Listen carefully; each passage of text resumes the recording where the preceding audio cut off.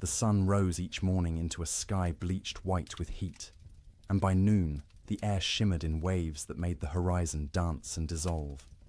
This wasn't the pleasant warmth of early summer, when green grass ripples under gentle breezes.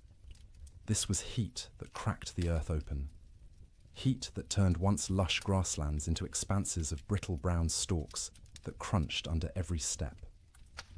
The drought began in spring and never broke. April rains that usually soaked the plains and coaxed prairie grass to shoulder height simply didn't come. May stayed dry.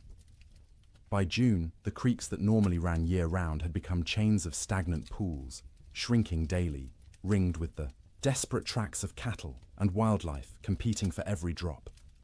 Ranchers watched their grasslands with growing unease, but not yet alarm. Bad years happened. The West was unpredictable. Surely the rains would come eventually. Surely this was just a temporary dry spell. They were running more cattle than the land had ever supported.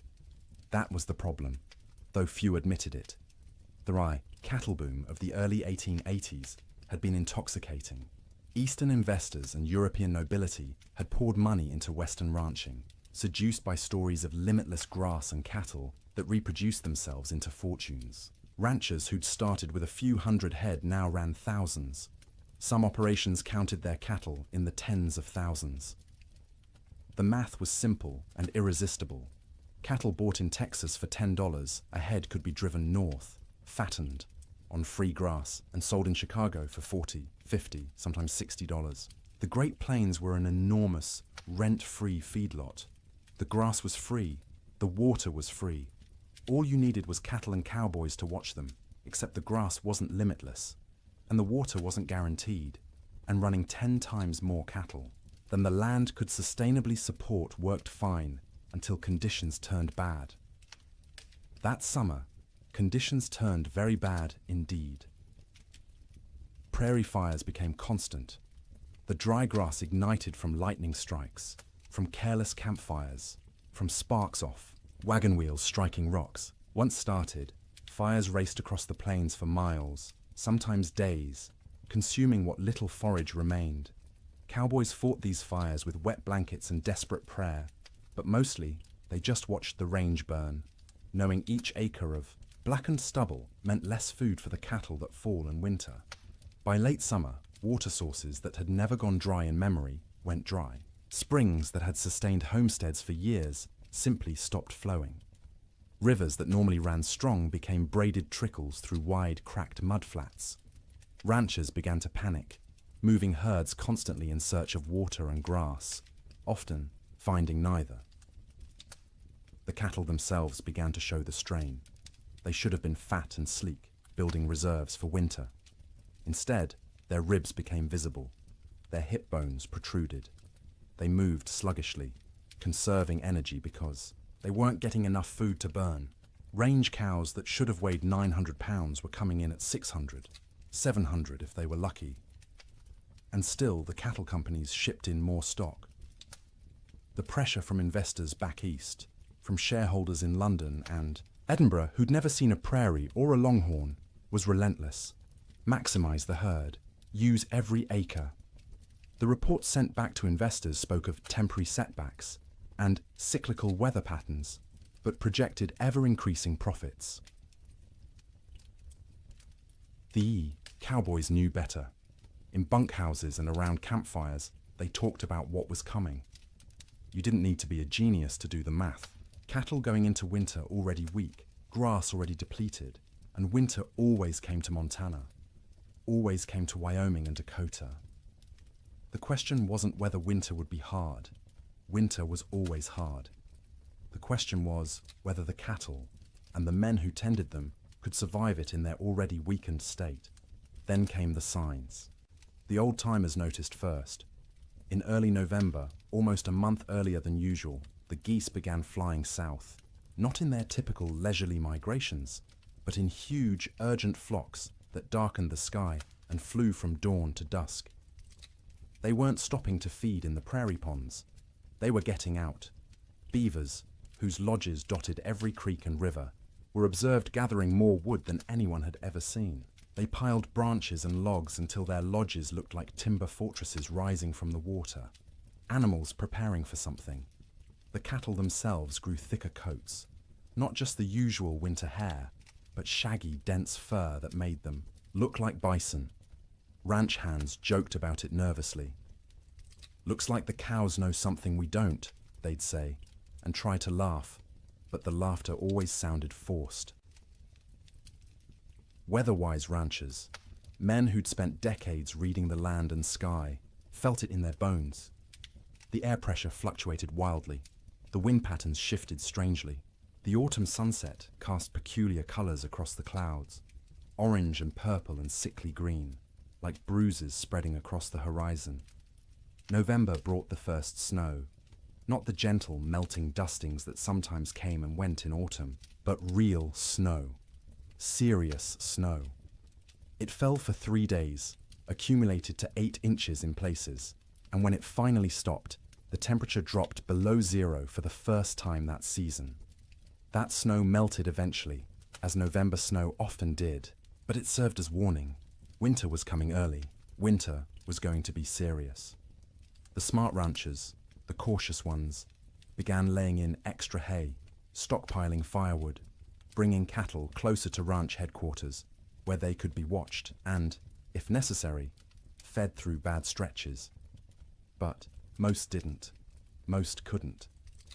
The scale of operations had grown too large. You couldn't barn 20,000 head of cattle. You couldn't buy enough hay to feed them through a Montana winter even if you wanted to. The entire business model of open-range ranching depended on cattle foraging for themselves, year-round, regardless of weather. This had worked mostly for years. The previous winters had been unusually mild. Cowboys spoke wistfully of the winter of '85, when temperatures barely dropped below freezing and cattle grazed comfortably all season. Or '84, when snow came late and melted early. They'd gotten complacent. The land had been kind, and they'd mistaken kindness for weakness. In December, the unease grew. The air felt wrong, too still, too heavy. The sky stayed overcast for weeks, a low ceiling of grey that pressed down like a lid. Snow fell intermittently, never enough to cause real problems, but enough to dust the brown grass white and make foraging harder for cattle already struggling. Christmas came and went. Cowboys celebrated in bunkhouses with what meager supplies they had. Some ranches managed a turkey or goose. Most made do with beans and bacon and whatever whiskey had survived the year. They sang songs and told stories and pretended everything was normal, but the worry was always there. A cold knot in every stomach. New Year's Day, 1887 dawned clear and brutally cold, -20 degrees in some places, but clear. You could see for miles, the snow-dusted prairie rolling away to a horizon sharp as a knife edge. Cowboys rode out to check on cattle, found them bunched in coulees seeking shelter from the wind, but alive, still managing. For 8 more days, the cold held, but remained bearable, survivable. Cattle poured through snow to reach grass. Cowboys kept fires burning in bunkhouses and took turns on night watch. Ranchers' wives cooked enormous meals, knowing their men needed calories to stay warm. And then came January 9th. The morning started deceptively calm. The killing wind from the north that had blown for days suddenly stopped. The temperature rose, slightly enough that men went out without their heaviest coats. There was even talk of a Chinook coming, one of those warm winds that could raise temperatures 40 degrees in an hour and melt snow in a day. But this wasn't a Chinook coming. This was something else entirely. The calm before the storm isn't just a saying. It's meteorological reality. The stillness that morning was the pressure dropping, the atmospheric conditions realigning, the sky gathering its strength to unleash something that would be remembered for generations. By mid-morning, the first flakes fell. By noon, the world had disappeared into white, and the temperature, instead of rising, began to fall, and fall, and fall, until cold became something no one on the northern plains had experienced before, until winter stopped being a season and became an enemy that wanted everything dead. The autumn of warnings was over. The winter of death had arrived. The bunkhouse sat low against the prairie, a squat rectangle of rough-hewn logs chinked with mud and moss that had dried and cracked over successive seasons. It wasn't designed for comfort. It was designed to be built quickly and cheaply to house as many men as possible in the smallest space and to provide just enough shelter to keep those men alive through winter so they could work come spring. Most bunkhouses were single rooms, maybe 30 feet long and 15 wide, with a ceiling, so low a tall man had to duck under the support beams. The logs were never properly squared, so gaps showed between them, filled haphazardly with whatever materials were at hand. Clay, newspaper, old rags, horsehair mixed with mud. In winter, you could stand in the middle of the room and see daylight, through a dozen cracks, and where light came through, so did wind. The door was thick plank, hung on leather hinges because metal hinges were expensive and had to be freighted in from distant towns. It never quite fit the frame, so a gap at the bottom let in a constant stream of cold air that flowed across the floor like invisible water. Cowboys stuffed rags under it every night. By morning, frost would have formed on those rags, turning them stiff as boards. There was usually one window, if you could call it that, a square cut in the logs, covered with oiled paper stretched over a wooden frame. Or if the ranch had any money, actual glass brought in at considerable expense and constantly at risk of cracking in the cold. Most bunkhouses just had the oiled paper, which let in a murky amber light during the day and absolutely nothing at night. The bunks lined both long walls, stacked 2 or 3 high depending on how many men the ranch employed. Each bunk was nothing more than a wooden frame, rope webbing stretched across it in a grid. And on top of that, if you were lucky, a thin mattress stuffed with prairie hay. If you weren't lucky, just the rope webbing and whatever blankets you owned. The hierarchy of bunks was established and rigid. New men got the worst spots. Bottom bunks on the end nearest the door, where the cold draft flowed constantly and you'd be stepped on every time someone went outside to piss in the middle of the night. Top bunks were warmer because heat rose, but they put you closest to the roof where moisture from everyone's breath condensed and dripped. You'd wake with water spots on your blankets, sometimes ice if it was cold enough. Middle bunks away from the door were prime real estate, warmer than the bottom, drier than the top, away from traffic. Senior cowboys claimed these spots and defended them jealously. If you wanted one, you either waited years or fought for it, and fighting in a bunkhouse full of armed men rarely ended well for anyone. At the center of the room stood the stove, a cast-iron barrel stove or, in better bunkhouses, an actual manufactured stove with a proper firebox and damper.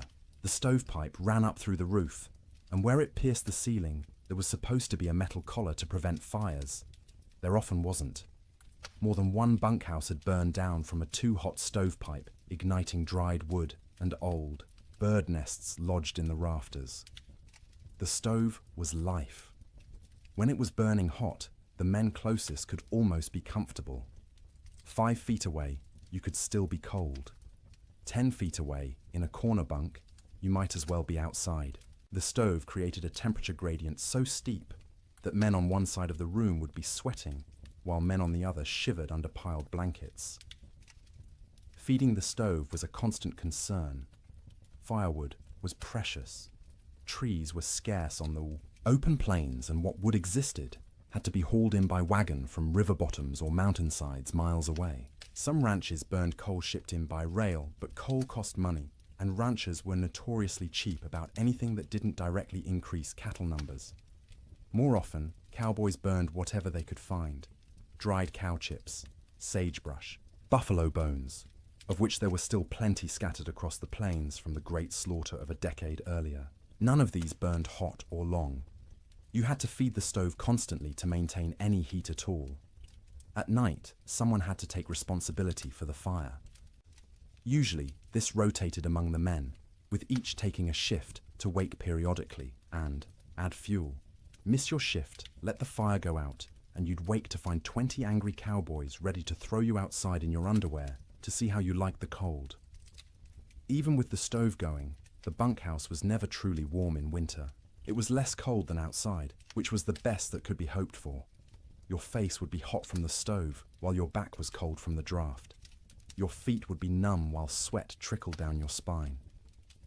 Comfort wasn't the goal. Survival, was the goal. Make it to morning alive and functional. That was success. Cowboys slept in their clothes.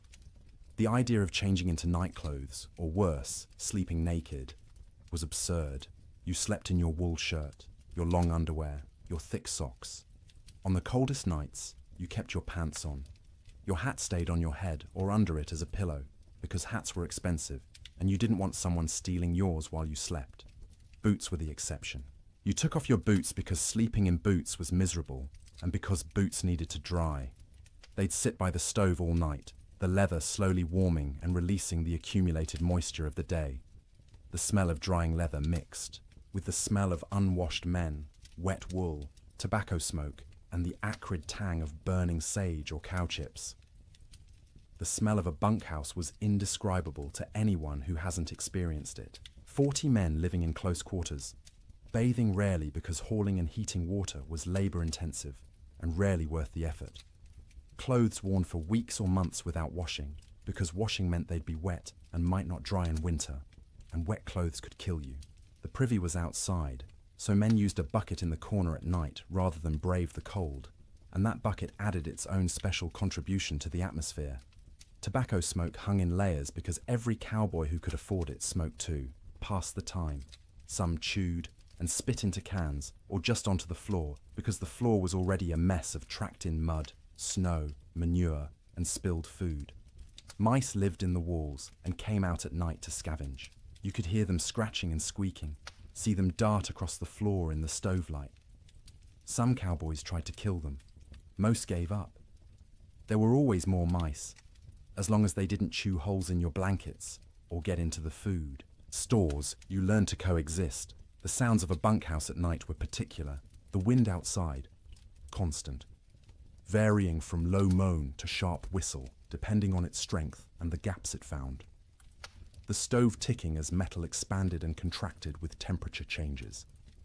The creak of rope webbing as men shifted in their bunks, the thump of boots being pulled off and dropped on the floor. Snoring. Dear God, the snoring.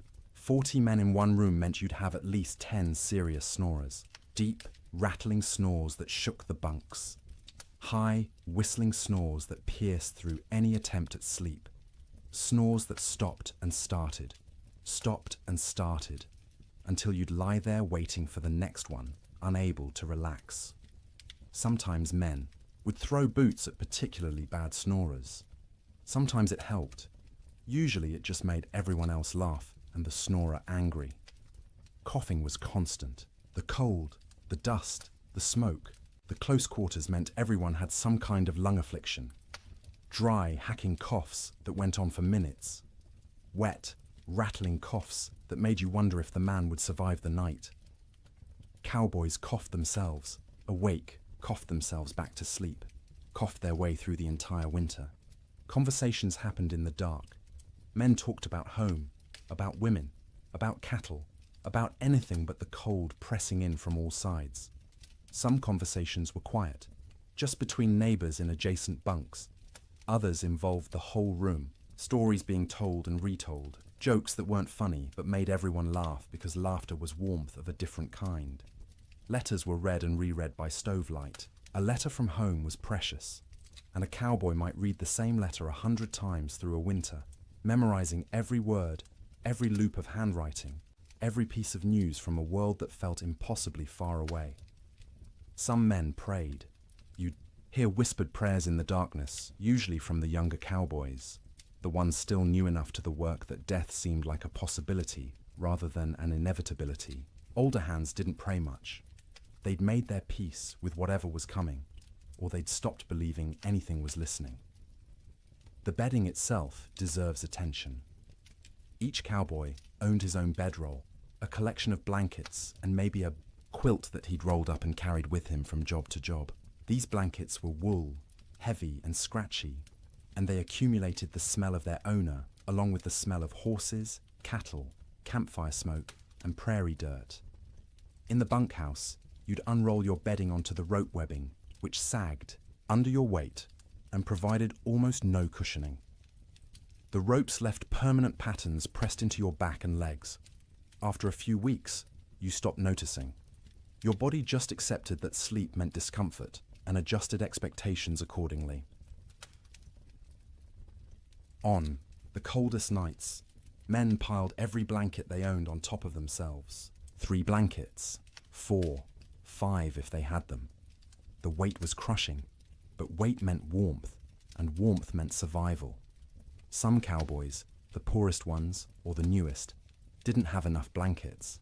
They'd sleep in their coats, under their coats, wrapped in saddle blankets that smelled of horse sweat and mold. The truly desperate would share bunks, 2 men pressed together for body heat, which was awkward and carried implications, but was better than freezing. You'd see this more in the deepest cold, when propriety mattered less than waking up with all your fingers and toes. Getting into bed was a shock every night. The blankets had been sitting in the ambient temperature of the bunkhouse all day, which meant they were cold. Not frozen, but cold enough that sliding under them made you gasp. Your body heat would eventually warm the space between blankets, but it took 20 minutes, half an hour, of shivering and curling into yourself before that happened. Some cowboys heated rocks in the fire and wrapped them in cloth to put in their bunks. This worked for about an hour, providing a spot of genuine warmth for your feet or your hands. After that, the rocks were just heavy, cooling lumps taking up space, and you'd have to decide whether the effort of getting up and throwing them out was worth the loss of heat from opening your blanket cocoon. Sleep, when it finally came, was never restful. You were always partially aware of the cold trying to find you, aware of the fire and whether it was still burning, aware of the other men around you, their sounds and movements, aware that if something went wrong, a fire, a medical emergency, a blizzard bad enough that the whole bunkhouse might collapse, you needed to be able to wake and move. Cowboys learned to sleep light, a skill born of necessity. In summer, you slept light because you might need to deal with stampeding cattle or approaching storms. In winter, you slept light because the alternative was dying without noticing. The nights stretched long, 15, 16 hours of darkness in the depths of winter. You couldn't stay awake for all of it. Candles and lamp oil were too expensive to burn for light. So you slept in stages. A few hours, then wake when the fire needed tending. A few more hours, wake because your body was too cold or needed to piss. A few more hours, wake because someone else was moving around, or coughing, or because your back hurt too much to stay in one position. This broken sleep was exhausting in its own way. You'd wake in the morning having technically slept for hours but feeling like you'd barely rested at all. That was winter sleep in a bunkhouse.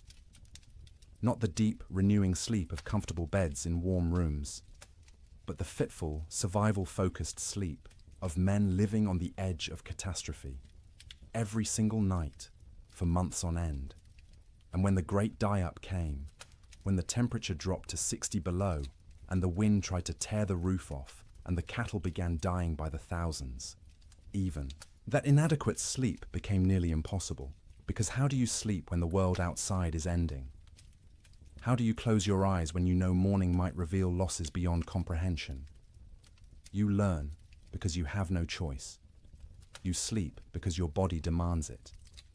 Brief, shallow, troubled sleep punctuated by periods of lying awake in the dark, listening to the wind scream, and wondering if you'll live to see spring. Morning came late on January 9th, the sun rising somewhere behind thick grey clouds that had settled over the plains like a lid.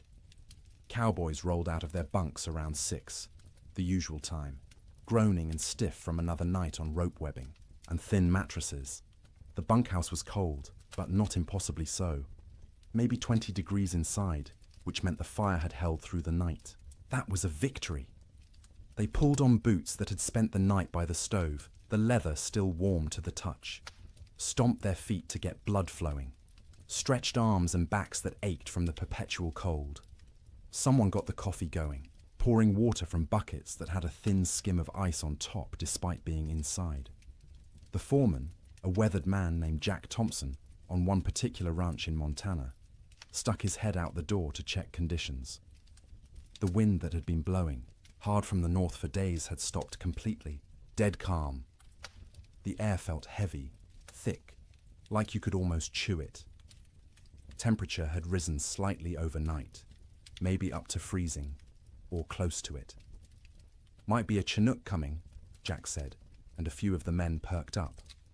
A Chinook, that warm wind that could raise temperatures 40 degrees in an hour, would be salvation, would give the cattle a break, would let everyone breathe a little easier. But the old-timers in the room, men who'd spent 20-30 winters on the northern plains, exchanged glances and said nothing. The calm felt wrong. The air pressure made their joints ache more than usual. This wasn't a Chinook. This was something else. Breakfast was the usual. Beans warmed up from the night before. Fried salt pork. Biscuits if the cook had bothered to make them, which he usually didn't. Coffee, hot and bitter and strong enough to dissolve the spoon. The men ate quickly, not talking much. Mornings were for eating and getting warm before heading out into the workday. By 8 o'clock, men were saddling horses, checking cattle in nearby pastures, hauling water from the creek, which involved breaking through ice that had gotten thicker each day. The world was grey and still. Snow covered everything in a lumpy white blanket, but it was old snow, crusted and dirty. Nothing new falling yet. Around mid-morning, maybe 10 or 10:30, someone noticed the first flakes. Tiny things, falling straight down. No wind to push them sideways. They accumulated on coat sleeves, on hat brims, on the backs of cattle who stood motionless, already conserving energy. Within 30 minutes, the flakes had gotten larger and were falling more densely. The grey sky seemed to lower, pressing down, until it felt like you could reach up and touch it. Visibility, which had been miles, dropped to maybe a quarter mile, then less. Cowboys on the range started heading back to the bunkhouse. This was going to be a storm, and you didn't want to be caught out in a storm. The foreman sent riders to gather men from distant line camps to make sure everyone got back to the main ranch before conditions got bad. But conditions got bad faster than anyone expected. By noon, the wind returned. Not gradually building, but suddenly, like someone had opened a door. It came from the north, from Canada, from the Arctic, and it came with a howl that made horses shy and men grab for their hat brims. The temperature, which had been hovering near freezing, began to fall. 1 degree, 2 degrees, 5. The wind picked up the falling snow and threw it horizontally. Visibility dropped to 50 feet, then 20. Within an hour of the wind starting, you couldn't see your hand held at arm's length. The world became a screaming white chaos, where direction lost all meaning. Cowboys who'd been a mile from the bunkhouse when the wind started faced a terrible choice. Try to make it back and risk getting lost and dying, or try to find any shelter at all and hole up until it passed. Some made it back, stumbling into the bunkhouse half frozen, faces covered in ice where their breath had condensed and frozen, in their scarves. Others weren't so lucky. A young cowboy named Billy Henderson, 18 years old, had been checking on a small herd in a draw maybe 2 miles from the main ranch. When the storm hit, he tried to make it back. His horse refused. To face into the wind, kept trying to turn and run south. Billy fought the horse, knowing that south led away from shelter, from life. The horse won the fight, turned, and ran with the storm. Billy's body was found 3 weeks later, 15 miles south of the ranch, frozen solid, still in the saddle. The horse had died beneath him, also frozen, its legs locked in a final stride. Billy had tied himself to the saddle with his lariat so he wouldn't fall off. It hadn't saved him, but that tragedy was still in the future. At noon on January 9th, Billy was just missing, and everyone assumed he'd found shelter somewhere and would show up when the storm passed. People didn't yet understand that this storm wasn't going to pass. Not in hours, not in days. The temperature kept falling. By 2 in the afternoon, it was 0. By 4, it was 20 below. The wind, instead of slacking, grew stronger. It found every crack in every wall, every gap in every window frame. In the bunkhouse, men stuffed blankets against the door, hung canvas over the oiled paper window, and fed the stove constantly. But the cold still invaded. Snow didn't just fall. It flew sideways, driven by wind that hit 50, 60 miles per hour in gusts.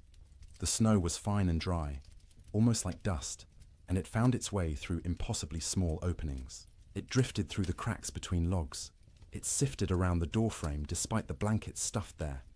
It even seemed to come down the stovepipe, hissing when it hit the hot metal.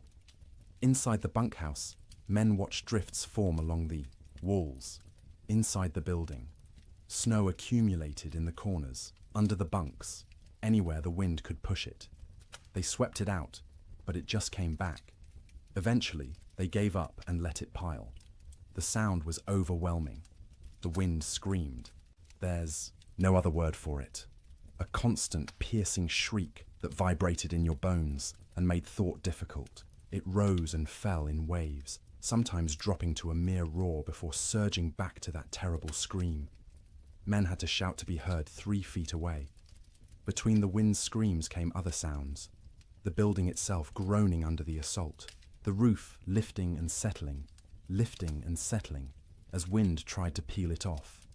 The sharp crack of wood contracting in the cold. The rattle of the stovepipe shaking in its collar. And from outside, distant but unmistakable, the sound of cattle, bawling, calling, the sound of thousands of animals confused and frightened and beginning to suffer. The cowboys listened to that sound and knew they were helpless. You couldn't go out in this. Going out meant dying. The cattle were on their own. The temperature hit 40 below by midnight. Inside the bunkhouse, with the stove glowing red hot, the temperature near the stove was maybe 50 degrees. 10 feet away, it was freezing. 20 feet away, in the corner bunks, water left in cups froze solid. Men piled on every piece of clothing they owned. 2 pairs of pants, 3 shirts, 2 coats, gloves and mittens worn indoors, blankets wrapped around shoulders like shawls. Some men wrapped their heads in scarves, leaving only their eyes visible, and still they shivered. The night of January 9th was the longest night most of those men ever experienced. Sleep was impossible for many. The cold, the sound, the fear, the knowledge that outside cattle were dying by the hundreds, by the thousands, all combined to keep eyes open and minds racing. Those who did sleep did so fitfully, waking every few. Minutes from nightmares or from the cold penetrating their blanket cocoons, or from the building shaking in a particularly hard gust. The fire had to be fed constantly, every 15 minutes, every half hour at most, because letting it die meant everyone would die with it. Men took shifts by silent agreement. One would get up, face the cold outside his blankets, feed the stove, and retreat. An hour later, someone else would do the same. All night long through those terrible hours, they kept the fire alive, and the fire kept them alive. But just barely. By dawn on January 10th, 16 inches of snow had fallen, though you couldn't measure it accurately because the wind had sculpted it into drifts 20 feet high in some places, while scouring other areas down to bare ground. The temperature had dropped to 46 below zero. The wind hadn't slacked at all, and the storm was just beginning. This wasn't a 2-day blizzard that would blow through and leave clear, cold weather behind. This was the start of a meteorological siege that would last, with brief breaks, through all of January, through February, into March. The great die-up had begun. Men didn't know that yet, huddled in bunkhouses across Montana, Wyoming, and Dakota Territory. They thought they were waiting out a bad storm. A few days, maybe a week, and it would clear. The cattle would be weak and scattered, but they'd recover. Spring would come, as it always did. They didn't yet understand that the world outside was dying, that cattle were already freezing where they stood, eyes frozen shut, ice forming over their nostrils with each breath, slowly suffocating as they slowly froze. That the open range, cattle industry, the boom that had made fortunes and drawn investors from around the world, was ending in that screaming wind. All they knew was cold. Cold beyond anything most had experienced. Cold that hurt to breathe, that made your lungs ache, that turned your breath to ice crystals before it could fully leave your mouth. Cold that was no longer just weather, but an active presence, a malevolent force trying to kill everything that lived. And the night ahead, the second night of the storm, would be even colder. -50, -60 in some locations. Cold that would crack trees. Cold that would freeze cattle solid while they stood. Cold that would seep through every wall, every blanket, every layer of clothing, searching for the warmth of human bodies and slowly, inexorably, draining it away. The cowboys fed the fire and waited. There was nothing else they could do. The Yiwa storm had them trapped as surely as if they were in a prison. All they could do was feed the fire, wrap themselves in blankets, and try to survive until morning, and then survive the morning after that, and the one after that, day after day, night after night, as the storm continued and the temperature stayed brutally, impossibly cold. The great die-up was no longer coming. It was here. Sleep. During the storm wasn't sleep as most people understand it. It was something closer to losing consciousness in brief intervals, the body shutting down, not because it felt safe, but because it couldn't maintain full awareness any longer. The exhaustion of constant vigilance, of shivering, of fighting the cold that pressed in from all sides, eventually overwhelmed even the most determined wakefulness.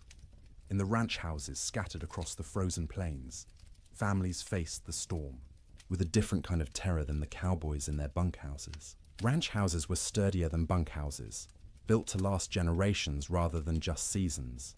They had proper foundations, real windows with glass, doors that fit their frames.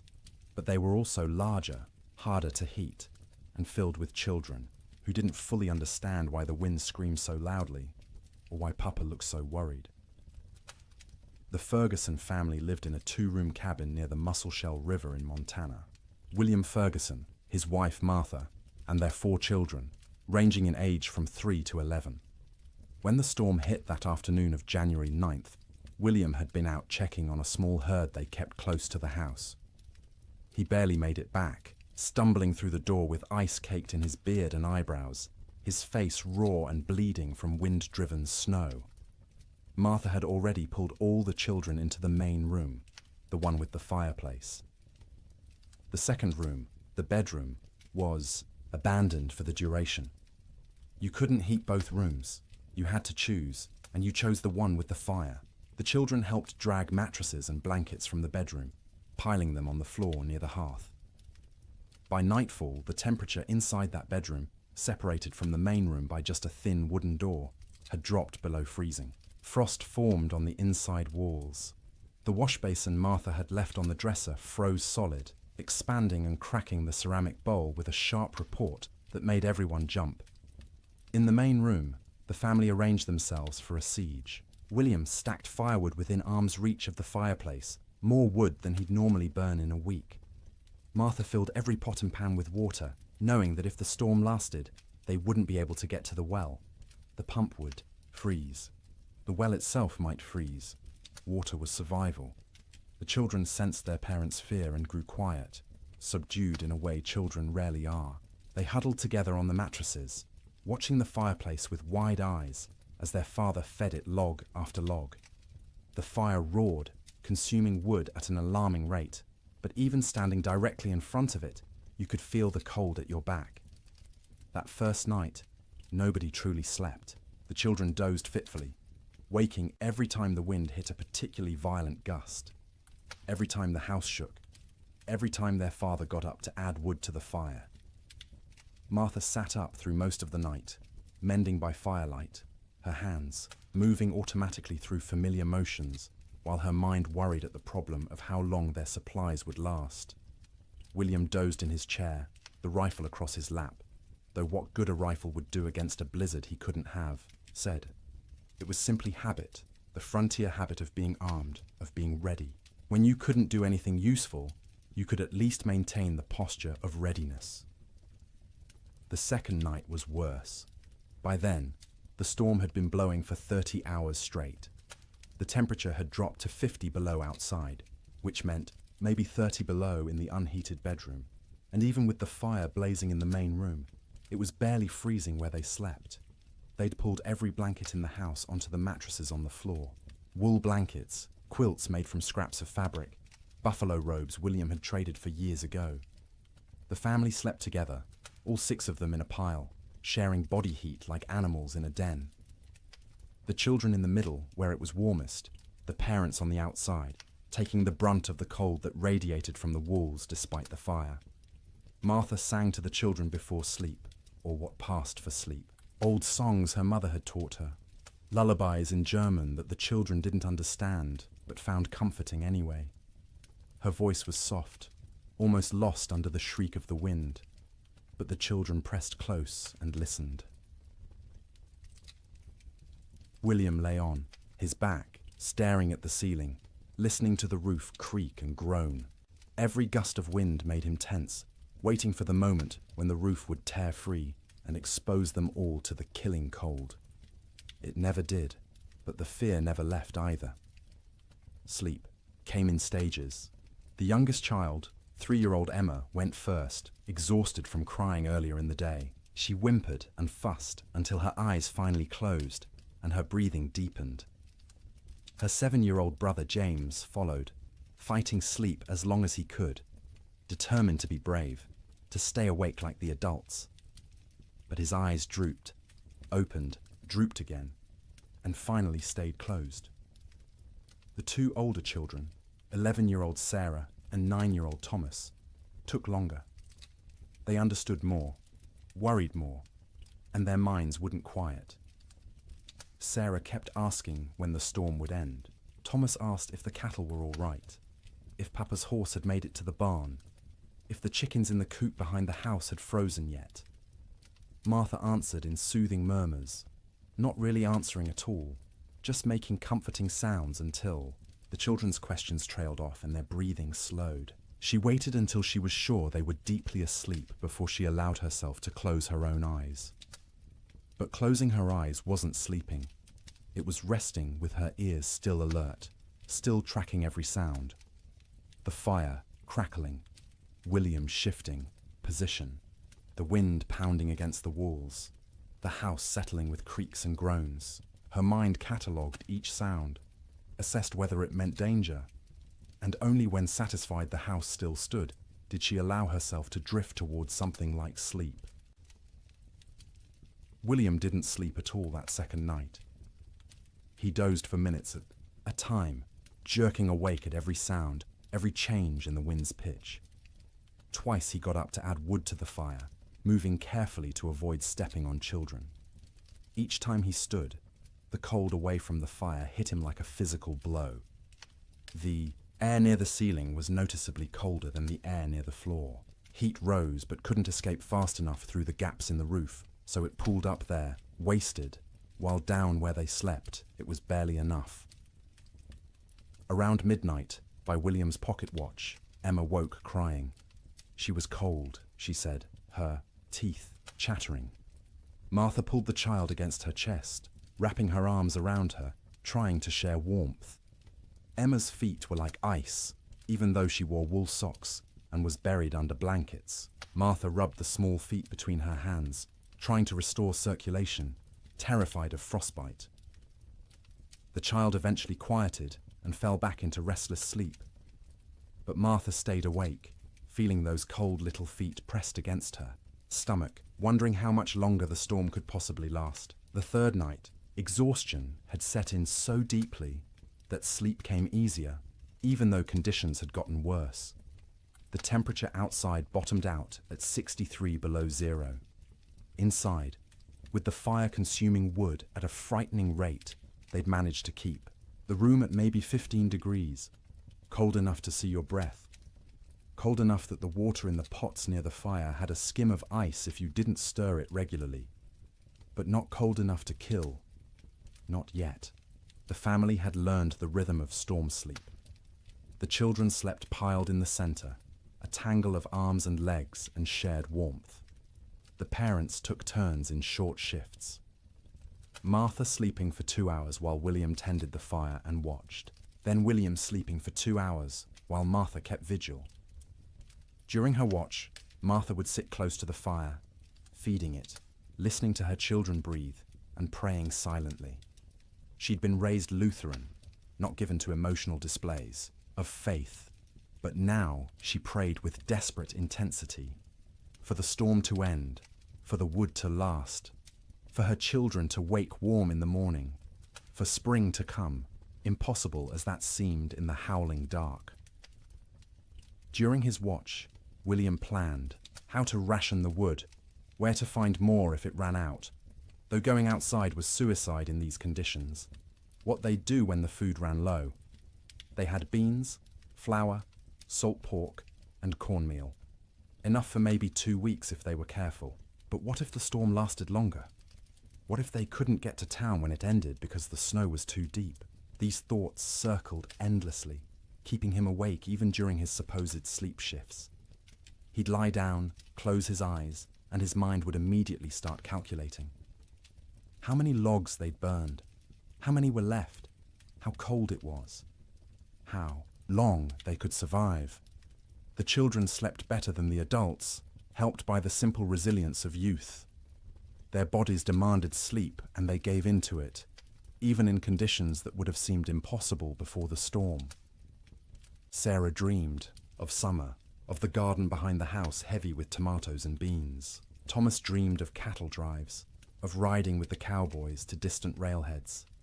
James dreamed confused child dreams that he couldn't remember on waking. Emma didn't dream at all, or if she did, they were wordless and forgotten. They'd wake periodically, usually needing to pee, which meant using the chamber pot in the corner because going to the outhouse meant death. The chamber pot became part of the room's landscape, emptied by William each morning by simply opening the door and throwing its contents out into the snow. It would freeze before it hit the ground. Martha developed a system for keeping track of the children during sleep. She'd reach out periodically, feeling for each small body, making sure everyone was still breathing, still warm enough. If a child had worked their way to the edge of the pile where it was colder, she'd gently pull them back to the center. If blankets had been kicked off, she'd rearrange them. This constant vigilance meant she never truly rested. Even during her sleep shifts, part of her brain stayed active, monitoring. She'd wake fully alert if a child coughed or moved suddenly, ready for crisis. Only after checking that everything was fine would she allow herself to drift back down. By the fourth night, a strange numbness had set in. The storm continued, would continue, had always been continuing, and would always continue. It became hard to remember a time before the storm, hard to imagine a time after. The world had narrowed to this room, this fire, this pile of blankets, these bodies pressed together against the cold. Sleep became deeper out of sheer exhaustion. The body can't maintain high alert indefinitely. At some point it simply gives up and crashes, regardless of external conditions. The children slept hard, twitching occasionally, making small sounds, but not fully waking. Martha and William slept in longer stretches, waking only when their internal alarms screamed that the fire needed tending or a child needed checking. The quality of that sleep was poor, dreams were vivid and often nightmarish. Martha dreamed of water freezing in her children's lungs, turning them to ice from the inside out. William dreamed of the roof tearing away and snow pouring in, burying them all in a white tomb. They'd wake gasping, hearts pounding, and need several seconds to remember where they were, that they were still alive, that the nightmare wasn't real. Not yet, but underneath the nightmares was the simple, animal relief of being horizontal, of having their eyes closed, of not having to actively fight the cold for a few hours. Their bodies took what rest they could get, storing it against future need, repairing what damage they could before the next crisis. In bunkhouses across the territory, cowboys experienced similar struggles. The difference was they had no children to protect, which freed them from that particular anxiety. But they also had less motivation to push through. A man alone can give up more easily than a father with children depending on him. Some cowboys did give up, in a sense. They wrapped themselves in every blanket they owned, lay down in their bunks, and simply stopped trying. They'd sleep for 20 hours straight, only waking to eat a little and relieve themselves before returning to their cocoons. This wasn't laziness, it was a survival strategy. In extreme cold with limited food, the best thing you can do is stay still, conserve energy, and wait. Others couldn't do it. The type of man who became a cowboy was often too restless, too active, to simply lie still for days. They'd pace the bunkhouse, drive everyone else crazy, gamble with cards or dice, anything to pass the time and distract from the gnawing fear that the storm might never end. In both bunkhouses and ranch houses, sleep became not rest, but simply another way of enduring. The days and nights blurred together into a continuous state of semi-consciousness, where you were never fully awake, but never fully asleep either. Your body was present, wrapped in blankets near a fire, but your mind wandered strange paths, disconnected from reality. And through it all, the wind screamed. The cold pressed in, the fire consumed wood, and people slept, or tried to sleep, or pretended to sleep, because what else could they do? Going outside meant dying. Staying awake meant slowly going insane from the sound and the fear. So they slept. Poorly, fitfully, desperately. But they slept. And each morning they woke, surprised on some level to find themselves still alive, still, together, the fire still burning. The storm would eventually end, but not yet. Not for many days yet. And each of those days would require sleep stolen from between crises, rest grabbed in brief intervals, dreams haunted by cold and wind, and the terrible knowledge that outside the world was dying. The cattle felt the storm coming before any human did. Their instincts, honed by millennia of evolution, read signs in the air pressure, in the quality of light, in the way the wind tasted. When the first flakes began to fall on January 9th, cattle across the northern plains began to move, not panicked running, purposeful drifting, south, always south, away from the north wind that carried death in its teeth. They moved in groups, small herds combining into larger herds, thousands of animals flowing across the white landscape like a slow river seeking lower ground. Consider one cow, a 3-year-old Hereford mix, red and white, branded with the Rocking M brand on her left hip. She'd been born on this range, knew every coulee and creek, had survived 2 previous winters without particular hardship. She was carrying a calf, due in spring, and the pregnancy had left her thinner than usual going into winter. Not starving, but without the thick layer of fat that would have been ideal. When the snow started falling heavily and the wind began to rise, she was grazing, in a shallow draw with perhaps 50 other cattle. They'd been pouring through existing snow to reach the dried grass beneath, working methodically, conserving energy.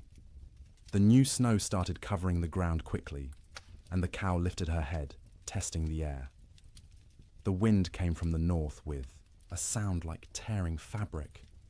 The cow turned her back to it instinctively, and every other animal in the draw did the same. They began walking south, not because they knew south led to safety, but because south meant away from the wind, and the wind had to be avoided. They walked steadily for hours. The snow was falling too thickly to see more than a few feet ahead, but cattle can navigate by sense of smell and by following the animal in front of them. The cow found herself in the middle of the group, which offered some shelter from the wind, but also meant she had to keep moving at whatever pace the herd set. By nightfall, they'd walked perhaps 5 miles. Not far, but the constant fighting against wind and snow was exhausting. The temperature had dropped dramatically, and the cow's breath froze in clouds of white vapor. Ice was forming on her eyelashes, making it hard to see. Her legs ached from pushing through snow that was now knee-deep in places. The herd came to a fence line, relatively new barbed wire strung between posts, to mark the boundary of someone's claimed range.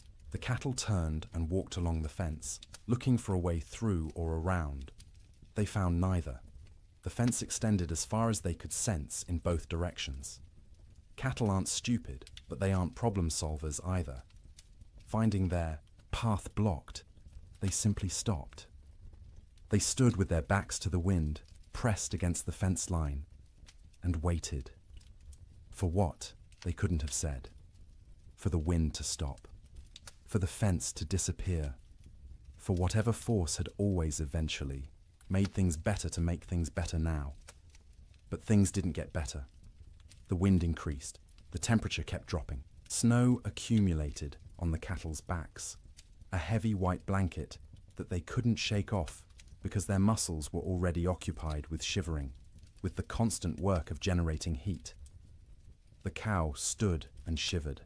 Her body burned calories, trying to stay warm, calories she'd gotten from grass, but she hadn't eaten since morning and wouldn't be able to eat until she could paw through snow to reach grass beneath. She tried, lowering her head and pushing at the snow with her muzzle, but the wind-packed snow was too hard. Her hooves couldn't break through it either. Around her, other cattle made similar attempts.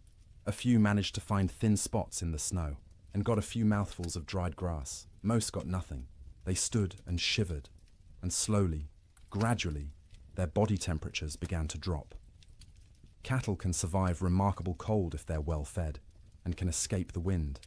But these cattle were already weakened from a summer of drought.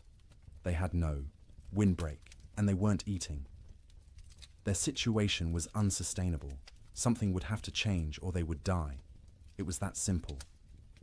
By the second day, the cow's suffering had intensified. She'd been standing for more than 24 hours straight. Her legs trembled with fatigue. Ice had completely sealed her eyes shut. She'd stopped trying to open them, instead navigating by sound and smell, and the feel of other cattle pressed against her on either side. Her ears, exposed to the wind, had frozen. The tissue was dying, would eventually slough off if she survived, leaving her with shortened, mangled ears. But that was future pain. Present pain was the cold that had worked its way into her joints, making every small movement agony. The hunger that gnawed at her belly, the thirst because she couldn't melt snow fast enough in her mouth to get adequate water. The calf inside her still moved occasionally, little kicks and shifts that she could feel. Some part of her body was still prioritizing that calf, still sending nutrients and warmth to the growing life within. But those resources were running out. The calf was drawing on reserves that no longer existed. Around her, other cattle were in similar condition, some worse. A few calves, born too early that spring and smaller than they should be, had already died, frozen solid while standing, their mothers standing next to them and occasionally lowing in confusion. Older cattle, those with the wisdom of many winters, had tried to move away from the fence to find a coulee or draw that might offer windbreak. Some succeeded and survived. Most simply exhausted themselves walking in circles in the blinding snow and returned to the fence line to die with the herd. By the third day, the cow had stopped shivering. This wasn't because she'd warmed up. It was because her body no longer had the energy to shiver. Shivering is a metabolic furnace, burning calories to generate heat, but she'd burned through all available calories. Her body temperature was dropping toward equilibrium with the air around her. She was freezing to death. Her breathing had slowed. Each breath was an effort, drawing air so cold it hurt her lungs into a body that barely had the energy to exhale. Ice had formed around her nostrils, narrowing the passages, making each breath a fight. She was still standing, but only because the cattle around her held her upright. If they'd moved, she would have fallen. Her legs were locked, frozen in position, no longer taking commands from her failing brain. Her heartbeat had slowed to a sluggish thump, thump, thump, thump, each beat weaker than the last. The calf inside her had stopped moving. Whether it was dead or simply dormant, she couldn't tell, and wouldn't have understood if she could. Her maternal instincts, so strong just days ago, had been overridden by the body's desperate attempt to keep itself alive. Sometime late on the third night, or early on the fourth morning, it's impossible to know exactly when, the cow's heart stopped. 1 beat, 2 beats, then nothing. Her eyes, frozen shut, would never open again. Her legs, frozen in position, would remain standing. She'd become a statue of ice and meat, indistinguishable from the living cattle around her, except that she no longer breathed. She wouldn't fall for days, maybe weeks. The cattle packed around her held her upright, and when they eventually moved or died themselves, she'd topple over, frozen solid, and become one more carcass among thousands littering the plains. This scene repeated across hundreds of miles. Fence lines became death traps where cattle bunched up and died in groups. Ravines that should have offered shelter instead became graves as cattle crowded in so tightly they couldn't move, couldn't forage, and slowly froze together into a single mass of bodies. Riverbanks saw some of the worst carnage. Cattle seeking water found the rivers frozen solid, but their thirst drove them to try anyway. They'd crowd onto the ice, break through into the water beneath, and be unable to climb out. The current would push them under the ice, where they'd drown and freeze simultaneously. Spring would reveal riverbanks lined with carcasses, hundreds of cattle stacked like cordwood wherever the current had deposited them. Some cattle, driven by the wind and their own southward instinct, walked until they literally couldn't take another step. They'd collapse in open prairie, curl into a ball, as best their frozen legs allowed, and die where they fell. Snow would cover them within hours, creating smooth white mounds that looked like natural drifts until spring melt revealed the truth beneath.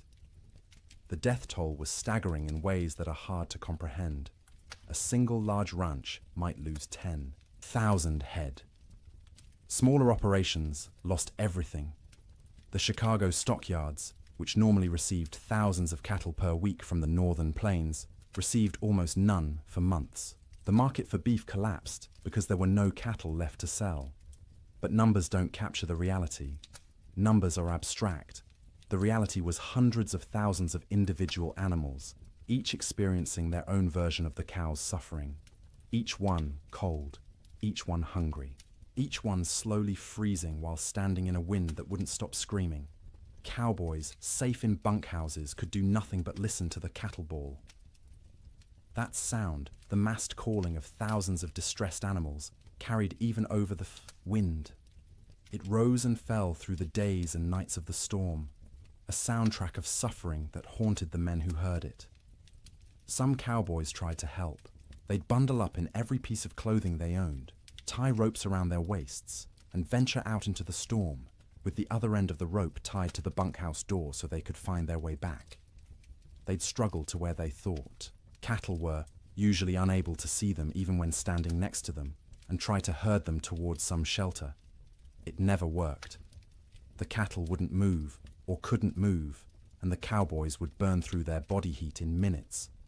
Barely, enough time to stumble back to the bunkhouse before frostbite claimed fingers and toes. They'd collapse inside, gasping and shaking, and lie near the stove for hours trying to warm up while listening to the cattle continue to bawl outside. Eventually, the bawling stopped. Not all at once, but gradually over days. Fewer and fewer, voices as more and more cattle died.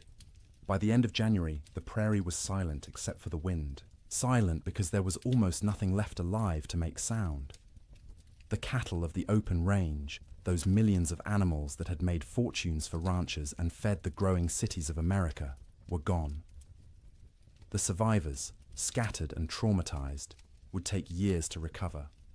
Most would never be found, lost in coulees and ravines where their carcasses would feed wolves and coyotes through the remainder of winter.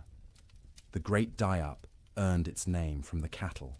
They died in numbers beyond counting, in suffering beyond imagining. And every single death was quiet, private. The animal alone in the storm, except for other dying animals. No comfort, no relief, just the cold and the wind, until the end came, and the shivering finally stopped. Food became an obsession within days of the storm's arrival. Not because people were starving, not yet, but because every meal consumed was one fewer meal in reserve, and no one knew how long the storm would last or when resupply would be possible.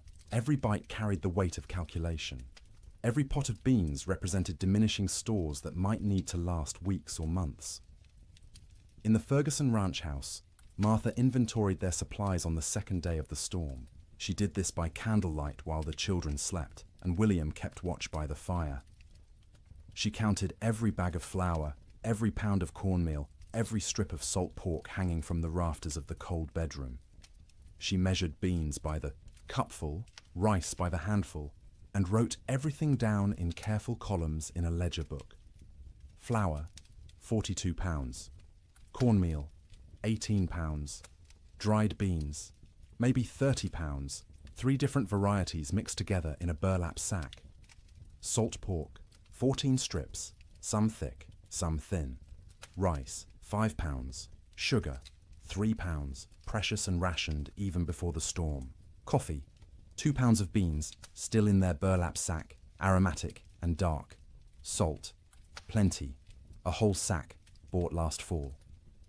Lard, a good supply, stored in a crock. Dried apples, half a sack, from their own trees. Molasses, 1 jug, nearly full. She did the math in her head, working through possible scenarios. 6 people eating 3 meals a day, 18 meals per day. If they were careful, if they stretched everything, if they didn't waste a single bite, they had perhaps 3 weeks of food, maybe 4 if they went hungry. 3 weeks seemed like plenty. No storm lasted 3 weeks, but Martha had learned in her years on the frontier to plan for the impossible, because the impossible happened with disturbing regularity. So she began rationing from day 1, before hunger forced the decision. Breakfast became smaller. Instead of flapjacks for everyone, she made 1 per person, thin and stretched with extra water to make the batter go further. The children complained but ate them anyway. William said nothing, just ate what was put in front of him and drank his coffee black to save the sugar. Dinner became the main meal, usually beans.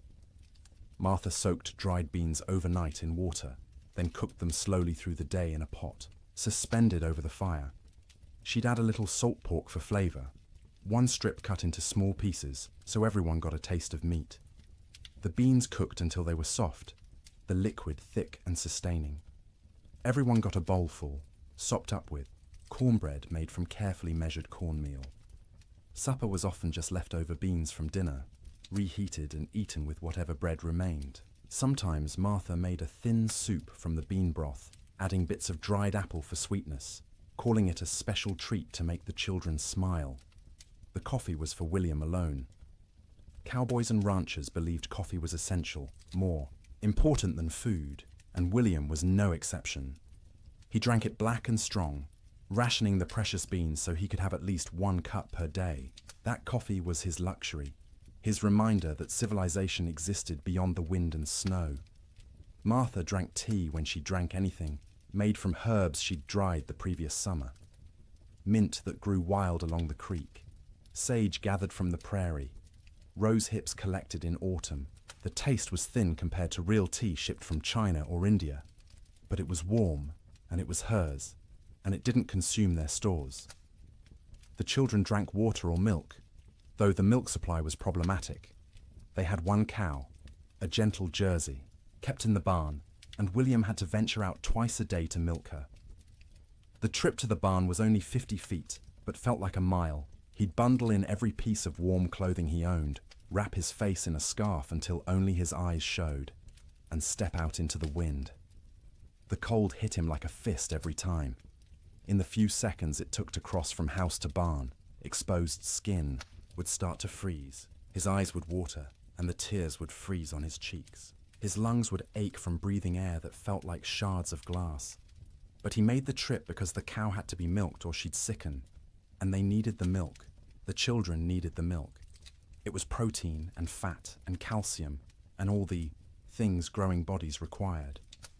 So twice a day, through the entire storm, William made that 50-foot journey and considered himself lucky the barn was so close. The cow produced less in winter, maybe 2 quarts a day instead of her usual gallon, but those 2 quarts were precious. Martha skimmed the cream off the top and used it sparingly. The milk itself went to the children, divided equally, measured carefully, so no one got more or less than their share. Cooking in extreme cold presented unique challenges. The fire had to be hot enough to cook food, but not so hot it consumed wood too quickly. Martha became expert at judging the flames, adding just enough fuel to maintain cooking temperature while stretching the wood supply. Water was perhaps the most critical resource. William filled every bucket and pot with snow scooped from outside the door, then left the containers near the fire to melt. It took hours for snow to melt into usable water, and the water that resulted tasted flat and strange because it had no mineral content. But it was wet, and it was clean, and it kept them alive. They couldn't wash dishes properly, couldn't waste water or wood heating water for washing. Instead, Martha wiped plates and bowls clean with rags, rinsed them quickly in cold water if necessary, and called it good enough. No one got sick from dirty dishes. There were larger concerns. Personal hygiene went by the wayside entirely. No baths, no washing hair, no changing clothes. Everyone wore the same shirts and pants for weeks, adding layers when cold, removing them when near the fire. The smell in the main room became oppressive, but you stopped noticing after a few days. It was just how things were. In the bunkhouses, cowboys faced similar but different challenges. They had supplies, but those supplies were designed for men doing hard physical labor in normal winter conditions, not for men trapped indoors during the worst cold in recorded history. The typical bunkhouse larder consisted of dried beans, rice, flour, cornmeal, salt pork, bacon, maybe some beef jerky made from cattle slaughtered in the fall, coffee in large quantities because cowboys lived on coffee, sugar, salt, lard, sometimes canned goods if the ranch could afford them, but usually not. Canned goods were expensive and the freighting costs were prohibitive. The cook, if there was one, was usually an old cowboy too stove up for regular ranch work. He'd preside over the cast iron stove like a priest at an altar, creating meals from limited ingredients with whatever skill he possessed. Good cooks were treasured. Bad cooks were tolerated because the alternative was cooking for yourself, and cowboys were generally incompetent in the kitchen. One particular bunkhouse in the Judith Basin had a cook named Old Pete, called that to distinguish him from young Pete, who wasn't a cook and wasn't even particularly young, but was younger than Old Pete. Old Pete had cooked in army forts, in mining camps, on trail drives. He knew 100 ways to cook beans and could make bread in a Dutch oven that rivaled anything made in a proper kitchen. But even Old Pete struggled with the storm's duration and intensity. His usual recipes assumed men would be working hard, outside, burning thousands of calories daily. Now they were sitting around trying to stay warm, burning far fewer calories. They didn't need as much food, but they were bored and hungry from boredom, and managing those competing needs was delicate. He started making meals smaller but more frequent. Instead of 3 large meals, he made 4 smaller ones, gave the men something to look forward to every few hours, something to mark the passage of time. Breakfast at dawn, such as dawn was, in the constant grey, a second breakfast mid-morning, dinner in early afternoon, supper at dark. Each meal was simple: beans cooked with salt pork, cornbread or biscuits, coffee always, constantly, the pot never empty. Occasionally, he'd make a stew if there was meat available, though meat was running short. Most ranches had slaughtered a beef or 2 in the fall and hung the quarters to freeze. But accessing that meat meant going outside to the meat cache, which was difficult or impossible depending on the day. The men ate without complaint, mostly. Cowboys weren't complainers by nature. You ate what was put in front of you and were grateful to get it. But you could see them calculating, same as Martha Ferguson, counting days, estimating stores, wondering how long until starvation became a real concern rather than a theoretical one. Coffee was its own category of essential supply. Cowboys drank coffee the way other people breathed, constantly and without thought. A pot of coffee sat on the stove at all times, thick and black and strong enough to float a horseshoe. Men would pour themselves cups throughout the day and night, warming their hands on the tin cups, savouring the bitter heat. Old Pete guarded the coffee supply jealously. He knew exactly how many pounds they had, how much they consumed daily, how long it would last. When supplies began running low, he started stretching the coffee by reusing grounds. First brew was strong for the morning pot. Those same grounds would be used again for the afternoon pot, weaker but still coffee. Sometimes he'd use them a third time, creating a thin brown liquid that was more idea than substance, but the ritual of drinking it was as important as the caffeine. Sugar went into coffee for those who used it, though most cowboys drank it black. Sugar was also used sparingly in baking, a spoonful in a batch of biscuits to help them rise and add a hint of sweetness. But sugar was running low everywhere, and by the end of January, most outfits were out entirely. Salt, at least, was plentiful. Salt preserved meat, flavored food, and was cheap enough that even poor ranches had plenty. Cowboys ate salt with everything, needed it to replace what they lost sweating despite the cold. Their bodies burned hot from shivering, from the constant work of staying warm, and salt was essential. The mental aspect of food during the storm was almost as important as the physical nutrition. Mealtimes provided structure to otherwise formless days. They were events to anticipate, rituals that reassured everyone that civilization persisted despite the chaos outside. Children needed this structure especially.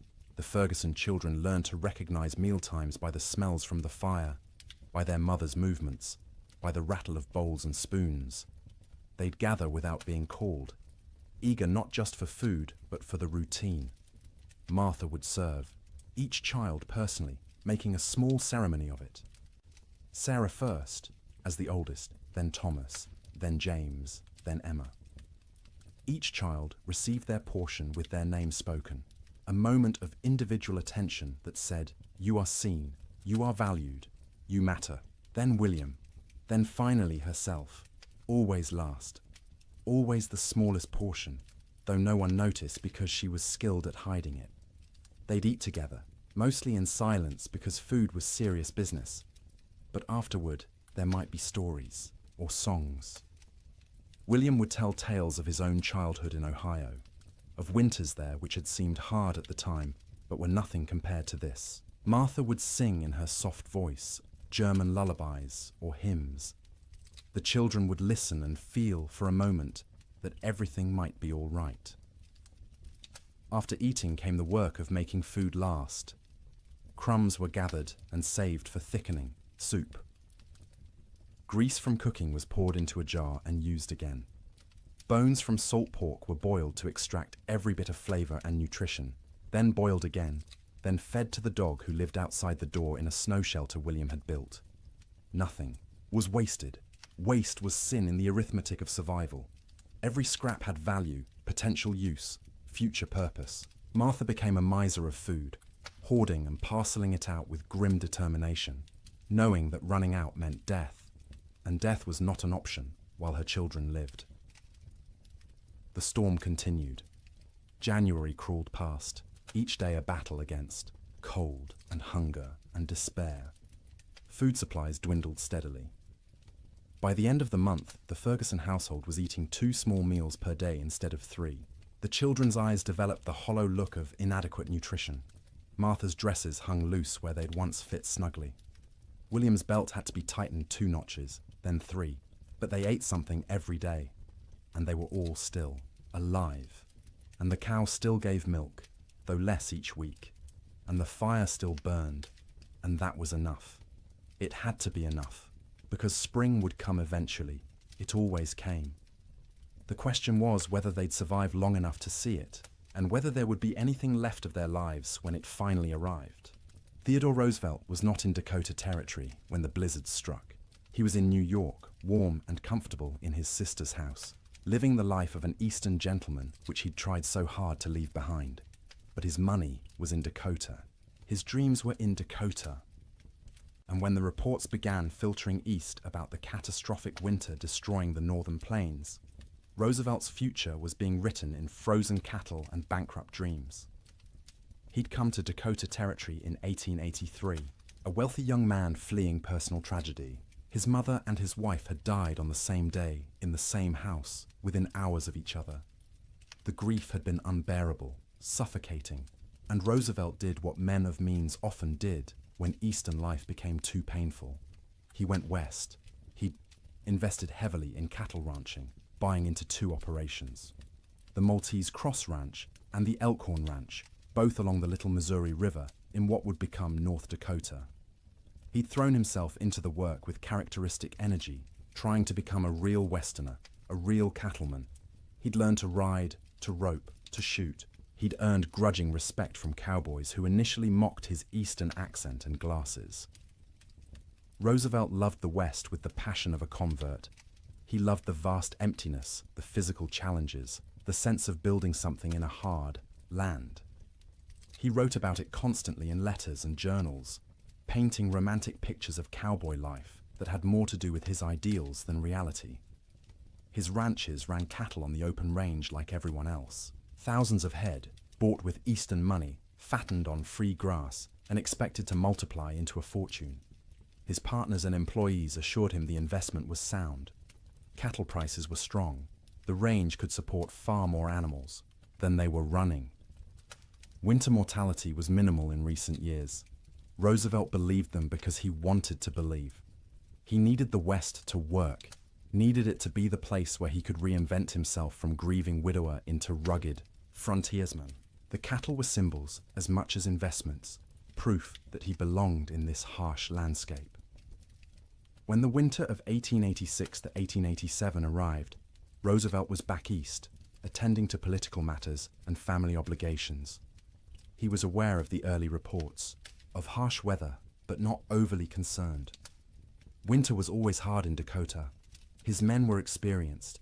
His cattle were hardy. Surely they'd manage as they had in previous years. The first letters from his ranch managers arrived in late January. They were careful, measured, not wanting to alarm their employer prematurely. The weather had been severe, yes. Cattle were, suffering, certainly. But it was too early to assess the full damage. They'd know more in spring when they could ride out and conduct a proper tally. Roosevelt wrote back with questions. How severe? How many cattle were in danger? What measures were being taken to protect the herds? The responses, when they came weeks later, letters delayed by closed roads and disrupted mail service, were progressively more concerning. His ranch, manager at the Maltese Cross, a practical man named Sylvain Ferris, tried to be honest without being devastating. The storms had been worse than anything he'd seen in 20 years on the plains. The cold had been extreme, sustained, deadly. Many cattle were certainly lost. The exact number wouldn't be known until spring roundup. But Ferris estimated at least 30% mortality. Maybe more, 30%. Roosevelt did the math in his study in New York, sitting in a comfortable chair by a warm fire, trying to comprehend what those numbers meant. He owned roughly 5,000 head between his two ranches. 30% meant 1,500 dead cattle. At $40 a head, that was $60,000 lost, more than many men earned in a lifetime. But it was worse than the money. It was the failure of his Western dream. The revelation that the land he'd romanticized could be cruel, that nature didn't care about his needs or desires, that the West wasn't the frontier of opportunity he'd imagined, but a hard country that broke more men than it made. The letters continued through February and into March. Each one was grimmer than the last. 50% losses now estimated, maybe 60. Entire line camps reporting no surviving cattle at all. Fences lined with dead animals piled 3 deep.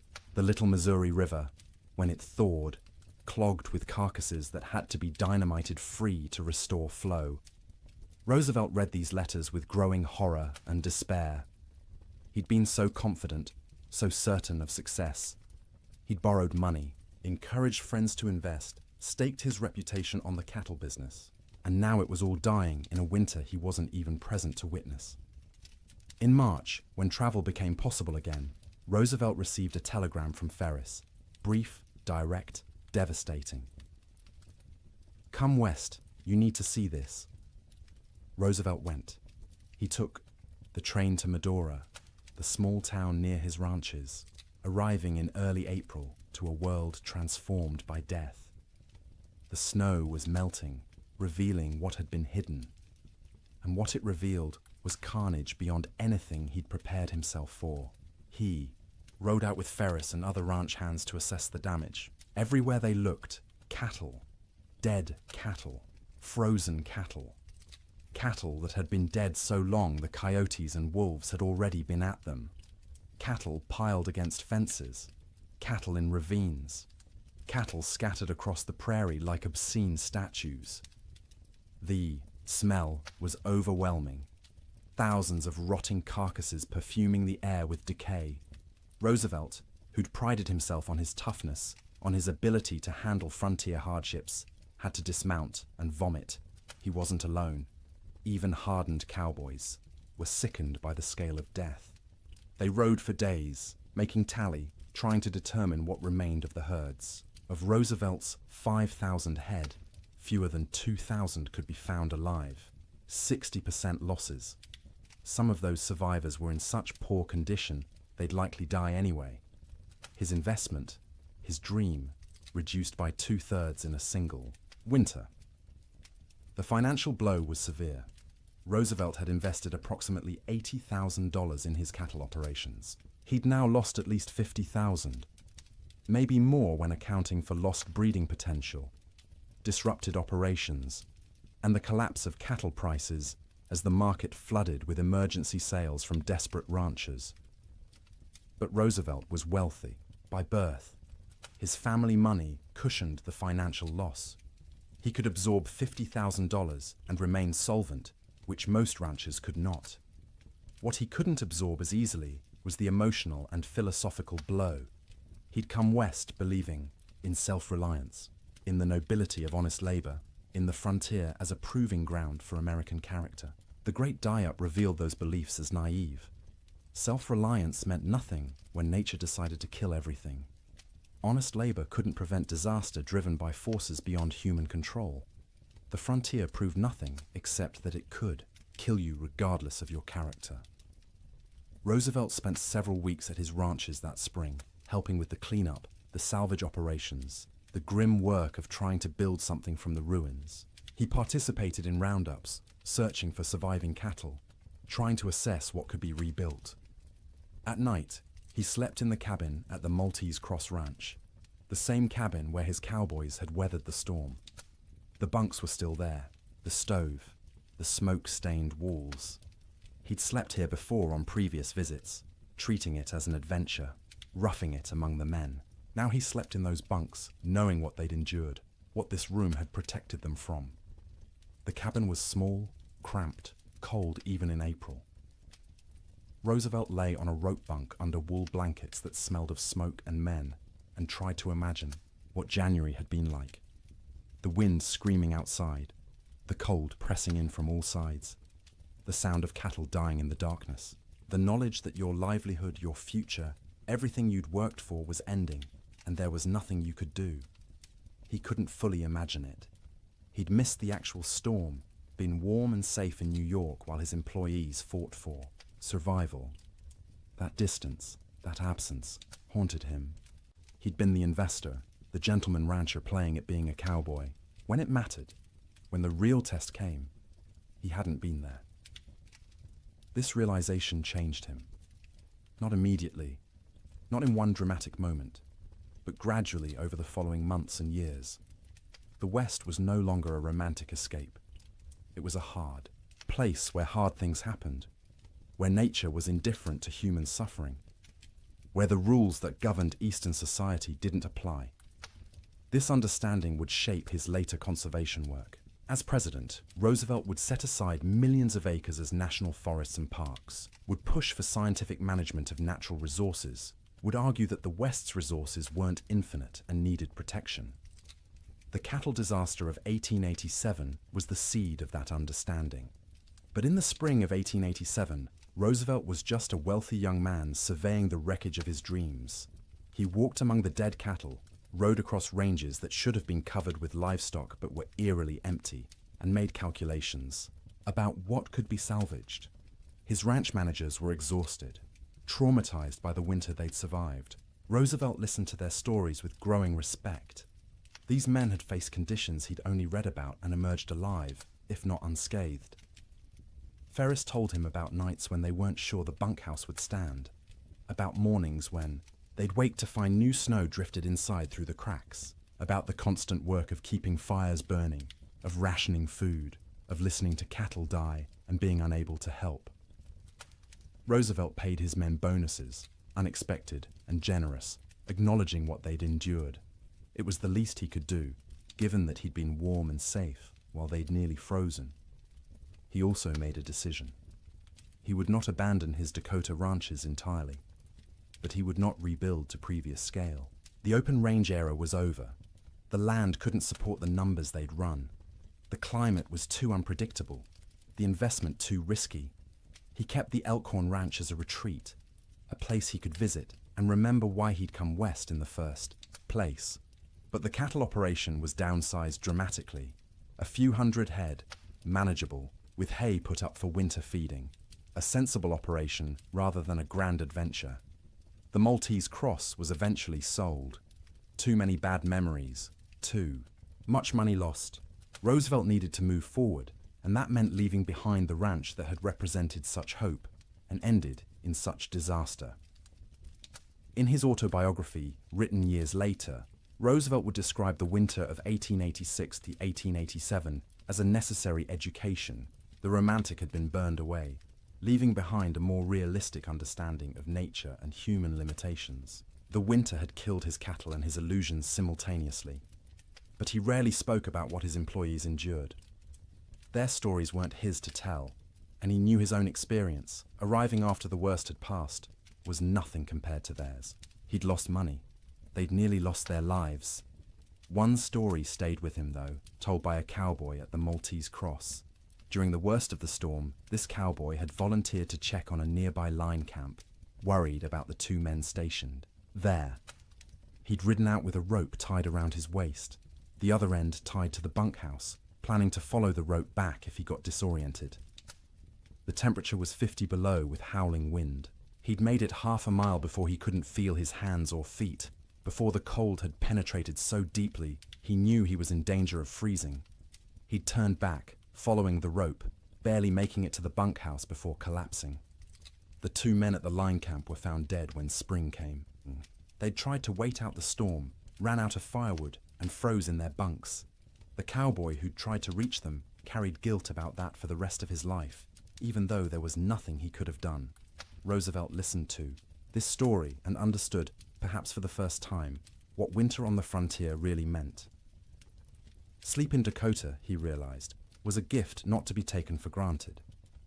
Every night his men had survived was a victory against odds that should have killed them, and every morning they'd woken was a reminder that survival wasn't guaranteed, that warmth and shelter and life itself were temporary conditions that could end at any moment.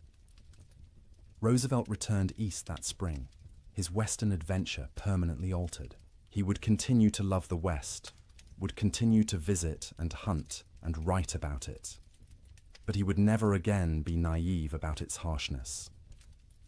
The winter of 1887 had taught him that nature didn't care about your dreams, your money, or your character. It simply existed, indifferent, and you survived or you didn't. His cattle were mostly dead. His investment was lost, but he was alive, and his employees were alive, and that had to be enough. January ended, but the storm did not.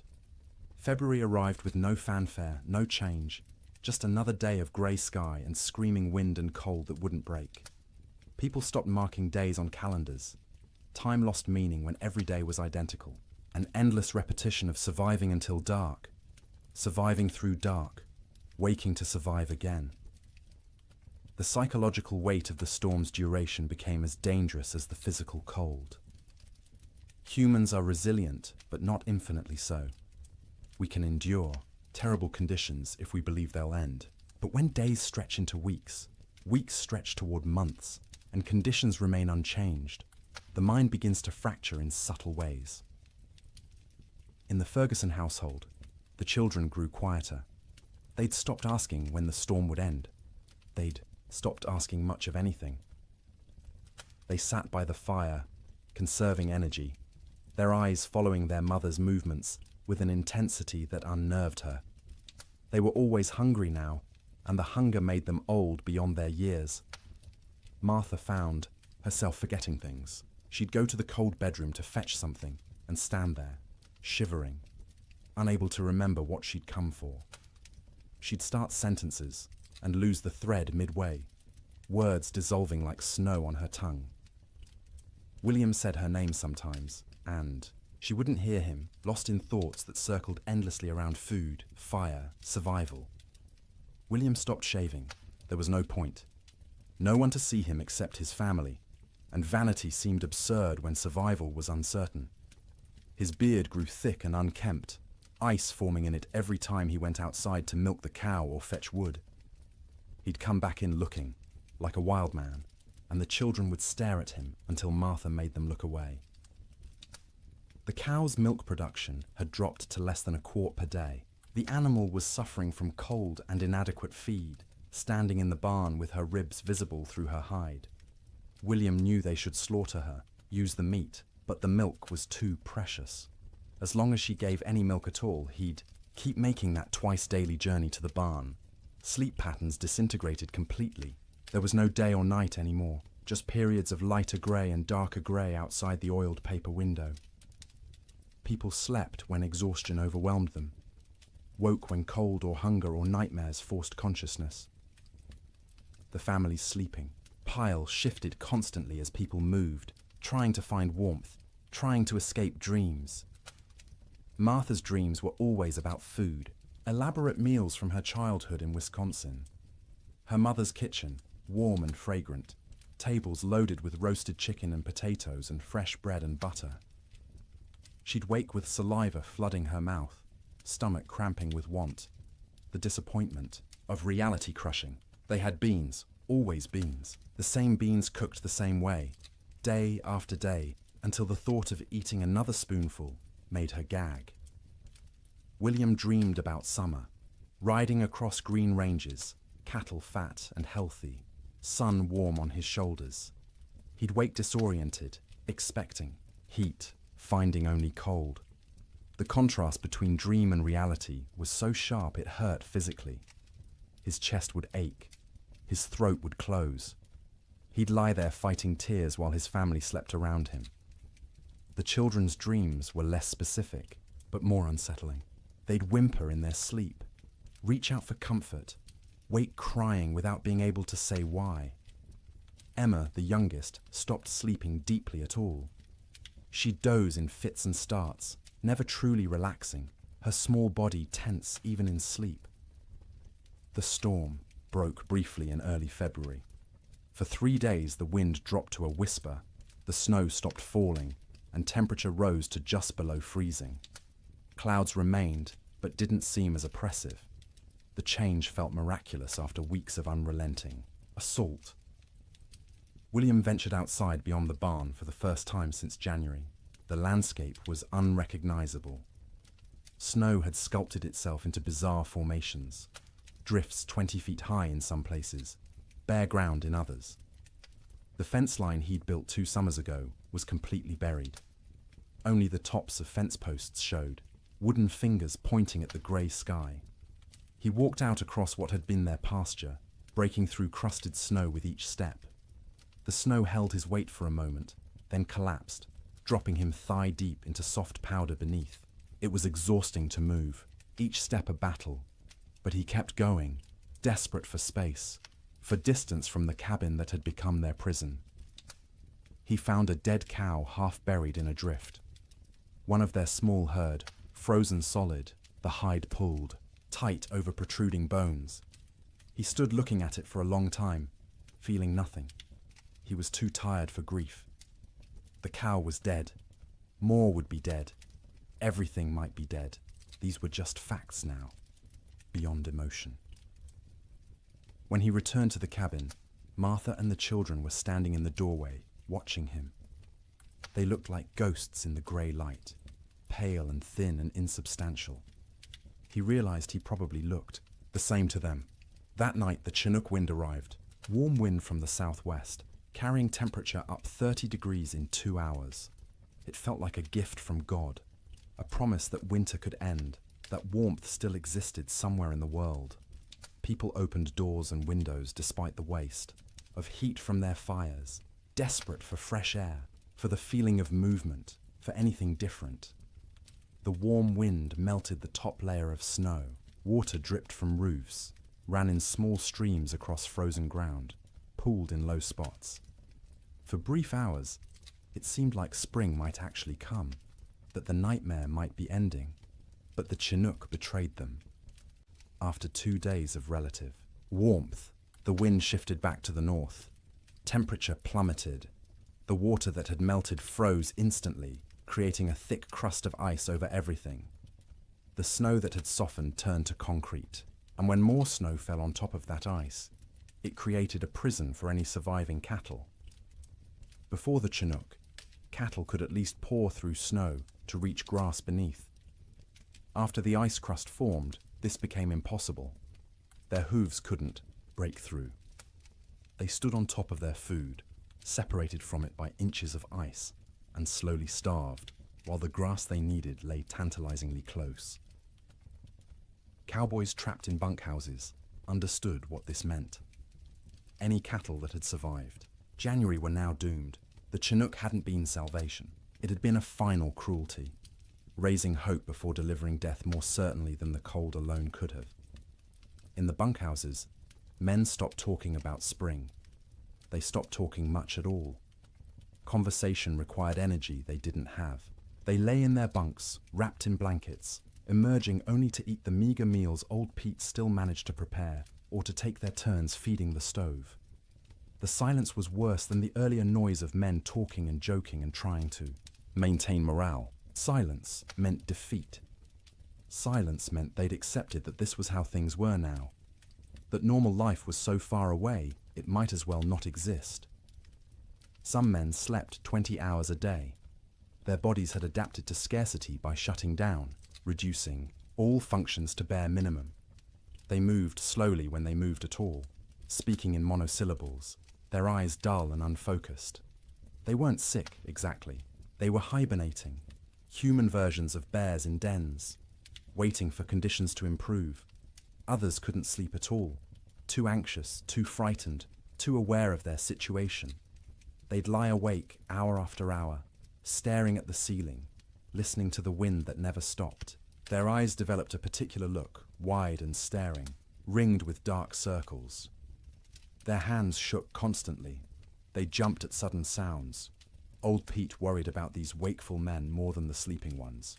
The sleepers were conserving energy, doing what their bodies told them to do. But the wakeful men were burning through resources they couldn't afford to lose. Their minds were eating themselves from the inside, consuming sanity the way their bodies were consuming stored fat. He tried to help in small ways. Extra coffee for the wakeful ones, bitter and hot, and something to focus on besides fear. Stories told quietly in the dark, anything to distract. Sometimes just sitting with them, 2 men awake in a room full of sleeping men, sharing the burden of consciousness. The nights were hardest. 15, 16 hours of darkness in February's depth. The stove provided light as well as heat, flames visible through gaps in the iron, but it was barely enough to see by. Men moved through darkness, feeling their way, bumping into bunks and each other. Without clocks, without daylight, time became abstract. You'd wake, if you could call it waking when you'd only been half asleep, and have no idea if you'd been unconscious for 10 minutes or 10 hours. The disorientation was profound. Some men stopped trying to track time at all. They ate when food appeared, slept when they couldn't stay awake, existed in a perpetual present with no past or future. The concept of sleep itself changed. It wasn't restful anymore. You didn't sleep to feel refreshed. You slept because consciousness was too expensive to maintain. Sleep was a small death you practiced nightly, preparing for the real death that might come if the storm continued much longer. Dreams during this period took on a hallucinatory quality. Men dreamed they were awake, walking around the bunkhouse, having conversations with others, only to actually wake and realize none of it had been real. Or they'd dream they were outside in the storm, freezing, struggling towards shelter, and wake to find themselves wrapped in blankets by the stove. The boundary between sleeping and waking blurred. Some men experienced what would now be called dissociation. They'd observe themselves from outside their bodies, watching a stranger wear their clothes and speak with their voice. This disconnection was protective, a way the mind created distance from unbearable circumstances. But it was also terrifying to lose even the certainty of being yourself. In the ranch houses, children handled the extended ordeal better than adults in some ways. They adapted, accepting the new reality more easily than their parents who remembered how things should be. To the children, this was simply how life was now, cold, hungry, confined, but normal within its own context. But they also suffered in ways adults didn't. Their growing bodies needed more food than they were getting. Their development was being stunted by malnutrition. Sarah Ferguson, 11 years old, stopped growing taller. Her monthly bleeding, which had just started that fall, stopped entirely. Her body shut down non-essential functions to preserve life. Thomas developed a cough that wouldn't go away, a deep rattling in his chest that scared Martha. She'd give him extra portions of the thin soup she made, sacrificing from her own bowl, but it didn't help much. The cough persisted, worsening at night, keeping him and everyone else awake. James, 7 years old, stopped talking almost entirely. He'd answer questions with nods or shakes of his head, but volunteered nothing. He'd sit for hours staring at the fire, his face expressionless. Martha worried about him most of all, this strange, silent child who'd been so vibrant just months. Emma, the baby, clung to her mother constantly.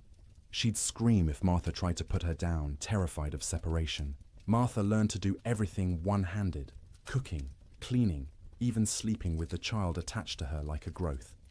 It was exhausting, but she understood. Emma was reverting to infancy, seeking the safety of the womb in a world that had become too frightening. February crawled past with the weight of years. Each day was a week long. Each week felt like a month. People stopped believing in spring. Spring was a myth, a story told by liars.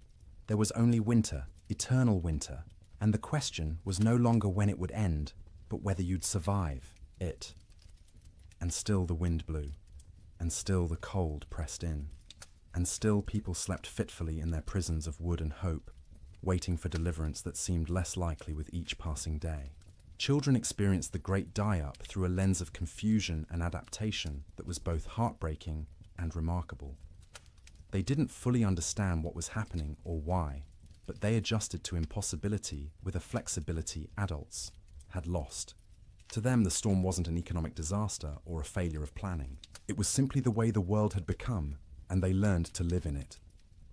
Sarah Ferguson, at 11, was old enough to sense her parents' fear, even when they tried to hide it. She watched her mother's hands shake when portioning out food. She noticed her father's long silences, the way he'd stare at the fire without seeing it.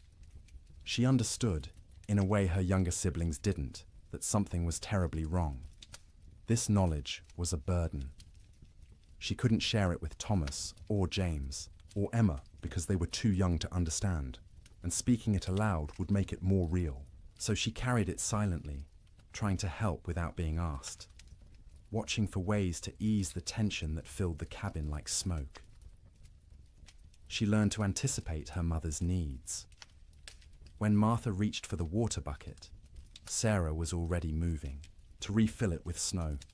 When the fire burned low, Sarah added wood before being told. She took charge of Emma when the toddler grew fussy, singing to her, telling her stories, anything to give Martha a few minutes of peace. At night, Sarah lay awake, listening to her siblings breathe, counting breaths, making sure everyone was still, alive. She'd developed an irrational fear that someone would simply stop breathing in the dark and no one would notice. So she stayed vigilant, even when her own body screamed for sleep. She dreamed about school, which seemed like something from another life. the one-room schoolhouse 3 miles from their ranch, where Miss Peterson taught reading and arithmetic to a dozen farm children. Sarah had loved school, loved learning, loved having somewhere to go that wasn't the ranch. The storm had started during Christmas break, and school hadn't reopened. Might never reopen if families didn't survive the winter. She wondered about her classmates. Were they trapped in their homes too? Were they hungry? Were they scared?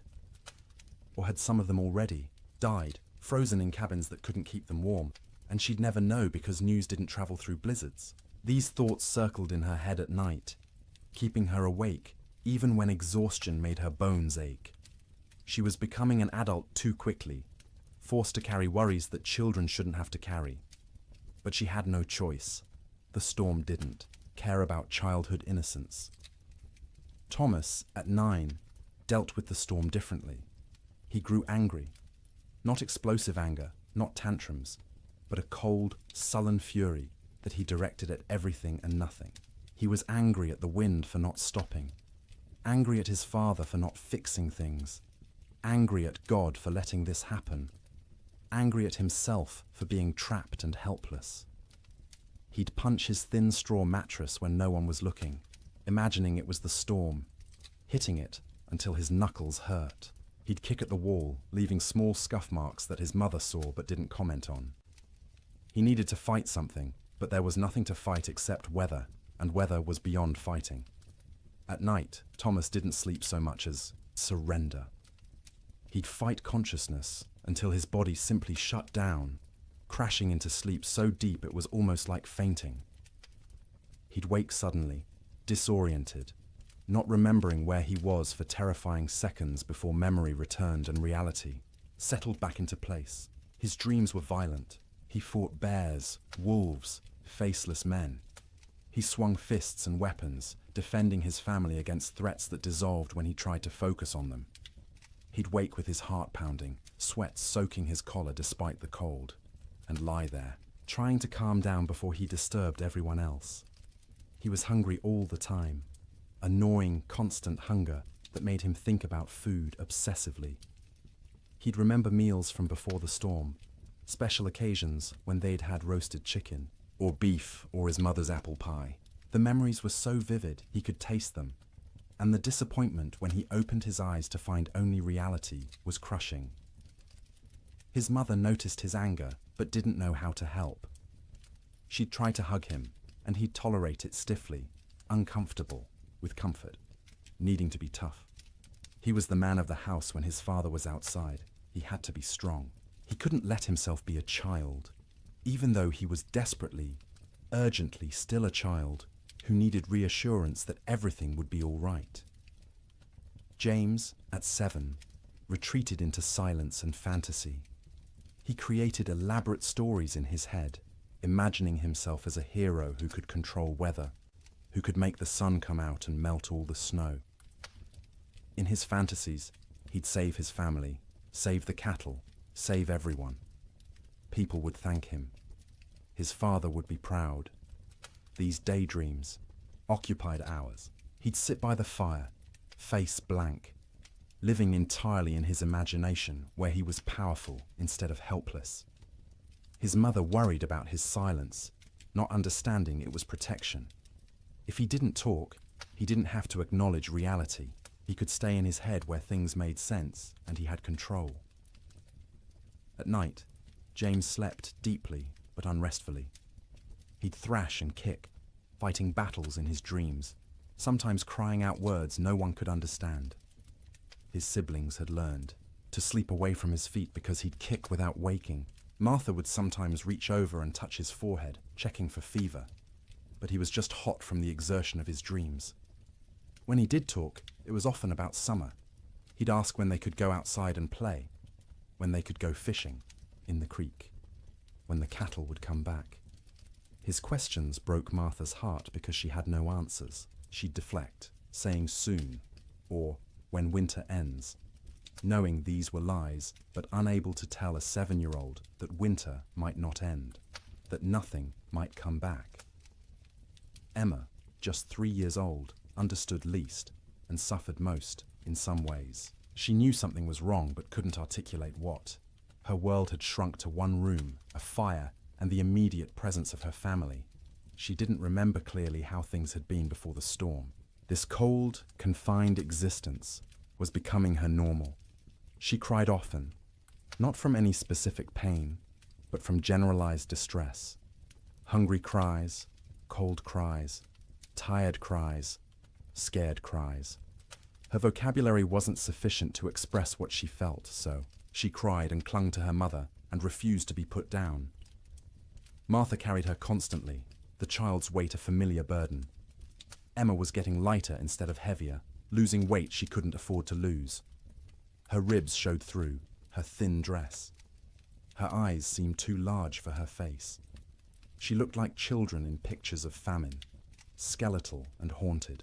At night, Emma slept fitfully, waking every few hours crying for her mother even though Martha was right there.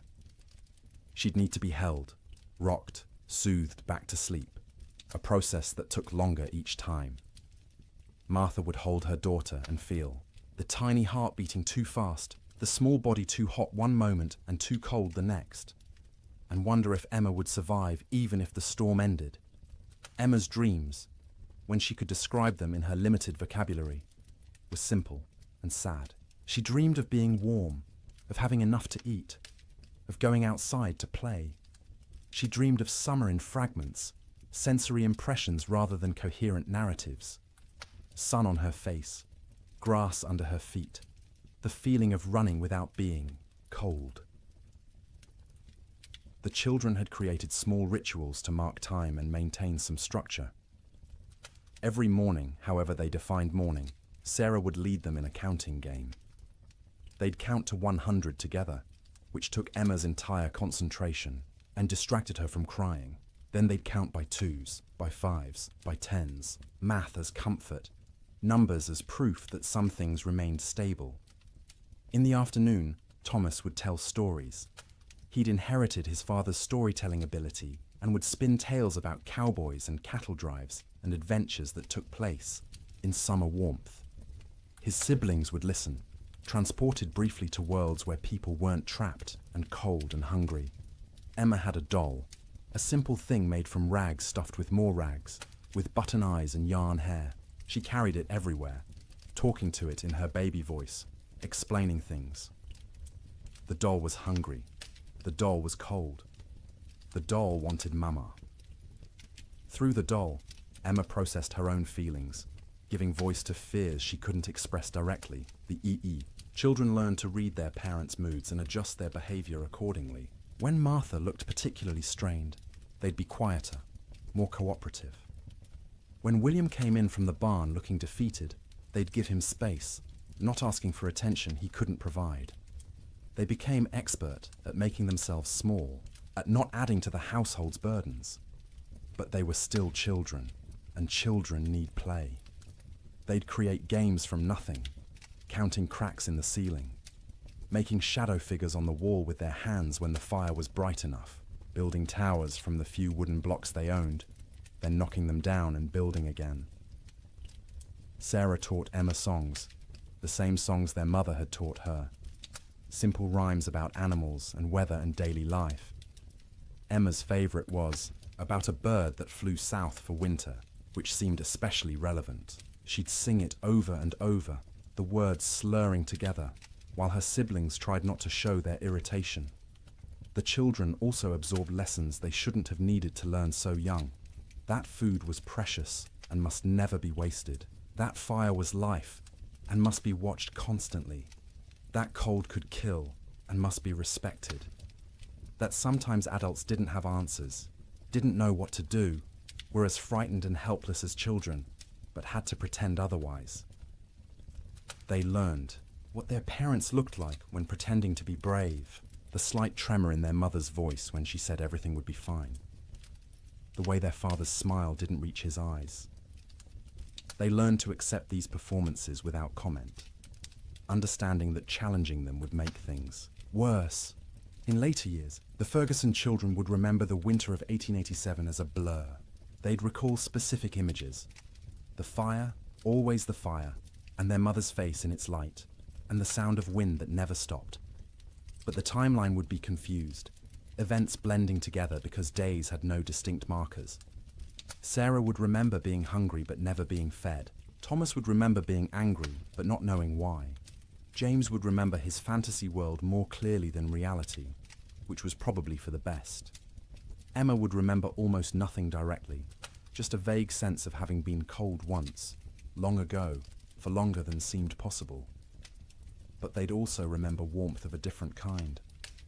The feeling of sleeping piled together, siblings in a heap like puppies, their mother's songs in the dark, their father's hands, rough and gentle, checking them for frostbite. The way Sarah would hold Emma when Emma cried. The way Thomas would share his tiny portion of food, even though he was starving. The way James would tell stories that made them laugh despite everything. Children are resilient, but resilience has costs.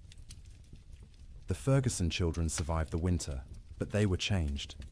Sarah grew old before her time, burdened with worries she couldn't set down. Thomas's anger would last years, manifesting in ways that troubled his parents. James would remain in fantasy longer than he should, reluctant to engage with a world that had proven so harsh. Emma would be clingy and fearful, suffering from what we'd now call anxiety, though no one had that word then. But they survived. All 4 Ferguson children made it through the winter alive, which many children didn't.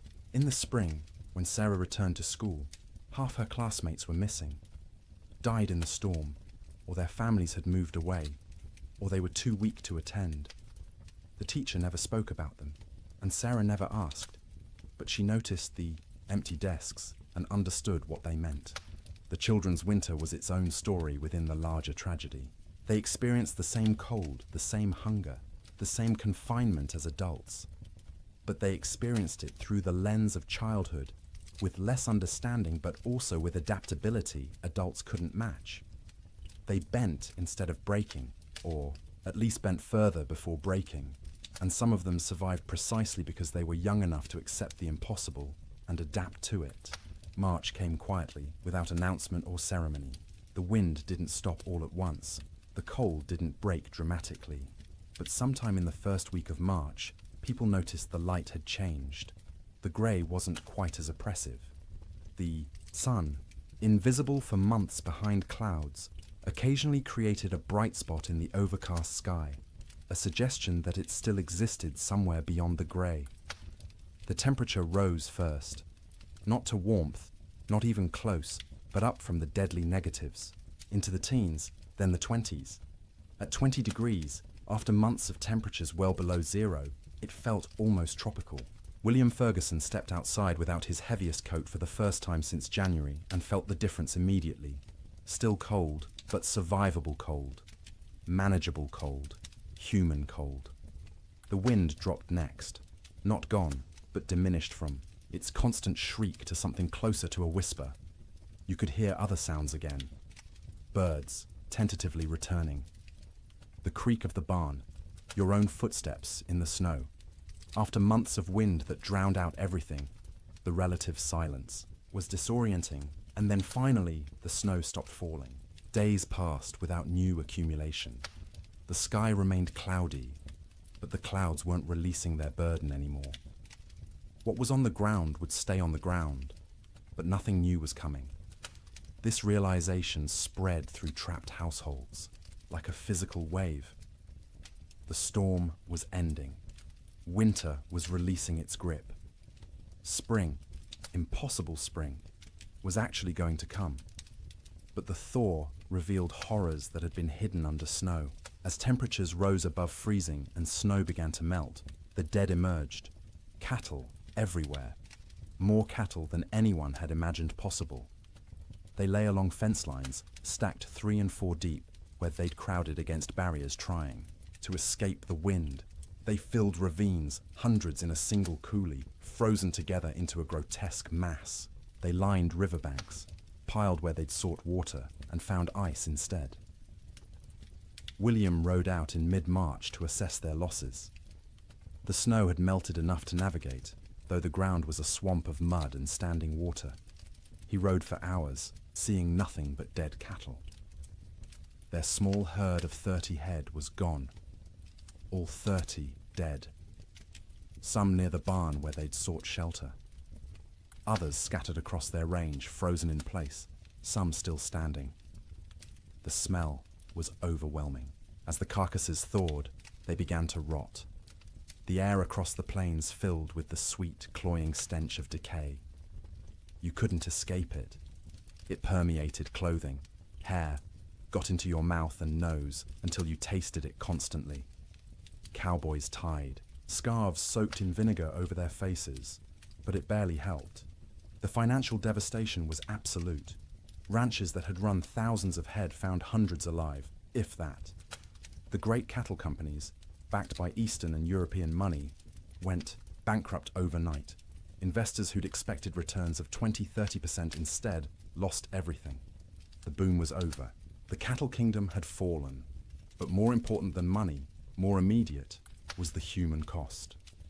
As spring progressed and travel became possible again, stories emerged.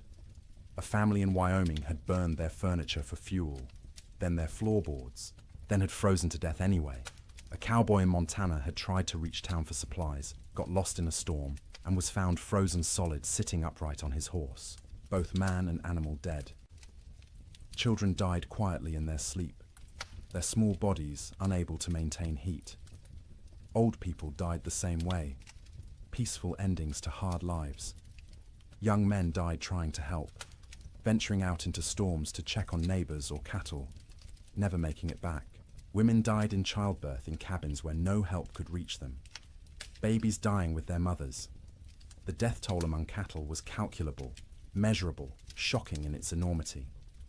Estimates ranged from 60 to 90% mortality across the northern plains. Hundreds of thousands of animals dead. But the human toll was harder to count. People died alone in isolated cabins, their bodies not discovered until spring. Whole families vanished. Homesteads found empty when the snow cleared. No trace of where the occupants had gone, or whether they'd survived. Theodore Roosevelt returned to his ransacked ranches and surveyed the ruin of his Western dreams. Cowboys, who'd barely survived, told stories of unimaginable hardship. Ranchers calculated losses that dwarfed their ability to recover. And slowly, painfully, everyone who'd survived began the work of rebuilding. But they rebuilt differently. The open range was dead, killed as surely as the cattle that had grazed it. Ranchers who continued in the business built barns, stored hay, kept smaller herds they could actually feed through winter. They fenced pastures, rotating cattle seasonally rather than letting them roam year-round. The cowboy, as romantic figure, driving vast herds across unfenced prairie, became a relic of a past that had ended in ice and death. The survivors were changed. Martha Ferguson emerged from that winter 20 pounds lighter, her hair gone grey at 32. William's hands shook for months afterward, trauma expressing itself in tremors he couldn't control. The children carried scars that wouldn't show. For years, psychological wounds that would shape their entire lives, but they'd survived. All of them. The Ferguson family made it through intact, which was more than many could say. And as spring truly arrived, as green grass pushed up through mud and trees began to bud and the sun returned with actual warmth, they began to remember what life could be. The first night Martha slept without waking every few hours, checking on her children. She woke feeling guilty for having rested. The first morning, William went outside and wasn't hit by killing cold. He stood in the barn doorway and cried. The children, resilient as children are, adapted more quickly. They ran outside in bare feet, feeling grass beneath their toes, relearning, joy they'd almost forgotten. Sleep in spring was different from sleep in winter. The fear was gone, the vigilance unnecessary. People slept deeply for the first time in months, their bodies finally feeling safe enough to truly rest. They slept for 10 hours, 12 hours, catching up on sleep debt accumulated over winter. They woke refreshed, amazed at the feeling, remembering what normal had felt like. but the dreams remained. For years afterward, survivors would wake from nightmares about the winter of 1887. They'd dream of being trapped, of being cold, of hearing cattle die, and being unable to help. These dreams would fade over time, but never entirely disappear. The winter had carved itself into their psyches, a permanent scar. And now, dear traveller through this story, we've reached the end of our journey through the coldest winter in wild West history. We've walked with cowboys in their bunkhouses, huddled with families around failing fires, witnessed the death of cattle and dreams, and an entire way of life. The Great Die-Up of 1887 was catastrophic. It killed hundreds of thousands of animals, bankrupted fortunes, and ended the era of open-range ranching forever. But more than that, it tested human endurance in ways few events ever have. It asked people to survive the unsurvivable, to sleep, in conditions where sleep seemed impossible, to maintain hope when hope was absurd, and they did. Not all of them, not even most of them without terrible cost, but enough survived to tell the story, to rebuild, to ensure that the lessons learned would protect future generations. As you lie in your warm bed tonight, safe from cold and storm, let yourself feel the profound gift of that warmth. The pioneers of the Wild West would have considered your comfort miraculous, impossible luxury beyond imagining. Central heating, insulated walls, blankets made in factories rather than woven by hand. You live in the future they could only dream of, the safety they fought to reach. Their struggle made this possible. Every improvement in building techniques, every advance in weather prediction, every system we have now to survive winter grew from lessons learned in disasters like the Great Die-Up. They suffered so that eventually people wouldn't have to suffer, so that sleep could be restful rather than survival, so that winter could be endured without terror. Let their memory settle over you gently now. Let the wind that screamed across the Montana plains become the whisper of your fan. Let the cold that killed become the pleasant coolness of your air conditioning. Let the hunger that gnawed at them become the satisfaction of knowing you can eat when you wake. You are safe, you are warm, you are comfortable in ways they couldn't have imagined. And as you drift towards sleep, carry with you gratitude for that safety. Honor their endurance by appreciating what you have. Remember their suffering by cherishing your comfort. The winter of 1887 is over. It has been over for more than a century, but its story remains, a testament to human resilience and the terrible power of nature. The cowboys and ranchers and children who lived through it are long gone, but their experience echoes forward to us, teaching us about survival, about courage, about the precious gift of a warm place to sleep. So sleep now, deeply and peacefully. Let the weight of blankets comfort rather than burden you. Let the darkness be restful rather than fearful. Let your dreams be gentle rather than haunted. The storm has passed. Spring has come. The long winter night is over, and you, in your warm bed, in your safe room, can rest without fear, can close your eyes without vigilance, can surrender to sleep, knowing you'll wake to warmth and safety. The Great Die-Up claimed so much, so many cattle, so many dreams, so much hope. But it couldn't claim everything. It couldn't kill the human capacity to endure, to adapt, to survive impossible conditions, and emerge, if not unscathed, then at least alive. Still capable of love, still capable of rebuilding, still capable of hope. That resilience lives in you too. You carry it in your genes, inherited from ancestors who survived winters and storms and hardships we can barely imagine. Their strength is your strength. Their determination is your determination. Their ability to close their eyes in terrible circumstances and wait to face another day is yours as well. You don't need it tonight. Tonight, you can simply rest. Let the story of the Great Die-Up fade like snow melting in spring sun. Let the cold recede. Let warmth embrace you completely. Sleep well, knowing that winter always ends, that spring always comes, that the coldest night eventually gives way to dawn. The The pioneers of 1887 learned this truth at terrible cost. But they learned it, and they survived. And because of them, you live in a world where winter is manageable, where cold is temporary, where sleep is safe. Close your eyes now. Let your breathing slow. Feel the weight of your body sink into your mattress, supported and comfortable. You've traveled a long way tonight, through a winter that ended before you were born. You've witnessed suffering and endurance and the slow arrival of relief. Now it's time to find your own relief, your own rest, your own peaceful surrender to sleep.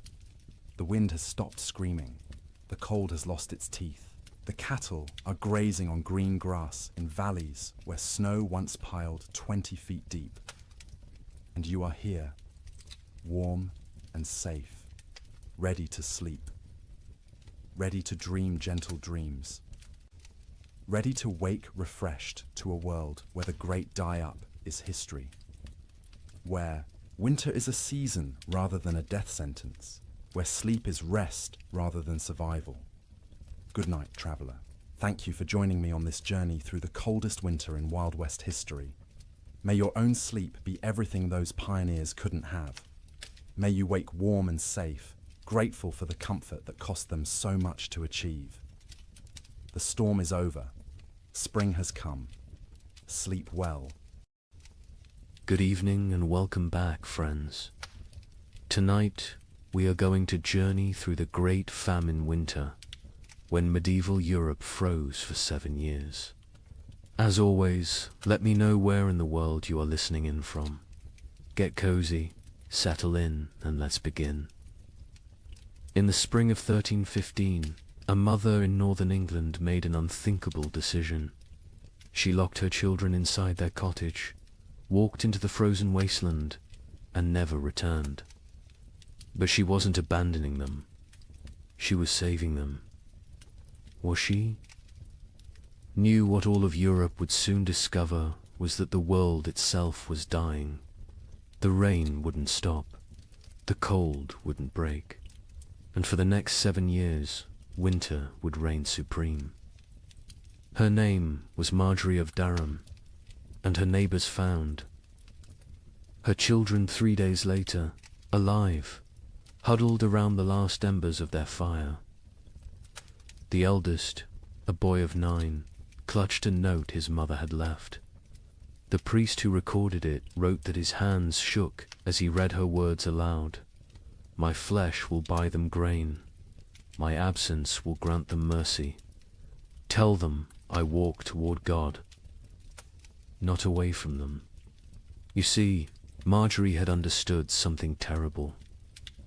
Something that would take the rest of Europe months to grasp. This wasn't just another harsh spring. This was the beginning of an extinction. The marketplace where she'd traded her body for bread had made the calculation clear. A living mother meant 5 mouths to feed. A missing mother meant for orphans. The church had to shelter, and the church still had grain, still had walls, still had hope that this nightmare would end. But here's what makes Marjorie's story so haunting. She wasn't unique. Parish records from 1315 show hundreds of similar disappearances. Parents vanishing into blizzards, elderly grandparents wandering into forests, always leaving notes, always locking doors from the outside, always walking toward death like it was salvation. The chronicler Geoffrey Le Baker would later write about that spring with words that feel pulled from nightmares. Rains began on St. George's Day and fell like God had forgotten how to do anything else. Not the warm rains of April that wake sleeping seeds, but frozen needles that killed whatever they touched. Crops didn't fail, they drowned standing. Rivers didn't flood, they exploded from their banks like wounded animals. Think about that. For a moment, you're a medieval peasant. Your entire world is 3 miles wide. Everything you know about survival, every technique your father taught you, every prayer your mother whispered, assumes one simple truth that seasons follow patterns. Spring brings life, summer brings growth, autumn brings harvest, winter brings rest. But what happens when spring never comes? When winter refuses to die? When the very foundation of existence cracks beneath your feet? That's what began in 1315. Not a famine, not a crisis, but the complete collapse of natural order. And Marjorie of Durham, walking into that frozen dawn, leaving her children behind to live, was just the first character in a story that would consume 15 million souls. Before it ended. The question isn't how Europe survived, it's what Europe became to survive it. Picture yourself waking up on Easter morning, 1315, in a small village outside Paris.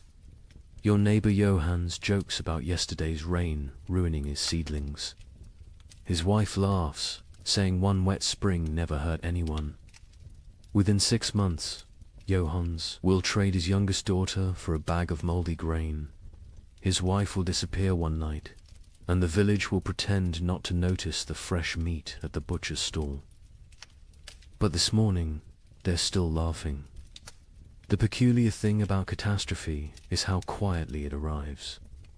No trumpets, no divine warnings, just rain.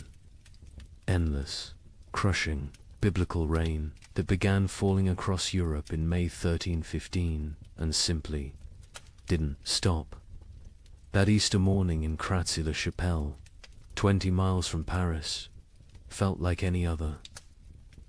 The baker Michel had risen at cockscrow to fire his ovens. His wife Agnes counted their silver, planning to buy young pigs at the summer fair. Their son Pierre played with wooden knights, recreating battles he'd never fight because there wouldn't be a world left to fight for. The church bells summoned them to Mass.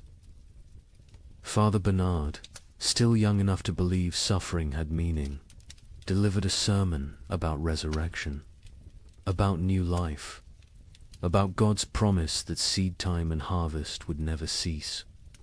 The congregation nodded along, comfortable in their certainty. Why wouldn't they be? Their grandfathers had survived wars. Their fathers had survived plagues. Surely they could survive a little rain. But if you'd looked carefully that morning really, Latude have seen the signs. The sparrows that usually nested in the church eaves were gone. Not dead, gone. The cats had stopped hunting, instead huddling in doorways with their fur perpetually damp.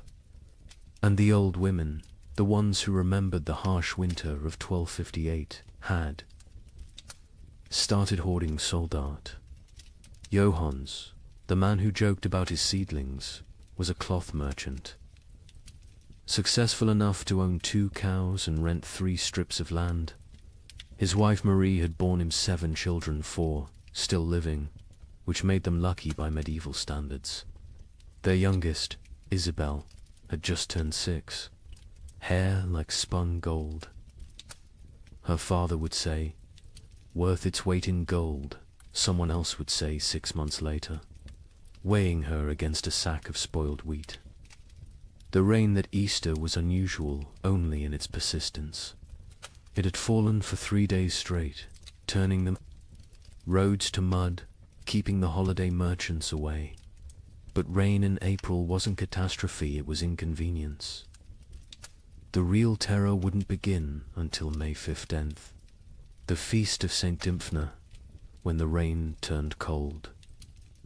Brother Francis of the Abbey St. Denis recorded it first. He'd been copying manuscripts when he noticed his breath misting in the scriptorium. In May, at midday, the ink froze on his quill.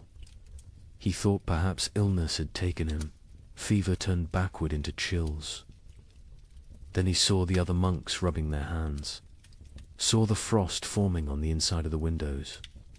By June, That cold rain had become something medieval Europeans had no word for. We might call it freezing rain, but they called it devil spit. Water that fell as liquid but froze on contact. Entire fields became sheets of ice in summer. Roses bloomed and died in the same hour, encased in crystal tombs. The wheat, which should have been knee-high and green, stood stunted and yellow. The barley rotted in the earth before it could sprout. The rye grew, but wrong-twisted, black, infected with something that would later be recognized as ergot, the fungus that causes hallucinations and gangrene. Some villagers, desperate for any harvest, ate it anyway. They danced themselves to death in the streets, laughing as their fingers turned black and fell off. But we're getting ahead of ourselves. Let's return to Johannes and his family, because their story is everyone's story. By late May, Johannes had stopped joking about anything. The constant rain had ruined the roads, making trade impossible. No merchants could travel, which meant no cloth could be sold, which meant no coins for bread. Not that there was bread to buy. The baker Michel had closed his ovens now. Grain meant no flour, meant no purpose to the fire. June brought the first death in Crassy-la-Chapelle. Not from starvation, not yet. Old Catherine, who'd survived 70 winters, simply gave up. She announced at Sunday Mass that God had abandoned them, walked home, lay down in her bed, and willed herself to die. The priest called it despair, a mortal sin. But privately, he envied her escape. The real horror began in July, when the rain briefly stopped. For 3 days, the sun appeared, weak and watery but present. The villagers rushed to salvage what they could, to plant anything that might grow before autumn. They worked day and night, hands bloody from tearing at the muddy earth, planting beans, turnips, anything fast-growing. On the 4th day, the hail began. Not regular hail. Chunks of ice the size of fists, driven sideways by winds that shouldn't exist in summer. They shattered shutters, killed chickens, knocked full-grown men unconscious. When it stopped, nothing remained of those desperate plantings. The fields looked like they'd been trampled by an army of giants. That's when Johannes made his first, unthinkable choice. He killed one of his cows, not for meat not, yet but for mercy. It was starving, crying constantly, too weak to stand. He told his children it had gotten sick, but Marie knew. She saw him save the blood in buckets, saw him portion it carefully with their dwindling barley. Blood pudding would keep them alive another week. Argus arrived wearing winter's clothes. Frost in the mornings, ice on the water buckets, breath. Misting even at noon. The second cow died on its own, and Johannes counted it lucky. They ate everything, the meat, the organs, the marrow from the bones. They boiled the hide for soup. They ground the bones for flour. Nothing was waste because waste meant death. Brother Thomas of Westminster Abbey wrote something strange in his chronicle that summer. The heavens have forgotten how to cease their tears. At first, monks like Thomas saw it as God testing their faith. A brief punishment, maybe for the wars between England and Scotland, maybe for the French king arresting the Pope. Surely it would pass.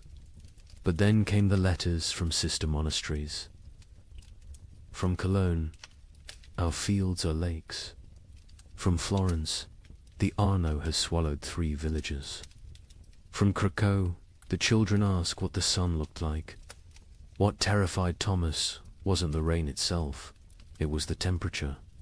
In July, the height of summer, he could see his breath while saying morning prayers. Ice formed on the altar wine, and still the rain fell. The monastery's chronicle, which Thomas kept with meticulous care, tells us exactly when normal ended and nightmare began. June 23rd, the eve of St. John, traditionally celebrated with bonfires that burned until dawn. That year, no fire would stay lit. The rain fell horizontally, driven by winds that belonged to December, not midsummer. Thomas wrote, "The brothers attempted 7 times to light the sacred fire. Each time, the rain doused it before a single prayer could be spoken. Prior William declared it a sign of what he dared not say." Thomas had been corresponding with monasteries across Christendom for 20 years. His position as chronicler meant he received letters from abbeys in Scotland to Sicily, from Ireland to Poland. Usually, these letters discussed theological matters, requested copied manuscripts, or shared news of appointments and deaths. But starting in July 1315, every letter carried the same message, dressed in different words. Something was terribly wrong with God's creation. From Melrose Abbey in Scotland came a letter that made Thomas's hands shake. "Brother, we write to you from hell, frozen over. It is July, yet we break ice from our wells each morning. The barley stands drowned in fields that have become swamps. Yesterday, we found a shepherd frozen to death. In July, Brother Thomas. He was young, strong, only 20 summers. We found him standing upright, eyes open, still holding his crook. The sheep around him were ice statues. Have we entered the end times? The abbot of Cluny in France sent word that would have been dismissed as madness any other year. The vine withers as if cursed. The soil rejects all seed. We have consulted. Our oldest records nothing, speaks of summer frost, of hail in August, of rain that burns like ice. Our farmers weep in the fields, beating the mud with their fists, begging it to remember its purpose. From the German monasteries came increasingly frantic reports. The prior of Reichenau wrote, "Lake Constance rises daily. Entire villages now exist only as church bells tolling beneath the waves. We ring our own bells in answer, but God remains deaf. The rain tastes of sulphur. Birds fall from the sky mid-flight, frozen solid. What sin has mankind committed to earn such wrath?" But it was a letter from an Italian monastery that contained the most chilling observation. Brother Antonio of Monte Cassino, a learned man who'd studied both scripture and natural philosophy, wrote, "This is not divine punishment. Brother Thomas, I have read the ancient texts, Greek and Roman both. This happened before. They called it the years without summer. Crops failed, empires fell, and mankind retreated to caves. We are not being punished. We are being erased." Thomas himself had begun keeping detailed records of the weather, something unprecedented for the time. His entries from July 1315 read, "Like fever dreams. July 4th, Feast of St. Ulrich. Rain for 16 straight hours. Temperature cold enough that we wore winter robes to matins. 2 brothers collapsed during prayers, their lips blue. July 11th. The rain has not ceased for 40 hours. We cannot light fires. We eat cold porridge and pray with numb fingers. Brother Matthew suggests we are experiencing Noah's flood again. Prior William had him whipped for heresy, but privately, we all wonder. July 19th. Something impossible today. The rain froze as it fell, coating everything in ice. In July, the vegetable garden is destroyed. Every plant encased in crystal, beautiful and dead. We gathered to pray, but the words stuck in our throats. How do you pray when creation itself seems broken? The correspondence between monasteries became increasingly desperate as summer crawled toward autumn. They began sharing survival techniques rather than theological debates. How to keep manuscripts from molding in the constant damp. How to preserve food when nothing would dry. How to maintain faith when every prayer for sun was answered with more rain. From Prague came instructions for building underground storage that might resist the water. From Dublin came recipes for making bread from acorns and chestnuts. From Rome came silence. The Holy See had problems of its own. With the Tiber flooding the papal palace repeatedly, Thomas noted something else, something that wouldn't be fully understood for centuries. The rain wasn't uniform. It would pound. One region while barely touching another 20 miles away. But those dry spots weren't lucky, they were cursed differently. Without rain, but with temperatures below freezing in summer, crops still died. Wells still froze. People still starved. A letter from the Bishop of Bergen in Norway contained an observation that haunts historians today. The merchants from Iceland have not come. They were due in May, as always. It is now August. Ships sent to investigate found the sea routes blocked by mountains of ice that should not exist in summer, or perhaps should not exist at all. The sailors speak of icebergs, tall as cathedrals, moving south like an army of frozen giants. By late August, Thomas's own entries had taken on a tone of barely controlled panic. We have begun rationing in August. The harvest is already lost, and we must survive on stores meant for winter.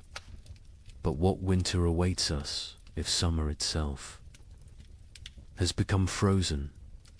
Prior William no longer speaks of God's tests. He speaks of God's absence. The most telling entry comes from September 3rd. Brother Francis asked me today why I still write these chronicles. Who will read them? Who will survive to care about the weather of a dead year? I had no answer. I write because the act of writing means I still believe in tomorrow. When I stop writing, I stop hoping.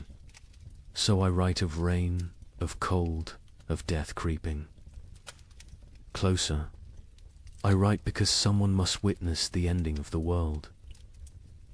Imagine watching your entire years work everything you need to survive a rotting in the field before your eyes. Not failing to grow, not dying from drought, but literally dissolving into grey sludge. A French peasant named Guillaume left us. A rare written account dictated to a priest. The wheat stood tall and green in June, promising the best harvest in memory. By August, it was black soup. The smell, God forgive me, it smelled like death before death had even come. But here's where our story takes its first dark turn. The failed harvest of 1315 was just the opening act. Because while the peasants mourned their rotted grain, something else was happening. Something that would transform a bad harvest into an apocalypse. Guillaume of Soissons was not a typical peasant. He'd served in the king's army, learned his letters during a campaign, and returned home with enough silver to rent 5 strips of prime farmland. His account, preserved because the priest thought it might matter someday, gives us the only peasants. I view of the catastrophe unfolding in those fields. I have seen men die with their guts spilling onto French soil. Gideon told the priest. But watching my wheat die was worse. A man dies once. My wheat died every day for 60 days, and each morning I watched it die again. The process was unlike anything farmers had encountered. Usually, crop failure was quick frost, drought, or pests. You knew within days if you were ruined. But 1315 tortured them with hope. Gideon described walking his fields each dawn, and each dawn finding a new horror. First, the stalks grew too fast. In June, they shot up like they were racing toward heaven. We thought ourselves blessed. My wife danced between the rows, saying we'd have enough to sell, enough to buy that ox we'd dreamed of. The children planned what they'd eat at harvest feast: honey cakes, white bread, meat every Sunday until Christmas. But the unnatural growth was a warning, not a blessing. The constant rain and bizarre temperature swings had triggered something in the planter. Desperate attempt to reproduce before dying. The stalks grew tall but hollow. The kernels formed but never filled. By July, the color started changing. Not all at once. First, little spots like rust on a blade. We told ourselves it was nothing, just moisture. It would pass, but the spots spread. They merged, they consumed. A field that was green at sunrise would be brown by sunset. What Gideon was describing, though he couldn't know it, was a perfect storm of plant diseases. The cold, wet conditions had created ideal breeding grounds for multiple fungi. Stem rust, leaf blight, and ergot attacked simultaneously. But ergot was the cruelest. It didn't just destroy the grain, it transformed it into poison. The heads of wheat turned black and swollen, like fingers left too long in water. When you touched them, they burst, releasing clouds of black dust that made you cough blood. My neighbor Henry, trying to save something, anything, gathered these black kernels. His family ate bread made from them. Within 3 days, his children were screaming about devils in the walls. His wife's fingers turned black and fell off. Henry himself danced naked in the square until his heart burst. The aristocracy, watching from their castles, initially felt secure. They had stores from previous years, contracts with merchants, the ability to import grain. The Lord of Soissons, Robert de Courtenay, even rode through the failing fields in July, telling the peasants not to despair, that he would reduce their taxes, that no one would starve. But Lord Robert didn't understand what Gideon understood. This wasn't one bad harvest. This was the end of agriculture itself. The ground changed. Gideon explained. It wasn't soil anymore. The rain had been falling so long, so hard, that all the good earth washed away. What remained was grey clay. That wouldn't hold seed, wouldn't grow weeds, wouldn't even grow the grass. It was like God had salted the earth, but with water instead of salt. By August, desperation drove innovation. Farmers tried everything their ancestors had never dreamed of. They built fires in the fields, trying to dry the soil.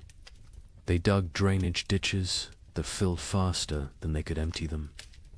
They brought their livestock to sleep among the crops, hoping animal warmth might save something. An educated monk observing these efforts wrote, "They perform rituals that border on paganism, dancing naked under the full moon, burying live cats at field corners, bleeding themselves onto the soil. They have forgotten Christ and remembered older, darker gods, yet still the crops fail. The nobility began to panic when they realized the Implications. No harvests meant no taxes. No taxes meant no armies. No armies meant no power. The entire feudal system depended on agricultural surplus. Without it, civilization itself would collapse. The Bishop of Reims recorded a meeting of local lords in August 1315.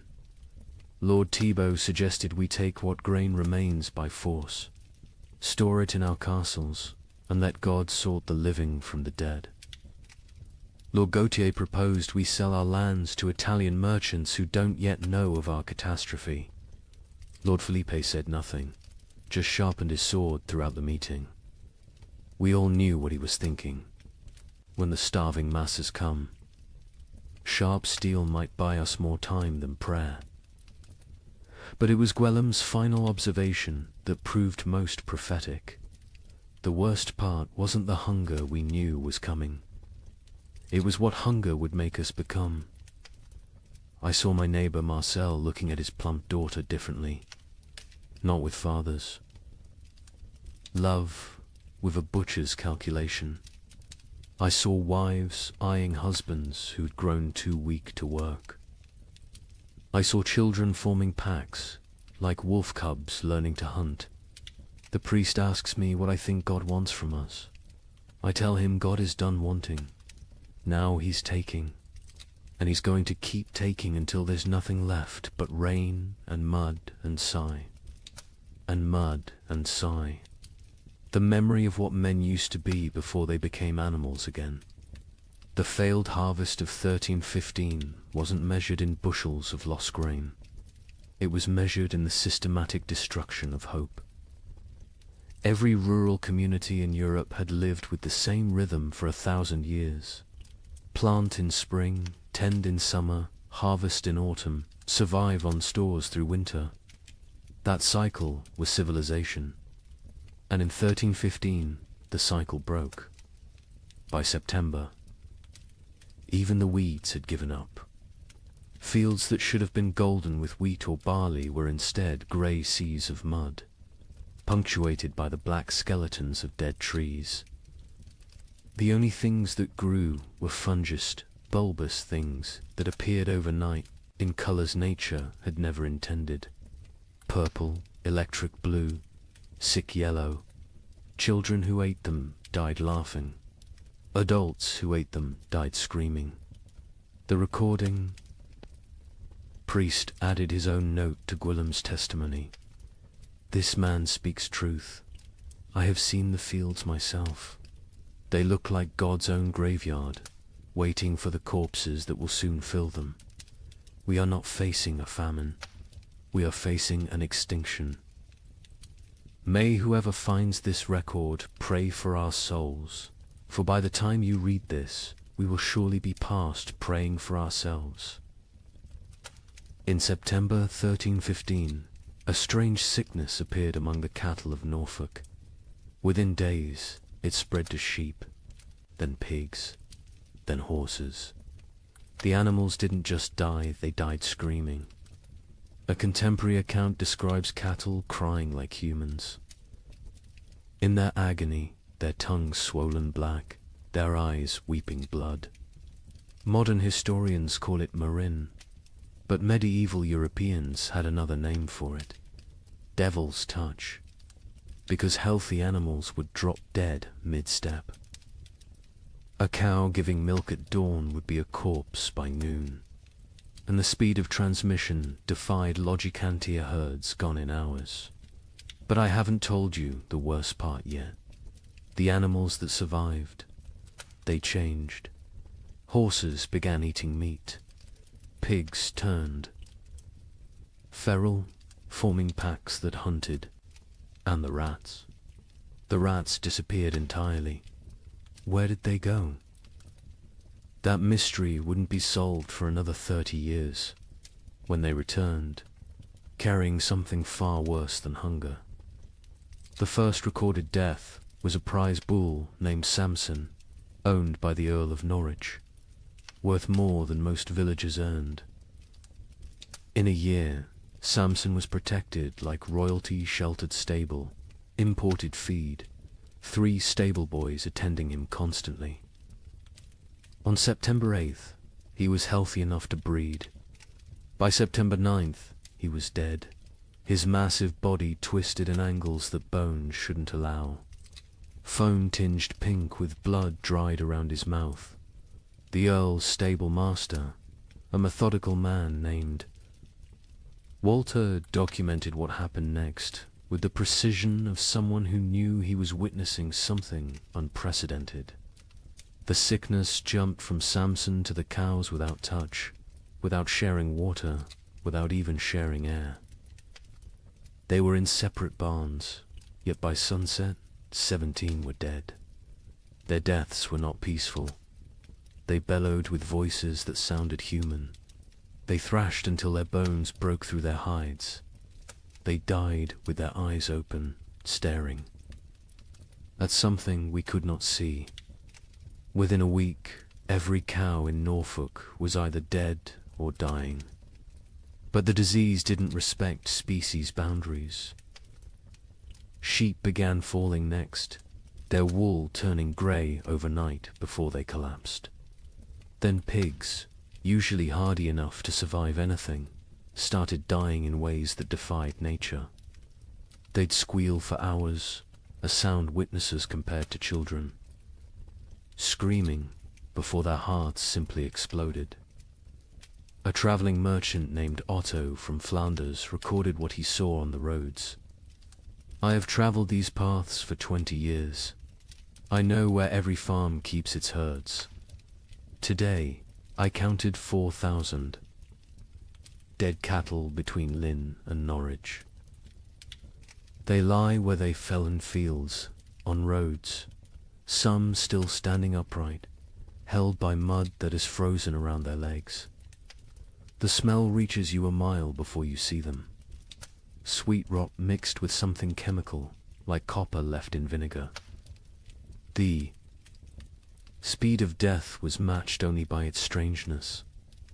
Animals died in patterns that suggested intelligent entire herds forming perfect circles before collapsing inward.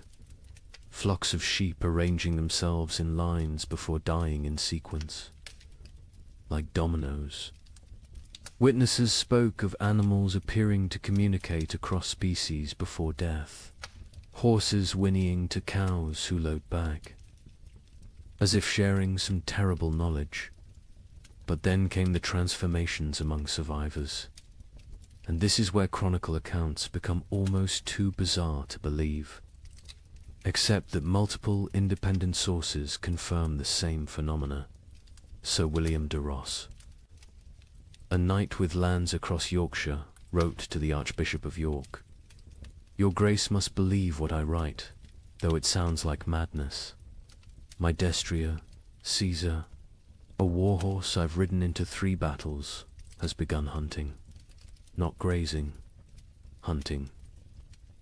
I watched him corner a rabbit, kill it with his hooves, and eat it. He tears flesh with teeth never meant for meat. Other horses flee from him now. He stands alone in his paddock, blood on his muzzle, waiting for something none of us understand. The pigs were worse. Those that survived the plague didn't return to their pens. They grouped together in the forests, moving in coordinated packs. A woodcutter named Thomas testified to the Bishop of Ely. 20 of them, maybe more, moving like wolves, but smarter than wolves. They set ambushes. They used one injured piglet as bait to draw a merchant from his cart. When he climbed down to help it, the others came from the trees. We found his bones 3 days later, picked clean, arranged in a pile like they were showing off. The transformation wasn't limited to behavior. Physical changes occurred that medieval veterinarians couldn't explain. Horses grew longer teeth, sharp enough to tear meat. Pigs developed thicker hides that arrows couldn't pierce. Chickens that survived grew black feathers, regardless of their original coloring, and their eggs when cracked, contained blood instead of yolk. A learned monk, Brother Adlard, who had studied Arabic texts on animal husbandry, proposed a theory. The beasts know something we do not. They sense the world itself is dying and are changing to survive in whatever hellscape follows. They are becoming what they need to be. The question is, what does that make us? Who cannot change? The economic implications were immediate and catastrophic. Medieval society ran on animal power. Oxen pulled plows. Horses carried knights. Sheep provided wool. Cattle gave milk and meat. Without them, agriculture collapsed entirely. You couldn't plant without oxen. You couldn't travel without horses. You couldn't stay warm without wool. The reeve of a manor in Lincolnshire left records showing the speed of collapse. September 1st, 200 cattle, 500 sheep, 60 pigs, 20 horses. October 1st, 3 cattle, 12 sheep, 0 pigs, 2 horses. The 2 horses that remain will not accept saddle or bridle. They watch us with eyes that show too much white. We dare not approach them. Desperate attempts at prevention failed spectacularly. Some communities tried isolating healthy animals, only to watch them die faster in confinement. Others attempted ancient remedies, hanging holly over stable doors, painting crosses in lamb's blood on barns, burying horse skulls at crossroads. The Bishop of Winchester ordered all animals blessed with holy water. They died mid-blessing, falling dead at the priest's feet. The most disturbing account comes from a monastery in Somerset, where Brother Francis observed something that shouldn't have been possible. The rats are gone. All of them, not dead weave, found no bodies, simply vanished. The cats who hunted them sit in empty granaries, mewing at shadows. The barn owls have stopped hunting, stopped calling. Some have been found dead with full bellies, as if they ate something that killed them from within. But there are no rats. Where did they go? Into the walls, under the earth, or somewhere else entirely, somewhere they can wait out what's coming. This observation would prove prophetic. The rats had indeed gone somewhere deep into Eastern European forests, into cave systems, into places where they could breed and change and feast on the endless supply of corpses the famine would provide. When they returned in the 1340s, they brought the Black Death with them, as if they'd been preparing their revenge for 30 years. But in September 1315, all anyone knew was that the animals were dying or changing, and without them, human survival became nearly impossible. The social contract that had existed between human and beast for millennia, we feed you, you serve us, shattered completely. Nature itself had declared war on civilization, and the animals were its first casualties. In London, December 1315, something unprecedented happened. A wealthy merchant named Richard de Barkin tried to buy bread with a gold coin worth more than most people saw in a lifetime. The baker laughed in his face. "Can your gold fill my children's bellies? Can it bring back the grain?" This is the moment medieval Europe's entire economic system shattered. For the first time in recorded history, food became more valuable than gold. The price of wheat increased 800% in 6 months. But those are just numbers. Let me tell you what that really meant. Richard de Barkin wasn't just any merchant. He controlled the wine trade from Bordeaux to London, owned 3 ships, and held contracts with the royal household. His wealth was legendary. He'd once bought an entire street in London just to evict a rival. On that December morning, he walked into Thomas Baker's shop on Bread Street carrying a gold noble. A coin worth 80 silver pence, enough to buy a horse. Thomas Baker, his hands still dusted with the last of his flour, looked at the coin like it was a stone. "I have one loaf left," he said, "my last flour. When it's gone, I close my doors forever. That loaf goes to my children. Your gold cannot create grain from nothing." Richard, accustomed to gold opening every door, placed 2 more nobles on the counter. Thomas swept them onto the floor. "Take your metal to the Thames and see if the fish will trade bread for it. I'll keep my loaf." The story spread through London within hours, not because a rich man was refused bread, but because everyone suddenly understood. The fundamental assumption of civilization that money could buy necessities had died. The keeper of the Royal Exchange, Simon de Canterbury, recorded the complete collapse of monetary meaning. December 1st, 1 penny buys a loaf. December 15th, 1 shilling buys a loaf. December 30th, 1 pound buys a loaf. January 13, 16, no amount buys a loaf, for there are no loaves to buy. But the breakdown went deeper than inflation. The very concept of value imploded. A manuscript from Guildhall records an exchange that would have been incomprehensible months earlier. Margaret Carpenter traded her wedding ring, passed down 5 generations, for 2 turnips. John Smithson offered his house for a ham. The hams. Owner refused. The guild system, which had regulated trade for centuries, collapsed overnight. The worshipful company of bakers, once among London's most powerful guilds, disbanded when 8 of 12 members died trying to defend their shops from crowds. Their final record, dated January 3rd, 1316, states, "We dissolve this fellowship, as there is nothing left to fellow over. May God forgive what we have become." In Paris, the situation grew even more surreal.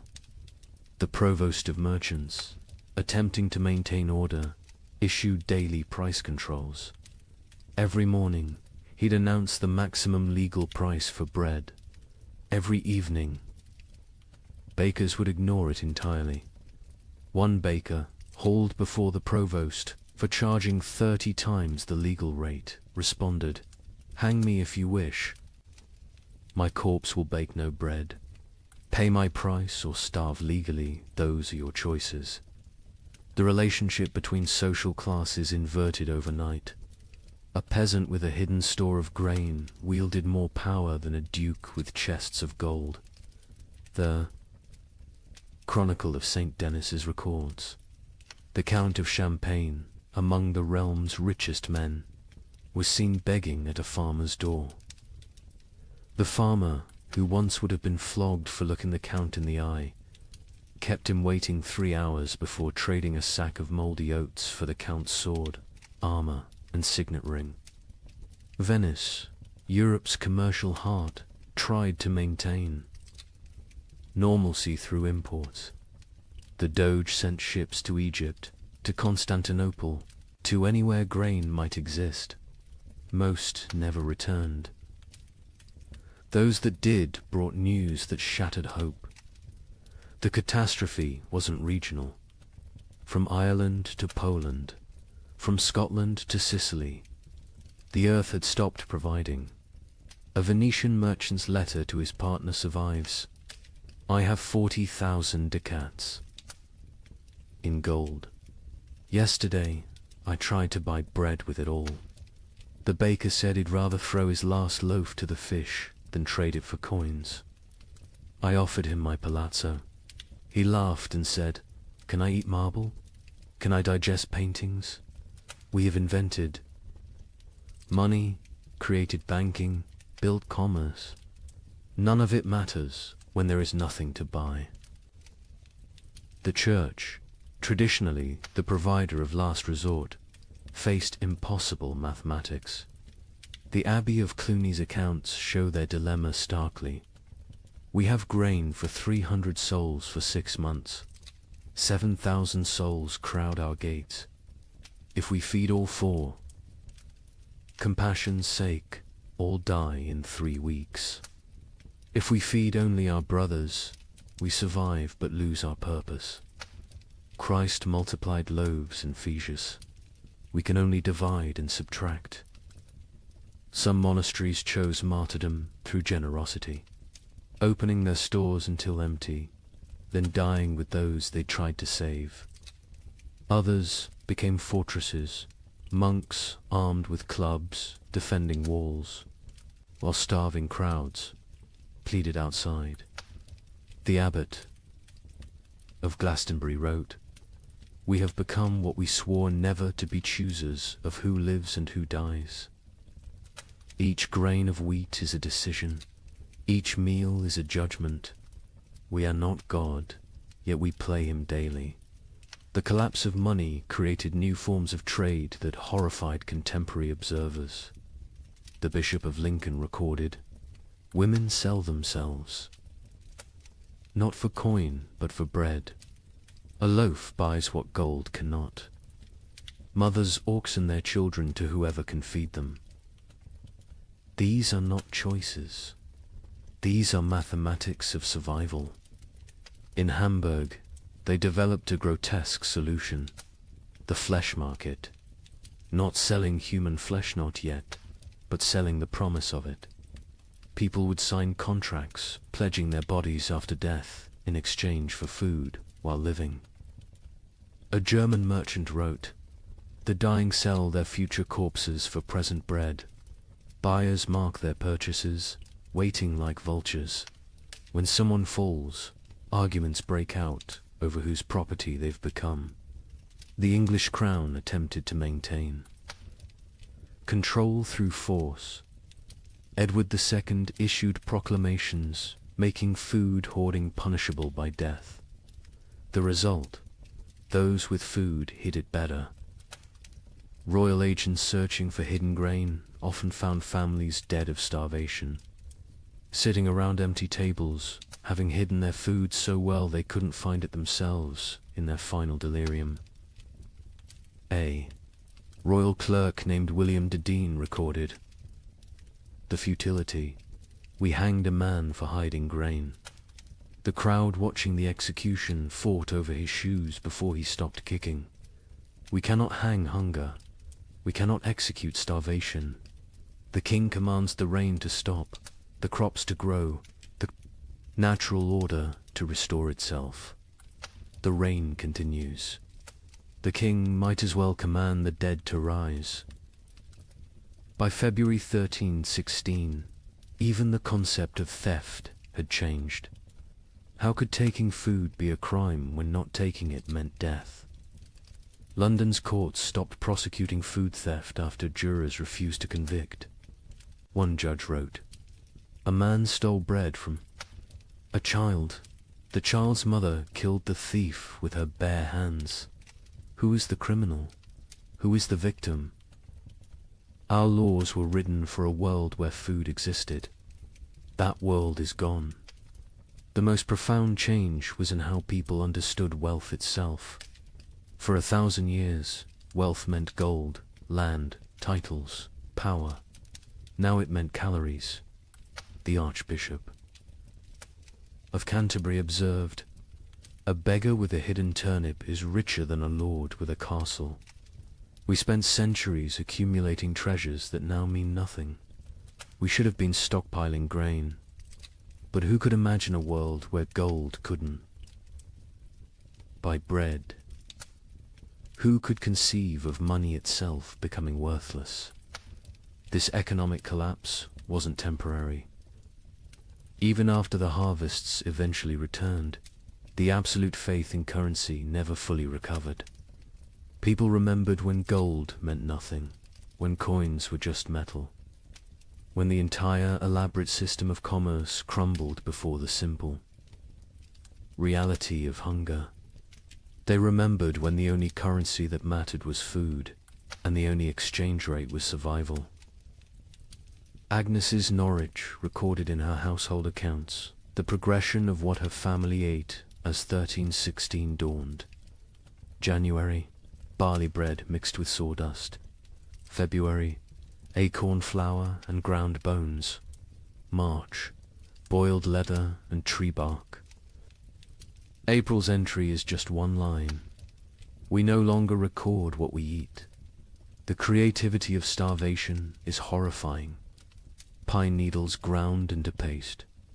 Clay mixed with the last drops of milk to make it filling. Parents secretly bleeding themselves at night. To mix blood into their children's gruel for protein. But in the city of Erfurt, they discovered something that would haunt Europe's collective memory forever. The local tanner, a man who had grown mysteriously fat while others starved, was found to have a peculiar source of leather. The city records state only, he was burned alive by common consent, and none would speak of what was found in his cellar. Agnes of Norwich was a merchant's widow who'd kept meticulous household accounts for 20 years. Her ledger, preserved in Norwich Cathedral, transforms from mundane records into a descent through hell. Her husband had died in late 1315, leaving her with 4 children and what seemed like adequate stores. She'd managed households through hard times before. But this was different. January 1316. Mix true barley with sawdust from Thomas Carpenter's shop. 1 part grain to 1 part wood. The children notice but do not complain. The sawdust fills their bellies even if it provides no sustenance. We tell ourselves it is fibre, like bran. We pretend not to see the splinters in their stall. The recipe sections of her ledger became increasingly elaborate as real ingredients vanished. Acorn bread. Gather acorns before the pigs find them. Boil.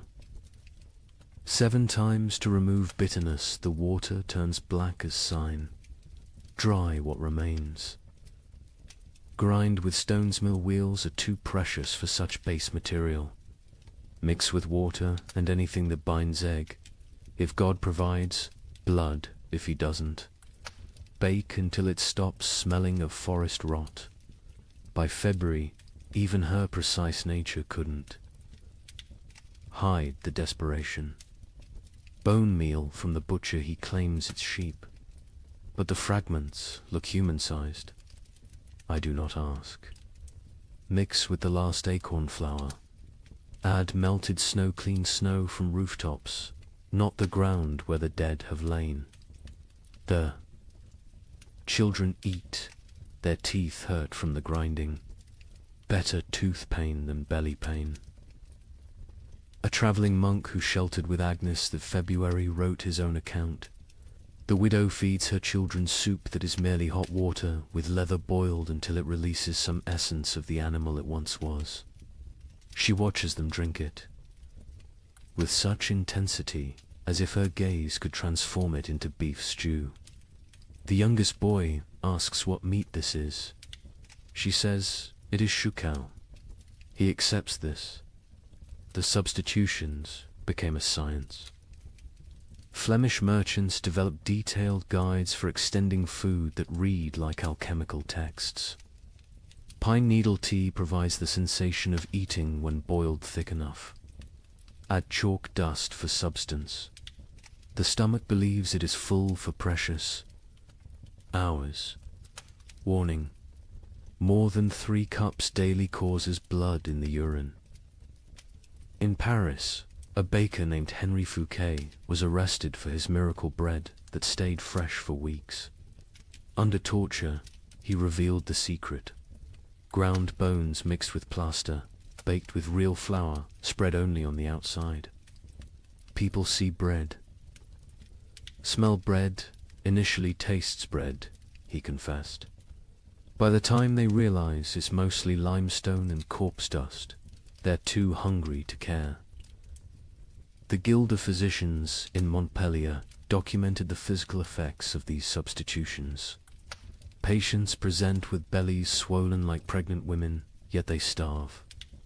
Cut open after death, we find stomachs packed with clay, leather, wood, pulp, everything except food. They die full of nothing. Their bodies refuse to process tree bark into sustenance, no matter how finely ground, how carefully prepared.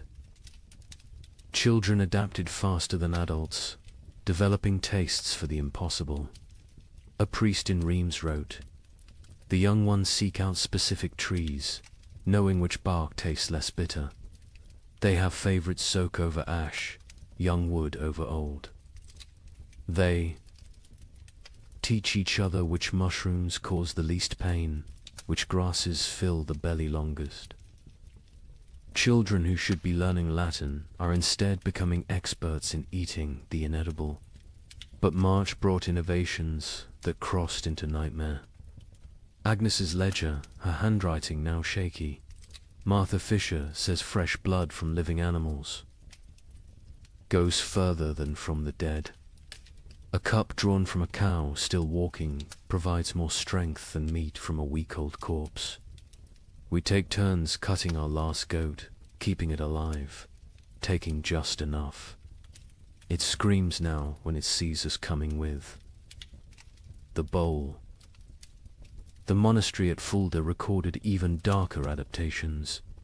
Brother Marcus suggests we bleed ourselves in rotation, each monk providing for others. The abbot forbids it, calling it cannibalism by degrees. But when the abbot falls ill, we find he's been secretly bleeding himself to feed the youngest novices. His arms are covered in cuts. He dies drained, literally and figuratively. In London, they discovered people grinding the mortar from between stones of ancient Roman walls. It contained traces of animal blood used in its mixing centuries ago. "They call it stone soup," wrote the sheriff. "They believe Roman blood maintains potency across 1,000 years. The city walls are disappearing as people eat our defenses." The absolute nadir came in Erfurt, where Hermann the tanner had maintained his weight while everyone else became skeletal. His neighbors noticed he always had meat, always had leather to work, even as all animals had died months ago. They noticed, too, that missing persons' clothes appeared in his shop, cleaned and folded. The investigation began when a mother recognized her missing daughter's distinctive birthmark on a piece of leather. The city records are deliberately vague. Found in his cellar, barrels of salt meat bearing no resemblance to any beast, skins hanging that showed tattoos and scars, bones too stray to be cattle, too thick to be pig. The mob didn't wait for trial. They sealed Hermann in his own tanning vat and boiled him alive. His screams lasted 3 hours. No one considered this excessive, but Hermann wasn't unique. Across Europe, the mathematics of survival created impossible choices. A Dutch merchant wrote, "In Amsterdam, we no longer ask what meat is served. We know, we all know, but we eat it and pretend it's pork. The alternative is death. God forgive us, but he's the one who sent this famine." Agnes of Norwich's final food relay entry, April 1316, is indeed just one line. We no longer record what we eat, but she continued writing other observations. May, my youngest son no longer asks for food. June, found Margaret's teeth in her bed. They fell out in the night. July, we have forgotten the taste of bread. August contains no words, just tally marks, possibly counting days, possibly counting deaths. The last entry, September 1316, in a different hand. Agnes died this morning. We found her in the garden, eating earth, smiling. She said it tasted like heaven. We buried her where she fell. The ground was already open from her feeding. We are what remains of her family. We have survived on what she taught us to eat. We have survived on what she refused to eat. Both lessons were love. The great substitution wasn't just about replacing food with non-food. It was about replacing civilization with survival, morality with mathematics, humanity with hunger. Every successful substitution, every recipe for bark bread, every method for making leather edible was both a triumph of human ingenuity and a step towards something inhuman. Here's a question that sounds simple until you're living it. If you have enough food for your family to survive 6 months, but your neighbor's children are dying today, what do you do? Share and all die in 3 months? Or bar your door and listen to them cry?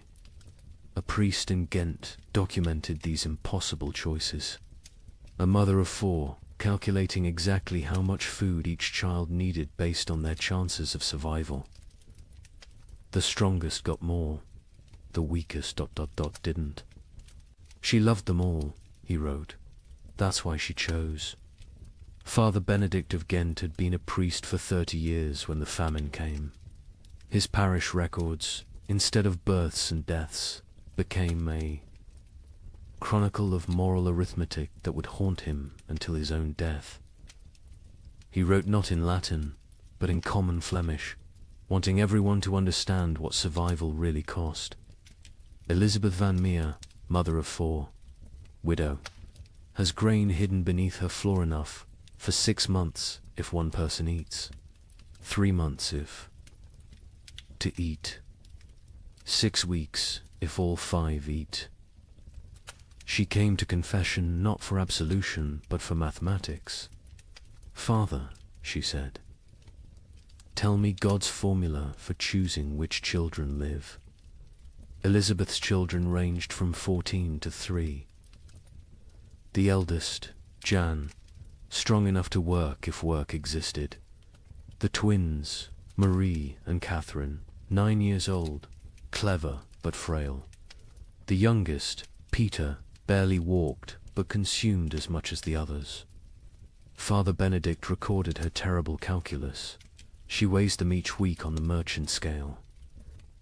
Charts their decline. Jan loses weight, slowest his body large enough to consume itself gradually. Peter loses fastest, no reserves in that tiny frame. The twins fall between. She creates equations. If Jan gets double rations for 3 weeks, he might strong enough to steal food for the others. If Peter gets nothing for 3 days, his suffering ends and the others get 9 more days each. These are not thoughts, these are numbers. Cold, merciless numbers. The priest watched Elizabeth transform from mother to mathematician. She no longer sees children. She sees survival probabilities. Jan, 70% chance if fed properly. The twins, 40% each if maintained, but 60% for one if the other stops eating. Peter, 15% regardless. She doesn't cry when she does these calculations. Tears are water the body cannot spare. But Elizabeth wasn't unique. Across Europe, parents performed similar calculations. A merchant in Bruges is left a ledger that makes accountants weep. Assets, 3 children, 1 wife, self, liabilities, love, compassion, memory of better times. Formula for survival. Assets minus liabilities equals tomorrow. In London, a wealthy lawyer named Thomas Hardwick documented his family's rationing system with legal precision. Established a tribunal each morning. Each family member presents their case for food. Activities of previous day weighed against probable future utility. Wife sewing equals quarter ration. Son studying equals eighth ration. Knowledge feeds no one now. Daughter spinning equals half ration. Wool still has value. Baby crying equals no ration. Noise attracts hungry neighbors. The mathematics extended beyond families. Entire communities developed survival algorithms. The village of Wickham created what they called the life lottery. Every Sunday, families drew lots. Winners got the week's communal food. Losers got nothing. But here's the insane part. Families could trade lottery tickets. A mother with one child might sell her chance to a father with 4, calculating that certain death with payment beat probable death without. Father Benedict recorded a town meeting that descended into pure calculation. The baker proposed we stop feeding anyone over 50, they've lived their lives. The blacksmith countered, we stop feeding anyone under 5, they're too young to remember better times. Won't miss what they never knew. The mayor suggested we feed only those who can work. The priest asked who would bury the dead. The meeting ended with no decision. Mathematics cannot solve philosophy. The church itself wasn't immune to these calculations. The Bishop of Tonnerre issued guidelines that read like actuarial tables. Orphans under 7, half rations. Orphans 7 to 12. Full rations if they work. Orphans over 12. No rations old enough to fend for themselves. Widows with children, proportional to number of surviving offspring. Widows without children, God will provide. A monastery in Liège developed even more complex formulas. Each monk assessed daily. Prayer hours multiplied by manual labor divided by food consumed. Those whose spiritual productivity falls below temporal consumption must fast until the equation balances. Brother Francis, young and strong, eats daily. Brother Augustine, old and weak, but whose prayers are powerful, eats thrice weekly. We have mathematized the soul. The most heartbreaking account comes from a school teacher in Cologne who tried to save her students. 23 children in my care. Food for 5. I create competitions. Best recitation gets bread. Fastest runner gets soup. But children understand. They know it's not about merit, but about choosing who dies educated. Little Wilhelm, bright as sunrise, asked me, "Teacher, if I die today, can Thomas have tomorrow's lesson and my portion?" He was 7. He understood the trade. Some communities tried to remove human choice from the equation entirely. In Basel, they built what they called the Wheel of Fortune, a great spinning disc with names. Each day, spin the wheel. Where it stops determines who eats. Pure chance. No favoritism, no guilt. The wheel chose who lived and died. Citizens preferred random cruelty to deliberate choice. A Venetian merchant named Carlo Dandolo wrote the most clinical assessment. Sentiment is luxury. Love is liability. Calculate thus. Calories needed per pound of human maintained. Work output possible per calorie invested. Return on investment measured in days survived. My eldest son provides best ratio, strong enough to forage, smart enough to steal. My youngest daughter provides worse, consumes without producing. The middle children are variables, depending on daily performance. I am not a monster, I am an equation. But perhaps the most disturbing mathematics came from those who calculated backwards, not from food to survival, but from death to food. How many must die for the rest to live? If the population halves, do rations double? These calculations appeared in secret documents, burned after reading. But Father Benedict saw enough to write. They draw circles on maps. This district has grain for 1,000. Population 3,000. Solution: ensure 2,000 die quickly. How? Bar thee. Gates, poison the wells, spread disease. These are not plans of war, these are plans of peace. Peaceful elimination of excess population. The psychological toll of these calculations broke minds. Elizabeth Van Meer, the mother from the beginning, eventually snapped. Father Benedict found her one morning, feeding all her children equally, generously, using their entire store in one meal. She said, she solved the equation, he wrote. Everyone dies together, full, happy, as a family. No choosing. No survivors bearing guilt. Mathematical perfection. 0 equals 0. But she couldn't do it.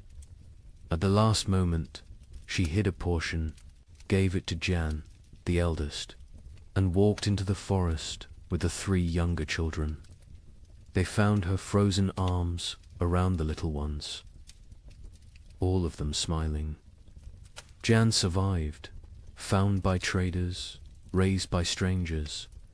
Years later, he became a mathematician, obsessed with solving unsolvable problems, never saying why. Father Benedict's final entry on the mathematics of survival: God gave us multiplication be fruitful and increase. The devil gave us division, choose who lives and dies. We have become expert in dark arithmetic, subtracting souls, dividing families, calculating the minimum viable population. We measure love in ounces of grain, weigh souls against bread. Calculate the exchange rate between mercy and survival. Every choice is an equation. Every equation is a condemnation. Every survivor is a mathematician who solved for X, where X equals continued existence and all other variables equals 0. The mathematics of survival reduced human society to its most basic algorithm. Who dies so others live? Every family, every community, every institution faced this equation. Some solved for maximum survival, others for minimum suffering. None solved for justice, because justice requires abundance, and abundance was memory. These calculations left scars that lasted generations. Survivors could never forget the arithmetic they'd performed, the variables they'd eliminated, the human constants they'd reduced to 0. They'd learned that civilization was just addition, add food, add comfort, add morality, and that's survival, which is subtraction. Subtract the weak, subtract the old, subtract love itself if necessary. In the end, the only sum that mattered was greater than 0. In the summer of 1316, something extraordinary happened. The rain stopped for 3 weeks, just long enough for desperate farmers to plant whatever seeds remained. The chroniclers called it God's mercy. Markets opened, people celebrated. A merchant in Bruges wrote to his partner, "The curse is lifted. Prepare the wagons." The crops grew with supernatural speed in the brief sunshine. Green shoots everywhere. Hope returned like a physical warmth. Families who had been preparing to separate to increase survival chances made plans to reunite. Then came August 10th, 1316, the day the hail began. Chunks of ice the size of goose eggs. For 3 hours, every single plant that had grown in those precious 3 weeks was obliterated. Not damaged. Obliterated. Crushed into the mud so thoroughly that you couldn't tell fields from road. The Bruges. Merchant's next letter contained only one line. God has abandoned us entirely. But let me tell you how those 3 weeks unfolded, because understanding the height of hope makes the fall into despair that much more devastating. July 18th, 1316. Dawn came without rain for the first time in 14 months. Not drizzle, not mist, but actual absence of water from the sky. In Paris, people stood in the streets, faces upturned, confused by the sensation of dryness. Children who'd been born during the deluge touched sunlight for the first time and screamed they thought they were burning. Brother Michel of Cluny recorded the moment. The clouds parted like curtains drawn by God's own hand, light actual. Golden light poured onto the earth. Monks fell to their knees, not in prayer, but in disbelief. We had forgotten the sun could exist without water. Word spread faster than plague. Church bells rang continuously, not for death this time, but for resurrection. In every village, town, and city, people emerged from their homes like creatures crawling from caves. Pale, skeletal, blinking in brilliance they'd forgotten existed. The merchant Jacob van Bruges wrote to his partner Hans in Antwerp with trembling hand. The curse is lifted. God has remembered us. The rain has stopped. Prepare, the wagons will have grain to trade by autumn. Tell everyone survival is possible again. Markets that had been closed for months exploded back to life. Not with food, there was still no food, but with hope transformed into commerce.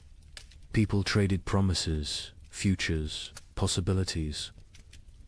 A farmer would pledge his upcoming harvest for tools. A baker would promise future bread for present shelter. The economy, dead for a year, gasped back to life on nothing but anticipated abundance.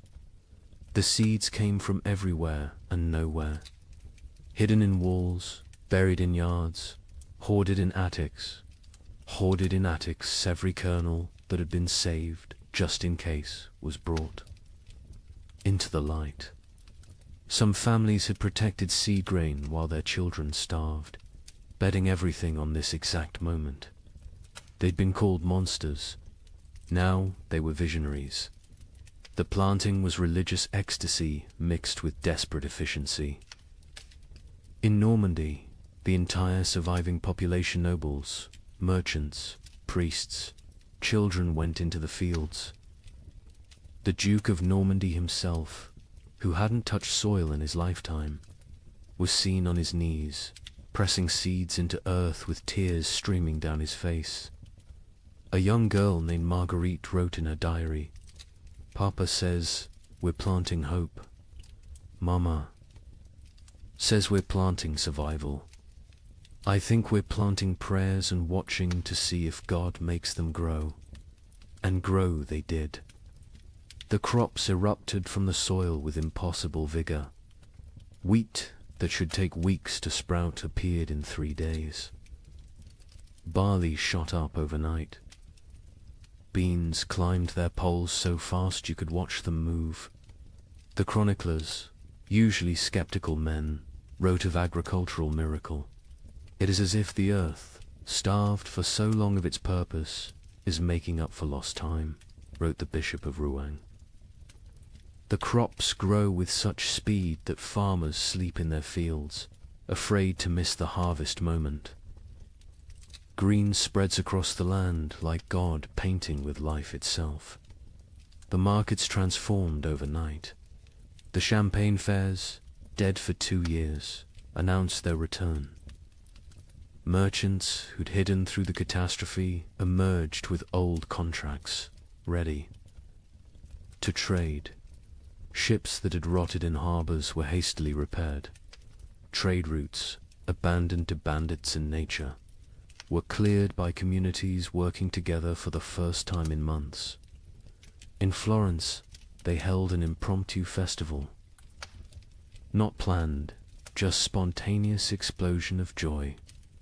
Musicians who'd sold their instruments, played drums, made from barrels. Dancers who'd forgotten how to smile, laughed until they cried. Children who'd never known celebration invented it on the spot. An Italian chronicler wrote, "We feast on nothing but hope, and it fills us better than bread ever did." Families made reunion plans. Fathers who'd sent sons away to increase survival odds sent word to return. Mothers who'd placed daughters in convents prepared to bring them home. Communities that had fractured into hostile fragments began to speak of reconciliation. The 3 weeks of sun didn't just grow crops, they grew possibility. A priest in Ghent gave a sermon that captured the moment. "We have walked through the valley of death's shadow. But see, the shadow lifts. The valley blooms. We are Job, tested and found faithful. We are Noah, watching the waters recede. We are Lazarus, called from the tomb." Even the nobility, who'd maintained distance from their starving subjects, joined. The collective delusion. The Count of Flanders announced a harvest festival for September, promising wine from reserves nobody knew existed. The King of France declared that all debts incurred during the unfortunate rain would be forgiven once. The harvest was complete. The Pope issued a bull declaring the famine officially ended by divine intervention. The crops grew so fast that some whispered of dark magic. In Germany, rumors spread that the plants were unnatural, fed by the corpses of the million dead, growing on human fertilizer. But even these whispers were dismissed. Who cared if the wheat grew from graves? The living needed bread. By August 9th, the fields were green carpets of promise. The wheat stood tall, the barley swayed golden, the beans hung heavy on their vines. Another week, maybe 2, and harvest could begin. Calculations were made not of who would die, but of who would live. All of them. All would live. The night of August 9th, strange clouds gathered. Not rain clouds, something else. They glowed with an odd green light. Lightning without thunder. Wind without direction. Animals, the few that remained, became restless. Horses screamed. Dogs howled. Cats vanished entirely. August 10th, 1316. 2:47 in the afternoon. The exact time is known because the clock tower in Bruges stopped when the first hailstone hit it. They fell like God's own artillery. Ice chunks the size of goose eggs, driven by winds that shouldn't exist in August. But these weren't normal hailstones. Witnesses described them as sharp, angular, some shaped like pyramids, others like daggers. They didn't just fall, they attacked in. The fields of Flanders, farmers tried to shield their crops with their own bodies. The hail broke their backs, shattered their skulls, left them dead atop the plants they'd tried to protect. Children sent to bring in animals were found hours later, beaten to death by ice from the sky. But the crops suffered worse. The hail didn't just flatten them, pulverized them, drove them so deep into the mud that archaeologists still find compressed plant matter at that geological layer. 3 weeks of growth erased in 3 hours.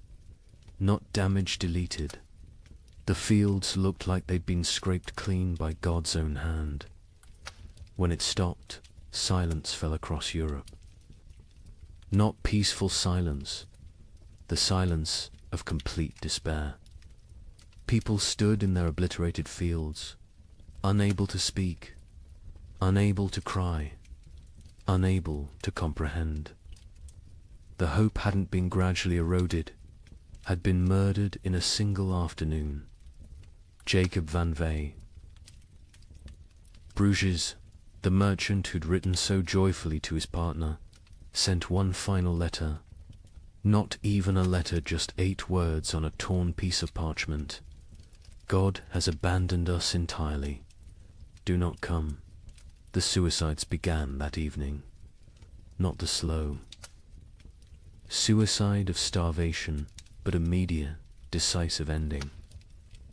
Entire families walking hand in hand into rivers. Farmers hanging themselves from trees that overlooked their destroyed fields.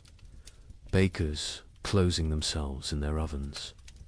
The Diocese of Reims recorded 300 suicides in 3 days. Those were just the ones found. A chronicler in Paris wrote, "The cruelty was not in taking the crops. It was in letting them grow first, in letting us believe, in letting us hope. This was not God testing faith. This was God showing us faith is mockery. We are not Job. Job was loved enough to be tested. We are nothing." The 3 weeks of sun had been crueler than 14 months of rain. The rain had killed slowly, allowing adjustment, acceptance. The false hope killed instantly, crushing spirits that had just dared to unfold. Those who'd shared their last seeds, believing in tomorrow, now faced starvation with nothing. Those who'd emerged from hiding, trusting in recovery, were now exposed with nowhere to return. The miracle markets closed forever. When archaeologists excavate medieval marketplaces, they find a distinct layer dated to August 13th. Coins, rotted wagon wheels, and human remains of those who simply laid down where they stood and never got up again. Hope, it turns out, is the cruelest killer of all. You might think the nobility weathered this better. They had stores, armies, stone walls. Let me tell you about the Count of Flanders' winter feast of 1317. 40 nobles gathered in his great hall, the last of the wine flowing, the final reserves of grain baked into bread. They ate, they danced, they pretended the world wasn't ending. By morning, 12 were dead, not from poison, from shock. Their bodies, weakened by months of subtle starvation, couldn't process the sudden richness. The Count himself survived. 3 more days, long enough to dictate his final words. "My castle is my coffin. Let none enter until the curse lifts." They found his body 4 years later. He had burned his furniture, his tapestries, even his books for warmth. The richest man in Flanders died gnawing on leather straps. The feast itself had been an act of delusion dressed as defiance. Count Louis of Nevers had sent invitations in December 1316, written on vellum worth more than food. "Let us gather as nobility ought, to demonstrate that breeding conquers nature." The guests who arrived on January 6th, the feast of the Epiphany, looked like spectres playing at being lords.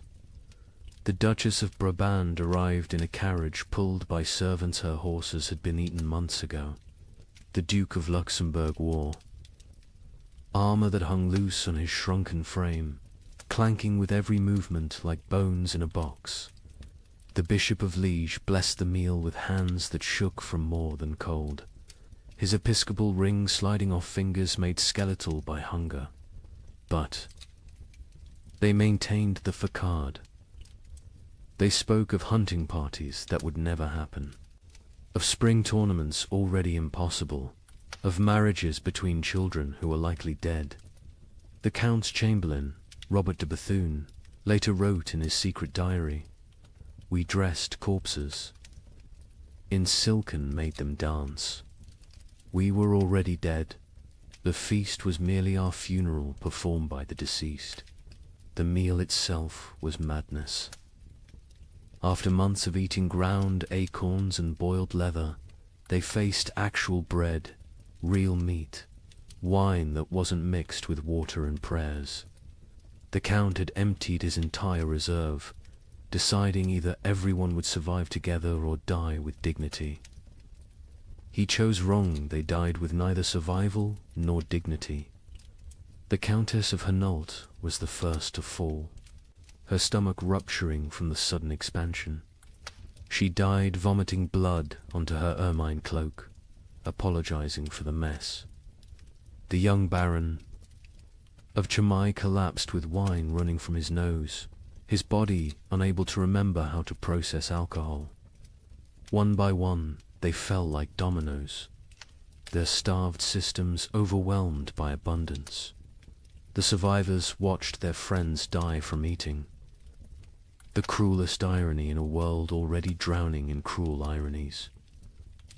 The Count himself ate carefully, sparingly, but even he couldn't escape. His physician, one of 3 nobles who survived the night, recorded, his lordship's body shook as if possessed. He sweated ice in January. His eyes bled. He knew death was coming and used his remaining strength to bar the castle doors from inside, condemning himself to die alone rather than risk others entering for the remaining food. Across Europe, similar scenes played out in every castle. These fortresses, built to withstand armies, couldn't withstand hunger. Stone walls kept enemies out, but kept starvation in. Moats that protected against invasion became barriers preventing. Foraging. Height advantage meant nothing when there was nothing below worth taking. The Duke of Burgundy's castle at Dijon became infamous for what chroniclers called the vertical graveyard. As servants and knights died, they were stacked in the towers, frozen by winter, preserved in their positions of death. By spring 1317, visitors could climb the tower stairs and pass through layers of the dead, each floor representing a different week of mortality. The Duke himself was found at the top, seated on his throne, frozen mid-gesture, as if still issuing commands to the dead below. In England, the situation was equally dire. Edward II's own court at Westminster ran out of food in February 1317. The King of England, ruler of territories from Scotland to Gascony, was reduced to sending knights to rob his own subjects' gardens for turnips. A chronicle records, His Majesty was seen gnawing a candle made of tallow, declaring it tasted better than nothing, which was the alternative. The nobility's suffering was different from the peasants, not worse, but uniquely horrible. They had never learned to survive without excess.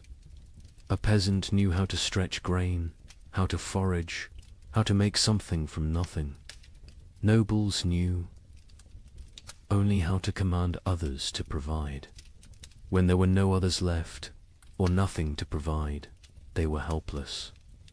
Lady Margaret de Clare, one of England's wealthiest women, left a diary that captures this helplessness. I own 17 manors, but cannot eat earth. I have chests of gold, but gold provides no sustenance. I have titles and right and privileges, all worthless as the parchment they're written on. My servants are dead or fled. I, who never dressed myself, now cannot light a fire. I will die. Not from hunger, but from ignorance of survival. The castle hierarchies collapsed in ways that would have been unthinkable before. The Earl of Warwick's chronicle describes finding his cook a commoner sitting in the Earl's chair, eating the last food while the Earl's children begged for scraps. When confronted, The cook simply said, "I know how to prepare food. You know how to eat it. Which skill matters now?" The Earl had no answer. Some nobles attempted to maintain order through increasingly desperate measures. The Count of Toulouse issued edicts from his castle requiring peasants to deliver food that didn't exist. When they didn't comply, he sent knights to punish them. The knights found empty villages, just wind and bones. They returned to find the Count dead, his final edict still clutched in his hand. Let them eat loyalty.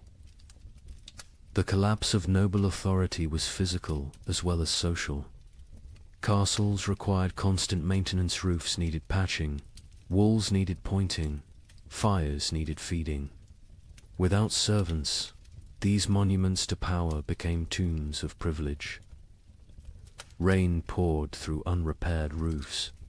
Frost cracked unmaintained walls. The magnificence became the miserable. Baron Heinrich von Steinberg in Bavaria documented his castle's decay. January, the Great Hall's roof collapses. February, ice forms inside, creating frozen waterfalls from ceiling to floor. March, we burn the banquet table for warmth. April, we burn the portraits of our ancestors. May, we burn the chapel pews, begging God's forgiveness. June, we burn the doors, accepting that we're already in hell. The psychological toll on nobility was particularly severe because they had no framework for understanding poverty. A peasant expected hardship, it was life. A noble experienced hardship as cosmic betrayal. God had ordained their superiority. This suffering suggested God had changed his mind. The Abbess of Fantevrolt, herself, noble-born, wrote, "They come to me, these duchesses and countesses, asking why God has abandoned them. I tell them God hasn't abandoned them, he's simply treating them like everyone else. They find this more terrifying than abandonment.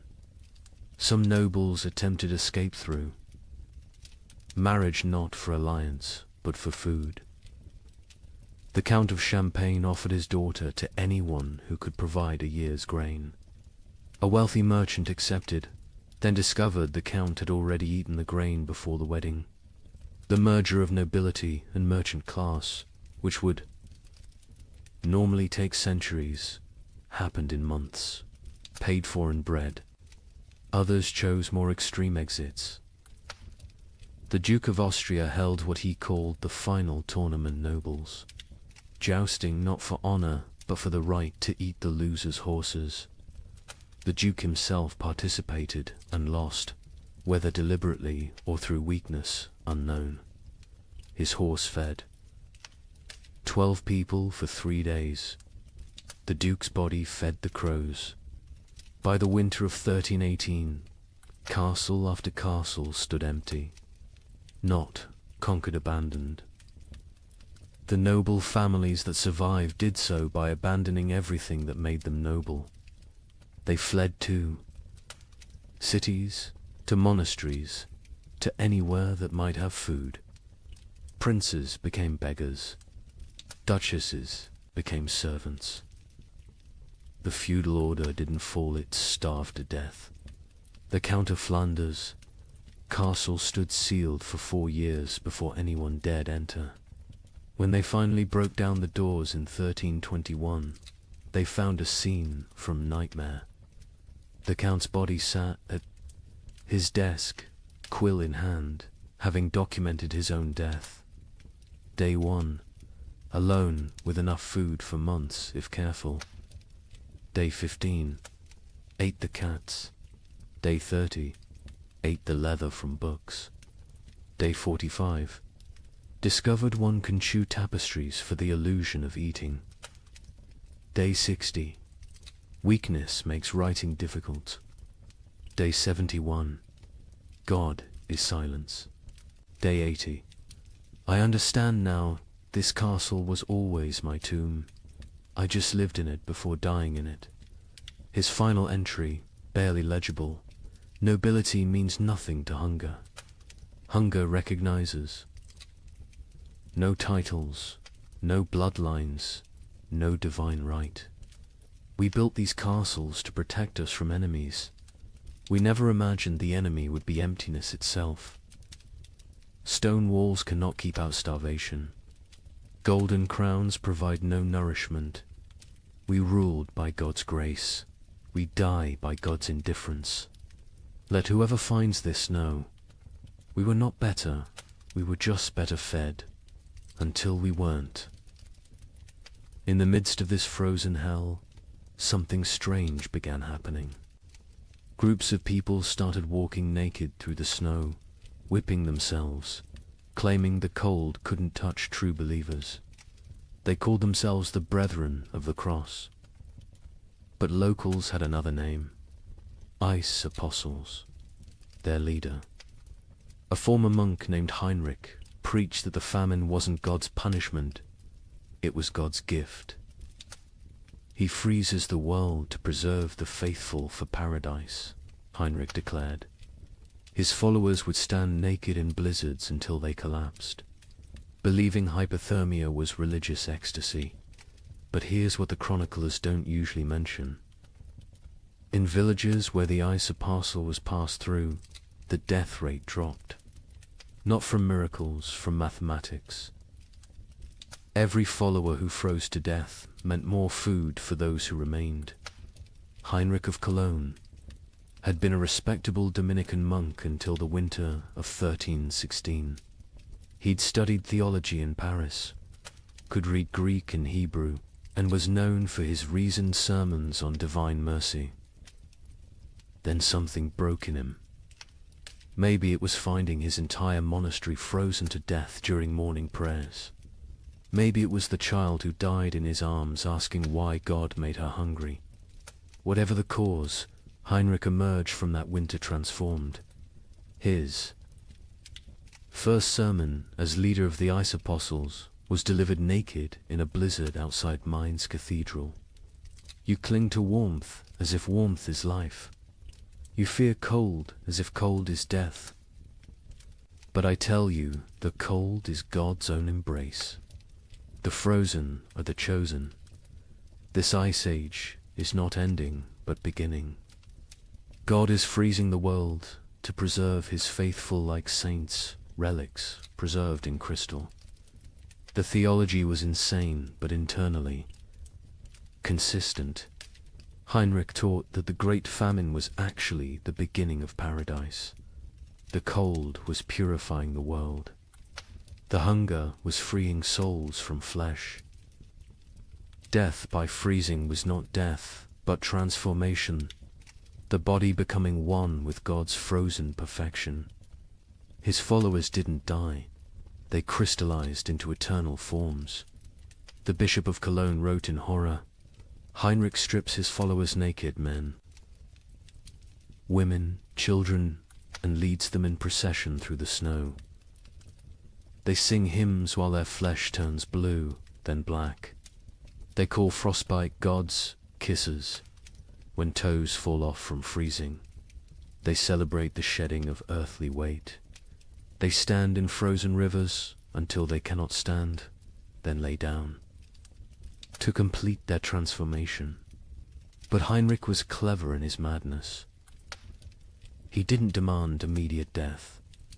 The transformation was gradual. First, initiates gave up cloaks, then shoes, then undergarments. Each stage brought them closer to divine coldness. This gradual exposure meant some survived long enough to spread the movement. Others died at precisely calculated intervals, creating a steady stream of martyrs without eliminating the entire group at once. The rituals were elaborate and horrifying. The baptism of ice involved breaking through frozen rivers and submerging converts until they stopped shivering. Heinrich claimed this was the moment the soul accepted divine cold. The communion of snow had followers eating only snow for days, claiming it was bread from heaven, already blessed by God's frozen touch. A merchant from Nuremberg witnessed their evening prayers. Hundreds of naked bodies kneeling in snow, their skins so blue it looked painted. They whipped themselves, with branches frozen into ice clubs, each strike shattering skin like broken pottery. Blood froze before it could flow. They called it red ice prayer beads. Children among them, babies even, held up by dying mothers, all singing about the warmth of freezing.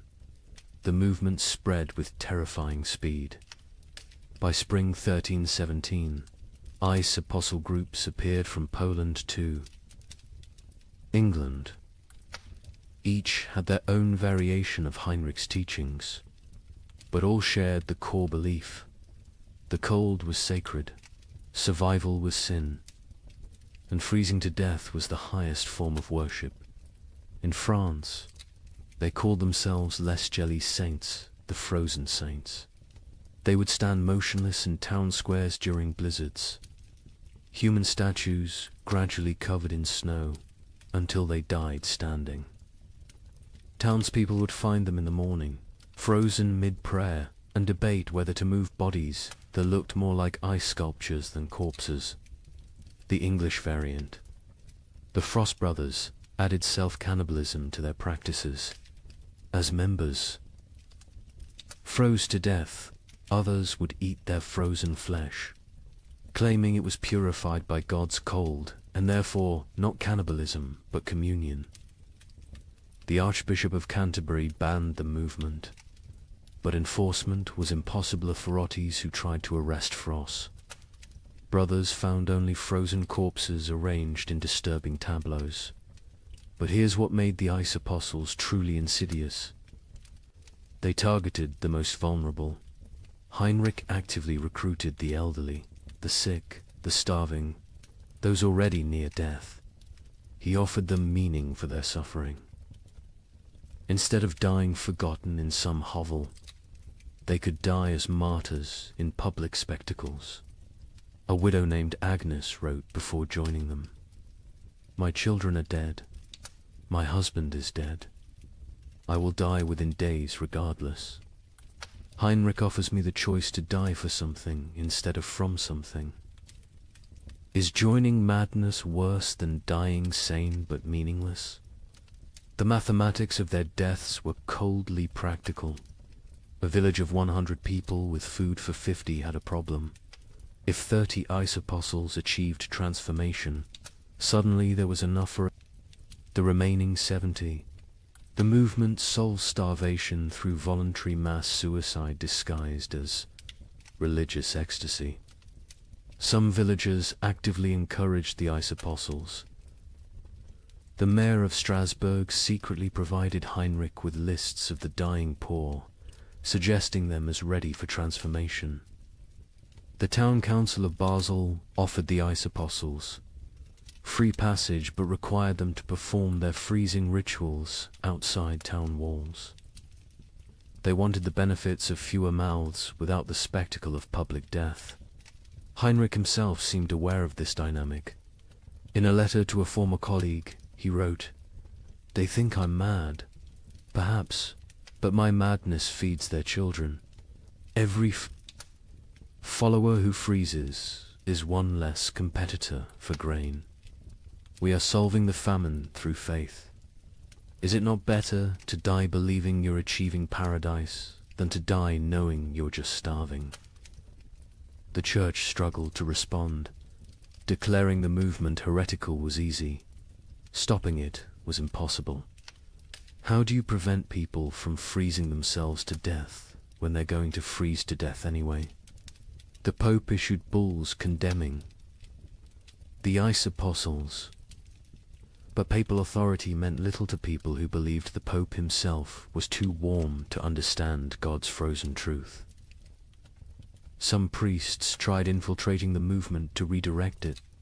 Father Johannes of Worms joined a group, gradually convincing them that true freezing required surviving winter to freeze again next year. He saved dozens through this theological manipulation. But Heinrich heard of this and declared that any apostle who survived winter had failed their transformation and must try harder next time. The movement produced disturbing art. Ice. Apostles would arrange dying members into religious scenes, frozen nativity displays using real dying people, crucifixion tableaus with followers frozen to wooden crosses, recreations of the Last Supper with participants dying at table. These displays would remain until spring thaw revealed the horror underneath the snow. Children raised in the movement knew no other reality. A boy named Wilhelm, rescued at age 7, couldn't understand warmth. He would scream when brought near. Fires, tear off clothes, stand outside during blizzards, begging to return to God's cold. He never recovered, spending his adult life sleeping on stone floors, eating snow when available, eternally seeking the frozen paradise of his youth. The end of the ice apostles came not from suppression, but from success. By 1318, most vulnerable, populations who might join had already transformed. Heinrich himself disappeared during the winter of 1318 to 1319. Some say he finally achieved his own transformation, freezing solid while preaching. Others claim he was seen years later in Spain, warm and well-fed, having abandoned the movement once it served its purpose. A final account from a survivor provides the most chilling perspective. Maria of Augsburg, who left the movement days before. Her planned transformation wrote, "We knew we were committing suicide." Heinrich knew. Everyone knew. But we dressed it in ritual and meaning because meaningless death was unbearable. The ice apostles didn't worship cold, we worshipped having a choice in how we died. In a world where death was certain, choosing. Its form felt like freedom. The demographic impact was significant. Historians estimate the ice apostles removed between 50,000 and 100,000 people from the population, voluntary deaths that paradoxically helped others survive. Villages that hosted ice apostles had marginally better survival rates than those that didn't. The movement was simultaneously mass murder and mass mercy, but the psychological impact lasted generations. The idea that death could be repackaged as victory, that suffering could be transformed through rhetoric into triumph, became embedded in European consciousness. Future apocalyptic movements would use Heinrich's template: take the inevitable, declare it divine, and lead the desperate into believing their destruction is actually their deliverance. The ice apostles left no churches, no holy books, no official record. Only frozen bodies in strange positions, mass graves of the willingly dead, and the disturbing realization that when survival becomes impossible, humans will invent religions that make death a sacrament. They proved that in extreme conditions. The line between martyrdom and mass suicide disappears, and that sometimes, perhaps most terrifyingly, they serve the same mathematical function: fewer mouths to feed in a world that has forgotten how to provide food. By 1318, the concept of nations began to dissolve. The King of England couldn't feed his army. The French crown controlled only Paris. The Holy Roman Emperor ruled nothing but his own hunger. But local warlords thrived. A minor knight with a sword. Grain supplies suddenly commanded more power than dukes. These frost lords, as they were called, built tiny kingdoms that lasted weeks or months. Their reigns ended predictably. When the food ran out, their followers ate them. The Bishop of Strasbourg recorded one such ending. Lord Wilhelm's men roasted him over his own hearth. They claimed he had grown fat on their suffering, so it was only just. His screams echoed across the frozen Rhine. When questioned, his captain said simply, he tasted of betrayal. The traditional structure of medieval war for kings commanding. Lords commanding knights, commanding soldiers collapsed when soldiers realized their commanders had no food to offer. A knight's oath of fealty meant nothing to an empty stomach. By early 1318, Europe had fractured into thousands of micro-kingdoms, each centered around whoever controlled food. Sir Roderick of Ghent, a minor knight with no title beyond his sword, became more powerful than the Duke of Burgundy simply because he had discovered a monastery's hidden grain store. With 40 bushels of wheat, he recruited an army of 300 starving men.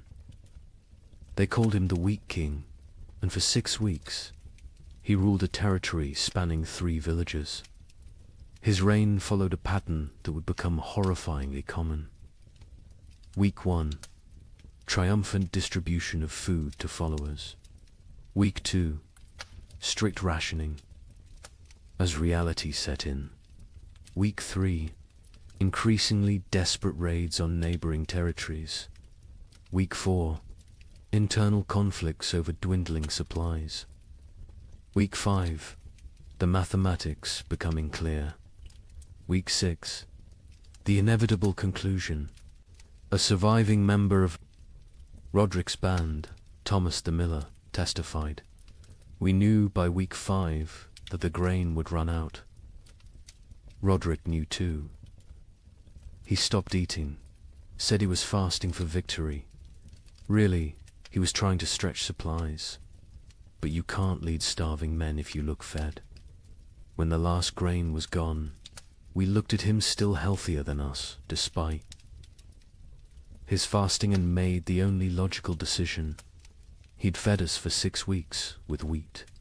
He'd fed us for 3 more days with himself.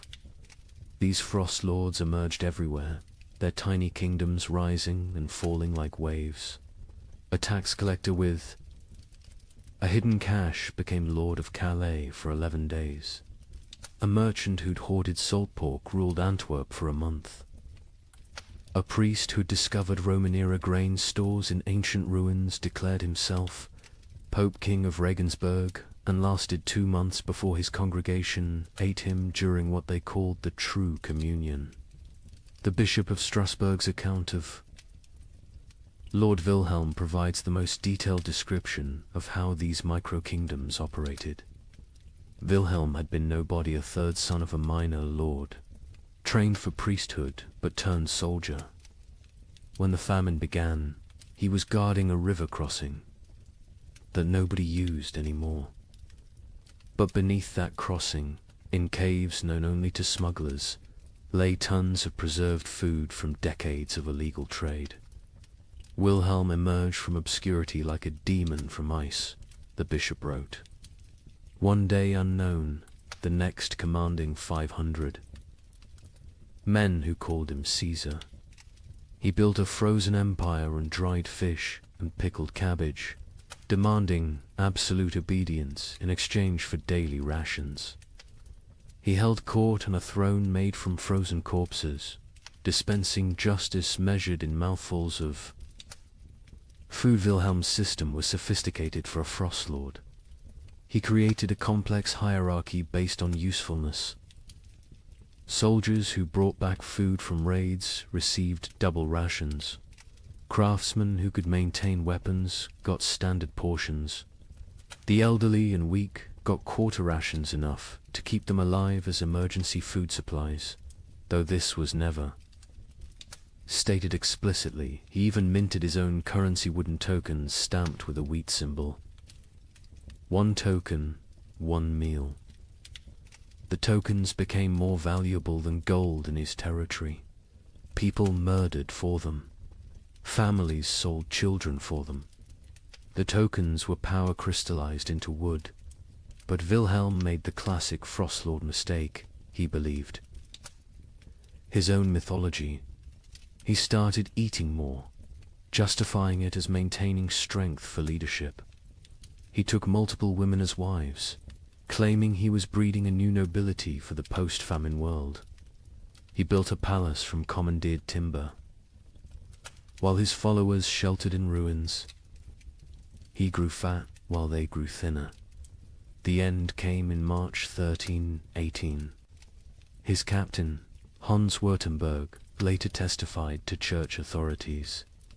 We could see his belly growing while ours shrank. He wore furs while we froze. He spoke of the kingdom we were building while we died building it. When the last preserved meat was distributed, none to us, all to his wives, we knew what had to be done. They didn't just kill Wilhelm, they ritualized it. They held a mock trial where he was accused of hoarding flesh while others had none. They sentenced him to share his flesh as he should have shared his food. They cooked him slowly, keeping him alive as long as possible, making him watch as they ate pieces of him. His screams, the bishop recorded, could be heard in Strasbourg, across the frozen Rhine. The French crown attempted to reassert control, but found their armies dissolving. Upon contact with frost lords, royal soldiers would desert en masse when offered food by local warlords. The Constable of France reported to King Philip V, "I departed Paris with 2,000 men. I arrived at Orleans with 200. The rest did not desert. They simply found new masters who could feed them. A kingdom cannot compete with a kitchen." The Holy Roman Emperor faced even worse. His imperial army, once the terror of Europe, simply ceased to exist. The Chronicle of Augsburg records, "The emperor sent orders to mobilize his forces. The messengers returned with laughter." What forces? His generals had become frost lords. His soldiers had become bandits. His authority extended exactly as far as his personal guards could walk before collapsing from hunger. England's Edward II tried a different approach, officially recognizing frost lords as legitimate authorities if they swore fealty. The result was chaos. Hundreds of petty warlords claimed royal sanction while fighting each other. The Earl of Lancaster wrote, "The king has legitimized anarchy. Every man with a barn full of turnips now styles himself Lord Protector of something. Some frost lords created elaborate justifications for their rule. Baron Friedrich the Mad claimed God spoke to him through the patterns of frost on windows, dictating who should eat and who should fast. Lord Jacques of Normandy insisted he was the reincarnation of Charlemagne, returned to lead France through darkness. Count Stanislas of Mazovia declared himself the Emperor of Winter and demanded tribute in the form of human flesh, claiming it was the only meat that wouldn't spoil. The battles between frost lords were unlike traditional warfare. They fought not for territory but for carries. Sieges were impossible. The besiegers would starve before the besieged. Cavalry charges were fanticide, the horses had been eaten. Battles were brief, vicious affairs where starving men fought over rumors of food. A typical battle might involve 100 men fighting to the death over a storehouse. That turned out to contain only rotted turnips. The Chronicle of Cologne describes one such conflict. Lord Henrik's men met Lord Dietrich's at the frozen mill. They fought for 6 hours in the snow, men dying from cold as much as combat. The winners found 3 sacks of mouldy barely enough to feed them for the march home. 43 died for perhaps 43 meals. This is the mathematics of the winter wars. Naval warfare ceased entirely. Ships required crews, crews required food, and any ship with food became a target for its own sailors. The entire English fleet in Portsmouth was found in spring 1318 with the officers eaten and the common sailors gone, having sailed to wherever they imagined food might exist. Most likely, they ate each other at sea. The mercenary companies that had plagued Europe for decades transformed into something worse. No longer fighting for pay, they fought for food itself. The Free Company of the Wolf, led by a former priest called Father Fang, became notorious for their practice of recruitment. They would attack villages, eat the weak, and force the strong to join them. Their ranks swelled with the desperate and depleted with the digested. The most successful Frost Law was arguably Margaret the Terrible, a former abbess who controlled grain stores across 3 monasteries. She ruled for 8 months in eternity in Frost Lord terms by being utterly ruthless. She fed her followers just enough to keep them loyal, but not enough to make them strong. She rotated guards constantly so none could organize rebellion. She had tasters for her food, but the tasters were different each meal. Chosen by lottery, her end came not from rebellion, but from mathematics. She calculated she could survive another month on remaining stores. Her followers calculated she was the only remaining store. They didn't kill her quickly like Wilhelm. They kept her alive, locked in her own granary, taking small pieces when needed. She lived for 3 weeks as a conscious larder, her brilliant mind intact enough to appreciate the irony. By summer 1318, most Frost Lords were dead. They're tiny. Kingdoms dissolved into memory and meat, but they had served a horrific purpose. They had organized the chaos of starvation into structured systems of consumption. They had turned random death into regulated death. They had made the unbearable bearable by giving it hierarchy and meaning. A surviving chronicle summarizes the winter wars perfectly. Nations require shared purpose. Kingdoms need common cause. But in the frozen years, the only shared purpose was survival. The only common cause was calories. Every man became his own nation, every grain store its own kingdom. We didn't have wars between countries, we had wars between kitchens. And in the end, every king became a meal. But nothing compares to what happened in the winter of 1319. In villages across Germany, something unprecedented occurred. The children left, not taken, not sold. They simply walked away into the snow, hundreds of them, following. A 12-year-old girl named Margareta, who claimed she knew where summer was hiding. Parents were too weak to stop them. Some say too relieved. The children marched south, singing hymns, leaving tiny, frozen footprints. They believed if they could reach Rome, they could convince God to bring back the sun. A merchant traveling to Venice reported seeing them, a line of small shadows against the white, moving like sleepwalkers. I offered them bread. They refused. The girl at the front said they were already full of winter and kept walking. They never reached Rome. A woodcutter found them in an alpine pass the following spring. Hundreds of small bodies perfectly preserved in ice, still holding hands. Still walking formation. Still heading south toward a summer that would never come. Margareta of Hamelin.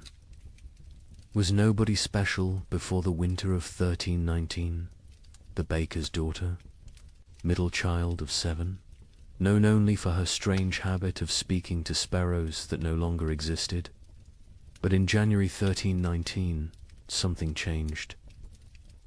She began telling other children about dreams where summer lived in a golden palace beyond the mountains, imprisoned by winter demons, waiting for children pure enough to free it. The priest of Hamelin, Father Ernst, recorded the beginning. The girl stands in the square each dawn, speaking of summer as if it were a person. She describes the taste of strawberries to children who have never seen fruit. She tells them about flowers, what colors they were, how they smelled. Children who were born during the famine, who know only grey and white and cold, listen to her like she's describing paradise.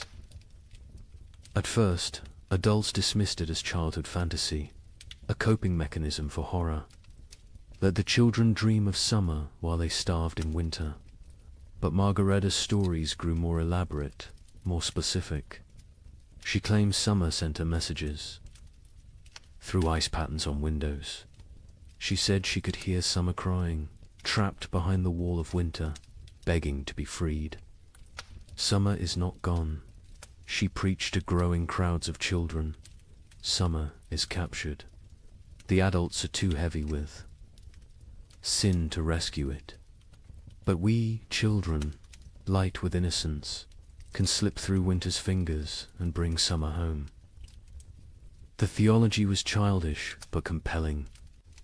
Adults had caused the famine through their wars, their greed, their sins. Children were innocent victims.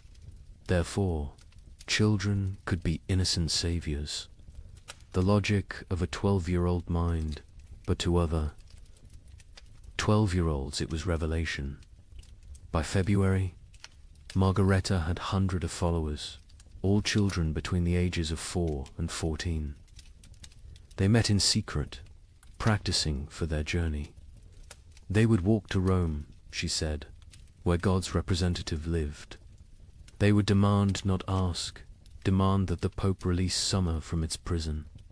If he refused, they would find summer themselves. The preparation was heartbreaking in its innocence. Children stole their parents' shoes, too large for tiny feet, stuffing them with straw.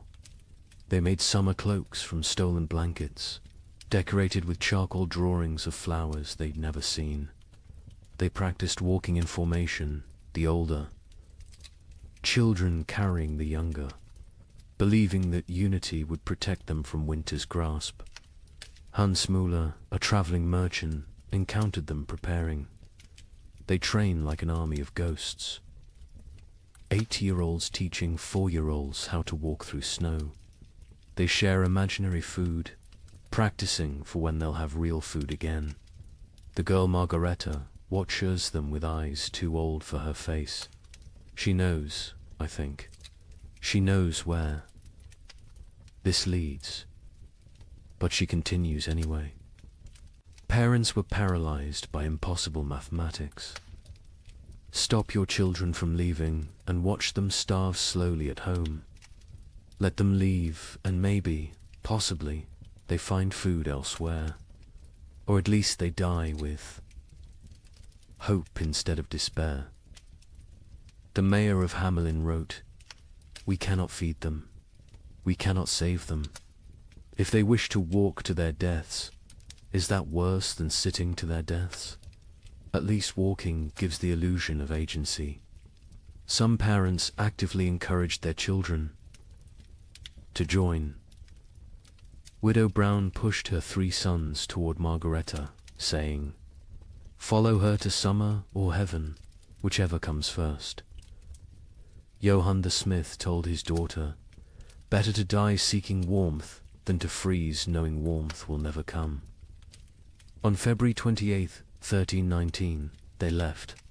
312 children walked out of Hamelin at dawn, singing a hymn Margaretta had taught.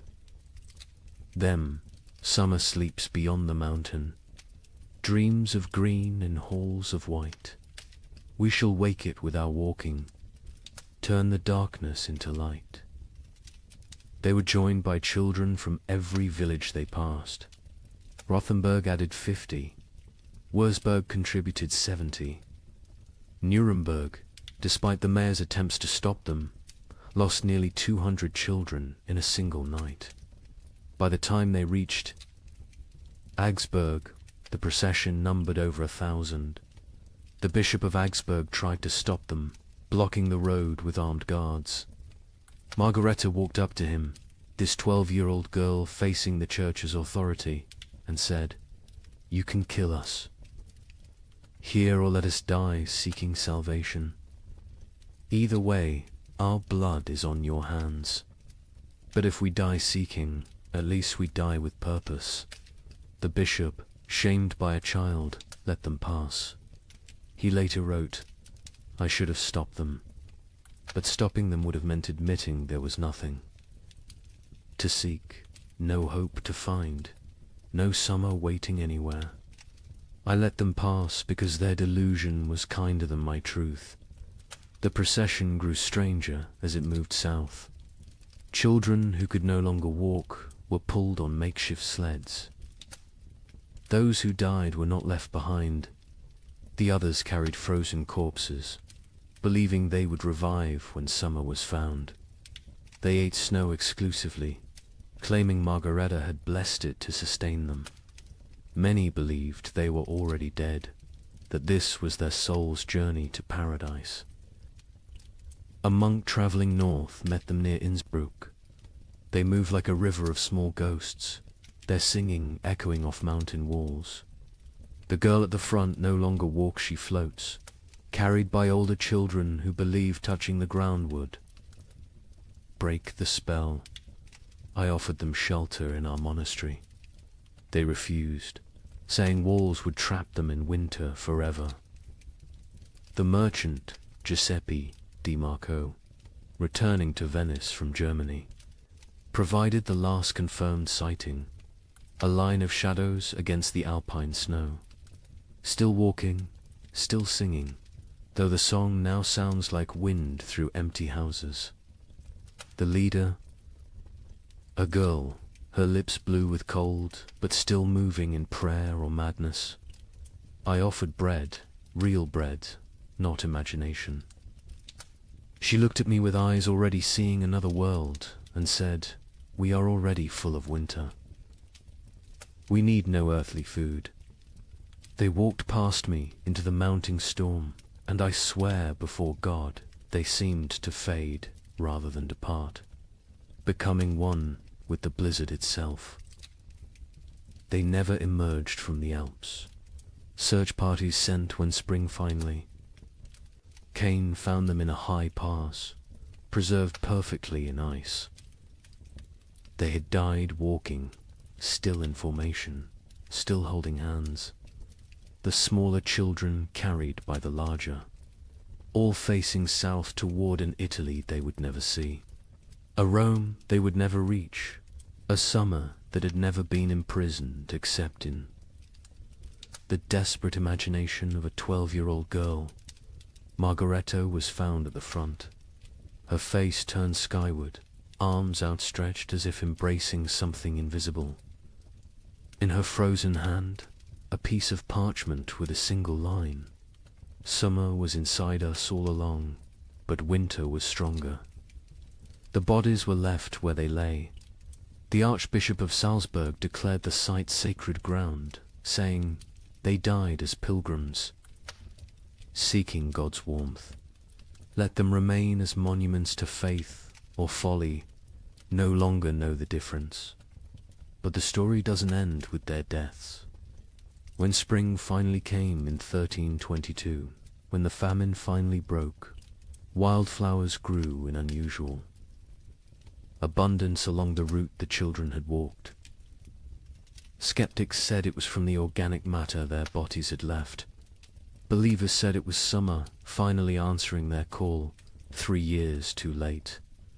Parents who had let their children go lived with mathematical grief. They had solved the equation of survival by subtracting their offspring. Most went mad. The baker of Hamelin, Margaret's father, spent his remaining years making bread he would leave outside his shop each dawn for when the children returned from summer. He died calling Margareta's name, swearing he could hear her singing. The children's crusade of frost became mythology before the last body was found. Some claimed the children had found summer and stayed there, unable to return. Others said they had become the spirits of winter, doomed to walk the Alps forever, searching for warmth that doesn't exist. A few insisted they had seen the children in dreams, playing in fields of grain, finally warm, finally fed, finally free. A chronicler in Vienna wrote the definitive epitaph. They were children who had never known spring, following a child who dreamed of summer, seeking a warmth that had died before they were born. They walked to their deaths with more purpose than most live their lives. They failed to find summer, but they succeeded in escaping winter, which may have been the only success possible. The children's crusade of frost represents the absolute, nadir of the great famine, not the death of hope, but hope itself becoming death's agent. When children abandon their parents to seek impossible dreams, when parents let them go knowing the truth, when entire societies watch their future walk away into frozen oblivion and do nothing because nothing can be done, that is when civilization doesn't just collapse but voluntarily dissolves. Yet there's something else in this story, something that explains why it haunted Europe for generations. Those children, doomed and deluded, chose their fate. In a world where death was certain, they chose to die seeking rather than waiting. They wrote their own ending rather than having it written for them. They failed, but they failed attempting the impossible, which is perhaps the most human thing one can do. The last word belongs to a nameless child, one of hundreds found in that alpine pass, who had carved into a frozen tree trunk. We came to find summer. We found each other. That is enough. By 1320, something unprecedented was happening across Europe. Entire villages were disappearing, not dying, disappearing. A tax collector would arrive to find homes standing empty, fires still warm, food still on tables, but not a soul in sight. Bishop of Lincoln investigated 17 such villages. His report contains a chilling observation. In each dwelling we found the same thing, a single word carved into the main beam. Forgiven. We know not if they sought forgiveness or granted it. Modern archaeologists have found evidence these villagers walked en masse into forests, bogs, or the sea.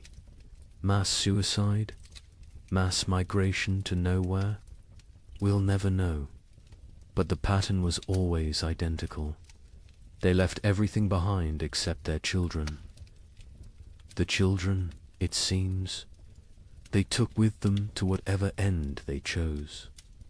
The first documented vanishing was Thornwick, a village of 200 souls in Yorkshire. The king's tax collector, William de Vere, arrived on March 15, 1320, to find smoke still rising from chimneys, but no one to tend the fires. His report to the crown reads like a ghost story. The village stands as if frozen in a moment, bread half-eaten on tables, needlework abandoned mid-stitch, a pot of porridge still warm over dying embers, but of people nothing, not even bodies. They have vanished as completely as if God himself erased them from existence. But they hadn't been erased. They had chosen erasure.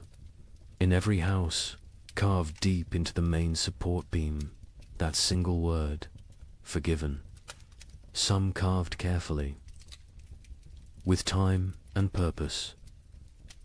Others scratched hastily, as if in final moments before departure. All in different hands, but all the same word, the Bishop of Lincoln.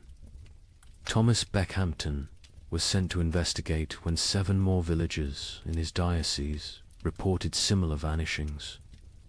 His investigation team included scribes, soldiers, and physicians.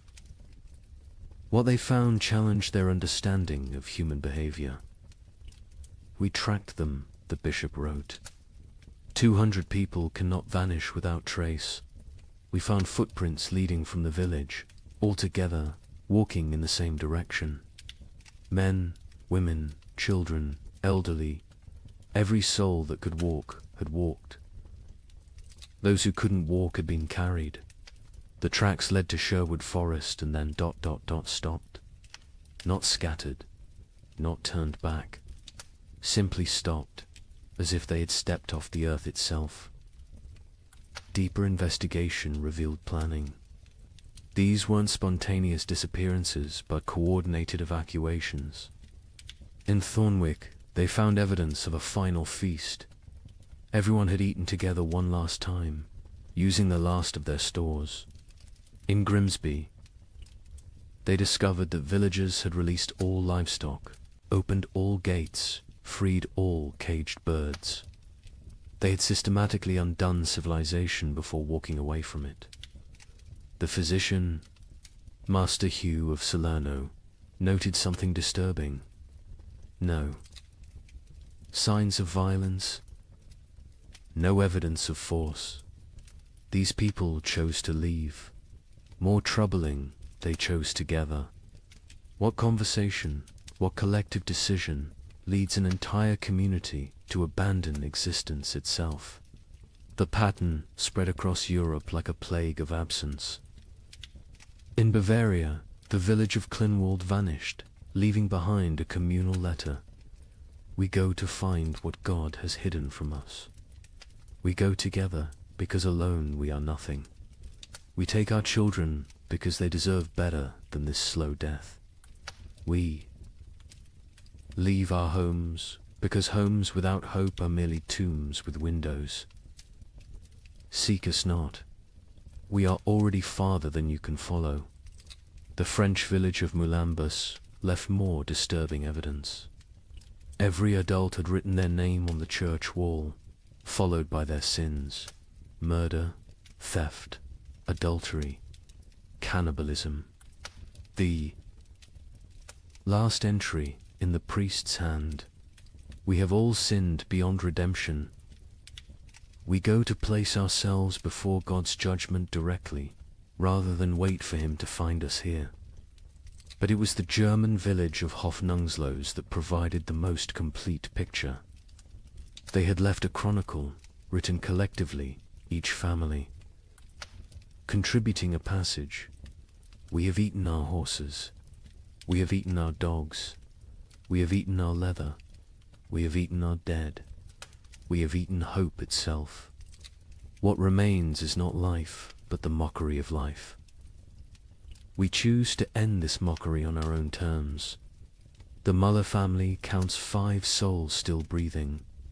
We have survived by unspeakable acts. Our youngest no longer speaks. Our eldest no longer sleeps. We are alive, but not living. Tomorrow we walk toward whatever judgment awaits. I am Klaus the smith. I have beaten plowshares into weapons, weapons into tools, tools into nothing. My hammer has nothing left to strike. My forge has nothing left to burn. I have nothing left to be.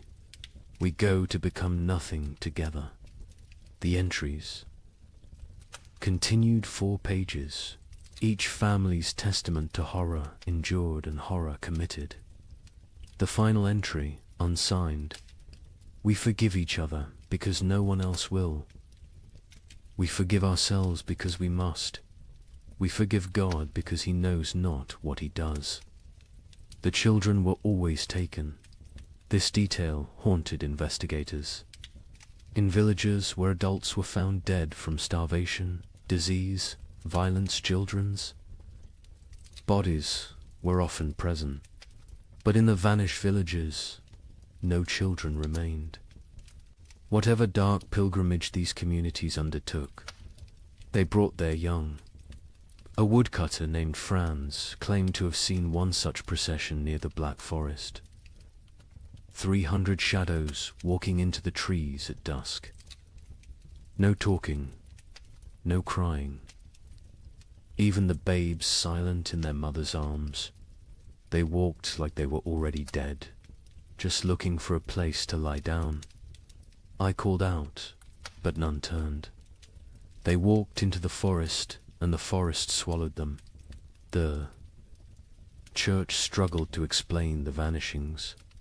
Suicide was mortal sin, but was this suicide? The Archbishop of Canterbury wrote, "If a man throws himself from a cliff, it is suicide. If a village walks into the sea, what is it? Mass suicide? Or something else, a collective return to the nothing from which we came?" In Paris, 1321, while peasants gnawed bark, the nobility held what historians call the most disturbing party in medieval history, the Feast of Fools. Organized by Count Robert of Artois, it was meant as defiance against death. Here's what happened. Nobles dressed as peasants, peasants dressed as nobles.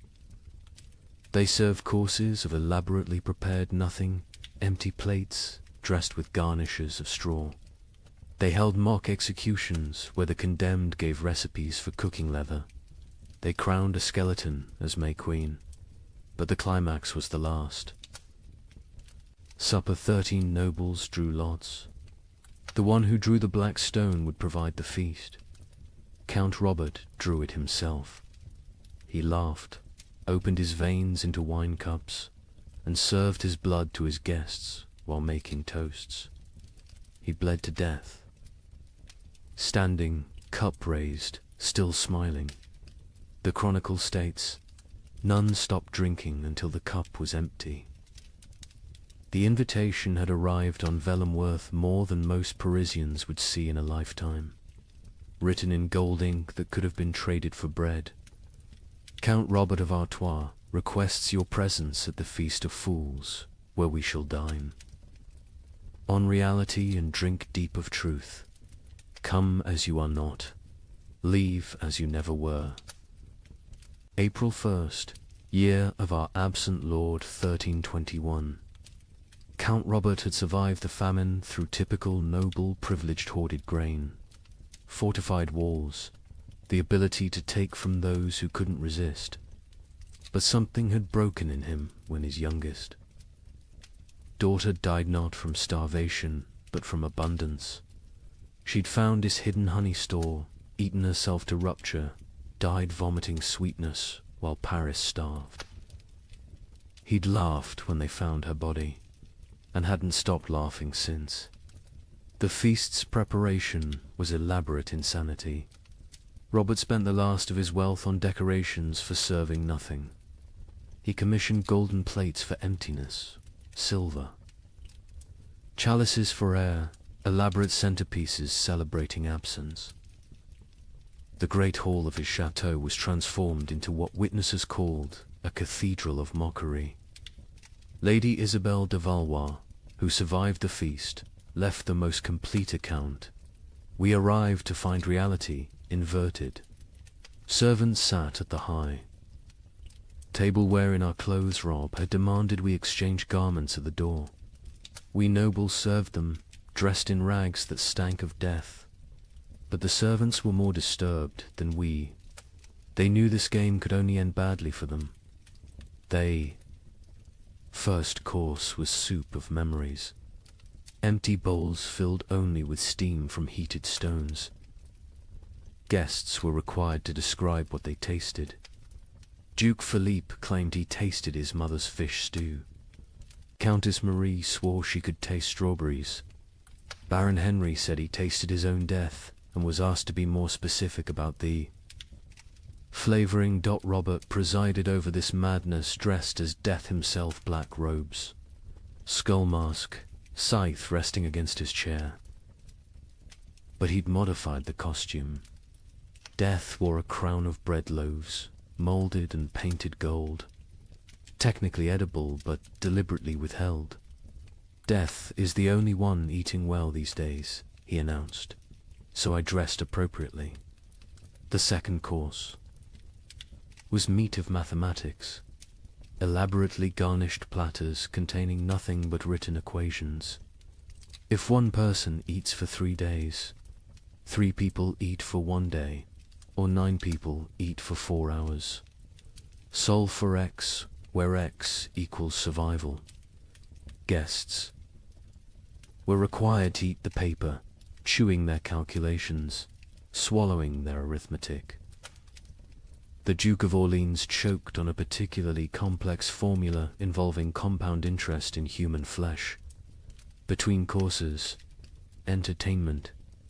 A troupe of starving actors performed the tragedy of abundance, a play where King Midas starved surrounded by golden food. Halfway through, one actor actually collapsed mid-soliloquy. The audience applauded, thinking it was part of the performance. When they realized he was truly dead, they applauded louder.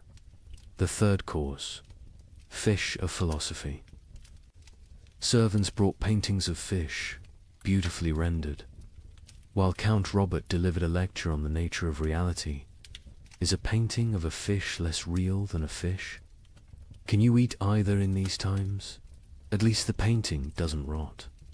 Art has become more substantial than substance. Then came the mock trials. Guests took turns being executed for the crime of survival. Each condemned had to share their worst act, their method of staying alive. The Duchess of Berry admitted to eating her own stillborn infant.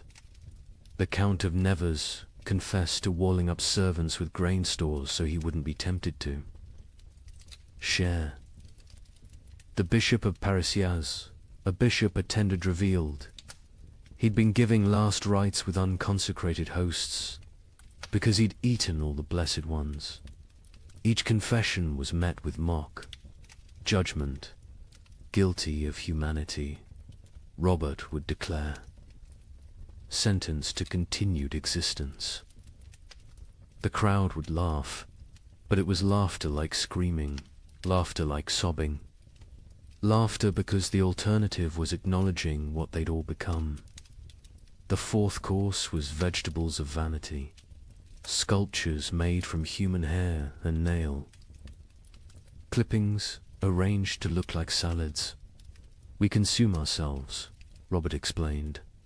We always have. The famine just made it literal. Guests were required to eat these too.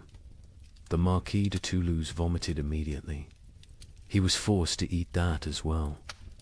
Nothing wasted, Robert insisted. That's the new nobility. The entertainment grew darker. A puppet show where marionettes made from human bones performed a harvest dance.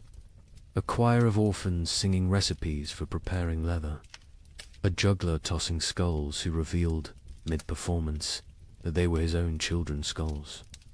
The audience couldn't tell what was performance and what was confession. The fifth course, bread of betrayal.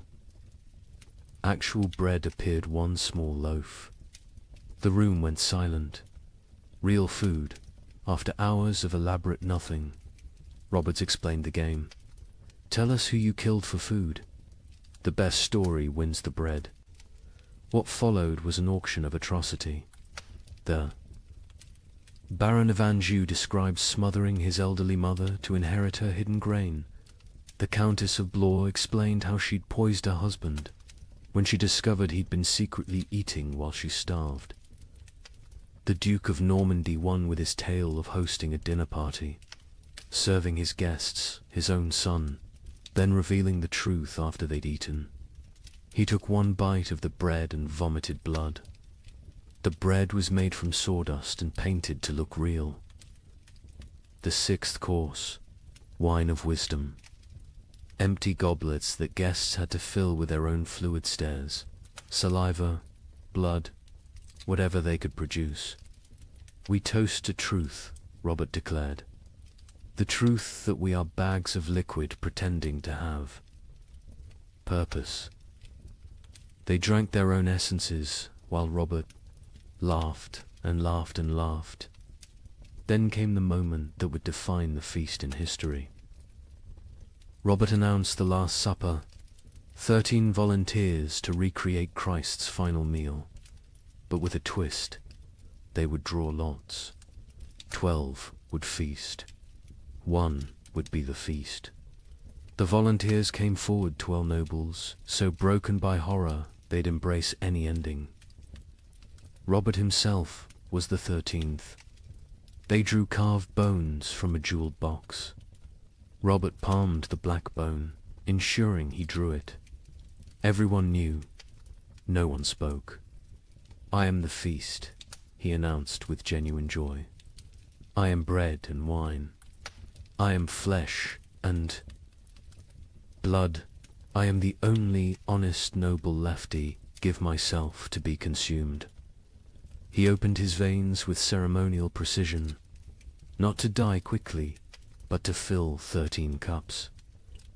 He made toasts as his blood flowed, to abundance. Nervous laughter to the feast that never ends. Desperate drinking to the truth that we're all already dead. Silence, except for swallowing. He conducted himself like a summer lay describing vintages. Note the iron undertones, the hint of despair, the full body of wasted life. He grew paler with each toast, but never stopped smiling. Drink deep, friends. I'm a vintage that won't be repeated. The guests drank because stopping would mean acknowledging what they were doing. They drank because Robert was watching, still standing, still bleeding, still insisting this was all a grand joke. They drank because his blood was warm and they'd forgotten warmth. They drank because it was that or scream. Robert's final toast, as his knees began to buckle, to the feast of fools, where fools feast on fools, where wisdom is folly and folly is survival. To the nobility that dies with nobility, leaving only animals wearing crowns. To the joke that God played on us, and the joke we play back. To the end that never ends, and the ending that never he fell forward. Cup still raised, smile still, fixed. Dead before he hit the ground, but somehow still laughing. The guests sat with empty cups, full stomachs, and the knowledge that they'd literally drunk noble blood while dressed as peasants in a world where symbolism had become sustenance. The aftermath was swift and terrible. The servants, Forster, watch nobles drink noble blood, revolted, not politically aside. They stripped off the noble clothes, fled the chateau, most walking directly into the Seine to drown. The nobles, trapped in servant rags, covered in Robert's blood, stumbled into Paris streets where they were attacked by mobs who didn't recognize them or didn't care. Of the 100 guests at the Feast of Fools, 13 survived to Easter. Most died by suicide, unable to process what they'd participated in. Lady Isabel, who recorded the events, ended her account. "We went to mock death and became death's mockery. We tried to feast on nothing and discovered we were nothing." Count Robert won his game. He died laughing at a joke only he understood, leaving us to live with the punchline. The Feast of Fools wasn't just noble decadence, it was aristocracy's suicide note written in performance art, when the highest class of society serves nothing on golden plates. Crowns, corpses, and drinks human blood as entertainment, the social. Order hasn't just collapsed, has performed its own autopsy while still breathing. The king, upon hearing of the feast, reportedly said, "Count Robert has shown us our future elaborate rituals around nothing, performances of power without power. Substance, consumption of ourselves disguised as celebration." He then ordered all records of the feast destroyed. They survived because Lady Isabel hid her account inside a Bible, writing, "Let future generations know that when the world ended, the nobility threw a party. We dressed our doom in silk and served our destruction on silver platters. We made horror into art because art was all we had left. And when the last toast was raised, it was to our own annihilation, delivered with perfect etiquette. Let me share numbers that medieval minds couldn't comprehend.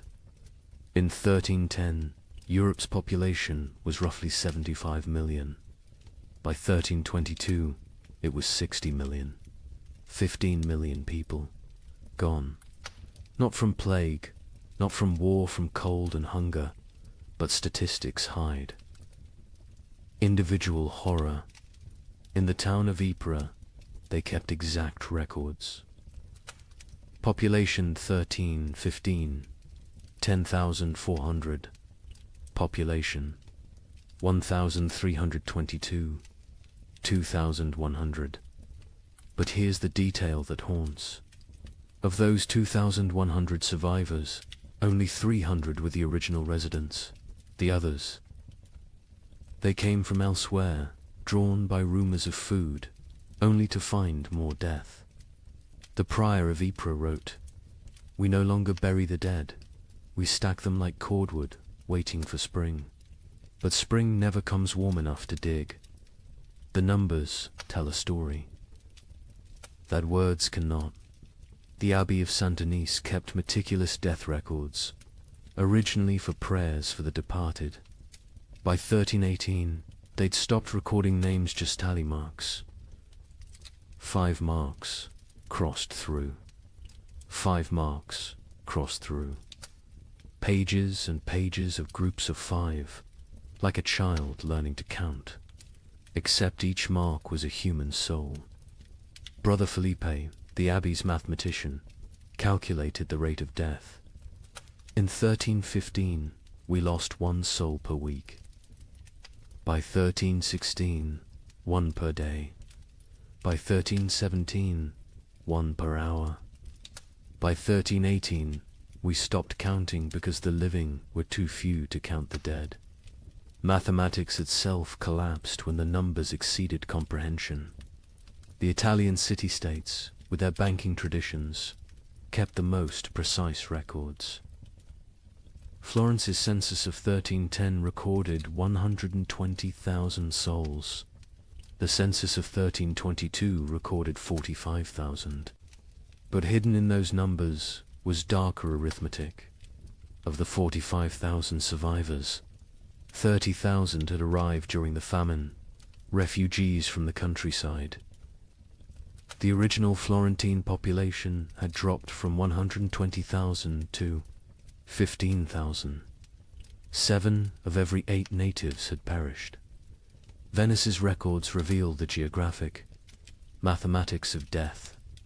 The city's famous districts died at different rates. San Marco, where the wealthy lived, lost 40% of its population. Castello, where the poor crowded, lost 85%. But here's the cruel irony: the wealthy districts died faster in the final years. Once money meant nothing, poverty became an advantage. The poor knew how to starve. The rich only knew how to eat. In England, the Domesday Book had recorded settlements since 1086. By comparing tax records from 1310 to 1322, we can track village-level devastation. In Norfolk, 40% of villages recorded in 1310 no longer existed. By 1322, not depopulated, erased. The land itself forgot humans had ever lived there. But let's look deeper at Ypres, because their obsessive record-keeping reveals the true mathematics of societal collapse. The town's cloth guild recorded not just deaths, but causes. 1,315. 500 deaths to 400 starvation. 100 disease 1316. 1,200 deaths to 900 starvation. 200 disease. 100 violence 1317. 2,100. deaths to 1,000 starvation, 500 disease, 400 violence, 200 voluntary, 18, 2,500 deaths to 800 starvation, 600 disease, 700 violence, 400 voluntary, 19, 1,800 deaths to 300 starvation, 400 disease, 500 violence, 600 voluntary, 1,320, 900 deaths minus 100 starvation, 200 disease, 200 violence, 400 voluntary. See the pattern. As starvation deaths decreased because the weakest had already died, violence and suicide increased. The mathematics of survival had shifted from competing for food to eliminating competitors. The demographic breakdown is equally telling. By age, infants 0 to 2, 95% mortality children 3 to 12, 80% mortality young adults 13 to 25, 60% mortality adults 26 to 45, 70% mortality elderly 46 plus, 90%. Mortality, the young adults survive best old enough to fight, young enough to endure. Children and elderly died first, too weak to compete. But adults in their prime died at higher rates than young adults. Why? They had families. They gave their food to their children, starved themselves for others. Love was mathematically lethal. The gender mathematics were brutal. In 1315, Ypres had roughly equal numbers of men and women. By 1322, there were 3 men for every woman. Not because women were weaker, because women fed their children first, their husbands second, themselves last. Maternal sacrifice showed clearly in the survival statistics. The social class mathematics defied expectations. Nobility, 60% mortality clergy, 50% mortality merchants, 70% mortality craftsmen, 75% mortality peasants, 80% mortality beggars, 40% mortality beggars. Survived best. They already knew how to live on nothing. The nobility, despite their resources, died from inability to adapt. Merchants died because their profession became meaningless. But beggars, they thrived in a world that had become universal beggary. The geographic distribution created what scholars call death shadows. Cities drew refugees from the countryside, creating rings of escalating mortality. Paris, with a 1310 population of 200,000, had 80,000 survivors in 1322. But the villagers within a day's walk of Paris, complete annihilation. They'd all walked to the city seeking food, died in the streets, their homes becoming ghost towns. The monastery of Cluny mapped deaths across their network of abbeys. They discovered death followed trade routes not because trade spread disease, but because rumors of food traveled along merchant paths. Entire populations would migrate toward imagined abundance, creating waves of mobile starvation that crashed against city walls. The seasonal mathematics were predictable yet horrifying. Spring, highest death rates, bodies hidden by snow revealed. Last stores exhausted summer, moderate deaths, some forage available. But disease spread autumn. Lowest deaths, whatever harvest existed, plus weakest already dead winter. Rising deaths, cold, multiplying hungers, lethality, but within those seasons.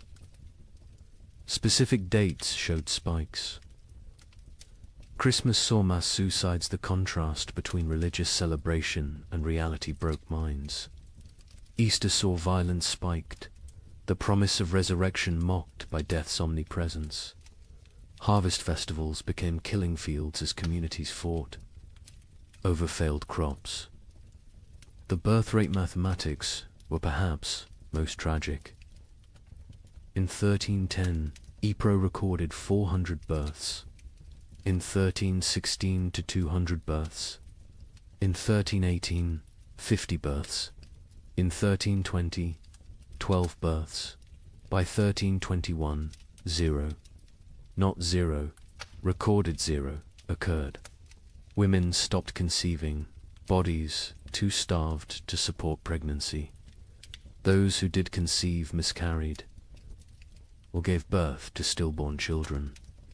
An entire generation unborn. The marriage mathematics inverted. In 1310, Ypres recorded 200 marriages. In 1320, they recorded 400. Why the increase during horror? Survival partnerships. Widows with food, marrying widowers with shelter. Children married to combine family resources. Marriage became merger. Love replaced by mathematics. The death-to-burial ratio reveals societal collapses.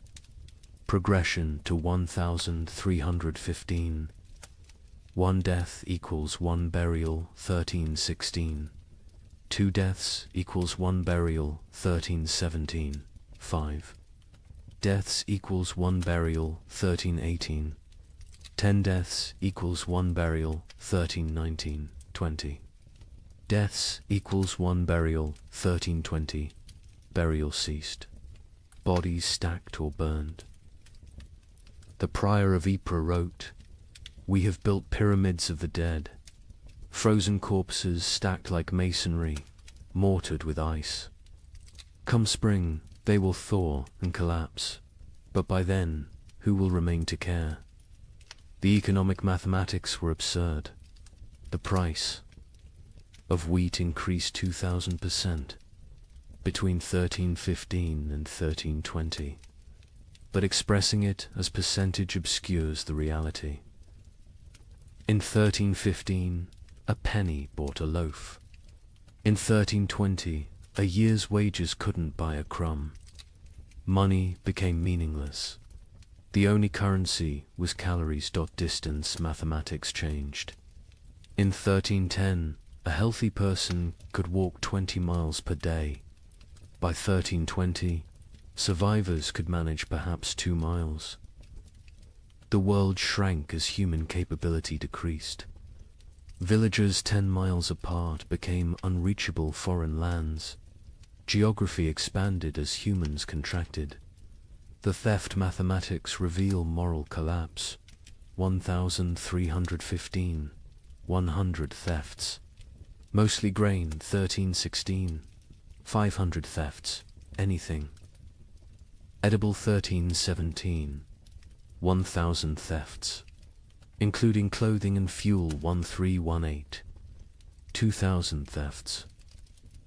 Including children, 1319. Theft became meaningless. Nothing left to steal. The murder mathematics followed similar patterns, but with a crucial difference. Murders peaked in 1318, then declined not from returning morality, but from lack of strength. By 1319, people were too weak to kill. Violence required carries nobody could spare. The migration mathematics created empty zones and death clusters. Rural areas emptied as survivors walked to cities. Cities became graveyards as refugees died in streets. The population didn't just decline, it concentrated, then collapsed. Like a star becoming a black hole, the linguistic mathematics were subtle but telling. The Ypres records showed declining vocabulary over time. 1315 records use varied, complex language. By 1320, the same. Scribes used perhaps 200 words repeatedly. Hunger had literally reduced their ability to think in complex terms. Survival required all cognitive resources. The time mathematics warped reality. Survivors reported years feeling like decades, days feeling like minutes. The prior wrote, "We have lived 7 years that feel like 70. I am 40 but feel 400. Time itself has starved, moving slowly like everything else dying." The children's mathematics were most heartbreaking. In 1315, Ypres had 3,000 children under 12. By 1322, 45. Of those 45, only 3 were from Ypres. The others were orphans who'd wandered in from elsewhere. Their origins unknown, their parents dead, their futures non-existent. An entire generation deleted. Here's the mathematical truth medieval minds couldn't grasp. Exponential death. When food production drops 50%, population doesn't drop 50%, drops 80%. Because that 50% reduction creates competition, disease, violence, and suicide that multiply mortality beyond the initial cause. Famine doesn't just kill through starvation, kills through the mathematics of social collapse. The final statistic, the one that captures the true horror of the 15 million who died. Historians estimate only 5 million died directly from starvation. The other 10 million died from what starvation created: disease, violence, suicide, exposure, accidents caused by weakness, childbirth without resources, infections without medicine. 2/3 of deaths weren't from famine, but from famine's mathematics. The prior of Ypres' final entry, dated March 1322. I have kept these records for 7 years. I have reduced human souls to marks on parchment, lives to numbers, horror to mathematics. But mathematics cannot capture the sound of children crying for food that doesn't exist. Cannot calculate the weight of watching your family die by degrees. Cannot solve for why God allows such equations. The numbers say 2,100 remain from 10,400. But numbers lie. None remain. We 2,100 are not survivors, we are the not yet dead. Walking statistics waiting for our final tally. Mathematics has proven that hell is not fire and brimstone. Hell is subtraction without end, division without remainder, the null set of human hope. In 1321, as the worst seemed to be passing, something strange happened. The rats returned, but they were different, larger, bolder, moving in coordinated swarms. A chronicler in Milan wrote, "They fear neither cat nor dog nor man. They walk in daylight like they own the earth." Where had they been for 7 years? Some scholars believe they survived in the vast granaries of Eastern Europe, growing fat while the West starved. Others think they evolved, adapted to the cold. But everyone agrees on one thing: they brought something back with them. A Venetian merchant noted, "The rats are sick. They dance in circles before dying, black swellings on their necks." Those swellings would have a name soon enough. But in 1321, as Europe began to believe, the worst was over. Nobody knew they were witnessing the overture to the Black Death. The first documented sighting was in Prague, March 1321. A baker named Joseph, one of the few whose ovens still functioned, reported to the city guard. They came at dawn, hundreds of them, moving like water through the streets. But wrong. Rats don't move together like soldiers. These did. They ignored the few cats left alive. The cats ran from them. Within days, similar reports flooded in from across Europe. But these weren't the timid creatures that had vanished in 1315. The merchant Giovanni di Marco, traveling from Venice to Vienna, documented what he saw. Rats the size of rabbits, some larger, grey-black fur so thick arrows bounce off, eyes that reflect light like demons.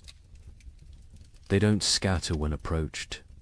They stand their ground, studying you, calculating. The Archbishop of Mainz received disturbing reports from his parishes. The rats show intelligence beyond nature. They work in teams, some distract while others steal.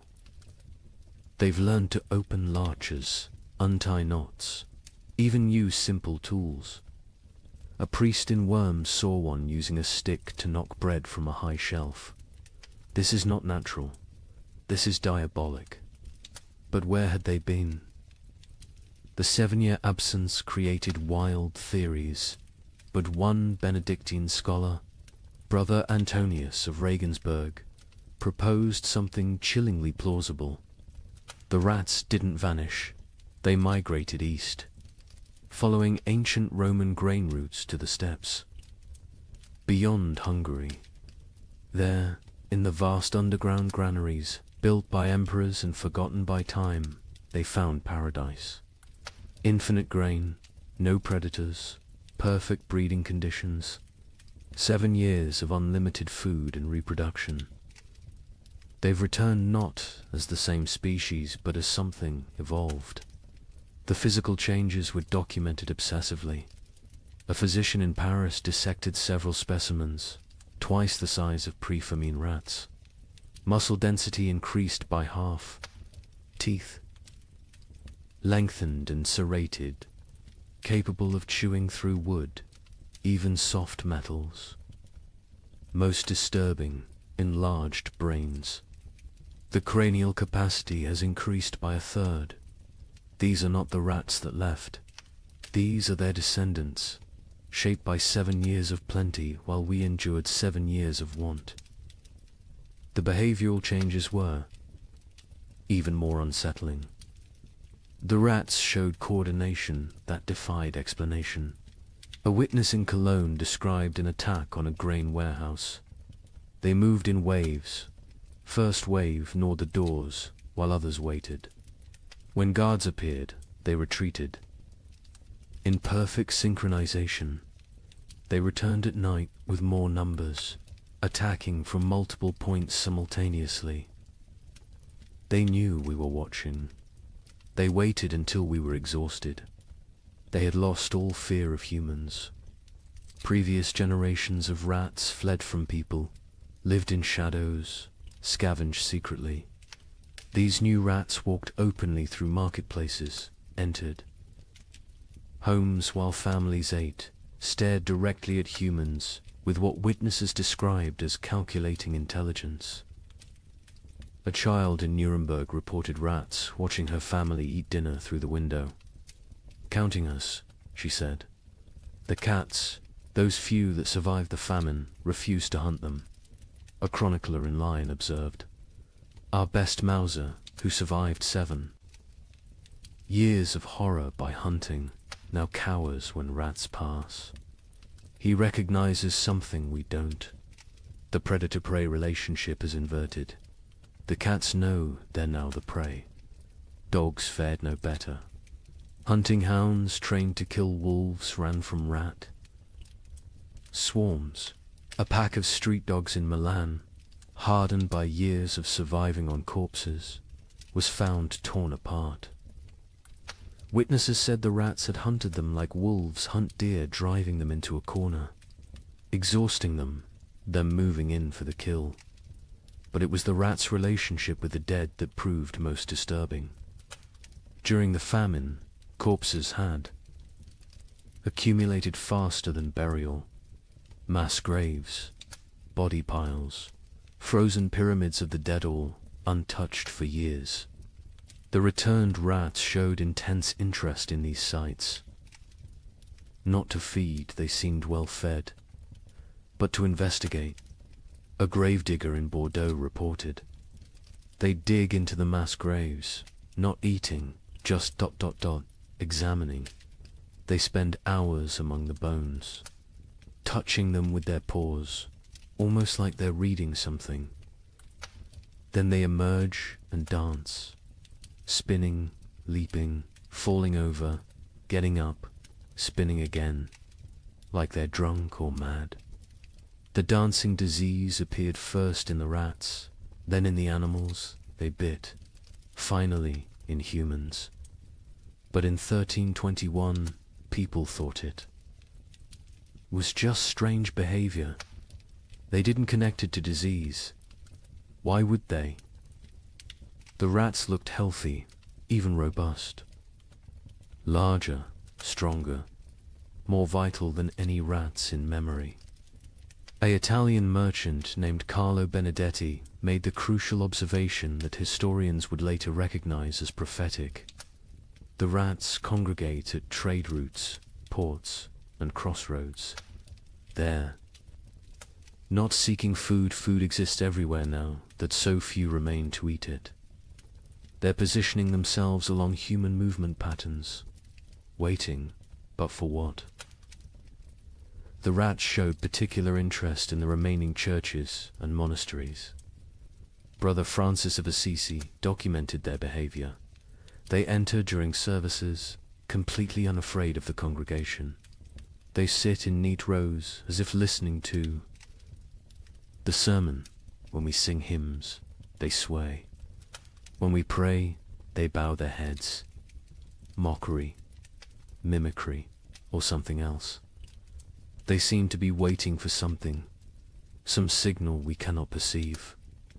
The first human deaths directly attributable to the returned rats came in summer 1321, not from attack from disease. A family in Bruges who'd been bitten while defending their grain store fell ill within days. The symptoms were unlike anything seen during the famine. High fever, delirium, and most distinctively, black swellings in the neck, armpits and groin. The family died within a week, but not before describing their hallucinations. The rats speak to us in dreams. They show us cities of the dead, kingdoms built in grave earth, empires of bone and plague. They promise us citizenship and their necropolis if we stop fighting and accept the gift they bring. Medical professionals were baffled. A physician in Prague wrote, "The disease is nothing like the starvation, sickness, or winter plague. It burns through bodies like fire through dry wood. The black swellings appear where the body fights hardest, lymph nodes swelling with failed resistance. But, strangest of all, the victims dance before they die, just like the rats." The dancing sickness spread from the bitten to their families, from families to neighborhoods, from neighborhoods to districts. But in 1321, it was still contained, still rare. Most who died that year still died from famine's lingering effects. The new plague was just beginning its incubation, both in human bodies and human societies. The rats' intelligence manifested in increasingly complex ways. They learned to avoid traditional traps, poison, and hunting methods. They developed new social structures: scout rats who tested food for danger, guard rats who watched for threats, even what appeared to be leader rats who directed group movements through series of squeaks and gestures. A scholar in Vienna documented their learning capabilities. We captured one, intending study. Its companions spent 3 nights trying to free it, using increasingly sophisticated methods: leverage, distraction, even attempting to pick the lock with twisted metal. When they failed, they sat outside the cage in vigil until the captured rat died. Then they left. But the next night, our laboratory burned. The fire started in 3 places simultaneously. Draw your own conclusions. The church struggled to explain the rats' return. Were they demons? Punishments? Tests? The Bishop of Cologne preached. For 7 years they abandoned us to our suffering. Now they return in our moment of hope, stronger for their absence. They are either God's final curse or Satan's opening move in some greater game. Either way, they herald something worse than what we've endured. Popular folklore developed quickly. Rats were secret rulers of the underworld who'd retreated to plan humanity's destruction. They would transform human souls, twisted by starvation, into animal form. They were advanced scouts for an invasion from hell itself. Each theory was more fantastic than the last, but none were as terrible as the truth. The truth was biological, not theological.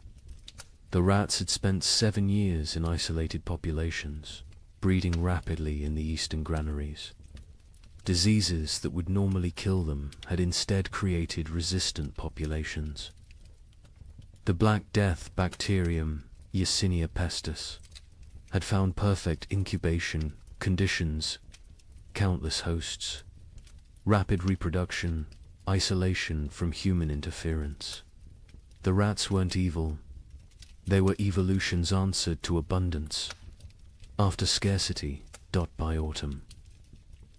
1321, the dancing sickness had spread to every major city. Still not epidemic, still not recognized as connected to the rats, but growing. The correlation between rat populations and disease was noticed by a few. An Italian doctor wrote, "Where rats congregate, sickness follows. Where rats dance, humans die. Where rats thrive, plague arrives." But Europe, exhausted from 7 years of famine, couldn't process another catastrophe. The return of the rats was seen as disgusting but manageable. The dancing sickness was concerning but limited. Nobody connected the dots that would seem obvious in hindsight, that the rats weren't just returning from exile. They were bringing hell with them. The final observation of 1321 came from a child in Marseille, a girl who'd survived the famine by eating rats when they were still scarce. She told her priest, "The old rats tasted of hunger and fear. These new rats taste of death and patience. They're not afraid of us because they know something we don't. They're waiting for us to realize we're already dead." Within 20 years, her words would prove prophetic. The Black Death would kill 1/3 of Europe's remaining population. But in 1321, as people celebrated the famine's end, as they counted their dead and rebuilt their lives, the rats just watched, and waited, and danced their strange dances in the moonlight, practicing for the grand performance yet to come. On March 15th, 1322, something miraculous happened. The sun broke through clouds that had shrouded Europe for 7 years. Real warmth, real light. In London, people fell to their knees in the streets, weeping. Church bells rang for 3 straight days. A young monk in Canterbury wrote, "We had forgotten the sun could hurt your eyes." Children who had never seen their own shadows screamed in terror at the dark shapes that followed them. But the thaw revealed horrors frozen in time. Bodies emerged from snowdrifts, perfectly preserved. Entire families found seated at tables. Frozen mid-meal. Armies discovered standing in formation, weapons raised, ice statues of a war that winter had won. The warmth came suddenly, without warning. Dawn broke grey as it had for 7 years. But by noon, actual golden light pierced through, not the weak, watery light that occasionally appeared, but real sunshine, hot, bright, alive. In Paris, people stumbled from their homes, shielding their eyes, unable to comprehend what they were seeing. Marie de Champagne, age 7, born during the famine, experienced sunshine for the first time. Mother fell to her knees and pulled me down, saying we must pray. I asked what the burning light was. She said God's eye has opened. I was terrified. I thought God was going to see what we'd done to survive. The ice began to melt with alarming speed. Winter's archives, 7 years of frozen death, began to reveal themselves. In Cologne, the Rhine's thaw exposed a grotesque gallery, hundreds of bodies that had fallen through ice over the years, preserved perfectly, now floating downstream like a parade of the damned. Citizens lined the banks, searching for relatives lost years ago, finding them looking exactly as they had at death. Brother Thomas of Westminster, who'd chronicled the disaster from beginning, wrote with shaking hand, "The earth gives up its dead, but not for resurrection. They return only to show us what we've done." A mother and child, frozen in embrace, so perfectly preserved I could count the tears frozen on their cheeks.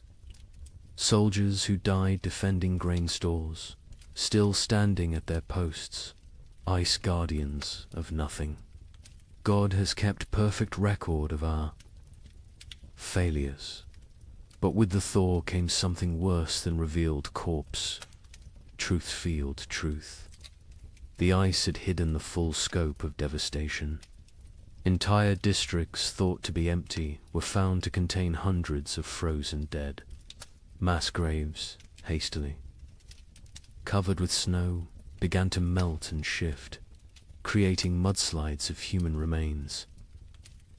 The spring of 1322 didn't bring renewal. It brought archaeology of horror in the Alps. The thaw revealed the children's crusade of frost, perfectly preserved.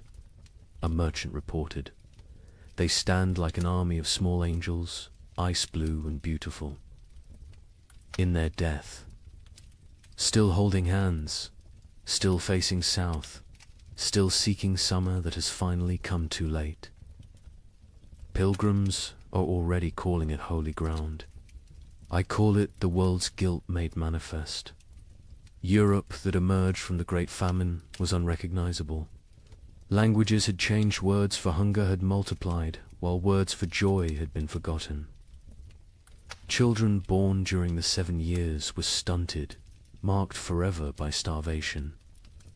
They would be called the famine generation, shorter, weaker, but survivors of the impossible. The social order had shattered. Peasants who survived owned land, for the first time inherited from the dead. The church's authority collapsed. Where was God during the freeze? And most critically, the population drop created labor shortages that would, within a generation, end feudalism itself. The Great Famine didn't just kill millions, it killed the medieval world. The linguistic changes were documented by scholars, attempting to translate pre-famine texts. The abbot of Cluny wrote, "We have 23 new words for different types of hunger, but have lost the words for feast, abundance, and satisfaction. Children learning to speak, use, eat, as past tense only, they cannot conceive of eating as a present or future action. We've developed exact terms for the taste of leather, bark, clay, but forgotten words for flavors of meat." The famine generation bore physical marks that would last lifetimes. Stunted growth, adults reaching barely 5 feet, bone deformities from childhood rickets, teeth destroyed from eating stones and wood, but worse were the invisible scars. They hoarded food obsessively, even in plenty.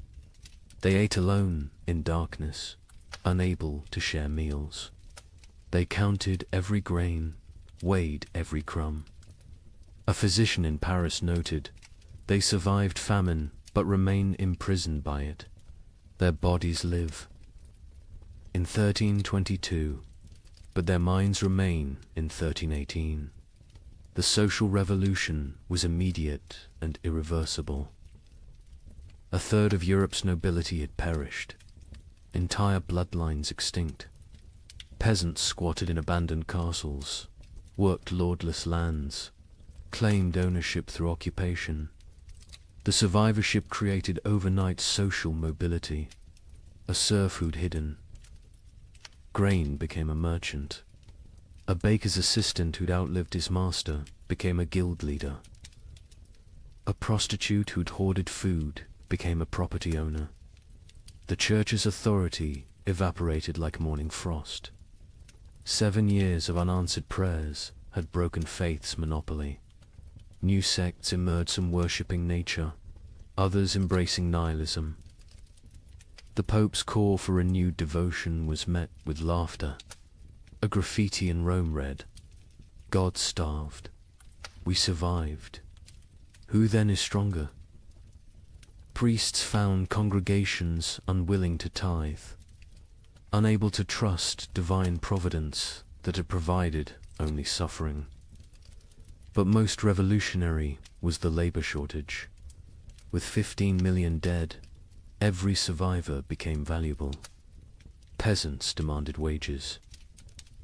Instead of feudal obligations, serfs simply walked away from their lords, knowing they'd find better conditions elsewhere. The statute of laborers, attempting to freeze wages at pre-famine levels, was universally ignored. A blacksmith could demand noble prices. A farmer could negotiate like a merchant. The medieval world built on hierarchy. Faith and agricultural abundance had been murdered by weather. What emerged was proto-modern, mobile, skeptical, calculating. The Great Famine didn't just kill people. It killed the very idea of divinely ordered society. The survivors knew now that God could forget them, that nobles could starve, that civilization was only 3 meals deep. Europe would rebuild, but never recover. The medieval dream was frozen in those 7 years, preserved like the corpses in ice, beautiful and dead forever. In 1323, an anonymous scribe in Bavaria wrote what might be the most important document of the entire famine. Not a chronicle of events, but a warning. To those who come after, know this. We thought ourselves masters of the earth. We built castles against enemies, churches against damnation, walls against nature itself.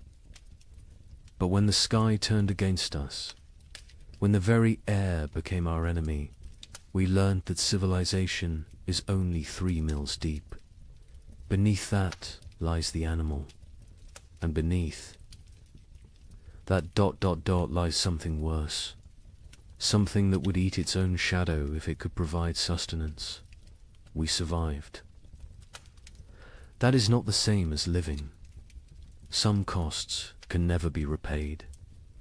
Some hungers never leave you, no matter how much you eat. We measured time in deaths. We measured love in shared suffering. We measured God in his absence. If the cold comes again, and it will come again, remember that the greatest danger is not the freeze. It's what the freeze reveals about your neighbor, about your family, about yourself. May you never be warm enough to forget what we learned in the cold. The document was found hidden in a monastery wall, wrapped in waxed cloth, deliberately preserved. The scribe continued, "I write this with fingers that consumed my own flesh. I write with eyes that watched my children choose which sibling would eat. I write with a soul that has been to hell and discovered hell is not fire. Hell is ice and the mathematics of survival. We who survived are not heroes. We are the ones who did what heroes couldn't. We chose ourselves over others. We calculated love against calories and chose calories. We learned that honor digests poorly, that mercy is a luxury of the fed, that civilization is just an agreement between people who aren't hungry yet. The sun has returned. The crops grow again. Markets open, bells ring. Children are born who will never know the taste of bark bread. They will call us the generation who endured. But endurance is just a prettier word for betrayal. Betrayal of everything we once believed. Made us human.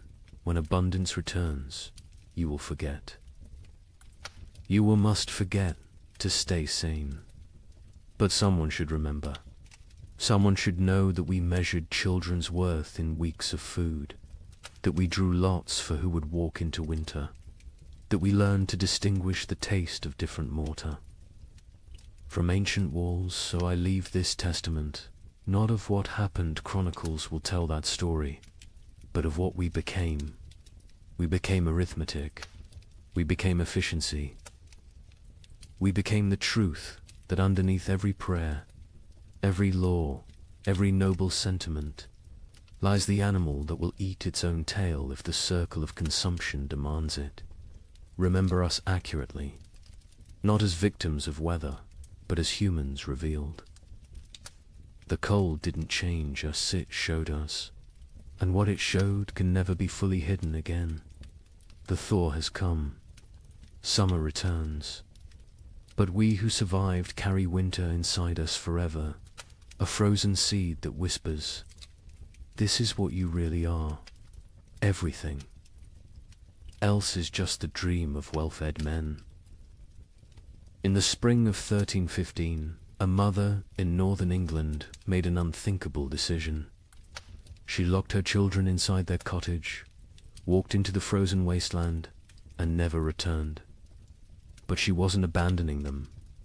She was saving them. What, she knew what all of Europe would soon discover was that the world itself was dying. The rain wouldn't stop. The cold wouldn't break. And for the next 7 years, winter would reign supreme. Her name was Marjorie of Dereham, and her neighbors found. Her children, 3 days later, alive, huddled around the last embers of their fire. The eldest, a boy of 9, clutched a note his mother had left. The priest who recorded it wrote that his hands shook as he read her words aloud. "My flesh will buy them grain. My absence will grant them mercy. Tell them I walk toward God." Not away from them. You see, Marjorie had understood something terrible. Something that would take the rest of Europe months to grasp. This wasn't just another harsh spring. This was the beginning of an extinction. The marketplace where she'd traded her body for bread had made the calculation clear. A living mother meant 5 mouths to feed.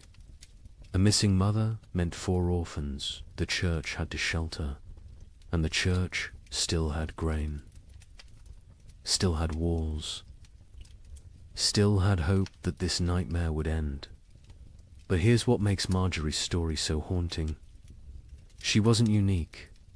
Parish records from 1315 show hundreds of similar disappearances. Parents vanishing into blizzards, elderly grandparents wandering, into forests, always leaving notes, always locking doors from the outside, always walking toward death like it was salvation. The chronicler Geoffrey Le Baker would later write about that spring with words that feel pulled from nightmares. The rains began on St. George's Day and fell like God had forgotten how to do anything else.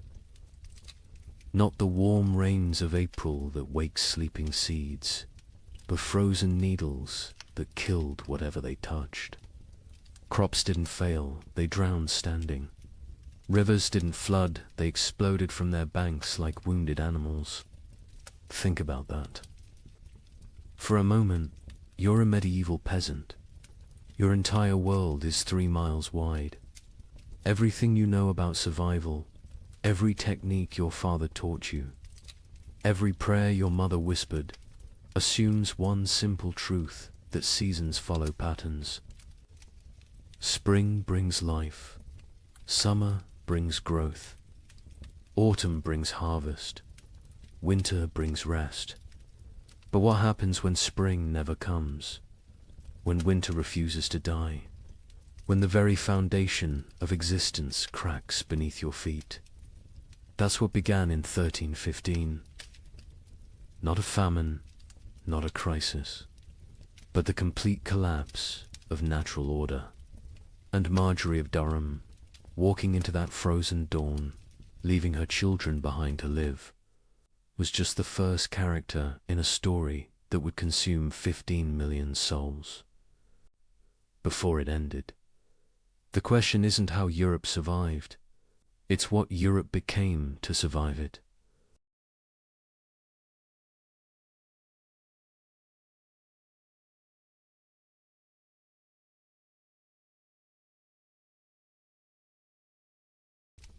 Good evening and welcome back, friends.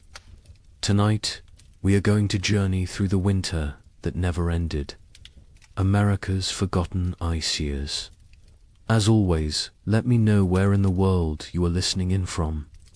Get cozy, settle in, and let's begin. She stood at the frost-covered window. Her breath formed clouds in the June air. Outside, snow fell on what should have been green cornfields. Her children huddled by the dying fire. They wrapped themselves in every blanket the family owned. She whispered a prayer. The same prayer she had whispered every morning for weeks. She asked God when spring would finally come. She did not know this was only the beginning. Picture thousands of similar scenes across the American frontier.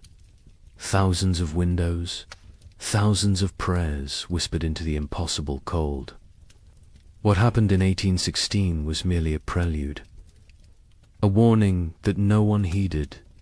20 years later, something far worse came to the American interior. This time it would last not 1 year, but 3 brutal winters. They bled into each other without mercy, without explanation, without end. Between 1836 and 1838, a climate catastrophe struck North America. It has been nearly erased from popular memory. Historians debate the causes today. Solar minimums, volcanic eruptions half a world away, or a deadly combination of forces beyond human understanding. The pioneers who lived through it had no such explanations. They had only survival. They had only the next day, and the day after that, if they were lucky enough to see it. This is their story. The story that America chose to forget. What you are about to hear challenges everything you thought you knew about westward expansion. Textbooks celebrate the march of civilization across the continent. They praise the brave pioneers, claiming their piece of the American dream. But they rarely mention the winters that nearly ended it all. They do not talk about the settlements that simply vanished. They do not discuss the mass graves discovered decades later, or the journals hidden in attics, journals filled with words that survivors could not bear to speak aloud. This is the story of the winter that never ended, and the people who somehow lived to see spring again. Late 1835. The American frontier hummed with optimism. The economy was booming. Land was cheap. Opportunity seemed limitless. Thousands of families poured westward into territories that promised fertile soil and new beginnings. Michigan Territory, Wisconsin, Illinois, Indiana, Ohio. These were the lands of promise. These were the places where a man could build something from nothing. A young couple in their early 20s had just claimed 160 acres in Michigan Territory. They were newlyweds. She was pregnant with their first child. He had spent the summer building a one-room cabin with his own hands. The logs were chinked with mud and moss. The roof was solid. The door hung true. They planned their first full harvest together. She planted a small garden near the cabin. Carrots, potatoes, beans. He cleared 3 acres for corn. At night they sat by the fire and talked about the future, about the children they would have, about the farm they would build, about growing. Old together on this land, an older family arrived in Illinois in the autumn of 1835. They had come from Pennsylvania, a mother and father with 3 children under 10 years old. They had sold everything they owned for this chance. The wagon journey had taken 6 weeks. The children were tired but excited. The father staked his claim near a creek. Good water, timber nearby, rich black soil that crumbled in his hands. He told his wife this was it. This was where they would prosper. She believed him. They all did dot in Ohio. A widower worked a small farm with his 2 teenage daughters. His wife had died of fever the previous summer. The grief was still raw, but he had responsibilities. Daughters to feed, a farm to maintain, a future to secure. For them, the older girl was 16, capable, strong. She helped with everything. The younger was 14, still learning, still growing. Together the 3 of them made it work. They honored the memory of the wife and mother they had lost by surviving, by building, by moving forward. This was frontier life in late 1835. Hard but hopeful. Isolated but connected through shared struggle. Communities were small but tight-knit. Neighbors helped neighbors. Barn raisings brought everyone together. Churches served as social centers. Sunday services were as much about community as worship. People traded labor, traded goods, traded gossip and news from back east. The isolation was real. Some homesteads were miles from the nearest neighbor, but people found ways to stay connected, to remain human in the wilderness. Daily routines followed the sun. Wake before dawn. Tend the livestock.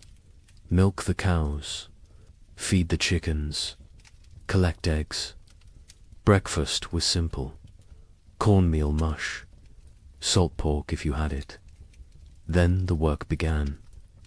Men cleared land, ploughed fields, mended fences, chopped endless cords of firewood.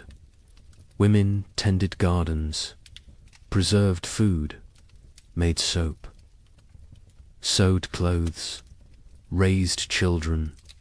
Everyone worked. Even the smallest children had chores, gathering kindling, feeding chickens, watching younger siblings. There was no such thing as idle time on the frontier. As autumn 1835 arrived, families began their winter preparations. These were routines they knew well. They had survived winters before. They salted meat, packed pork and beef in barrels with salt and brine. The meat would keep all winter this way. They filled root cellars with potatoes, turnips, carrots, squash, onions. They dried beans, preserved fruits, made apple butter, rendered lard. Every scrap of food was precious. Nothing was wasted. Firewood was crucial. Men spent weeks cutting and stacking wood, cord after cord after cord. A family could burn through several cords in a hard winter. The stacks grew higher, oak for long burning, maple for cooking, pine for quick heat. The wood had to dry, green. Would wood smoke and not burn hot? So they cut wood a season ahead when they could. The wood piles near cabins stood taller than a man. They looked like enough. They always had been enough before. The young couple in Michigan worked together on their preparations. He hunted, brought home deer and wild turkey. She preserved the meat. They worked side by side. Her belly grew with the pregnancy. He worried about her working too hard. She laughed and told him women had been having babies since the beginning of time. She would be fine. The baby would come in May, spring, when everything was green and growing. It seemed perfect. The family in Illinois worked frantically to prepare. They had arrived late in the season. They had less time. The father pushed himself. Hard. Too hard. His wife worried.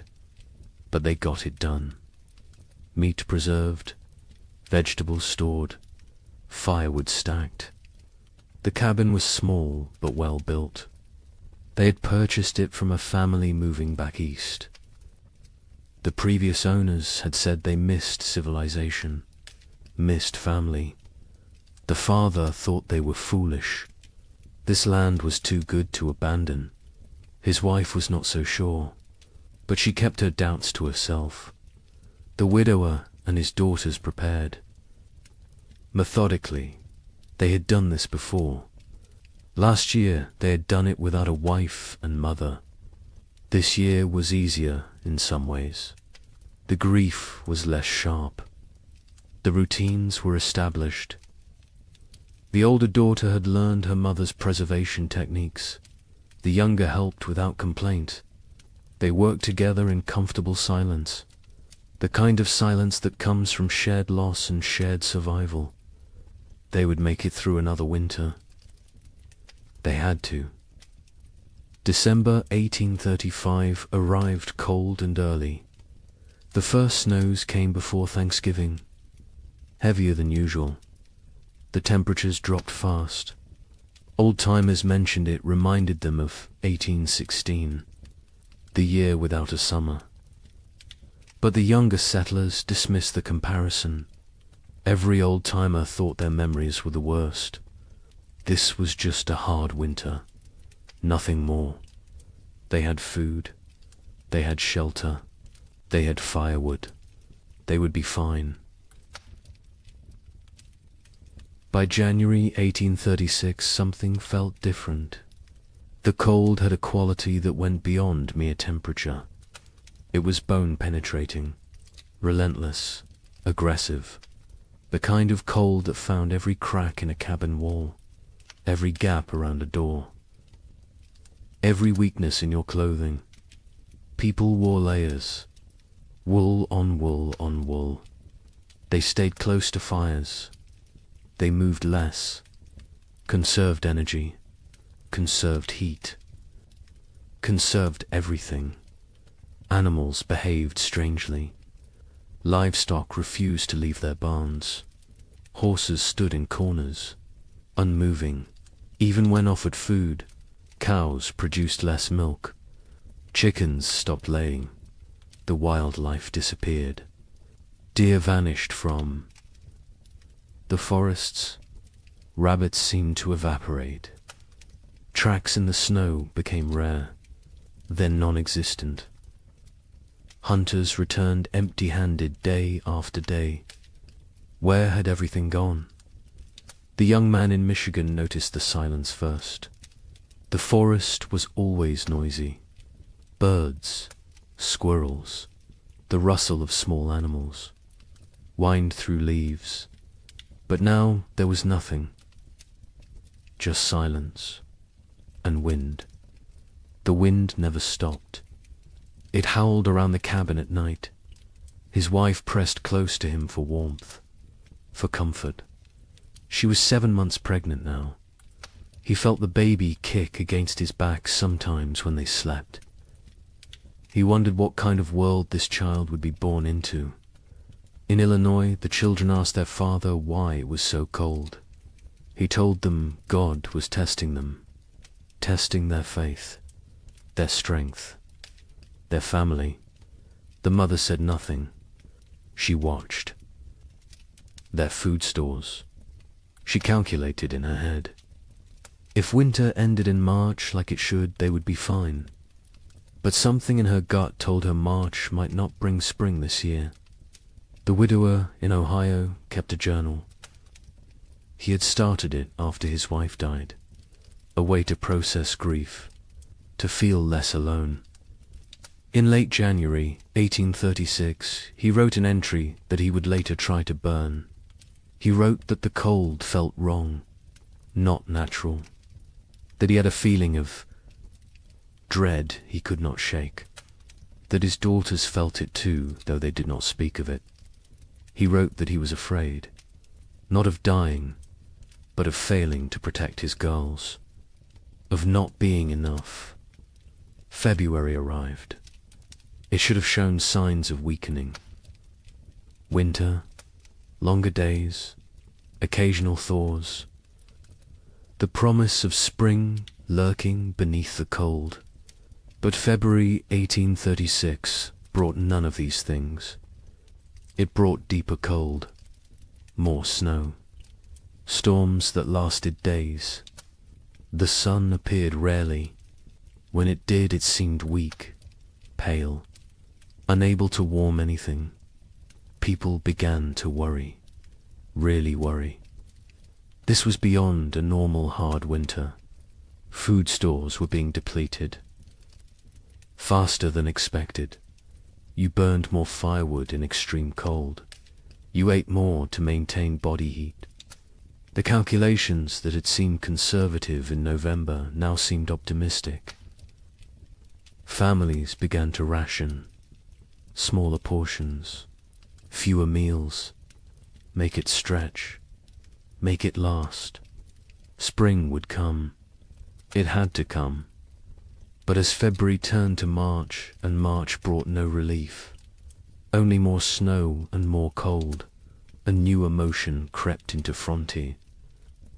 Cavern's fear, real fear, the kind that sits in your stomach and grows, the kind that wakes you at night, the kind that makes you count your remaining potatoes and feel panic rising in your chest, because spring should be here, and it was not. Coming, March 1836. The month that should bring thaw and birdsong and the first signs of life returning. Instead, it brought blizzards, heavy wet snow that collapsed roofs, winds that tore at cabin walls, temperatures that dropped so low that water froze solid inside homes, despite the fires burning constantly. People began to understand. This was not a normal winter. This was something else entirely. The young wife in Michigan went into labor on March 15th, 3 weeks early. Her husband rode through a blizzard to fetch the nearest midwife. She lived 4 miles away. He almost did. Not make it. The horse struggled through chest-deep drifts. The wind cut through every layer he wore. He found the midwife. She came. They rode back together. The journey that should have taken an hour took 3. The baby came that night. A girl, small but healthy, she cried strong. The mother wept with relief and exhaustion and fear. The midwife stayed 2 days until the storm broke. When she left, she told them the baby would need extra warmth, extra care. The mother already knew. She held the infant against her skin constantly, shared her body heat, prayed the cold would break before her milk ran thin. In Illinois, the family made a decision. They would send the eldest boy to the nearest town, 12 miles south, to buy supplies, if any could be had, extra flour, salt, anything. The boy was 8 years old, small for his age, but tough. His father gave him careful instructions. Follow the creek, stay near cover. If a storm comes, find shelter and wait it out. The mother packed him food for 2 days. She kissed his forehead, told him to be safe. He left before dawn. He returned 4 days later, frostbitten, exhausted, empty-handed.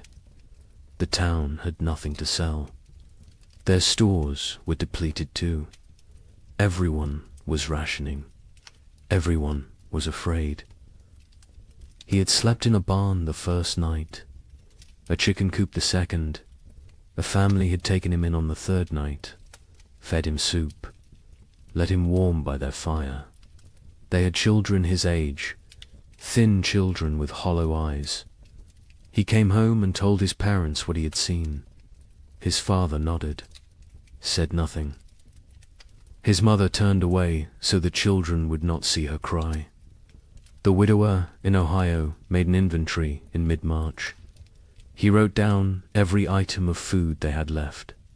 2 bushels of potatoes, some sprouting, half a barrel of salt pork, 1 small sack of cornmeal, dried beans, maybe 20 pounds, some preserved apples, not many, he calculated.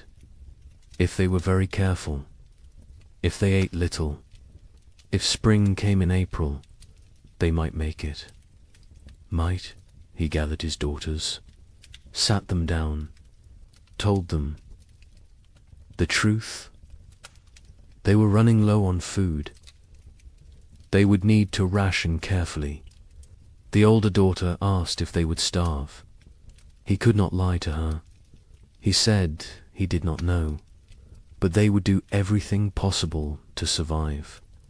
They would hunt, they would trap, they would make every scrap.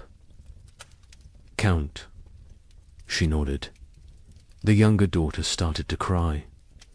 The older put her arm around her sister, told her they would be all right. The widower was not sure which of them she was trying to convince.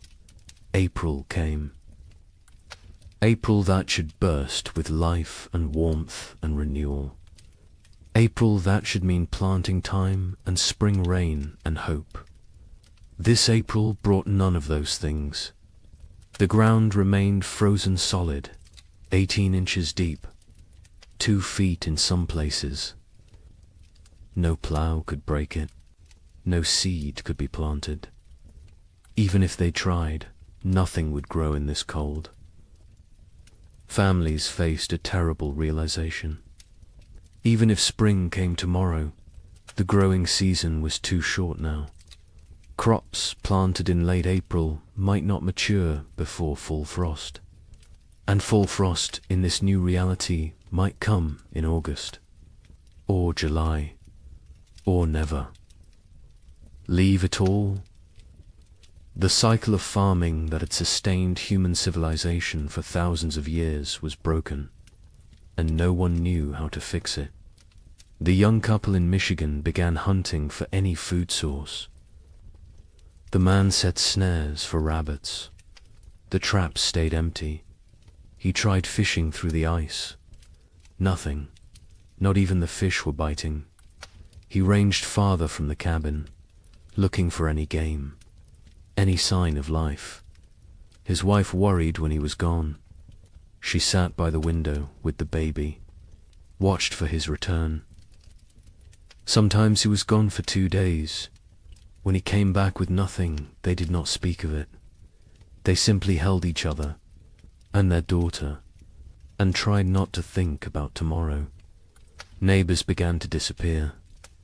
The family 2 miles east was there. One day, gone the next. Their cabin door stood open, their belongings left behind. Only the food was gone, and their wagon, and their animals. They had fled south, or tried to. No one knew if they made it. More families followed.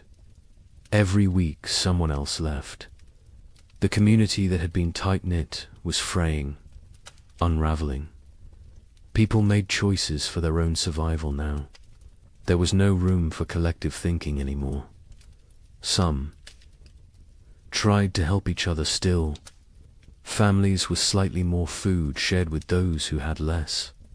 But even generosity has limits when your own children are starving.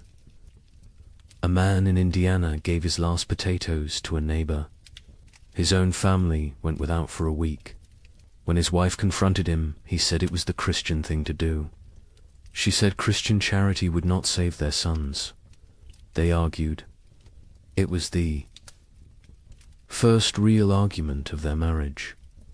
There would be many more before spring finally came. Churches held special services, prayer meetings, asking God for deliverance, for spring, for mercy. Attendance was sparse. Travel was too dangerous. Faith was wavering.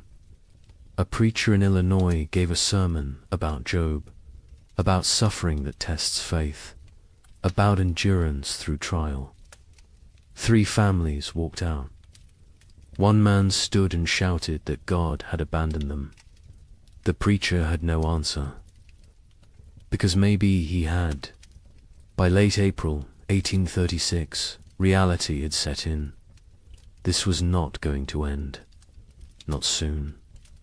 Maybe not ever. People stopped saying spring would come. They stopped making plans. They focused only on surviving the day in front. Of then, nothing more. The future was too uncertain, too terrifying.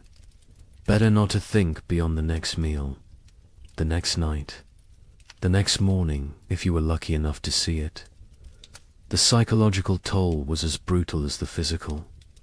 People began to break under the strain. A woman in Wisconsin stopped speaking entirely, just sat by her fire, staring. Her husband tried everything. She would not respond. Their children were terrified. Eventually the husband took the children and left. He could not stay with a woman who had stopped being present. Some said he was cruel. Others said he did what he had to do.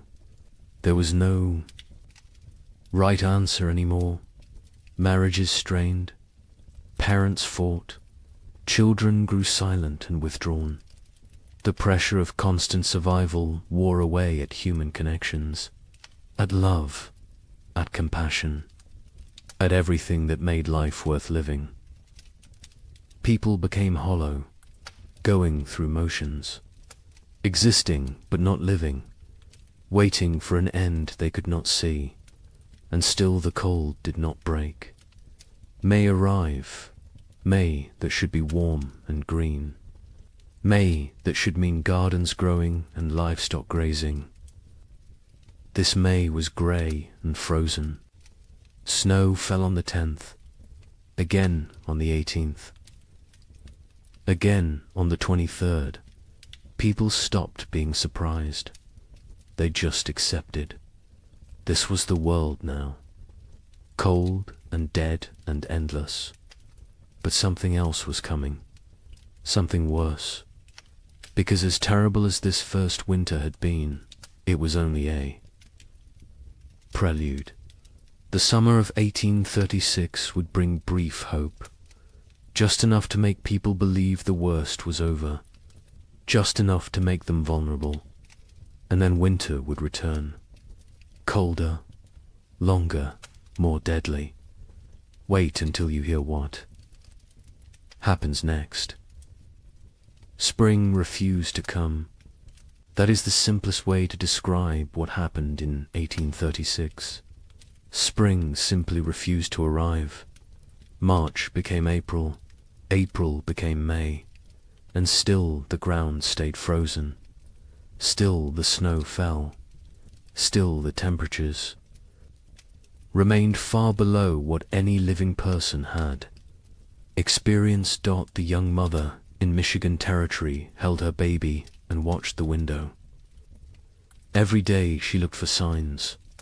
A bird, a patch of bare ground, anything that suggested winter was weakening. She saw nothing but white, endless white. Her husband ventured out less now. The cold was too dangerous. The exertion burned calories. They could not afford to lose. He sat by the fire and stared at the walls. She knew what he was thinking. The same thing she was thinking. How long can we last? Their food stores had dwindled to almost nothing. The potatoes were gone. The preserved meat was gone.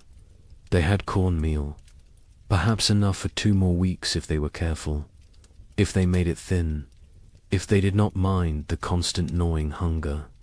The baby nursed, but the mother's milk was weak. She could feel it. Not enough fat, not enough nutrition. The baby cried more now. A thin, desperate sound that cut through the cabin's silence like a knife. In Illinois, the family faced their own crisis. They had 5 mouths to feed, 3 children, 2 adults. The mathematics were brutal. They cut their portions again. And again. The children stopped asking for more. They understood somehow, even the youngest. She was only 4, but she had learned not to complain, learned that complaining changed nothing. The mother watched her children grow thinner. Their faces became angular, their eyes too large, their movements slower. She wanted to scream, to rage against the unfairness, but rage would not bring spring. So she stayed silent and counted the days. The father went hunting every few days. He never found anything, but he went anyway, because sitting in the cabin watching his family starve was worse than freezing in the forest. At least in the forest he was trying. At least he was doing something. He set traps. He checked them religiously. They stayed empty. He tried fishing through ice on the creek. Nothing. The fish had gone dormant or died. He did not know which. He returned empty-handed every time. His wife would look at him. He would shake his head. No words necessary. They both knew.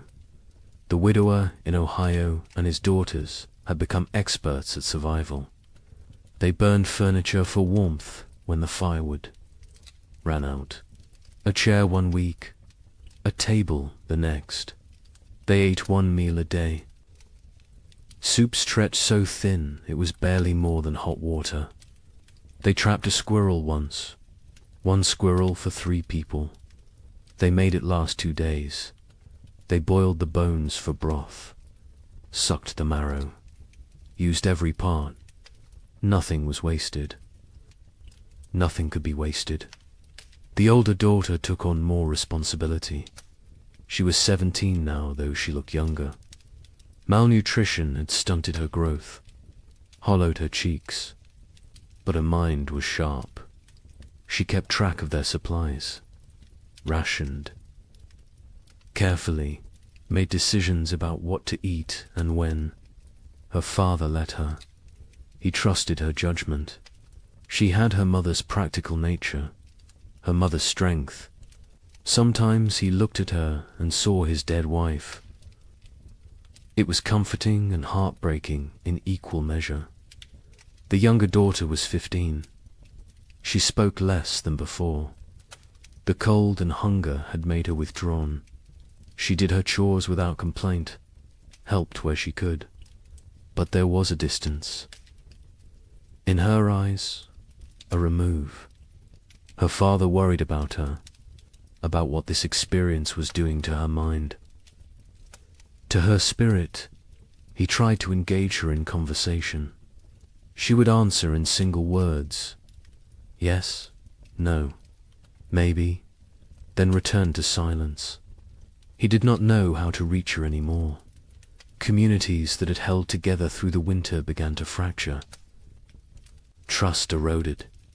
A family in Michigan discovered their hidden food cache had been raided.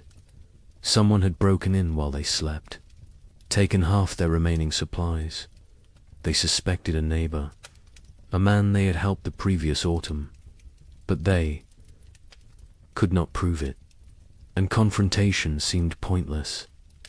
Everyone was desperate. Everyone was capable of terrible things when survival was at stake. Theft became common. People took what they needed to live. A chicken here, a bag of grain there, tools, blankets, firewood, anything that might help them survive another day. Some felt guilt, others felt nothing. Morality becomes flexible when you are watching your children starve. The social contract that held frontier communities together was dissolving, replaced by something more primal, more brutal. Every family for themselves. Churches tried to maintain order, to provide spiritual comfort, but attendance dropped. People could not afford the calories to walk to services, could not spare the time away from survival, could not reconcile a loving God with this endless cold. A preacher in Indiana Territory gave his final sermon in April. He told his sparse congregation that God worked in mysterious ways, that suffering brought them closer to heaven, that this was a test of faith. A farmer stood up, said his 3-year-old daughter had died 2 nights before, asked what she was being tested for. The preacher had no answer. The church never held another service. Parents made impossible choices. A couple in Illinois debated whether to eat their last seed corn. It was meant for planting, for the future, for hope. But their son was dying, 6 years old and dying of starvation. They could see it, his body consuming itself, his ribs visible through his shirt, his eyes sunken. They ground the seed corn into meal, made bread, fed him. He ate slowly. His stomach had shrunk. He could not eat much, but it was something. They had chosen survival today over the possibility of food tomorrow. They would live with that choice for the rest of their lives. Livestock died. Cattle froze in their barns. Horses became too weak to stand. Pigs huddled together for warmth, but still succumbed to the cold. Chickens stopped laying entirely. People slaughtered their animals, not according to any plan, just when they became desperate enough. Each slaughter was a small tragedy. That cow represented future milk, future. Calves, future security. But future meant nothing when you might not survive the week. So they killed and ate and tried not to think about tomorrow. The meat from livestock helped, but it went fast. A family could butcher a pig and eat well for a few days. Then the meat was gone, and they were back where they started. Hungry, desperate, counting down to nothing. Some families tried to preserve the meat, to make it last, but without sufficient salt. Without proper cold storage that did not involve simply leaving it outside where wolves might take it, the meat spoiled, or got stolen, or disappeared in the night. May arrived with no warmth, no green, no life. May there should be planting season brought instead more snow, more cold, more death. People stopped keeping track of dates. What was the point? Time had lost meaning. There was only day and night, hunger and cold, survival and death. Nothing else mattered. Nothing else existed. The young man in Michigan made a decision. They had to leave, had to try to reach his brother's farm in southern Ohio. It was 200 miles, through frozen wilderness, with a 4-month-old baby. His wife thought he was insane, said they would die on the road. He said they would die here. At least moving gave them a chance. They argued, quietly, so as not to wake the baby. He wanted to leave immediately. She wanted to wait for weather to break. He said the weather was not going to break. She knew he was right. But she also knew their chances of surviving a 200-mile winter journey were close to zero. They compromised. They would wait 1 more week. If the weather did not improve, they would go. They both knew it would not improve. But the compromise gave them something. A deadline, a decision point, a plan. Even a futile plan was better than sitting and waiting. To die. They spent the week preparing. He made a sled from cabin boards. She sewed carrying sacks. They packed their few remaining possessions, some clothes, a pot, a knife, a blanket, and the baby. Always the baby. In Illinois, the father watched his children and made calculations. They had food for perhaps 10 more days. After that, nothing. He had no plan for day 11. No ideas, no options. He had exhausted every possibility, every resource, every connection. They were alone, isolated, and running out of time. He told his wife they might need to consider sending the children too. Town, to find families who could take them in. She refused, said they would stay together. Whatever happened, they would face as a family. He did not argue. He understood. But he also knew that keeping the family together might mean watching all of them die. The widower in Ohio faced a different calculation. His daughters were old enough to understand, old enough to participate in decisions. He sat them both down, told them they had food for maybe 2 weeks, asked them what they thought they should do. The older daughter said they should stay, that leaving was more dangerous than staying. The younger said nothing, just stared at the floor. The widower agreed with his older daughter. They would stay. They would make what they had last as long as possible.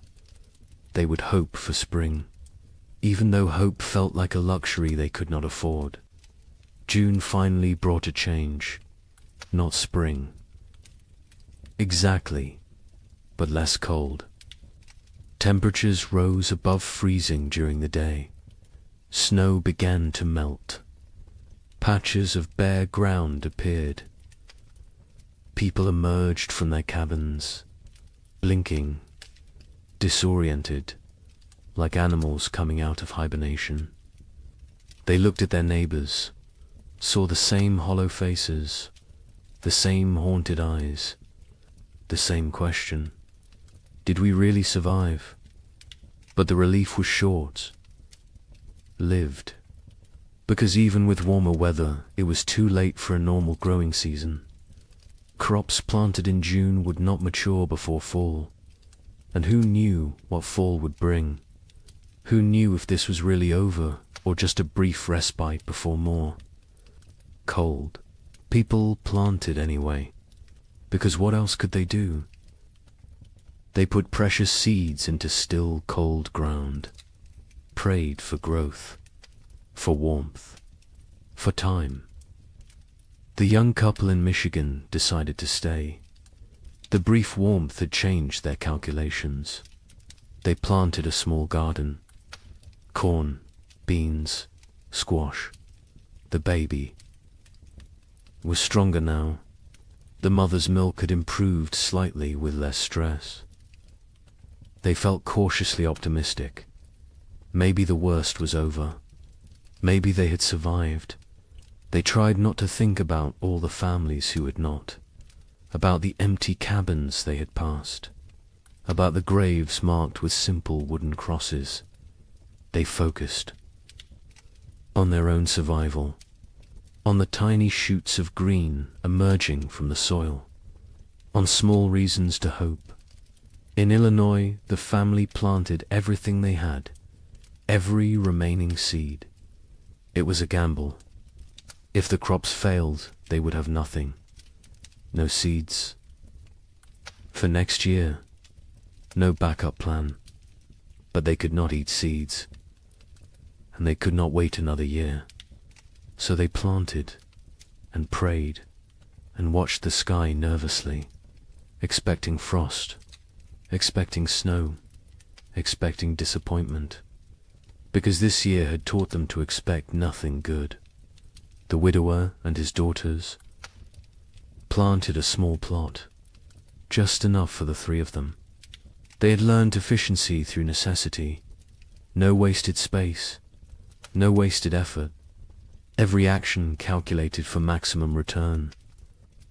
They planted fast-growing crops, radishes, lettuce, things that might mature in the shortened season.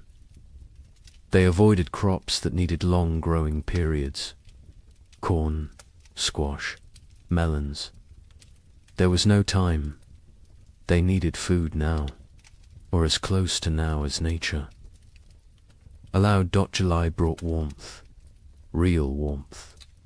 For the first time in what felt like forever, people were too hot instead of too cold. It felt miraculous. Children played outside. Women hung laundry to dry in actual sunshine. Men worked their fields in just shirts. No coats, no layers. It felt like a different world. A world they had almost forgotten existed. Some people wept, just from feeling warm sun on their faces, from remembering what it felt like to be comfortable. The gardens grew, slowly at first. The soil was poor after 2 years of cold. The plants were struggling, but they grew. Green shoots became leaves. Leaves became stalks. Stalks became the promise of food.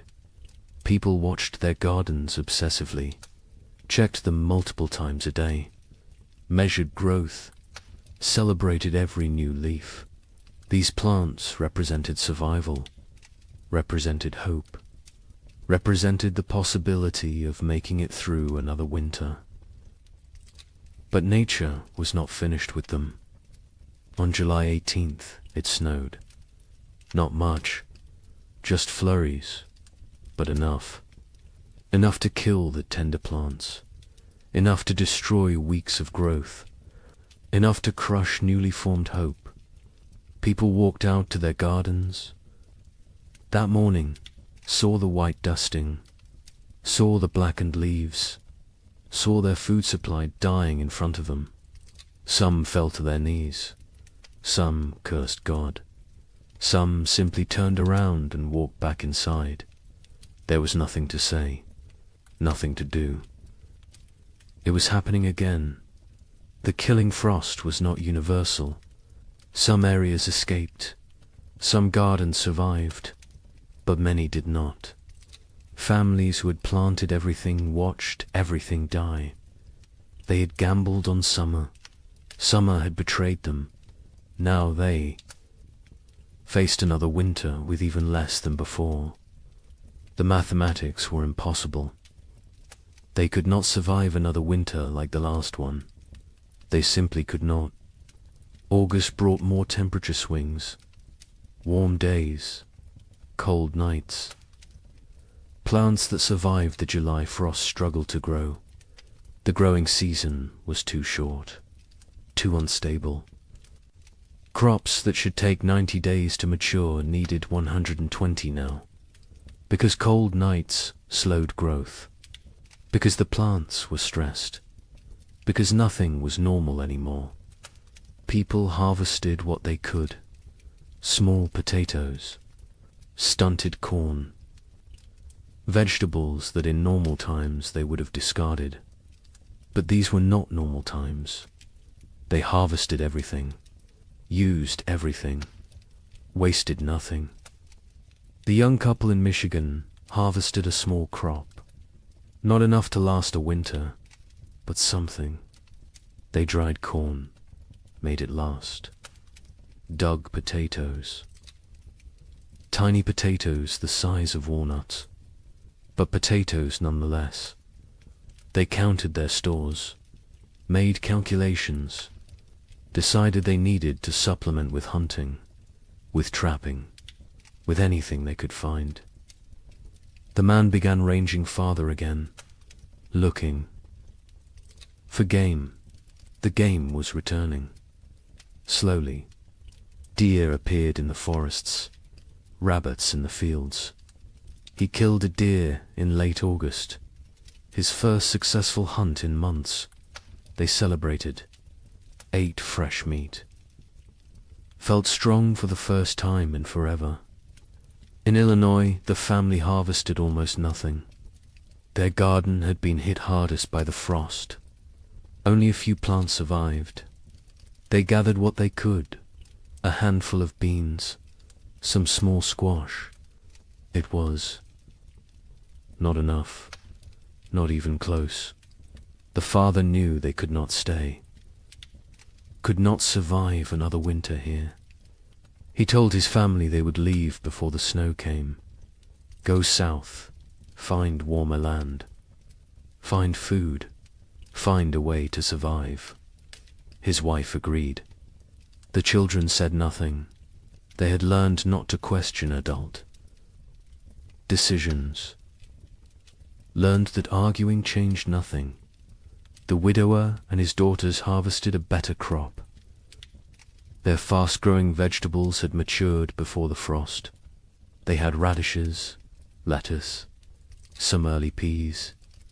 It was not much, but combined with careful rationing, it might be enough. Might. The older daughter did the calculations, told her father. They would need to find additional food. He nodded, said he would try. She knew what that meant: hunting, trapping, foraging, taking risks. She did not argue.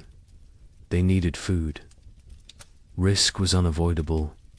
September arrived cold. Too cold for September. People looked at each other with understanding. It was starting again. The brief summer was over. Winter was returning. And this time they knew what to expect. This time there would be no surprise, no shock. Only grim preparation. Only the knowledge that they had barely survived the first time. And now they had to do it again, with less food, less strength, less hope. The psychology of facing a second winter was different from the first. The first winter had carried shock, disbelief, the constant expectation that surely this would end soon. The second winter carried no such illusions. People knew what was coming. They remembered the hunger, the cold, the fear, the losses, and they knew they were weaker now, less prepared, more vulnerable. The knowledge sat heavy on everyone who remained. Many families chose to leave before winter set in. Migration south became a steady stream. Wagons loaded with whatever possessions people could carry. Children wrapped in blankets. Livestock trailing behind. They abandoned cabins. Abandoned land claims. Abandoned dreams. Survival mattered more than property now. More than pride.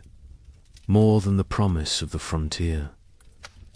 They headed toward Kentucky, Tennessee, places where winter might be survivable. The young couple in Michigan debated leaving daily. Every conversation came back to it. Should they go? Should they stay? He wanted to try one more winter. They had more food this time, more experience, more knowledge of what to expect. She was not convinced. The baby was only 6 months old. Traveling with an infant in winter was suicide. But staying might be too. They went in circles, never deciding, paralyzed by impossible choices.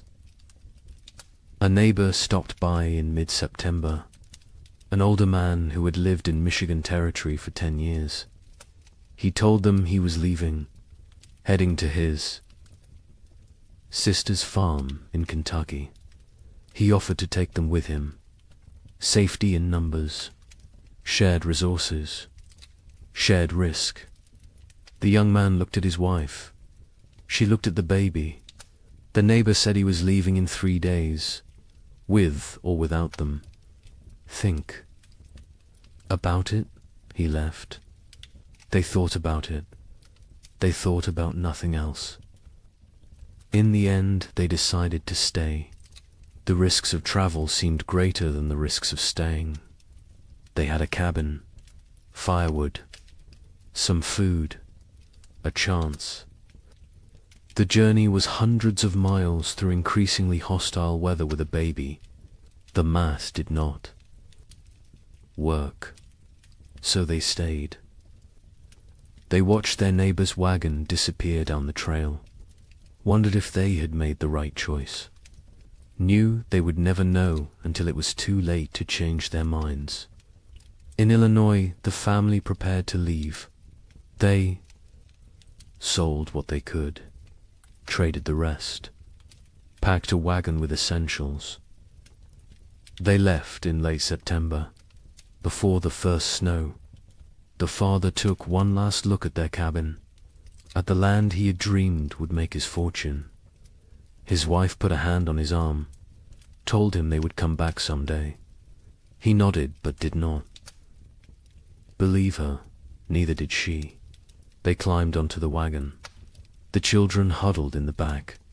They started south, toward an uncertain future. But at least it was movement. At least it was trying. The journey south was hard. The roads were poor. Mud, ruts, fallen trees.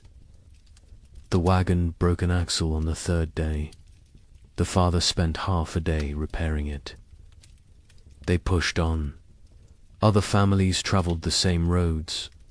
Sometimes they camped together, shared fires, shared stories. Everyone had the same tale. Cold, hunger, loss, death. The stories became repetitive, became numbing. After a while, people stopped sharing, just nodded at each other, understanding without words. They reached southern Illinois after 2 weeks. The father inquired about land. Prices had dropped. So many people fleeing south had flooded the market. He found a small farm, 40 acres. The previous owner had died. His widow was selling. The father offered what he had. It was not much. She accepted anyway. She just wanted to go back east, back to family, back to safety.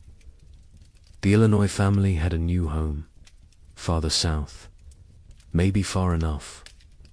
The widower and his daughters stayed in Ohio. They had discussed leaving, but decided against it. The older daughter argued they knew this land, knew where to hunt, where to trap, where to find water. Starting over somewhere new meant learning everything again, meant being vulnerable in unfamiliar territory. Better to face the devil you know.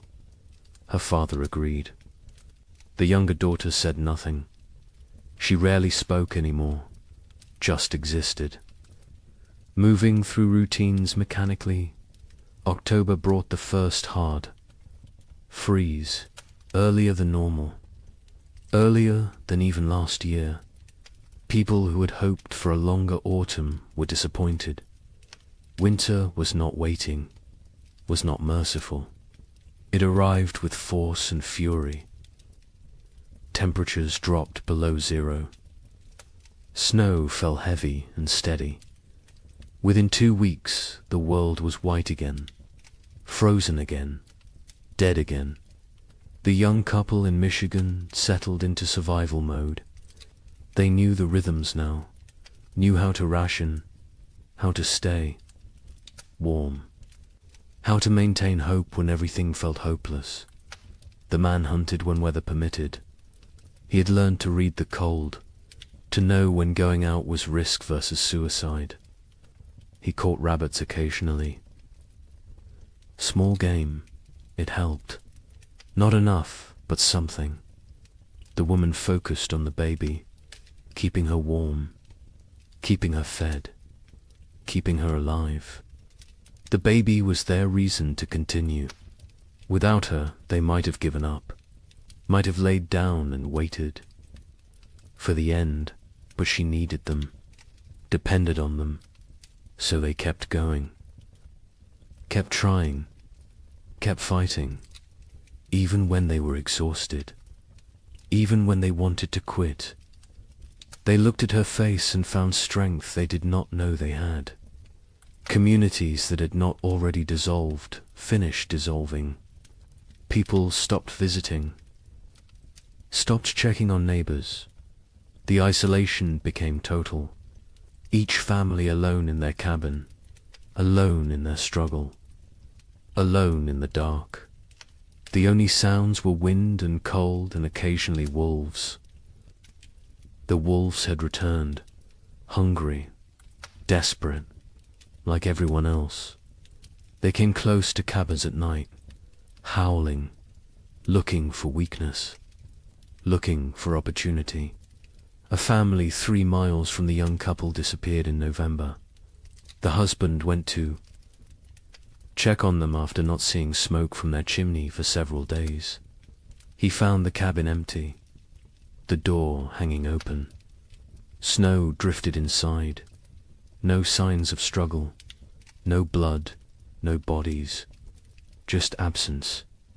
They had left, or something had taken them, or they had died and been buried or dragged off. He did not know, would never know. He went home, told his wife. They barred their door that night, and every night after, death became common.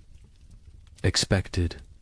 A family in Indiana lost their youngest child, a boy of 3. He simply did not wake up one. Mourning, malnutrition, cold, pneumonia. Probably all 3. They buried him in snow because the ground was frozen, marked the spot with stones, planned to give him a proper burial in spring. If spring came, if they survived to see it. The mother stopped speaking after that, just rocked in her chair, staring at nothing. The father tried to reach her, could not. Eventually he stopped trying. Illness spread through weakened populations. People with no reserves, no immunity, no strength to fight. Pneumonia, influenza, infections from minor cuts that would normally heal. Bodies shutting down under relentless stress. Some families lost multiple members, a father and 2 sons in 1 week, a mother and infant daughter, entire families, sometimes.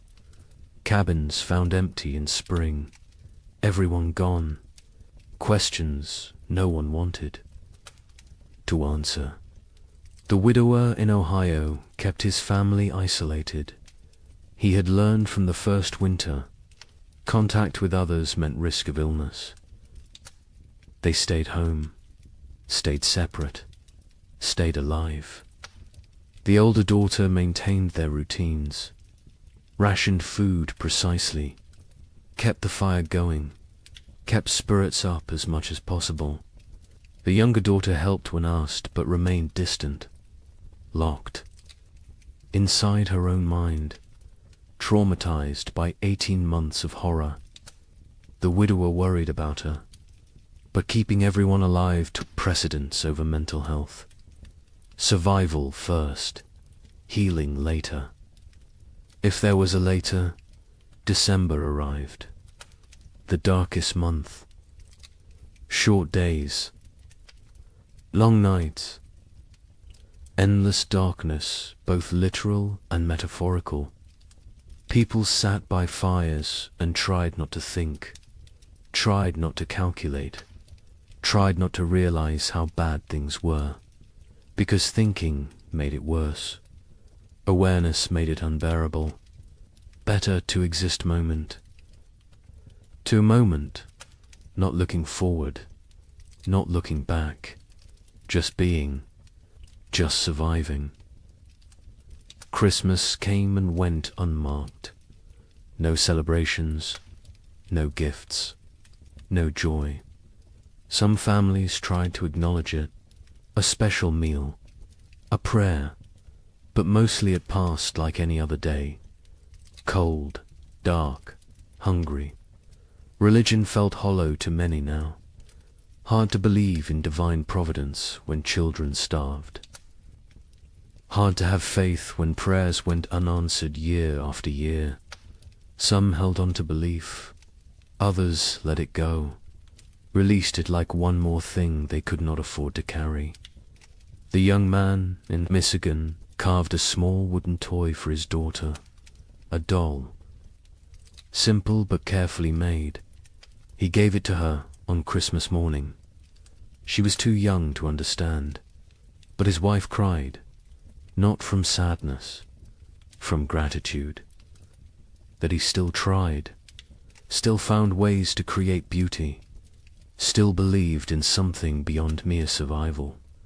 She held him, told him she loved him. They stayed like that for a long time, drawing strength from each other, from their small family, from the choice to keep going. January 1837 arrived, the coldest month of the coldest winter in memory. Temperatures that made the previous year seem mild, winds that cut through any barrier, cold that penetrated everything. People wore every piece of clothing they owned, layered until they could barely move, and still the cold found them. Still it reached through to skin and bone and soul. Food was running critically low for most families. The math was becoming impossible. Even with strict rationing, supplies would not last until spring. Families faced starvation, real starvation. Not just hunger, but the final stages of the body consuming itself. People grew skeletal, moved slowly, spoke rarely, conserved every calorie, every bit of energy.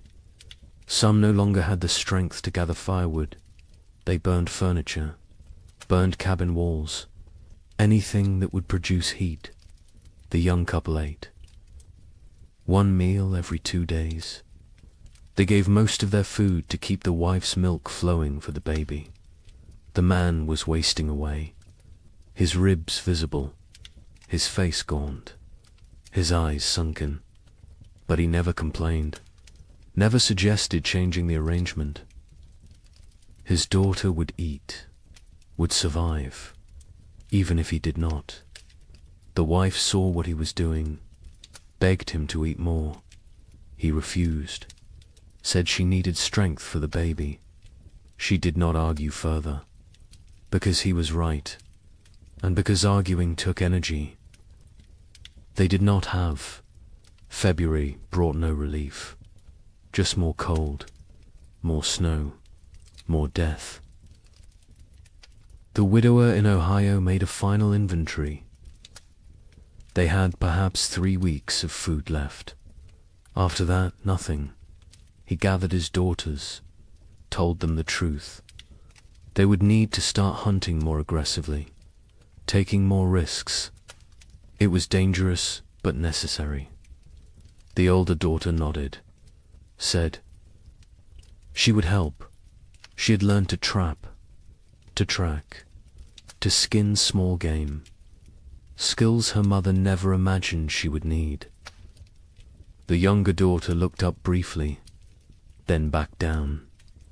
The widower wondered what she was thinking, if she was thinking, or if she had retreated so far inside herself that she was unreachable. But then something changed. Late February brought a warm spell. Temperatures above freezing for 3 consecutive days. Snow melted. The sun appeared, bright, almost cheerful. People emerged from cabins, looked around, dared to hope. Maybe this was it. Maybe winter was breaking. Maybe they had made it through. The warmth lasted a week, then ended abruptly. Temperatures plunged again. Snow returned. But something was different. The cold was less aggressive, less absolute. Spring was not here, but it was coming. Finally, actually coming. People could feel it, could sense it. The rhythm of seasons reasserting itself. Nature remembering how things were supposed. To work Marsh brought increasing warmth. Real thaw, ice melting on rivers, snow receding from fields, mud appearing, glorious mud. People celebrated mud like it was gold, because mud meant earth, meant ground, meant the possibility of planting, of growing, of food. The young couple in Michigan stood at their window and watched snow melt, watched brown earth emerge. The wife cried. The husband held her. They had survived. Somehow, against all odds, they had survived. Wait until you hear how much worse it gets.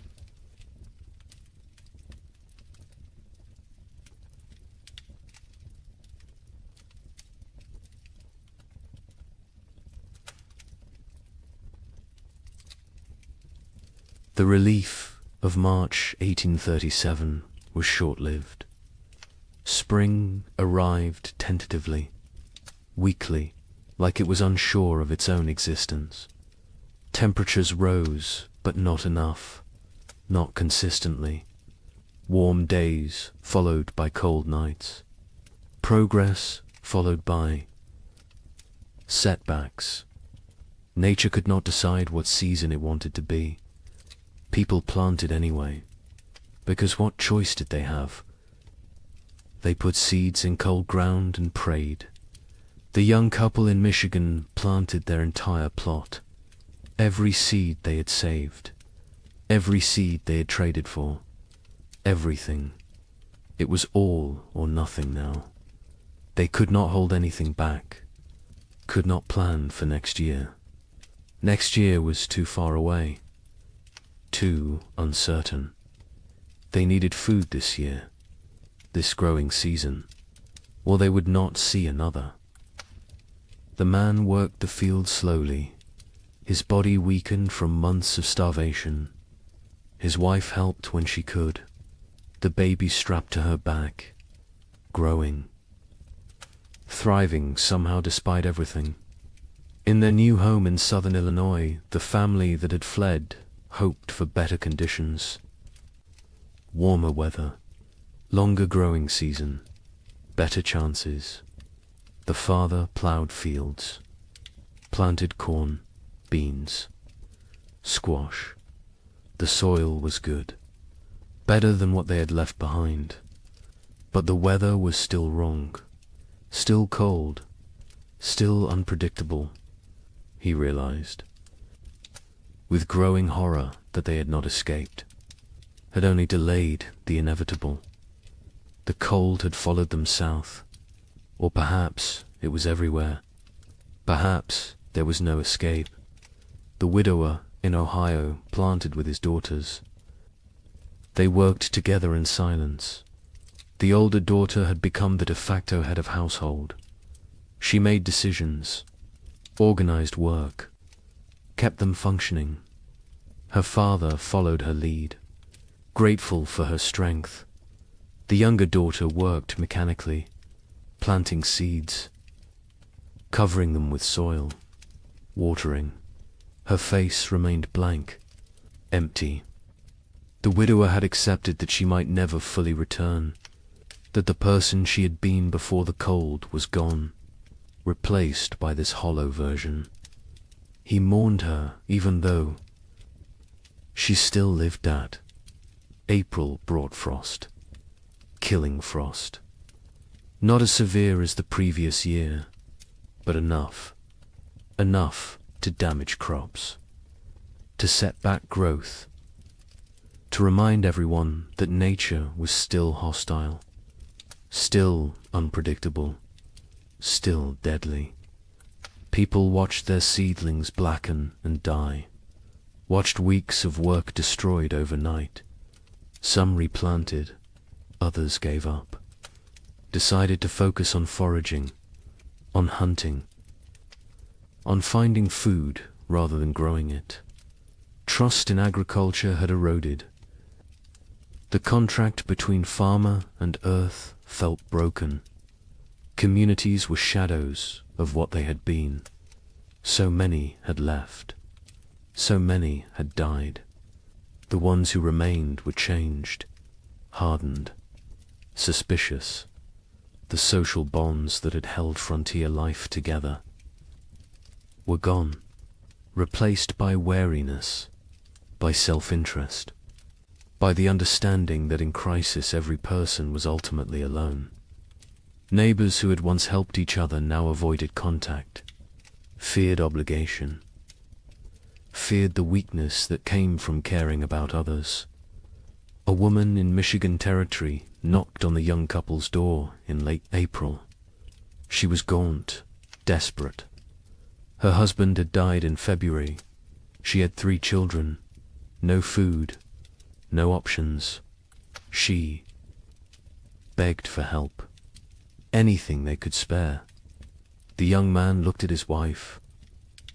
They had so little themselves, barely enough for their own family. His wife went inside, came back with a small sack of cornmeal, perhaps 2 pounds. It was a significant portion of their stores. The woman wept, thanked them, left. The young man and his wife never discussed it, never questioned the decision, but they both knew what that cornmeal might cost them later. May brought better weather, warmer, more stable. The crops that survived April began to grow, slowly, struggling, but growing.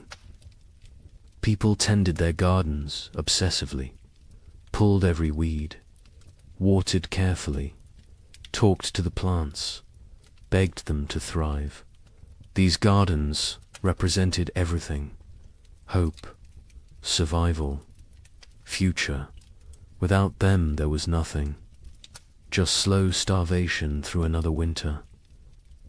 And no one could survive another winter like the last 2. The young couple's garden showed promise. The corn was growing, short stalks, but growing. The beans were climbing, the squash spreading. They allowed themselves to hope, to plan, to imagine a harvest that would see them through. The man hunted regularly now. The game had returned. Deer, rabbits, turkey. He was successful more often, building their stores. They smoked meat, preserved it, prepared for the worst while hoping for better. In southern Illinois, the family's crops grew better. The warmer climate helped. Their corn reached knee-high by late May. The father felt vindicated. They had made the right choice to move. His wife was less certain. She had learned not to trust good fortune, not to believe in progress until it was secured.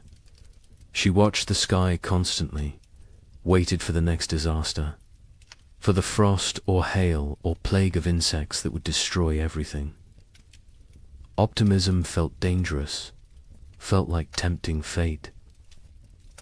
The widower's garden grew adequately, not abundant but adequate. The older daughter managed it efficiently. She had learned to maximize every inch of soil, every drop of water, every moment of sunlight. She was 17 now, an adult in all.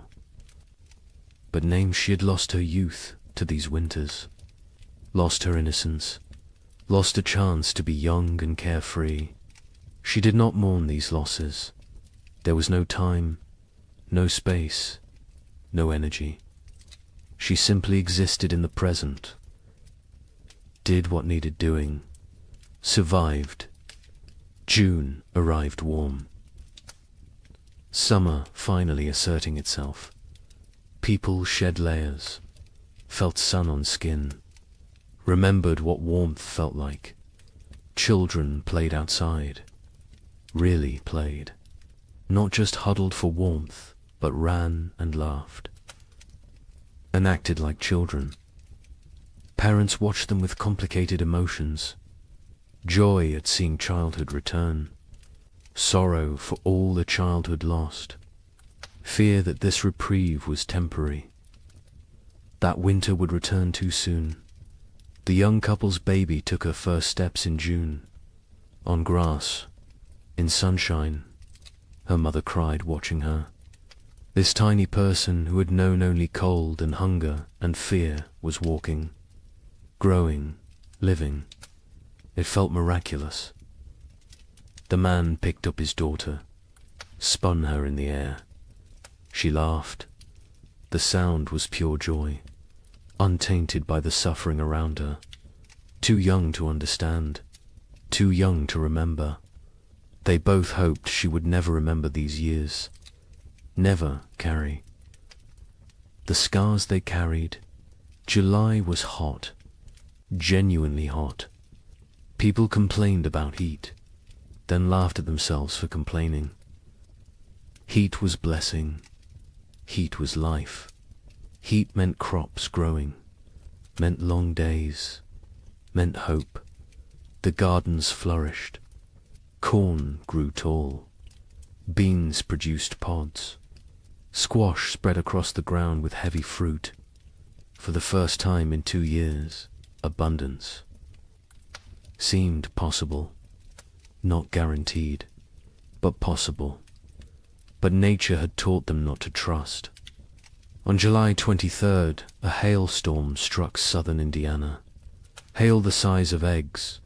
It shredded crops, destroyed gardens, killed livestock. Families who had been preparing for harvest lost everything in 20 minutes. The storm passed, left devastation. People walked through destroyed fields in shock, corn beaten into the ground, beans stripped from vines, squash smashed. Months of work, all their hope, gone.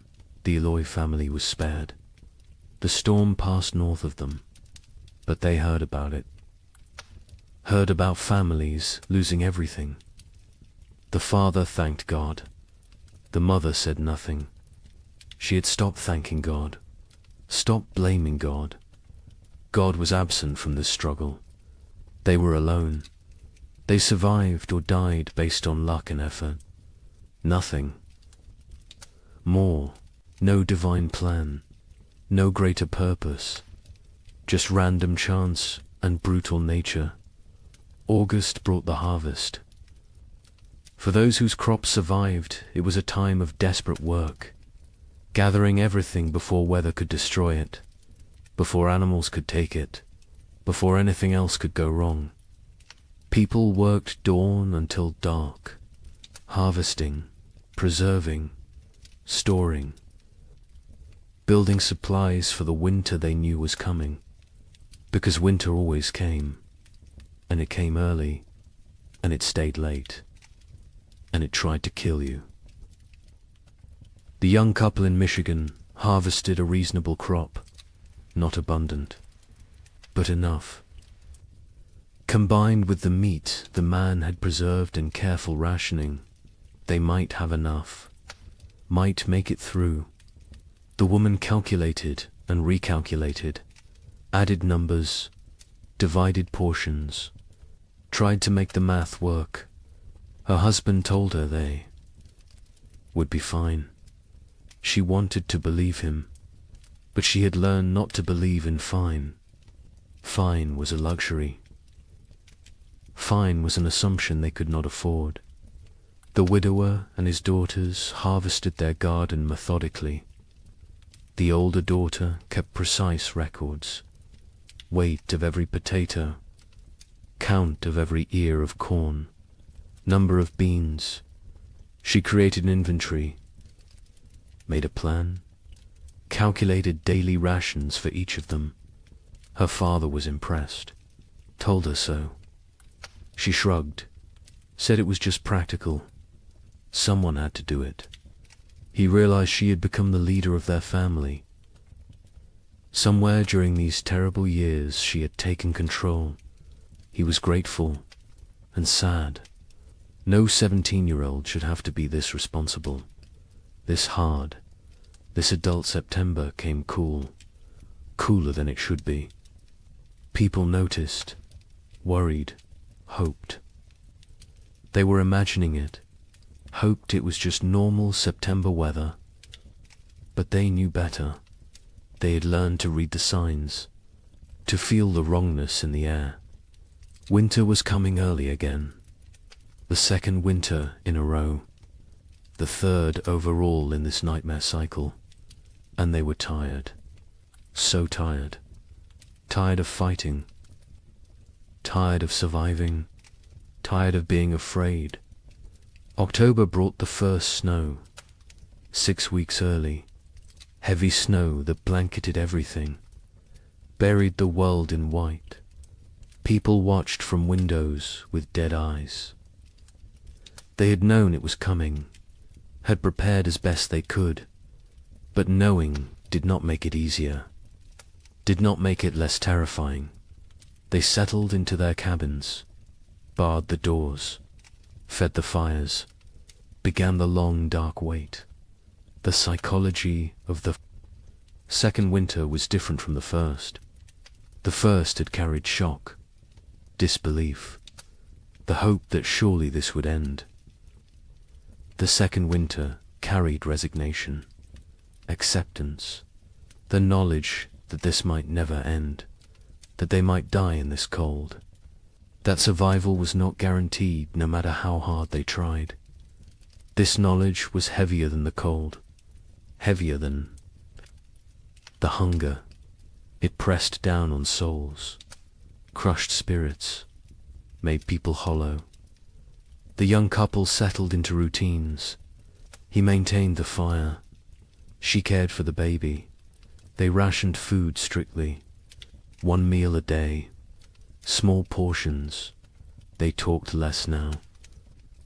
Conversation took energy, took hope.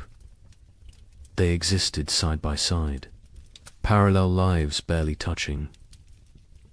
The baby was their only connection, their only reason.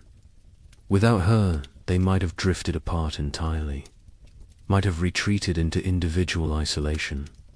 But she needed both of them, so they stayed together, functioned as a unit, survived. In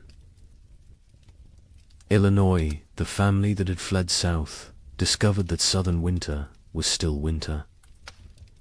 Less severe than Michigan, but severe enough. Cold enough. Dangerous enough. The father realized they would need to go farther south next year. Kentucky, maybe. Tennessee. Somewhere winter was mild. Somewhere survival did not require such desperate measures, his wife agreed. The children were weakening. The youngest was sick. A cough that would not go away. A fever that came and went. They needed better conditions. Warmer weather, more food, or they would lose her. The widower and his daughters faced the second winter with grim efficiency. They had learned so much. How to ration perfectly. How to maintain minimal fire. How to trap in winter. How to make everything last. The older daughter ran the household. Her father followed orders. The younger daughter existed. That was all. She ate when told, slept when told, worked when told, but there was nothing behind her eyes. No personality, no emotion, no self. She had retreated so far inside that the widower wondered if she would ever come out. November was brutal. Temperatures far below normal. Winds that never stopped. Snow that fell constantly. People burned through firewood faster than anticipated. Started burning furniture again. Cabin walls. Anything wooden. Anything that would burn. Heat was more important than shelter at a certain point. Better to freeze in an open cabin than freeze in a closed one. At least an open one gave you a chance to see death coming. Food became critical. Families ran low faster than expected. The cold required more calories. The body burned fuel trying to stay warm. People ate more, depleted stores more quickly. By mid-November, some families were already rationing desperately, making soup with water and a single potato, boiling bones multiple times to extract every bit of nutrition, eating things that would normally be considered inedible, tree bark, leather, anything that might contain some caloric value. A family 4 miles from the young couple knocked on their door in late November. A father with 2 sons. Their wife and mother had died in October. Pneumonia. They had no food left. Nothing. They were starving. The father asked for help. His sons stood behind him, thin, shaking, eyes too large in gaunt faces. The young man looked at his wife. She looked at the baby. They had enough food for themselves. Barely. Not enough to share. The young man told them he was sorry. He had nothing to give. The father nodded. Said he understood. They left. The young couple never saw them again. Never learned what happened to them. Preferred not to know. December brought darkness. Literal and metaphorical. The days were so short. The nights so long. People sat in dark. Cabins, conserving candles, conserving lamp oil, conserving everything. The darkness was oppressive, heavy. It made time feel strange, distorted. Days blended together. You woke, ate a small amount, sat, slept, woke again. Was it day? Was it night? Did it matter? Time lost meaning when every moment was the same. Cold, dark, hungry, afraid. The young couple's baby got sick in early December. A fever. She cried constantly. Would not nurse. The mother held her day and night. Tried everything.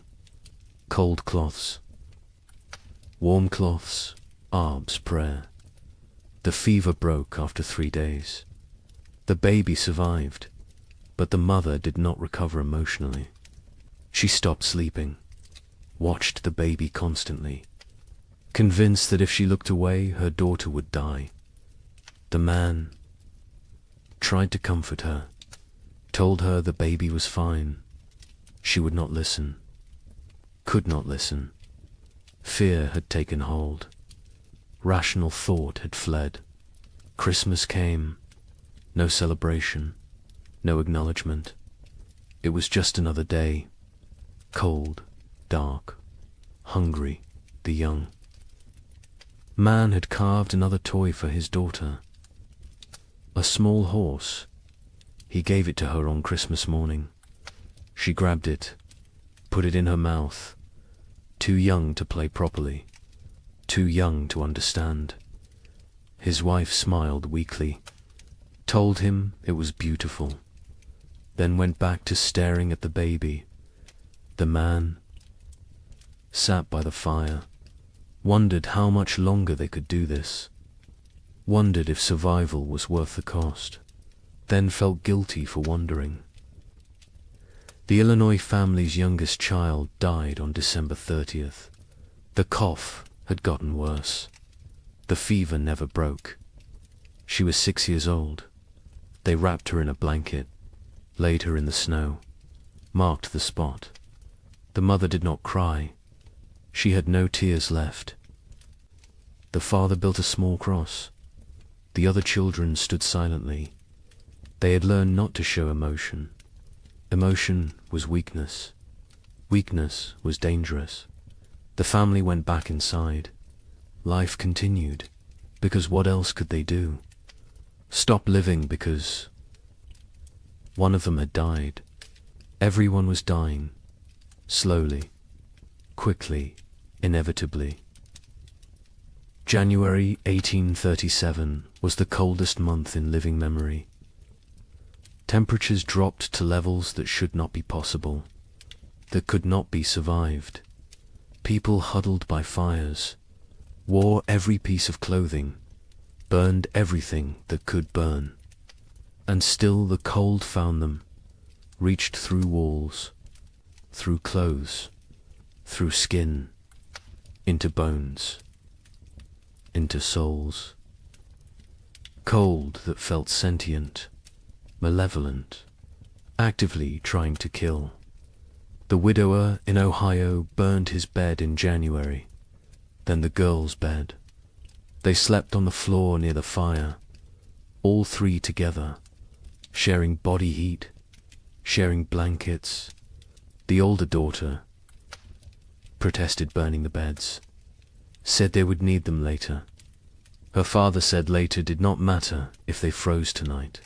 She understood, helped him break up the bed frames, fed them to the fire, watched the wood burn, wondered what they would burn next, what they would sacrifice tomorrow. People stopped moving unless necessary. Movement required calories, burned energy. Energy was precious, could not be wasted. Families sat still for hours, days, only moving to tend fire, to prepare food, to use the chamber pot. Everything else was eliminated. Conversation, work, activity, all gone, replaced by stillness, by conservation, by the desperate attempt to make their bodies last until spring. Food was running out everywhere. People were starving, really starving. The body consuming itself, muscle wasting, organs beginning to fail. People became skeletal, their faces gaunt, eyes sunken, teeth loose, hair falling out. The physical signs of advanced starvation. Some went mad. The hunger drove them insane. They talked to people who were not there, saw things that did not exist, lost touch with reality. Others became violent, desperate, dangerous.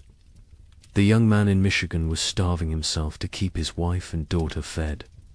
He ate almost nothing, claimed he was not hungry, His wife knew what he was doing, begged him to eat. He refused, said she needed strength to nurse. She needed food to make milk. The baby needed milk to survive. Therefore, the baby and wife ate. He did not. The math was simple, brutal, but simple. He was dying. They both knew it. Neither spoke of it, because speaking made it real, made it unbearable. February brought no relief, just more cold, more hunger, more death. Bodies were found frozen in cabins. Entire families sometimes. They had run out of firewood, run out of food, run out of strength. They had simply stopped, laid down, let the cold take them. It was easier than continuing, easier than fighting every single day with no end in sight. Some people judged them, called them weak. Others understood, envied them even, because at least their suffering was over. The young couple reached their breaking point in late February. They had no food left, nothing.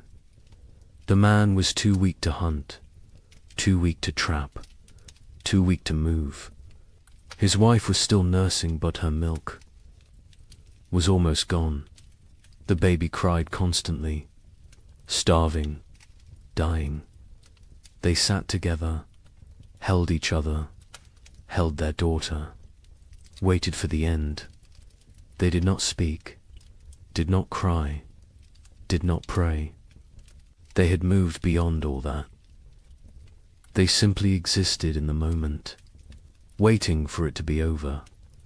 Then a neighbor appeared, the same neighbor who had offered to take them south. He had returned. His sister's farm had been no better. He had come back to his land, to his cabin. He knocked on their door. The young man opened it, could barely stand.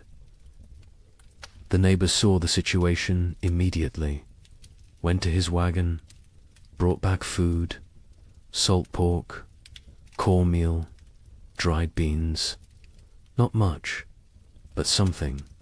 He told them he would check on them weekly, share what he had. The young man tried to thank him, could not find words.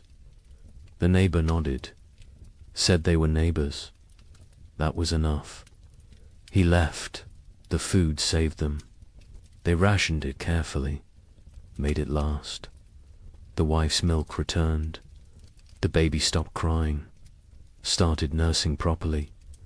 The man ate small amounts, regained some strength.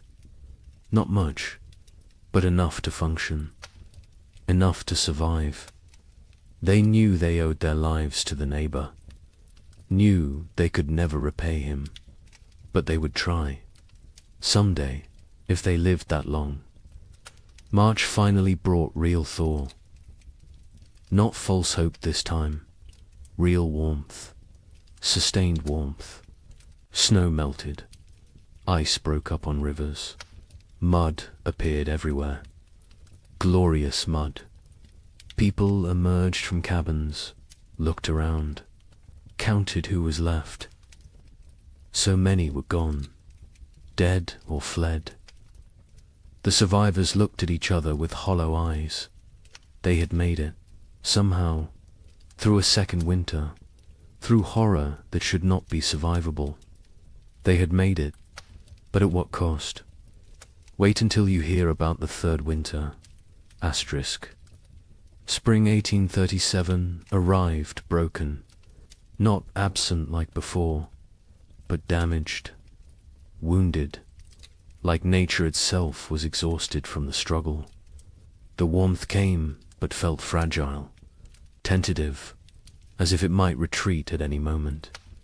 People planted again, because they had to, because there was no alternative. But the hope that had sustained them through previous plantings was gone. replaced by grim determination, by obligation, by the mechanical act of putting seeds in ground without believing. Anything good would come from it. The young couple in Michigan planted their field. The man was skeletal now.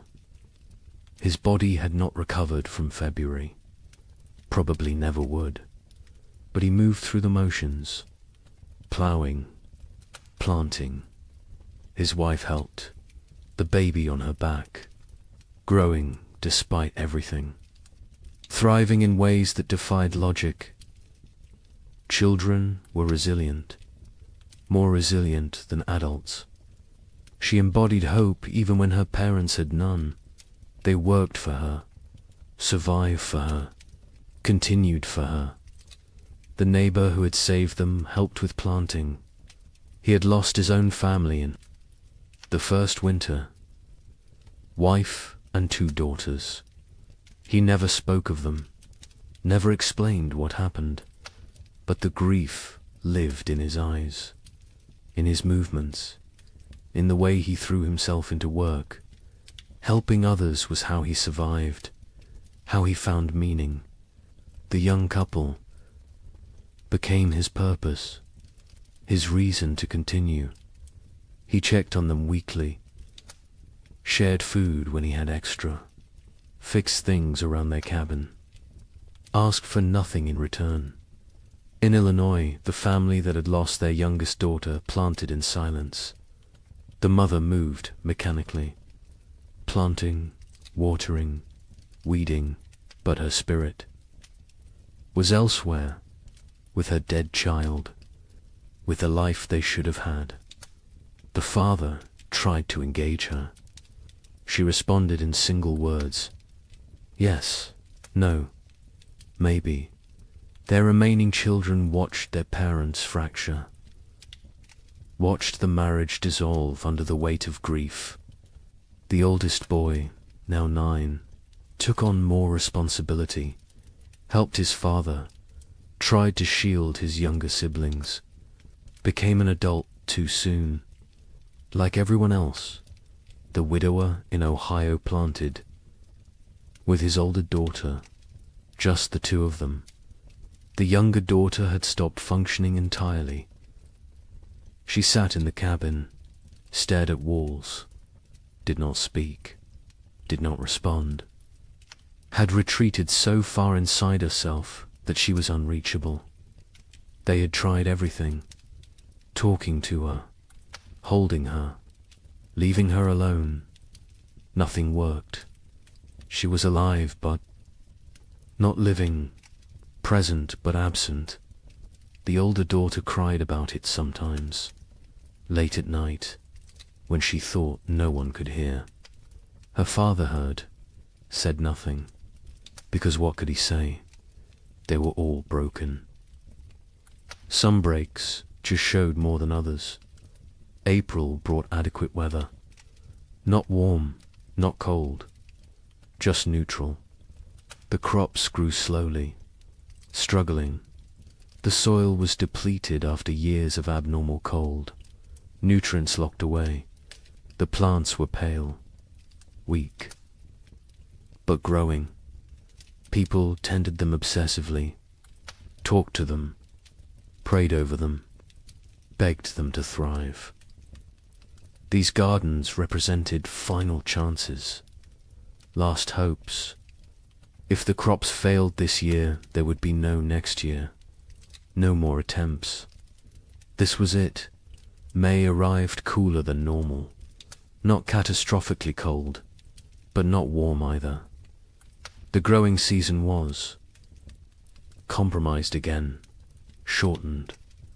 Plants that needed 100 days to mature might only get 80, maybe less. People did what they could, fertilized with anything available. Manure, ash, compost, watered constantly. Protected seedlings from cold nights, fought for every plant, every stalk, every leaf.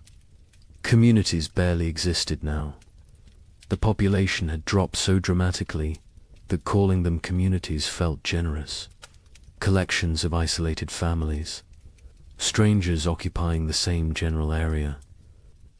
No cooperation, no shared resources, no collective identity, just individuals fighting separate battles. The social structures that had once defined frontier life were dead, replaced by atomization, by loneliness, by the understanding that in the end everyone dies alone. The young couple saw other people rarely. Weeks would pass without contact. When they did encounter neighbors, the interactions were brief, uncomfortable. No one wanted to share information about food stores, about successes or failures, about anything that might reveal vulnerability. Trust was gone. Community was gone. Only wariness remained. Eyes that assessed whether you were threat or opportunity. Calculations about whether helping you would benefit them. Nothing was given freely anymore. Everything had price. June brought better weather. Finally, real warmth. Sustained warmth. The crops responded. Grew with vigor they had lacked before. Corn shot up. Beans produced. Squash spread. For the first time in 3 years, gardens looked healthy, looked productive, looked like they might actually yield harvests. People allowed themselves to feel something close to hope, not real hope. That was too dangerous, but cautious optimism. The possibility that maybe, possibly, they might have enough food. The young man hunted successfully in June. Deer were abundant again. The population had recovered, or perhaps the human hunters had diminished enough that game was plentiful. He killed 2 deer in 3 weeks. They smoked the meat, stored it, carefully added it to their supplies. The wife calculated, recalculated. If the garden produced even half of what it promised, combined with the smoked meat, careful rationing, they would make it. Would survive another winter. The math finally worked. But the wife had learnt not to trust good fortune. She waited for disaster, for the frost, the hail, the blight. Something would go wrong. Something always went wrong. She checked the garden multiple times daily, examined every plant, looked for signs of disease, of insect damage, of anything that might threaten their harvest. Her husband told her to relax. She could not. Relaxing felt like inviting catastrophe. Vigilance was all. That kept them safe. She believed that. Needed to believe that. Because if vigilance did not matter, then nothing they did mattered. And that was too terrifying to accept. July was hot, scorching, the kind of heat that in normal times would be complained about.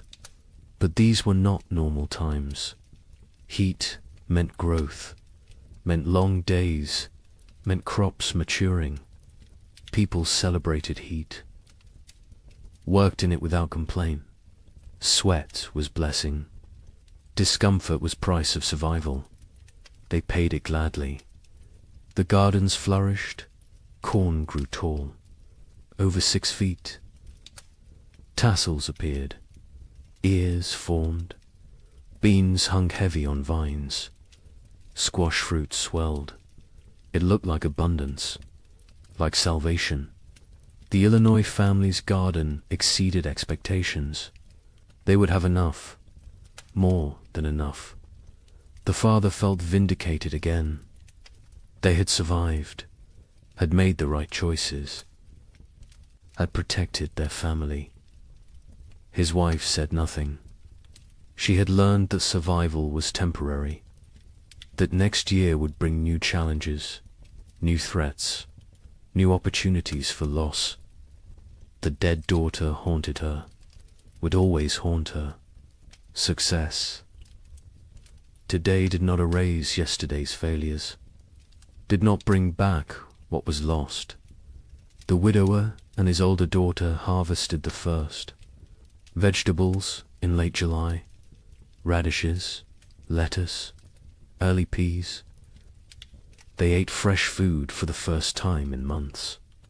The taste was overwhelming, sharp, vibrant, alive. The older daughter cried while eating. Her father pretended not to notice. They offered food to the younger daughter. She took it, chewed mechanically, swallowed. No change in expression, no recognition of the gift they were giving her. She was gone. The person she had been was dead. This shell remained. They would care for it, protect it. But they had accepted that their family was now too. People. August brought the main harvest. People worked frantically, gathering everything, storing everything, preserving everything. This harvest represented life, represented hope, represented the possibility of future they could not afford to lose any of it. Every ear of corn mattered, every bean, every squash. They worked dawn to dusk, exhausting themselves, not caring. This was too important to spare effort. The young couple harvested more food than they had seen in 3 years. Corn beans, squash, combined with the smoked venison, they had enough. Actually enough. Not barely enough. Not maybe enough. But truly. Enough. They stood in their cabin looking at the stores. The wife started laughing, then crying, then laughing again. The man held her. They had made it, had survived, had beaten the odds. Their daughter played at their feet, oblivious, perfect. A miracle they did not deserve, but received anyway. The neighbor helped them preserve food, showed them techniques for long-term storage, how to keep corn dry, how to prevent mold, how to protect against rodents. He had learned so much in his years on the frontier. Before the cold years he had been successful, prosperous even. Now he was just surviving, like everyone else. But he remembered the old knowledge, the techniques that worked. He shared them freely, asked nothing in return. The young couple offered to pay him, with food, with labor. He refused, said neighbors helped. Neighbors, even though neighbors barely existed anymore. Even though community was dead, he held on to the old ways, the old values. It was how he honored his dead family. September arrived cool. People tensed, waited for the cold, for winter to come early again, for the pattern to repeat, but it did not. September stayed temperate, pleasant even. Leaves changed color on schedule. Geese flew south at the normal time. Nature seemed to be remembering how to be normal, how to follow the rhythms that had existed for millennia. People did not trust it, could not trust it, but they noticed, hoped, very carefully hoped. October brought the first frost, right on schedule. Normal frost, expected frost, not the killing freeze of previous years, just regular autumn cold. Farmers finished their harvests, stored the last vegetables, prepared for winter. But this preparation felt different, less desperate, less terrified. They had food, real food, enough food. Winter was coming, but it was normal winter. Survivable winter. They could do this. The young family brought in their last harvest in mid-October, filled their cabin with stores. The man built additional storage, racks for corn, bins for potatoes, hooks for smoked meat. The cabin was crowded now, full of food, full of life, full of hope. His wife walked around touching everything, making sure it was real. Not a dream, not delusion, actually real. She counted, recounted. The numbers worked. They would eat this winter, would eat well even. The relief was almost unbearable. The Illinois family stored their harvests methodically. The father built a proper root cellar, dug into a hillside, lined with stone, cool and dry, perfect for storage. He placed potatoes carefully, carrots, turnips, everything that would keep. The corn hung from rafters, the beans dried in bags, the squash lined shelves. It looked like prosperity, like success. He allowed himself to feel proud. His wife did not share the feeling. She looked at the food and thought only of their dead daughter, of how she would never eat any of it. The father tried to reach her, tried to pull her back to the living. She would not come. Grief had her, would always have her. The widower and his older daughter stored their harvest efficiently. They had learned to waste nothing, use every space, maximize every resource. The cabin was full. The root cellar was full. They had succeeded. Against all odds, against impossible circumstances. 2 people, one of them barely 17, had survived and built security for the coming winter. The older daughter allowed herself a moment of satisfaction, of pride, then went back to work. There was always more work, always more preparation, always more to do. November arrived cold, but not catastrophically so. Normal cold, expected cold. The kind that could be managed with sufficient firewood and food. People settled into winter routines. But these routines were different from previous years. There was enough food, enough fuel, enough security. Meals were adequate, not abundant, but adequate. No one was starving. No one was burning furniture. No one was making desperate choices. It felt surreal, like they had forgotten what normal winter felt like, how survivable it was supposed to be. The young couple's cabin was warm. The man had cut plenty of firewood, more than enough.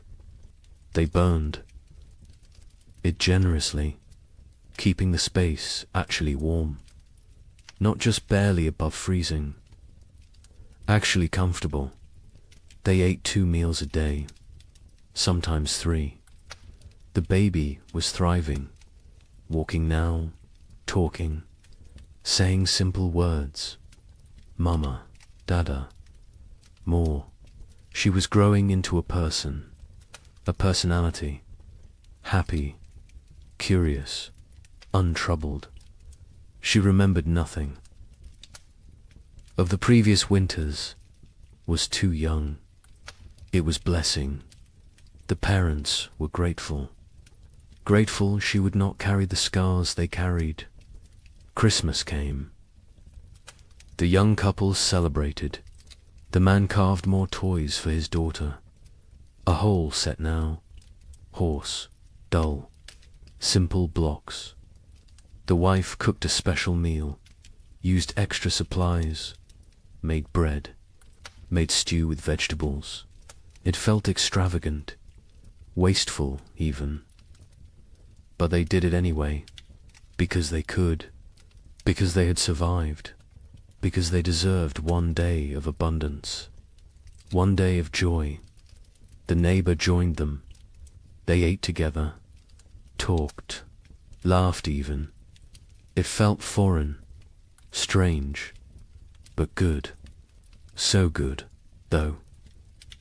Illinois' family marked Christmas quietly. The father suggested they celebrate, make a special meal. The mother refused, said she could not celebrate when her daughter was dead. The father did not push, let it go. The children received no gifts, no special food, no acknowledgement, just another day. They did not complain, did not expect anything different. Childhood joy had died years ago. They were little adults now, serious, pragmatic, damaged. The widower and his older daughter observed Christmas with quiet reflection. They made a slightly larger meal, said prayers, remembered the wife and mother who was gone, remembered the sister and daughter who was gone in a different way. The younger daughter sat with them, ate when prompted, otherwise unresponsive. They had given up trying to reach her, had accepted this was who she was now.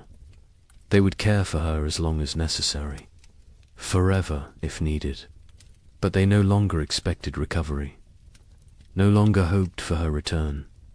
She was gone. They mourned her, while she still lived.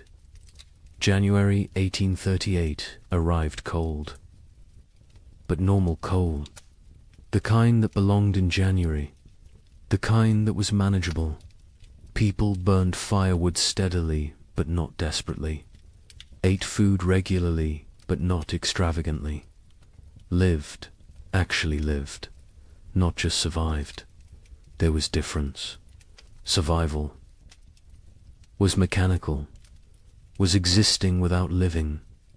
Living was having moments beyond mere existence, moments of comfort, of satisfaction, of something approaching contentment. People had not lived in 3 years. Now they remembered what it felt like. The young man sat by the fire one January evening, his wife beside him, their daughter asleep.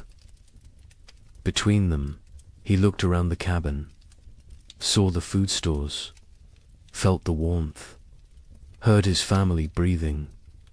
He started crying. Quietly, his wife took his hand, asked what was wrong. He said nothing was wrong. Everything was right. For the first time in 3 years, everything was actually right. They were warm, fed, together, alive. It felt like miracle, like grace, like something they had not earned, but received anyway. February brought storms, heavy snow, strong winds, but the cabin was warm. The food was adequate. The family was safe. The storms raged outside. Inside there was peace. The baby played with her toys. The mother sewed. The father carved. They existed in domestic tranquility. It felt surreal, impossible, like any moment they would wake up and discover it was dream, that they were actually still in the second winter, still starving, still freezing, still dying. But they did not wake up, because it was real. The nightmare was ending, finally, actually ending. The Illinois family endured February without crisis. They had enough of everything, enough food, enough fuel, enough supplies. The physical needs were met, but the emotional damage remained. The mother barely spoke, spent hours staring at nothing. The father tried to engage her. She would not engage. The children adapted, learned to parent themselves, The older boy especially. He took care of his younger siblings, made sure they were fed, dressed, safe. The father was grateful and heartbroken. No 9-year-old should have to be so responsible, but gratitude outweighed heartbreak. The family functioned. That was enough. The widower and his daughters survived February to easily. After 3 years of desperate struggle, normal winter felt trivial. They had so much food, so much fuel, so much security. The older daughter relaxed slightly, not much, but slightly, allowed herself to believe they would make it, would survive, would see spring. Her father noticed the change, was glad. She deserved peace, deserved to feel safe, even if that safety was temporary, even if next year brought new challenges. She deserved this moment. March arrived with thaw. Real thaw, permanent thaw. Spring was coming. Not false hope this time, not temporary reprieve. Actual spring, the kind that arrived and stayed, the kind that brought warmth and life and renewal. Snow melted rapidly, rivers broke up, birds returned, the world came back to life. People emerged from cabins, looked around, saw their neighbors, saw who had survived, who had made it through. The numbers were shocking. So few left. So many gone. The young couple walked their property in early March, looked at the field they would plant, looked at the cabin they had defended, looked at each other. They had survived, had kept their daughter alive, had made it through 3 winters that should have killed them. They did not speak. Words were insufficient. They simply stood together, holding hands, watching their daughter chase the neighbor's dog through melting snow, laughing, perfect, untouched by the horror. Her parents had endured. They had protected her from it, had given her life and safety and future. It was enough. It had to be enough. The worst was over. The 3 winters that seemed endless had ended. Spring had returned. Life had returned. Hope had returned. But the cost had been staggering. The scars ran deep. The survivors would carry the memories forever, would wake in the night sometimes, sweating, terrified, remembering the cold, the hunger, the fear. They would never fully recover, never fully heal, but they had survived, and survival meant possibility, meant future, meant that maybe, just maybe, they could build something good from the ashes of horror. Spring 1838 arrived like a resurrection, not the tentative half-springs of previous years, but full, complete, undeniable. March brought warmth that stayed. April exploded with growth. The earth seemed desperate to make up for lost time. Grass grew with unusual vigor. Trees budded aggressively. Wildflowers carpeted fields in waves of color. It was as if nature itself was apologizing, compensating, trying to heal the wounds it had inflicted. Survivors emerged from their cabins, slowly, blinking in bright sunlight, disoriented, like people waking from long nightmares. They looked at each other with hollow eyes, eyes that had seen too much, known too much suffering. They were changed, fundamentally, irreversibly. The people who had entered the winter of 1835 were dead. These were different people, harder, older, damaged in ways that would never fully heal. The young couple in Michigan stood in their doorway watching spring arrive. The man was thin still. His body had not recovered the weight lost during the starving times. Probably never would. His hair had gone partially grey. He was 25, but looked 40. His wife was 23. She looked older, lines around her eyes, around her mouth, marks of worry, of fear, of 3 years spent on the edge of death. Their daughter was almost 2 now, perfect, unblemished, the only innocent thing left in their world. They planted their field in April. The work felt different this year. Not desperate, not terrified, just work, normal work, the kind farmers had done for thousands of years. Put seeds in ground, trust earth to do its part. The simplicity was jarring. They had forgotten farming could be simple, could be routine, could be anything other than life or death struggle. The man worked slowly, his body still weak. The neighbor helped. He always helped. Had become part of their family in ways that transcended blood. The field grew beautifully. The corn shut up, strong, healthy, dark green. The kind of growth they had not seen in years. The beans climbed vigorously. The squash spread rapidly. It looked like abundance, like prosperity, like the future they had imagined when they first claimed this land, before the cold, before the suffering, before they learned how fragile everything was.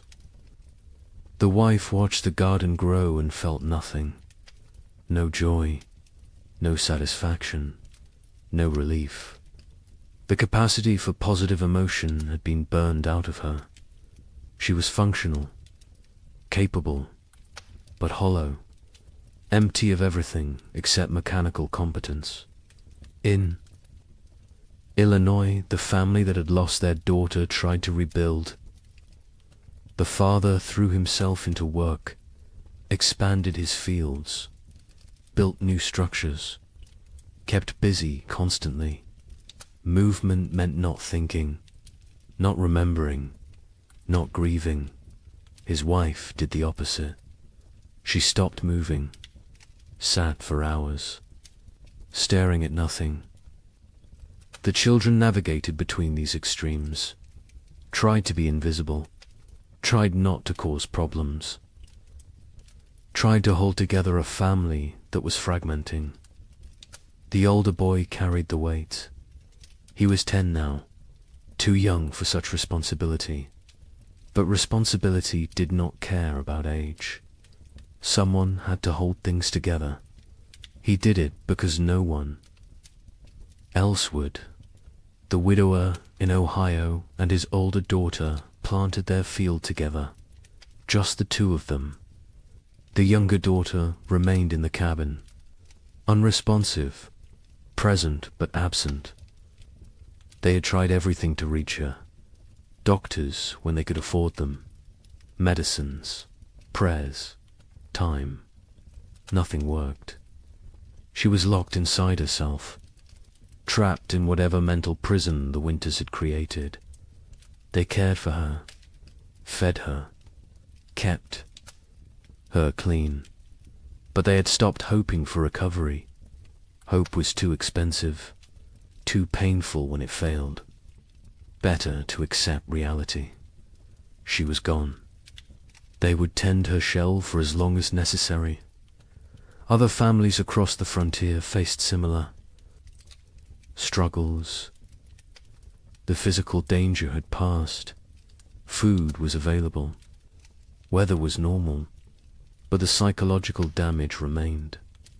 People suffered from what we would now recognize as severe trauma, depression, anxiety, what was then called melancholy or nervous.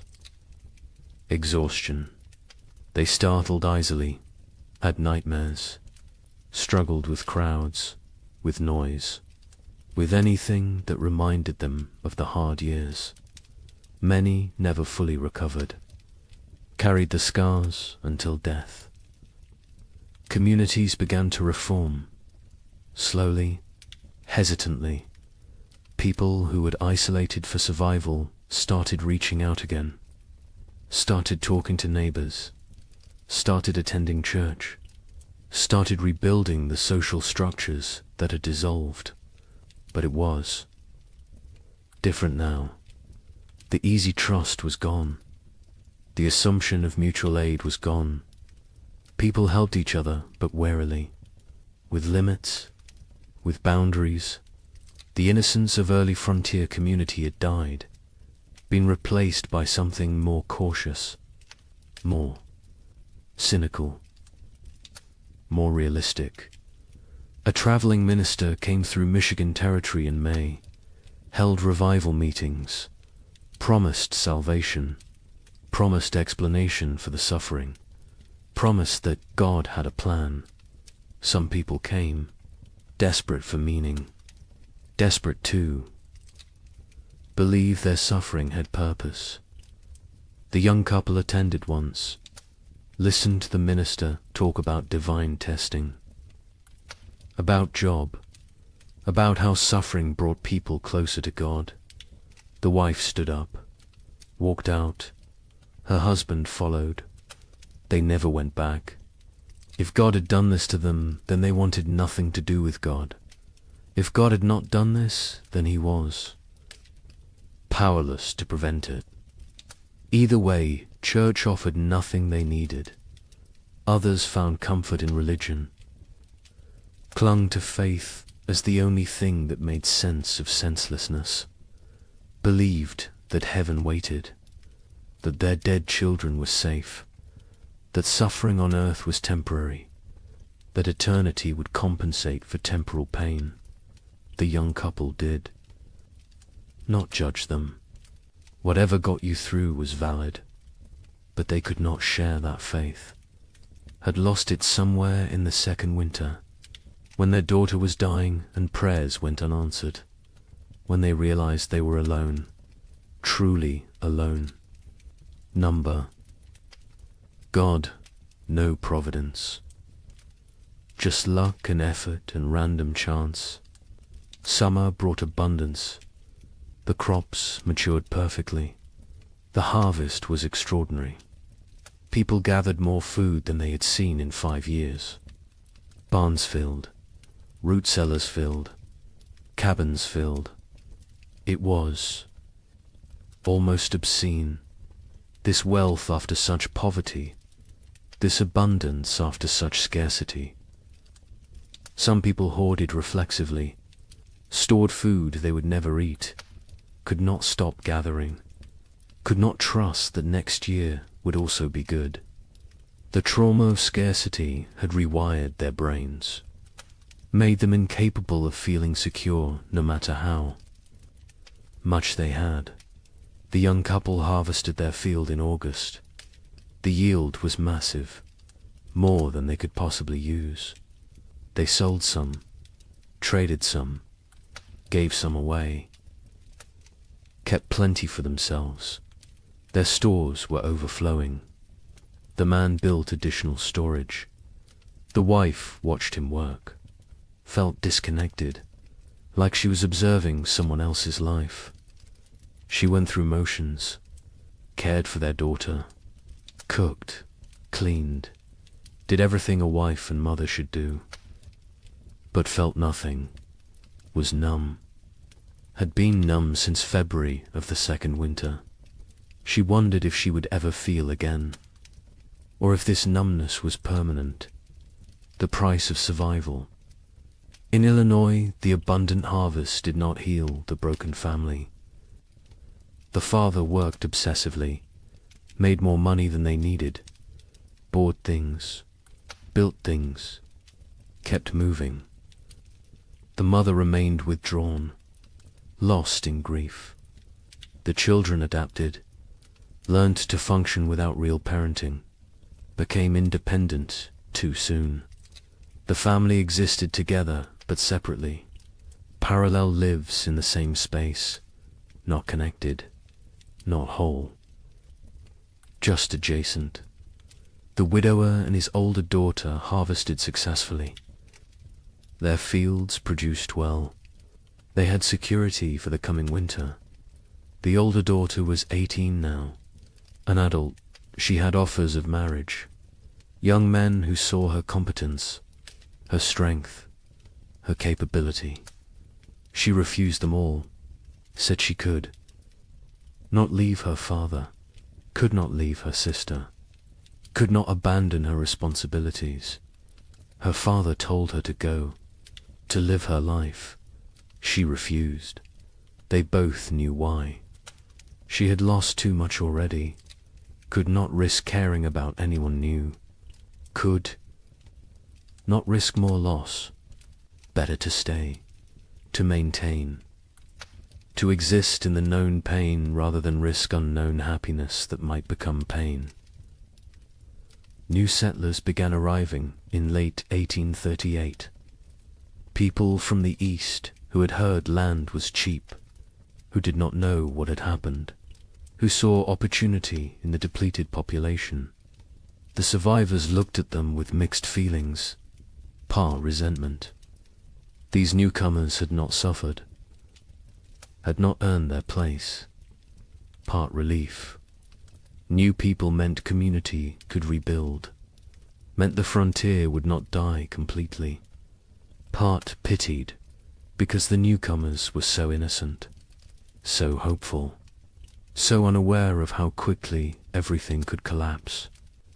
A young family moved in near the young couple in September, fresh from Pennsylvania, full of dreams. The man introduced himself, talked about his plans, about the farm he would build, about the future he saw. The young couple listened politely, said nothing about the previous years. What could they say? How could they explain? The newcomers would learn, or they would not. Either way, it was not the survivors' responsibility to shatter their illusions, let them have their hope, while it lasted.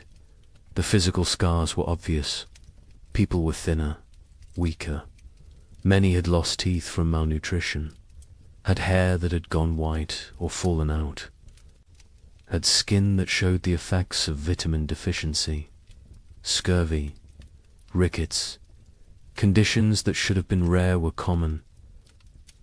Some people recovered physically, others carried permanent damage, weakened hearts, damaged lungs, bodies that had been pushed beyond sustainable limits and never fully healed.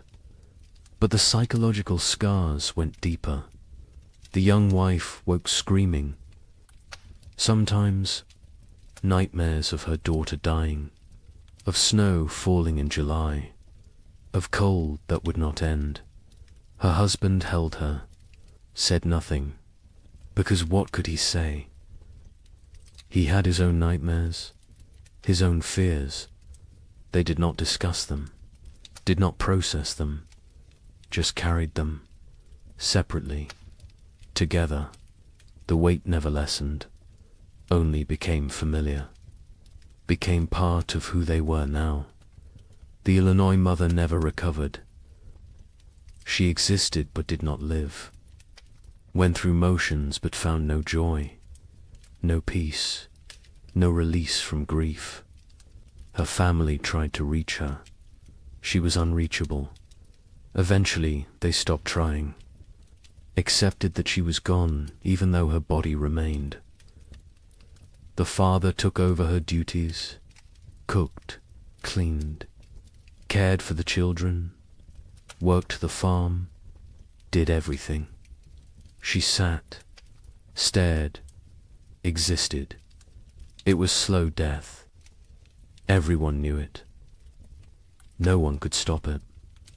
She would live another decade, empty, broken, a ghost. In her own life, some survivors found ways forward, created new lives from the ruins of the old. The widower eventually remarried, a widow from the next county. She had lost her husband and son in the first winter. They married not from love, but from practicality, from loneliness, from the need to not be alone. It was not romantic, but it worked. They built a life together, quiet, stable, functional. His older daughter never married, stayed home, cared for her sister, became essential to the household, found purpose in duty, in responsibility, in maintaining. She never seemed unhappy, but she never seemed happy either. Just existed in the middle, neither satisfied nor dissatisfied. Just present, the young couple stayed together, raised their daughter, had 2 more children in the years after, built a successful farm. From the outside they looked normal, prosperous even, but between them was distance, a gulf created by 3 years of shared trauma that they could never fully bridge. They cared for each other, were faithful, were good parents. But the passionate young couple who had claimed the land in 1835 was gone, replaced by 2 damaged people doing their best. It was enough, had to be enough. They did not expect happiness, did not seek joy, just sought stability, safety, security, found those things, made a life from them. By 1840, the population had stabilized. Some areas had recovered partially, others remained sparsely populated. The demographic impact was significant. Thousands had died. Thousands more had fled. The westward expansion had been set back years. Territories that should have achieved statehood remained territories. The ambitious growth projections of the early 1830s were abandoned. Reality had intruded, shown the limits of human ambition, of manifest destiny, of the belief that the frontier was there for the taking. Nature had reminded everyone who was really in control. The survivors aged rapidly.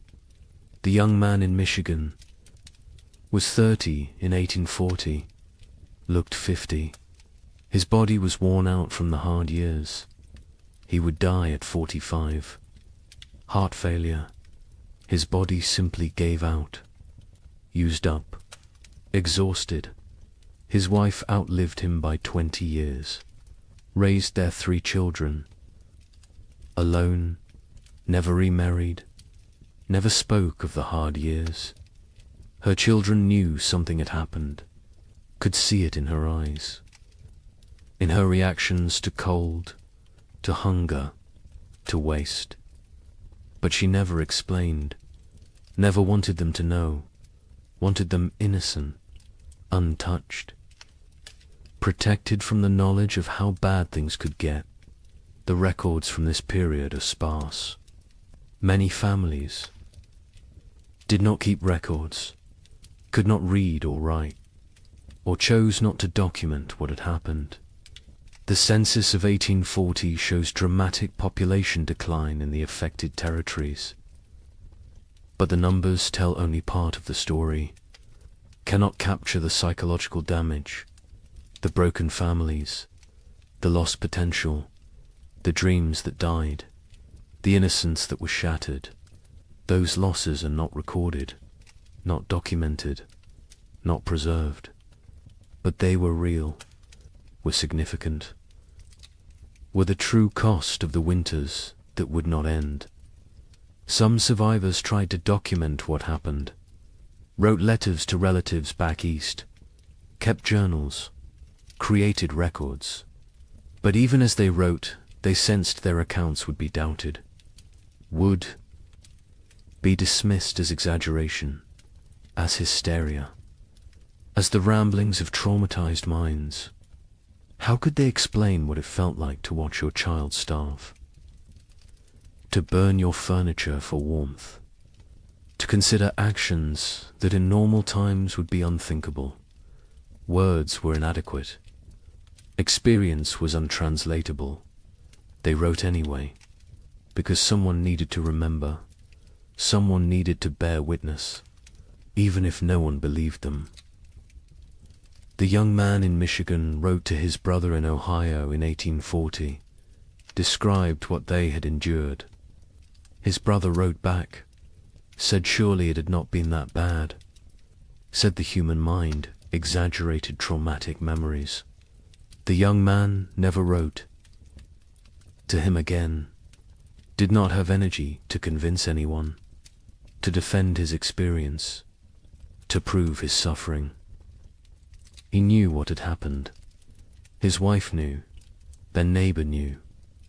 That was enough. The rest of the world could believe what it wanted, and mostly, the world chose not to believe, chose to minimize, chose to forget. Because the story of the three winters did not fit the narrative America wanted to tell itself.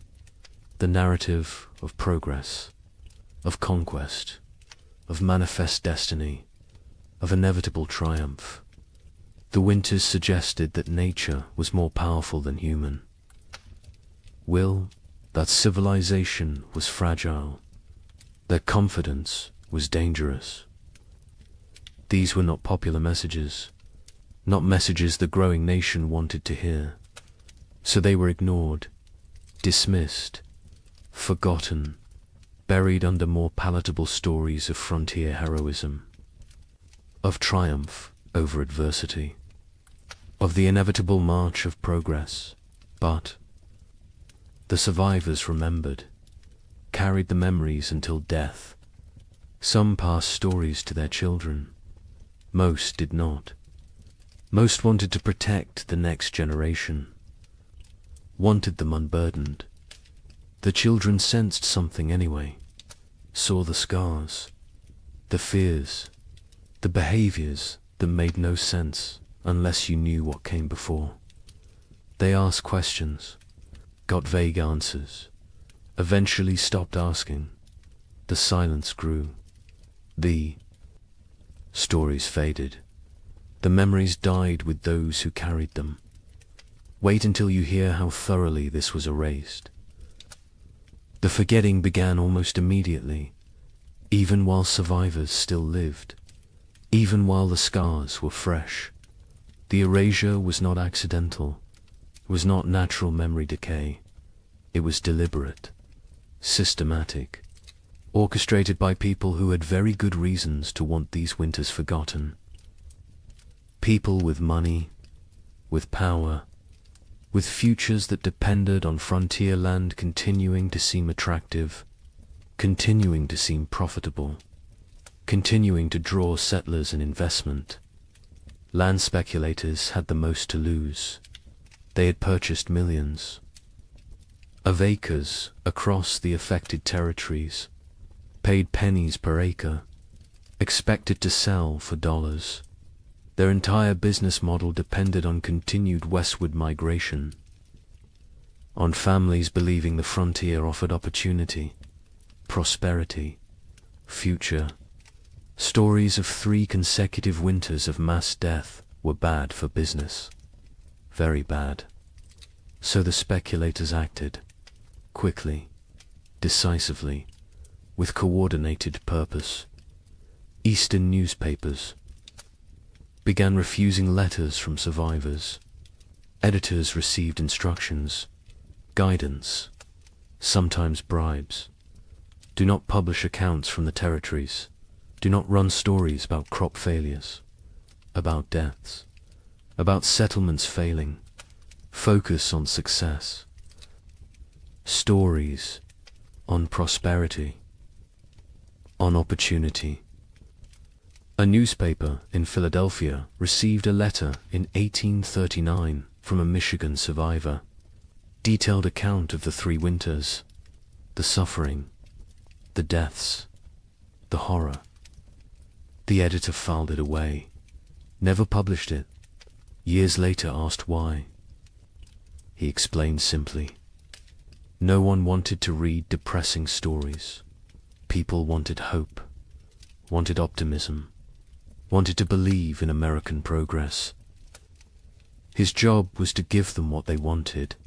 Territorial governments actively suppressed information.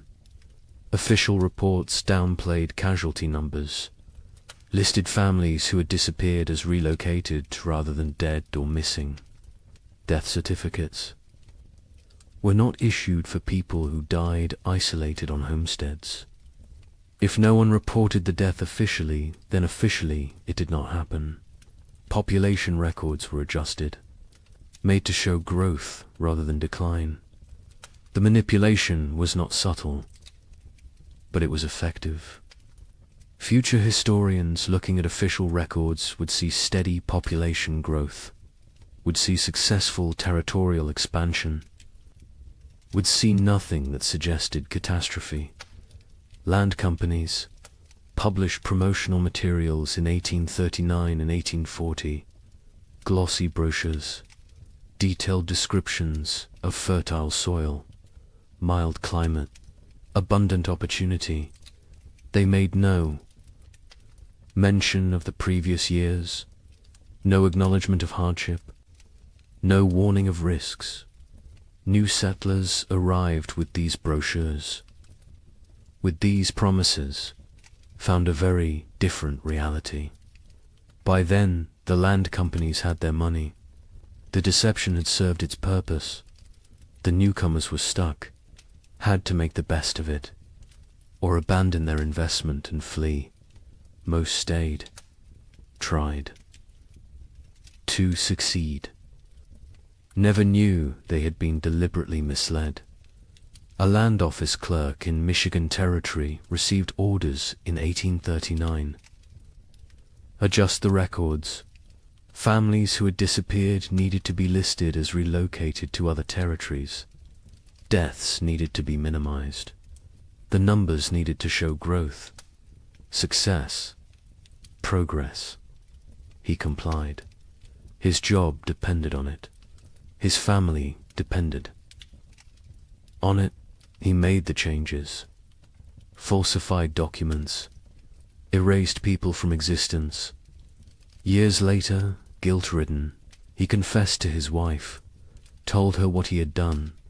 She told him he had no choice. Everyone had to survive somehow. He accepted this, but the guilt never left. He carried it until death, never told anyone else, never made it right. Just carried the weight of erasing thousands of people to protect property values. Railroad companies were equally invested in suppressing the truth. Their business plans required population growth in the territories, required towns, commerce, customers. Empty land was worthless. They needed settlers, needed them desperately. Stories of mass death were obstacles, barriers to profit. So they acted, funded newspapers that told the right stories, hired writers to create promotional content, paid for testimonials from satisfied settlers, built a narrative of success and opportunity that bore little resemblance to reality. The suppression extended to personal correspondence, letters from survivors to relatives. Back east were sometimes intercepted, lost, destroyed. Postal clerks received instructions. Letters containing certain content should not reach their destinations, should disappear. It was not official policy, not written down anywhere, but it happened regularly, systematically. Survivors wrote letters describing their experiences. Melt them. They never arrived. The relatives back east never learned the truth, continued to believe the promotional literature, continued to encourage others to move west. The cycle continued. Churches participated in the suppression, not overtly, not deliberately, perhaps, but they promoted a narrative that made the hard years easier to ignore. Suffering was divine testing. Those who died were called to heaven. Those who survived were blessed. This framing made the catastrophe seem like individual, spiritual journey rather than systemic climate disaster. Made it about personal faith rather than policy failure. Made it easier to move forward without asking difficult questions, without assigning blame, without demanding accountability. The survivors themselves often did not speak about their experiences. Many were deeply traumatized, could not articulate what had happened. The words did not exist. The concepts did not exist. Post-traumatic stress disorder would not be named. For another century, they just knew they could not talk about it, could not revisit it, could not make others understand. So they stayed silent, kept the memories locked inside. The silence was mistaken for acceptance, for healing, for moving on. It was none of these things. It was survival mechanism. It was protective barrier. It was the only way they could continue functioning. Others faced social pressure to remain silent. Communities wanted to move forward, wanted to rebuild, wanted to forget. People who dwelt on the hard years were seen as weak, as complainers, as obstacles to progress. A woman in Illinois tried to talk about losing her daughter, about the starvation, about the cold. Her neighbors told her to stop living in the past, to focus on the future, to be grateful for what she had. She stopped talking, but the memories did not stop. They never stopped. She just carried them alone, in silence, until they consumed her.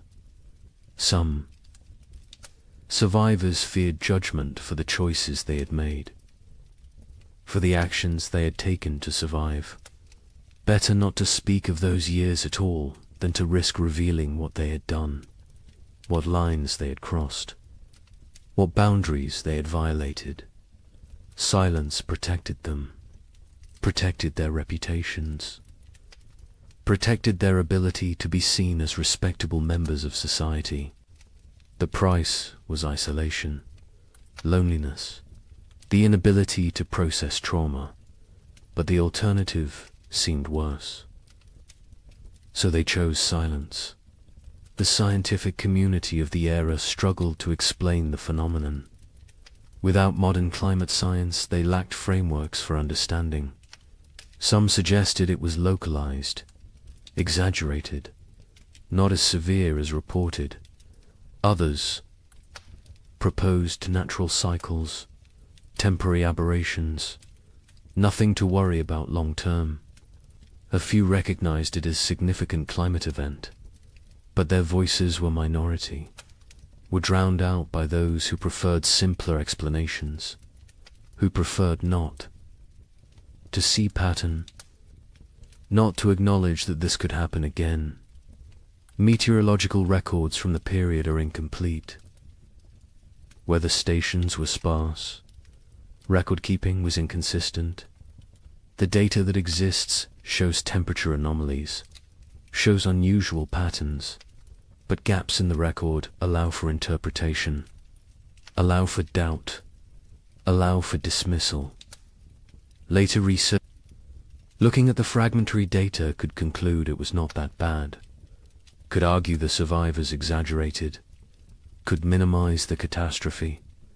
The incomplete record became excuse for incomplete acknowledgement. By 1850, just 12 years after the final winter ended, the 3 winters were rarely mentioned. Textbooks focused on westward expansion, on Oregon Trail, on Gold Rush, on the exciting narrative of American growth. The dark years from 1836 to 1838 were footnote at best. More often, they were completely absent. A generation of children learned American history without knowing thousands had died in the supposedly empty territories, without knowing their parents or grandparents had survived horror. The erasure was nearly complete. The Civil War cemented. The forgetting. After 1861, the nation had new trauma, new deaths, new catastrophe to process. The frontier winters seemed distant, irrelevant. Why dwell on old suffering when new suffering was everywhere? The few survivors who tried to tell their stories found no audience, found a nation consumed by present crisis.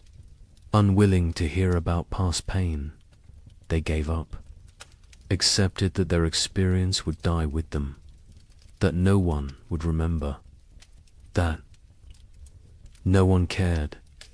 The American mythology of the frontier required triumph, required success, required the narrative of bold pioneers conquering wilderness, building civilization, creating something from nothing.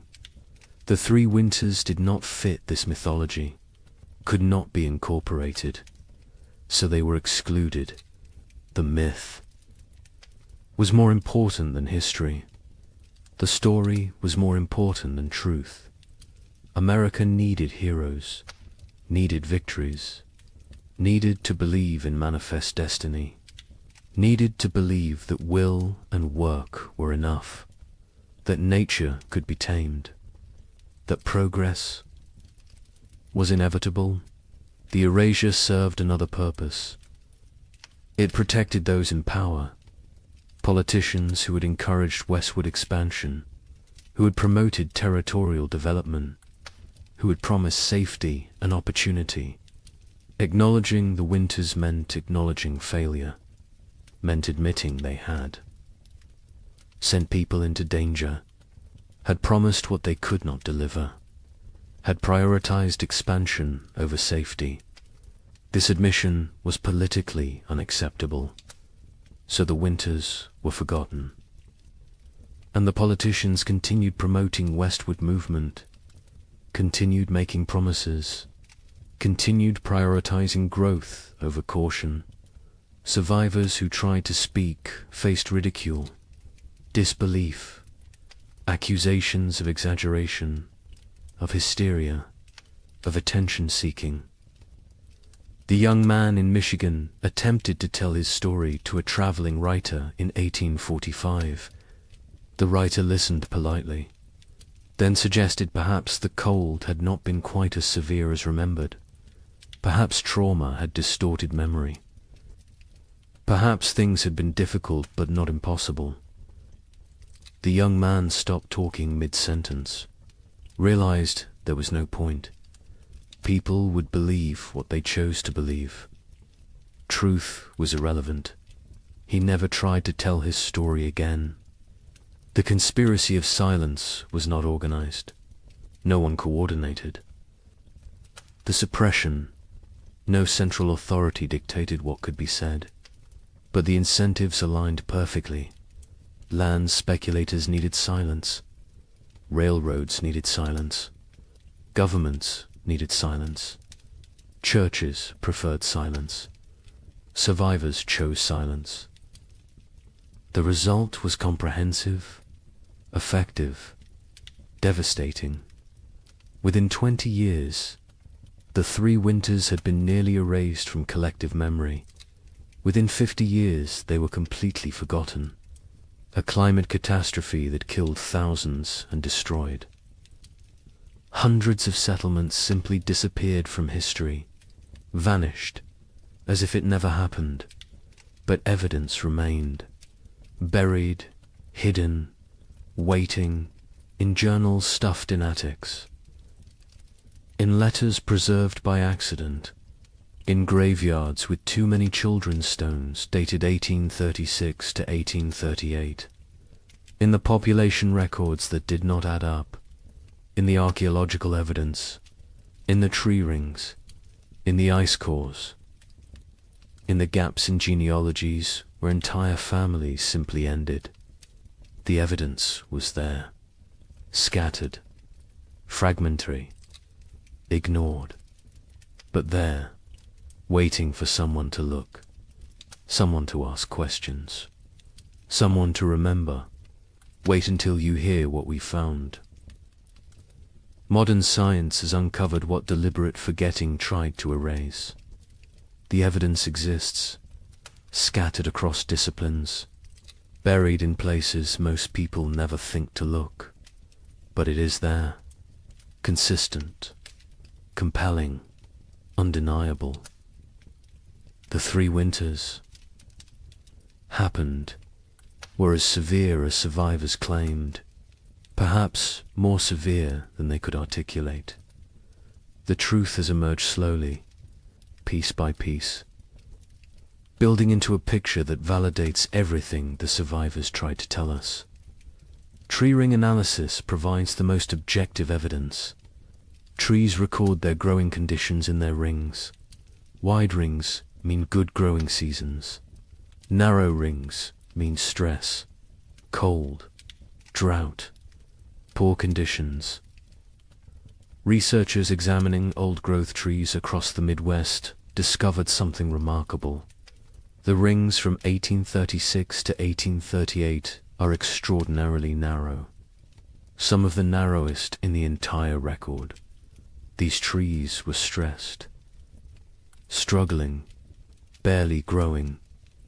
The pattern is consistent across species, across regions, across thousands of individual trees. The cold was real, was widespread. Was severe ice core samples from Greenland tell a similar story. Each layer of ice preserves atmospheric conditions from when the snow fell. Chemical analysis reveals volcanic particulates, sulfur compounds, evidence of major eruptions. The layers from 1835 and 1836 show unusually high concentrations, multiple eruptions. The volcanic material entered the upper atmosphere, circled the globe, blocked sunlight, lowered temperatures, created the conditions for catastrophic cooling. The ice remembers what humans forgot. A volcanic eruption near Japan in late 1835 was particularly significant. Mount Osama, not as famous as Tambora, which caused a year without summer in 1816, but substantial, combined with other eruptions in the Pacific. In Central America, the cumulative effect was devastating. The particulates in the atmosphere created a cascade of cooling, blocked solar radiation, disrupted weather patterns. The effects were most severe in continental interiors, places far from moderating ocean influences, places like the American Midwest. Soil analysis from archaeological sites shows frost penetration to unusual depths. In normal years, frost might penetrate 12 to 18 inches. In the affected years, it went deeper, 24 inches, 30 inches. In some locations, the ground never fully thawed. Permafrost conditions in places that should never experience them. The soil remembers, holds evidence of cold that survivors described but scientists initially dismissed as impossible. Mass grave sites have been discovered during modern construction projects. A housing development in Michigan in 1985 uncovered a burial site. 47 bodies, men, women, children, no markers, no records. Carbon dating placed them in the late 1830s. The bones showed signs of extreme malnutrition, scurvy, rickets, starvation. Some showed evidence of violent death, circumstances no one wants to examine too closely. The site was quietly reburied, a small memorial placed. Most people who drive past have no idea what lies beneath. Cabin sites across the frontier show evidence of desperate measures. Archaeological excavations reveal layers that tell stories. Burned furniture, charred cabin walls, butchered animals that would normally never be eaten. Rats, squirrels. In one site in Indiana, researchers found evidence suggesting the inhabitants had eaten leather. Boot leather, harness leather, anything that might contain nutrition. The desperation is written in the debris, in what people consumed, in what they burned, in how they died. Historical Society archives contain survivor accounts, journals that sat ignored for over a century. A diary from a woman in Illinois was donated in 1923, filed away, not examined until 1998. It documented day-by-day survival through all 3 winters. The declining food stores, the deaths of neighbors, the choices she made to keep her family alive, the guilt she carried. The final entry was in March 1838. It said simply that spring had come, that they had survived, that she did not know if survival was blessing or curse. The journal was published in 2005. 90 academics read it. The general public remained unaware. More journals continued to surface, in estate sales, in attics, in old trunks, in historical societies. Each one adds detail, adds confirmation, adds validation to what survivors tried to tell anyone who would. Listen. A journal from Ohio described November 1836. The cold that went beyond anything imaginable. The wind that never stopped. The children asking when they could go outside again. Being told maybe spring. Knowing spring might never come. The journal, as a matter of fact, unemotional, which makes it more powerful. The horror is in what is not said, in the gaps, in the things too terrible to write. Census records show the truth when examined carefully. The 1840 census recorded population in the affected territories. Researchers comparing it to 1830 projections found massive discrepancies. The expected population based on immigration rates and natural growth should have been far higher. Tens of thousands of people were simply missing, not relocated, not accounted for, gone. The census takers noted the discrepancies at the time. Their concerns were dismissed. The records were filed. The questions remained unasked for over a century. Statistical analysis reveals the scope of the catastrophe.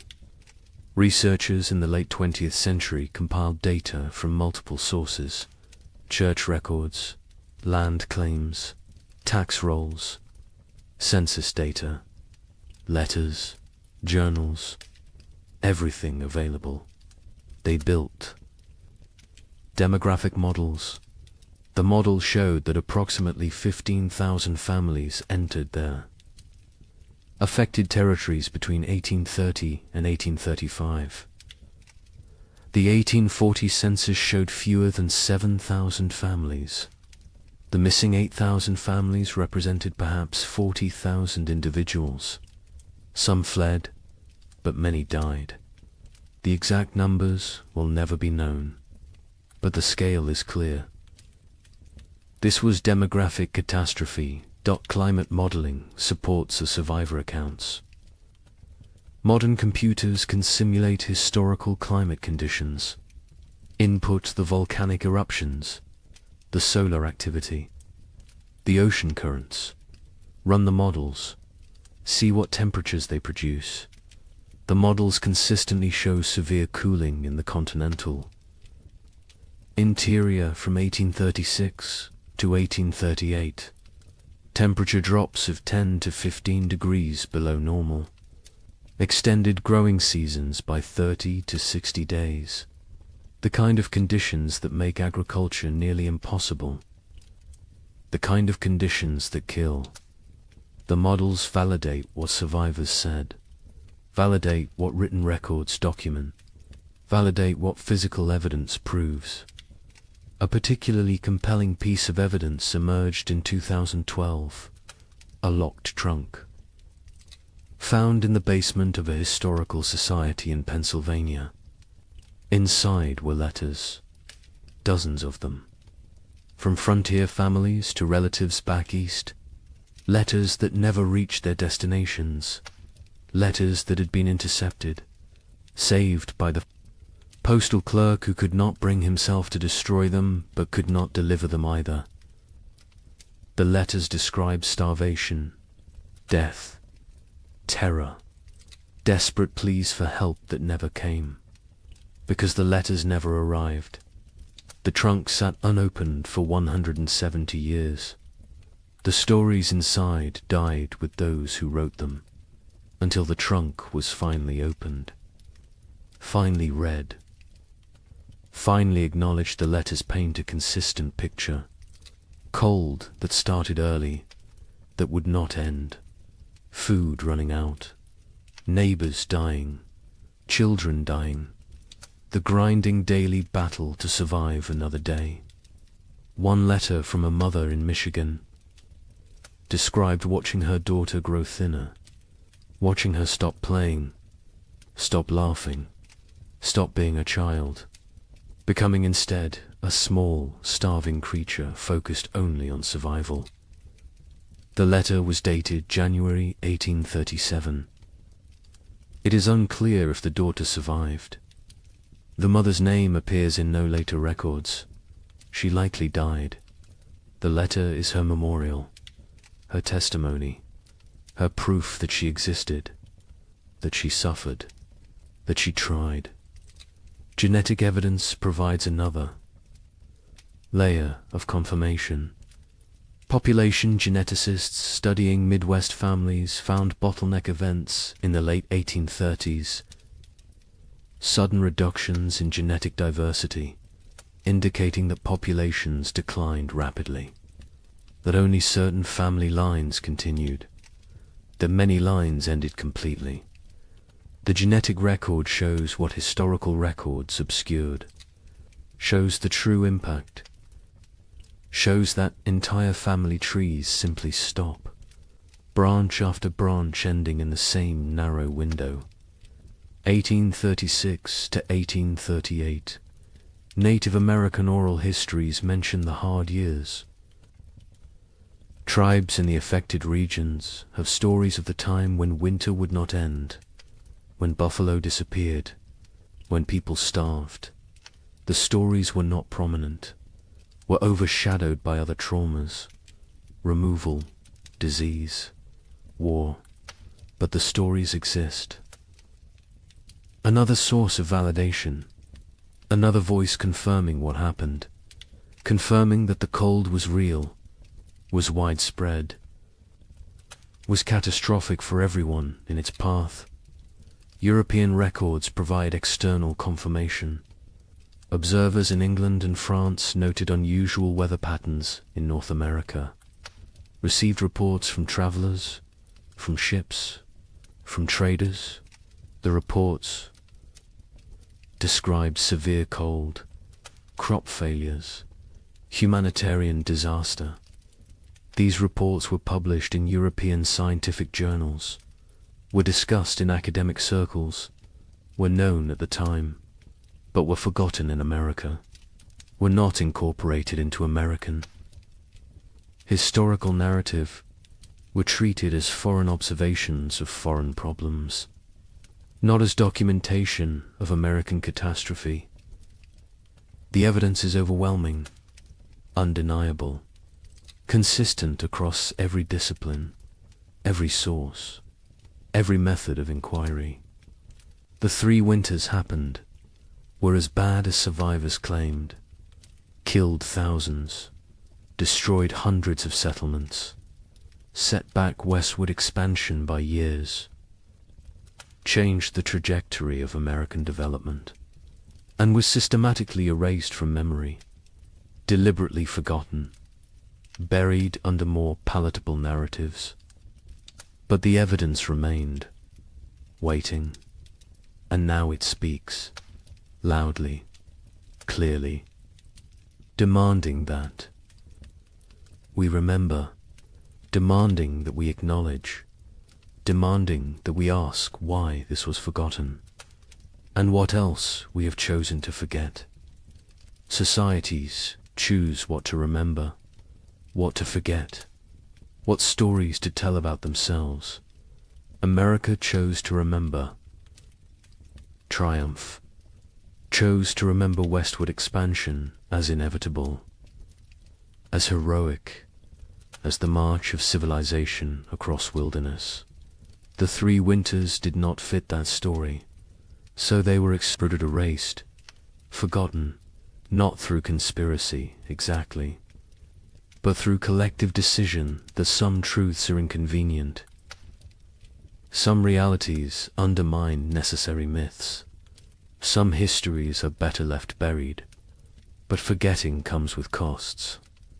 Modern Americans facing climate uncertainty have no cultural memory of how quickly weather can turn catastrophic, how fragile our systems truly are, how thin the line between civilization and survival. We believe we are insulated, protected, that technology and infrastructure make us safe. The pioneers believed they were prepared to. They had survived winters before, had skills, had experience, had confidence. They were wrong. Confidence is not armor. Preparation has limits. And nature does not care about human expectations. The pioneers who survived demonstrated extraordinary resilience. But resilience came at prices we can barely fathom. Psychological trauma that lasted lifetimes, physical damage that shortened lives, moral compromises that haunted until death, relationships destroyed, innocence shattered, futures altered. They survived, but survival was not triumph, was not victory, was simply continuing to breathe, to move, to exist. Some days that was enough. Other days it was not. The Illinois family that lost their daughter eventually prospered. Their farm became successful. They appeared to outside observers as model frontier family, hard-working, productive, respectable. But the father never spoke of the hard years, not to his children, not to his neighbors, not to anyone. When he died in 1871, his wife burned his journal. She said it contained nothing anyone needed to know. The children did not question her, did not push. The family maintained silence until the last of them died. The story died with them. As so many stories did, the young couple in Michigan who nearly starved in February 1837 lived into old age. They watched their children grow, saw grandchildren born, built prosperity from the ruins of trauma, but they never truly healed. The wife developed hoarding behaviors, stored food obsessively, could not throw anything away, could not trust that abundance would continue. The fear never left. The husband, startled at sudden noises, had nightmares until he died, woke, screaming about cold, about hunger, about his daughter dying. They lived together for 40 years after the winters ended, but part of them never left those years, never fully returned to the present. always remained trapped in the cold, in the fear, in the desperate fight for survival. We need to remember their stories, need to understand what they endured, not to glorify suffering, not to romanticize hardship, but to recognize truth, to acknowledge that American expansion was built on uncounted graves, unforgotten tragedies, unerased catastrophes. The triumphant narrative is incomplete, is dishonest, is disrespectful to those who suffered, who died, who survived but carried wounds forever. Climate catastrophe can happen faster than we imagine.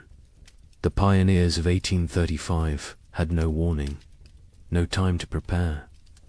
Within months, their world transformed from abundance to survival. They believed they were equipped for anything, believed their skills and determination were sufficient. They were wrong.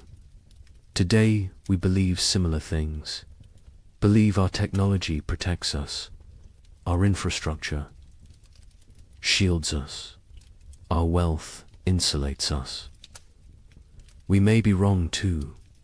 The lesson is not despair, is not that preparation is futile, is that respect for nature's power is essential, that humility matters, that confidence without caution is dangerous, that systems can collapse rapidly, that we are more vulnerable than we pretend, that forgetting painful truths does not make us safer, makes us more vulnerable, because those who forget history are condemned to repeat it, and those who never learnt it are condemned to be surprised.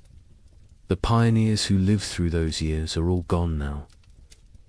The last survivors died in the early 20th century. They took their full stories with them, the memories, the details, the small human moments that made the horror real. We have fragments, evidence, documentation, but we do not have them. Do not have their voices, their perspectives, their truth in its fullness. That loss is permanent, irretrievable, another cost of the forgetting, another price of erasure. But on cold nights, in old cabins scattered across the Midwest, some say you can still hear something.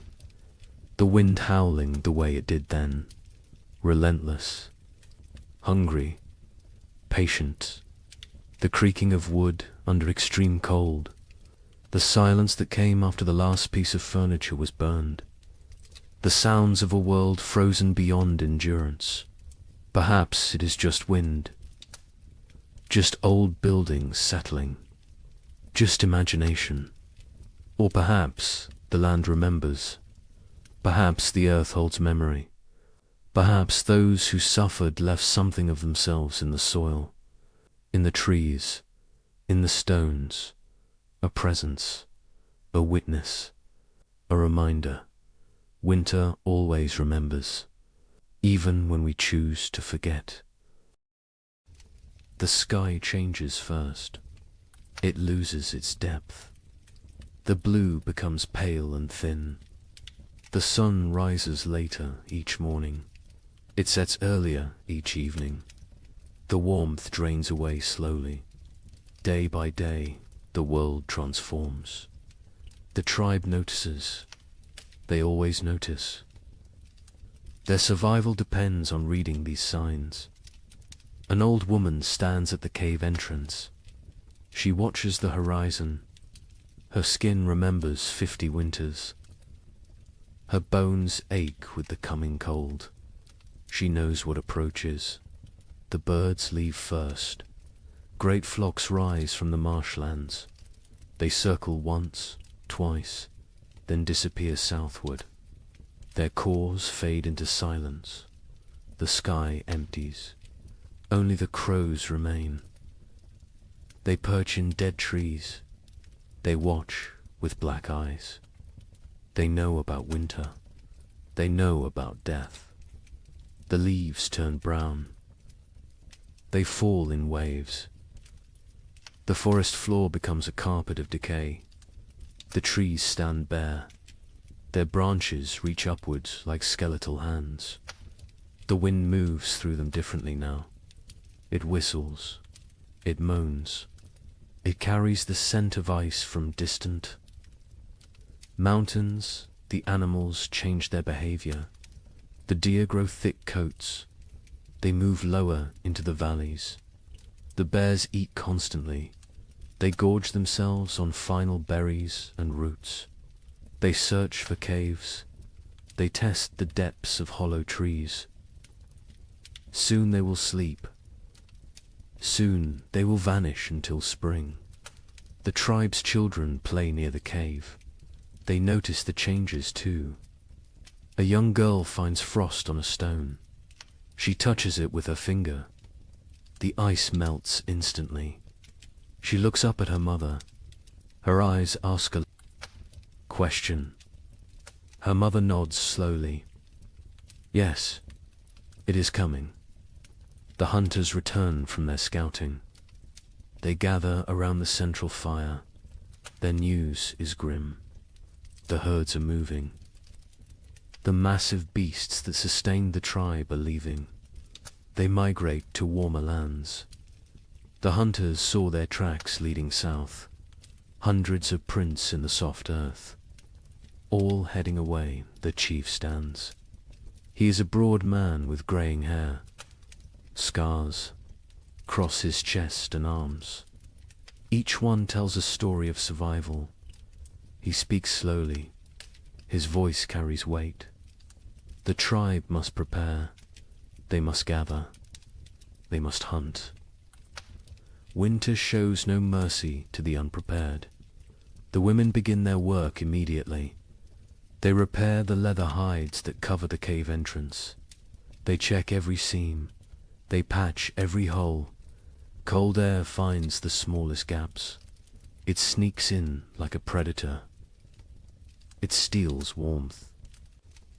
It steals life. The children are sent to gather firewood. They work in groups. They drag dead branches back to the cave. They pile them high against the rock walls. Never enough. There is never enough wood. The fires must burn for months. The fires are life itself. An elder man sits working stone. He shapes a new blade. His hands move with practiced skill. The flint chips away in precise flakes.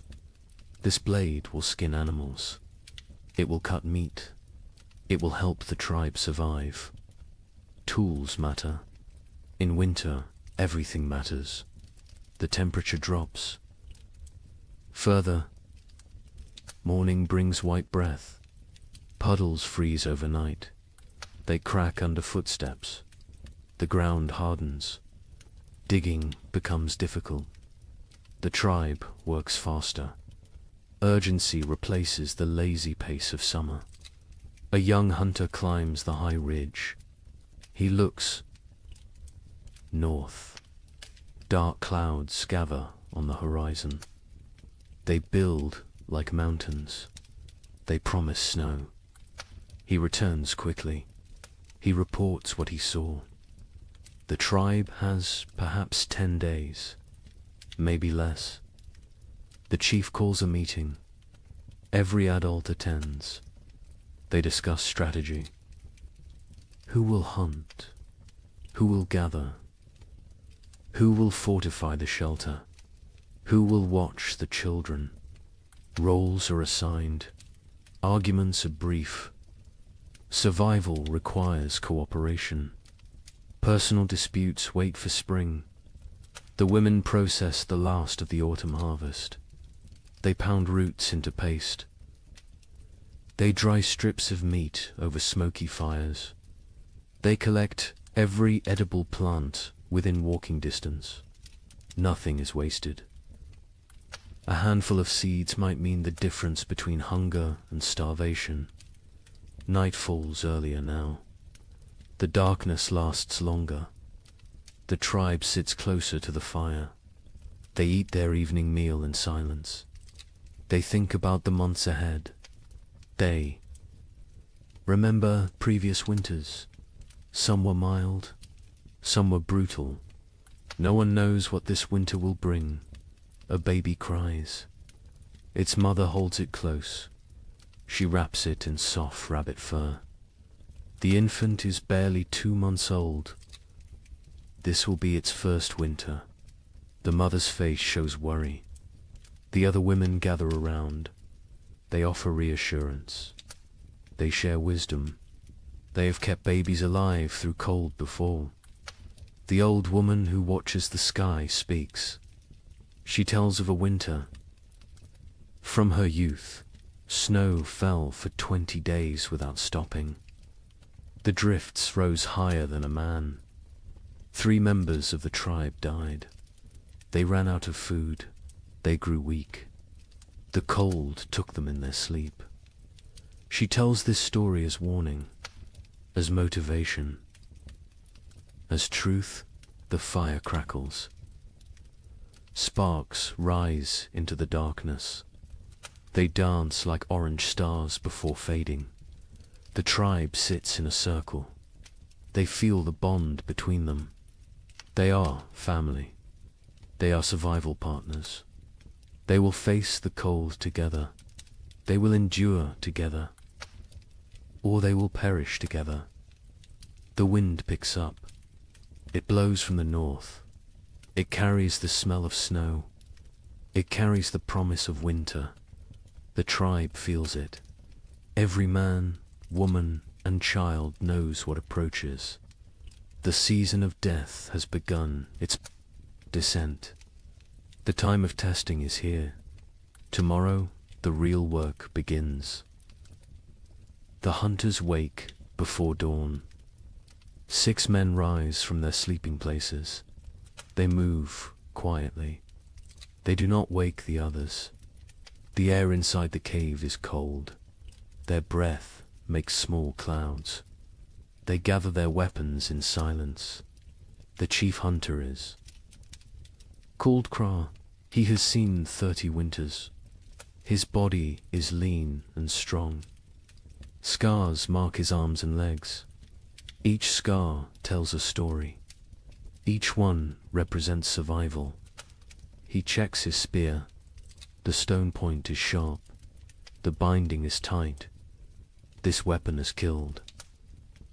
Many times before, the other hunters prepare. They wear thick furs. They tie leather wraps around their legs. They carry stone blades at their waists. They bring rope made from twisted plant fibers. They will need everything they carry. There are no second chances in winter. The sky begins to lighten. Grey replaces black. The hunters step outside. The cold hits them immediately. It takes their breath. Their eyes water. They blink away the moisture. Their bodies adjust slowly. Frost covers everything. The rocks glisten white. The sparse grass stands frozen and brittle. Each footstep crunches. The sound carries in the still air. They must move carefully. Sound travels far on cold mornings. Kraw leads them north. He knows where the herds gather. He has hunted these lands his entire life. His father taught him. His grandfather taught his father. Knowledge passes through generations. It keeps people alive. They walk for an hour. The sun rises behind them. It provides no warmth. It is a pale circle in the grey sky. The light reveals a changed landscape. Winter is transforming their world. Snow patches appear. Small drifts collect in shadows. The ground is harder now. Frozen. Solid in places. Walking becomes more difficult. Legs tire faster.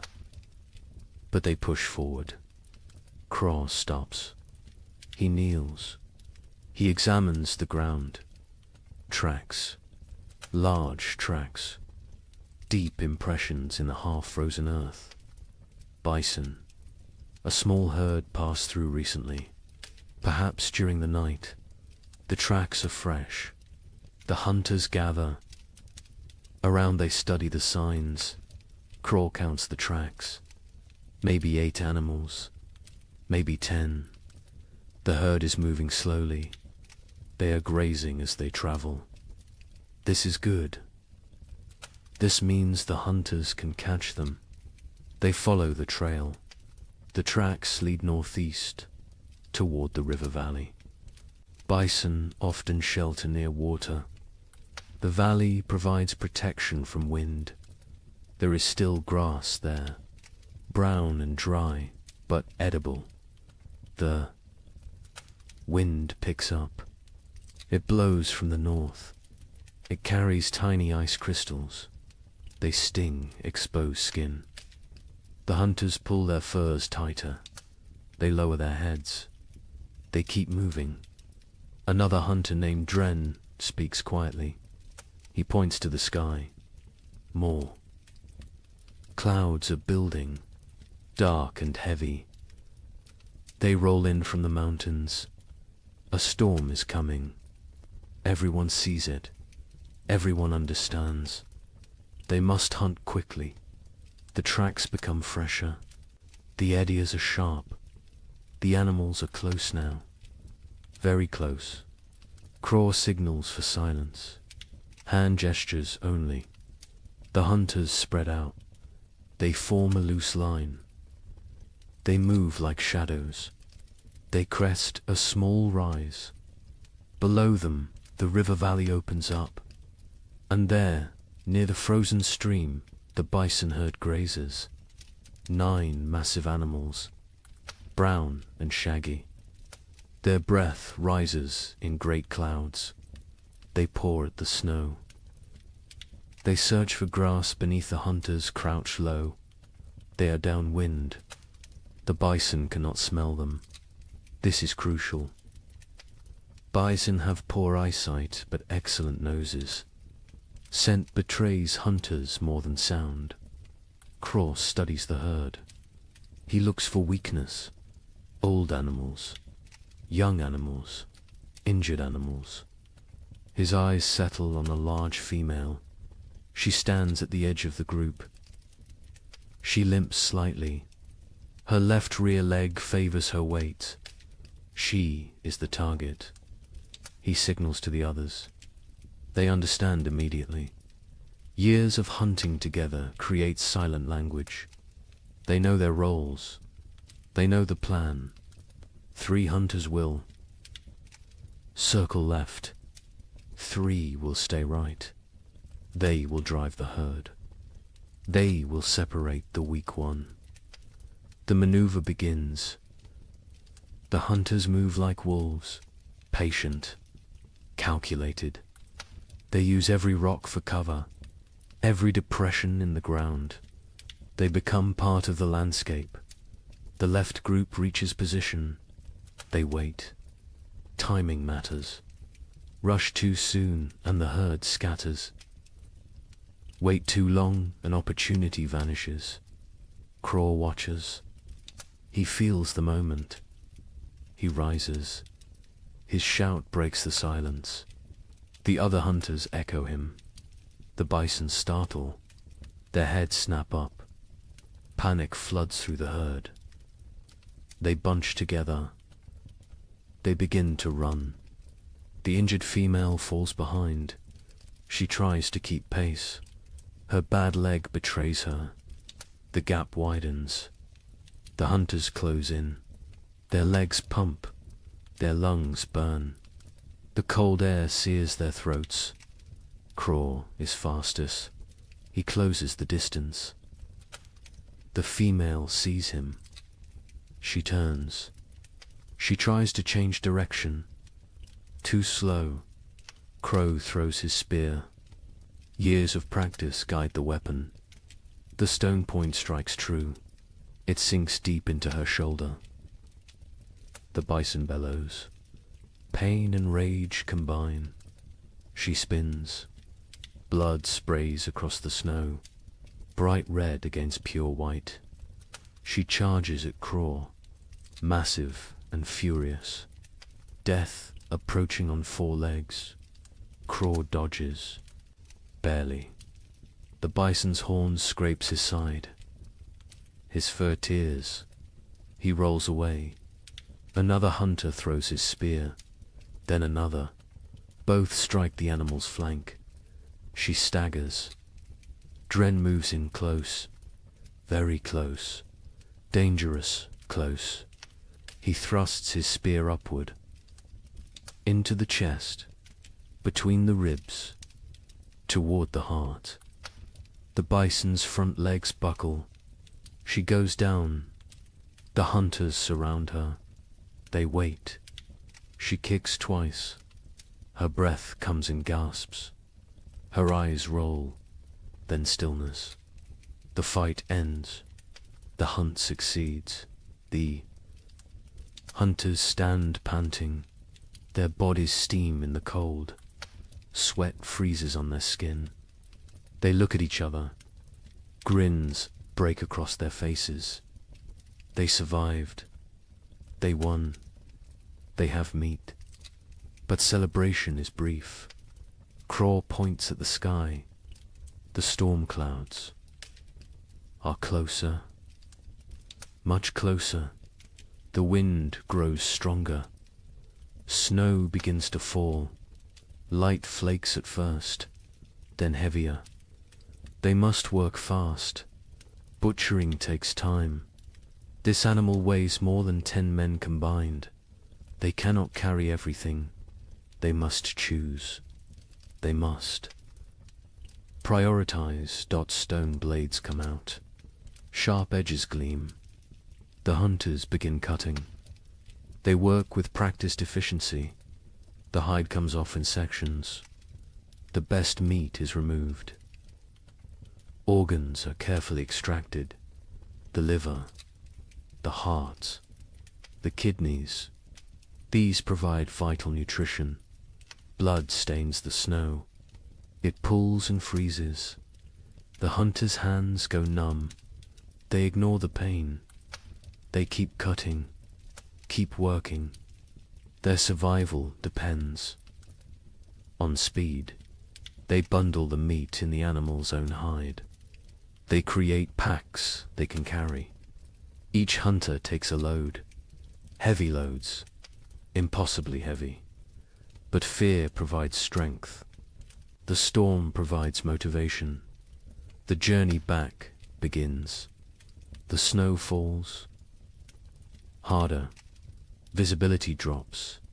The wind howls. It pushes against them. Every step requires effort. The meat weighs them down. Their legs shake. Kraw leads by memory. He knows these lands, but the snow obscures landmarks. Everything looks the same, white and grey and endless. He trusts his instincts. He walks steadily south. One hunter falls. The weight and exhaustion combine. The others help him up. They redistribute his load. No one is left behind. This is the unspoken rule, the absolute law. Hours pass. Terrible, grinding hours. Cold seeps through their furs. Their fingers lose feeling. Their faces go numb. Frostbite threatens, but stopping means death. They push forward. Dren sees it first. A dark shape in the swirling snow. The cave. Home. Relief floods through them. They stumble faster. The last 100 paces feel like miles. They enter the cave. Warmth hits them. The central fire burns bright. The tribe has kept it strong. Faces turn toward them. Eyes widen. They see the meat. They see success. The hunters drop their loads. They collapse. Their bodies give out. Women rush forward. Children crowd around. Everyone wants to see. Everyone wants to touch the meat. The chief comes forward. He examines the kill. He nods at Craw. Approval in that single gesture. Pride in that simple nod. The tribe will eat. The tribe will survive another week. Maybe two. The women take over. They hang the meat from the cave ceiling. Away from scavengers, they begin processing it. Some for immediate eating, some for preservation. Every part will be used. Nothing wasted. The hunters sit by the fire. They warm their frozen hands. They drink hot broth. The feeling returns too. Their fingers and toes. Pain comes with it. Sharp and burning. They endure it silently. Outside, the storm intensifies. Wind screams past the cave entrance. Snow piles against the rocks. The leather hide covering the entrance flaps and strains. But inside, there is warmth. There is food. There is safety. Aye. Child approaches Craw. A small boy. He stares with wide eyes. He touches Craw's torn fur. He sees the scrape from the bison's horn. His mouth forms an O of wonder. Craw smiles. He ruffles the boy's hair. This is why they hunt. This is why they risk death. For the children. For the old ones. For the tribe. Individual survival means nothing. The group is everything. The meat roasts over the fire. Fat drips and sizzles. The smell fills the cave. Mouths water. Stomachs growl. Soon they will feast. Soon they will celebrate. But first they rest. Craw closes his eyes. His body aches. Every muscle protests. But satisfaction fills him. They succeeded. They brought food home. They completed the last great hunt before the deep winter. The storm rages outside. Let it rage. Let the snow fall. Let the cold descend. The tribe is ready. They have meat. They have fire. They have each other. This hunt might sustain them for weeks. It might mean the difference between survival and starvation. No one knows what the winter will bring. No one can predict the future. But today they won. Today they live. And in the primitive world, today is all that matters. The storm passes after 3 days. The snow stops falling. The wind dies down. The tribe emerges cautiously. They squint against the brightness. Snow covers everything. The world looks different now. Transformed. Dangerous. The work begins immediately. Winter preparation cannot wait. Every day matters. Every hour counts. The tribe divides into groups. Each group has specific tasks. Organization means survival. The women examine the cave entrance. The leather hide covering took damage in the storm. Wind tore several seams. Snow forced its way through gaps. Cold air invaded their shelter. This cannot happen again. An older woman named Mira leads this work. She has repaired shelters for 20 winters. Her hands know the work. Her eyes spot every weakness. She directs the younger women. They listen carefully. They learn by doing. They take down the damaged hide. It is stiff with ice. They carry it to the fire. The heat makes the leather pliable again. They can work with it now. They can repair the tears bone needles come out. Thread made from animal sinew. The women sit in a circle. They stitch the tears closed. Their fingers move quickly. They push. Needles through tough leather. They pull thread tight. Each stitch must be perfect. Weak stitching means cold air. Cold air means death. While they work, others gather moss. They find it on the north side of rocks. They peel it away carefully. Moss provides insulation. They stuff it into cracks in the cave walls. Every tiny gap gets filled. The cave must become a sealed chamber. The men focus on firewood. They need mountains of it. What they have is not enough. It is never enough. They venture into the forest. They search for dead trees. Dead wood burns best. Green wood smokes and sputters. A young man named Torg swings a stone axe. He strikes a dead trunk repeatedly. The impacts echo through the forest. Chips of wood fly. His arms burn with effort. Sweat forms despite the cold. He ignores the discomfort. The work must continue. Other men drag fallen branches. They create trails through the snow. Long paths marked by dragged wood. Back and forth. Trip after trip. Their backs ache. Their hands blister. They keep working. Children help too. Even the smallest ones. They gather kindling, dry twigs and bark, pine cones that will catch fire easily. They fill baskets. They carry them back to the cave. Everyone contributes. Everyone has value. By afternoon, wood piles grow. They stack it along the cave walls, high stacks that reach toward the ceiling. The cave begins to shrink. Storage takes space, but space is less important than fuel. Inside the cave, women organize food storage. The meat from the hunt hangs from the ceiling. They wrap it in bark. This protects it from insects, from moisture, from mold. Preserved meat can last months if stored correctly. Dried roots go into leather pouches. They stack these near the back wall, the coldest part of the cave. Natural refrigeration.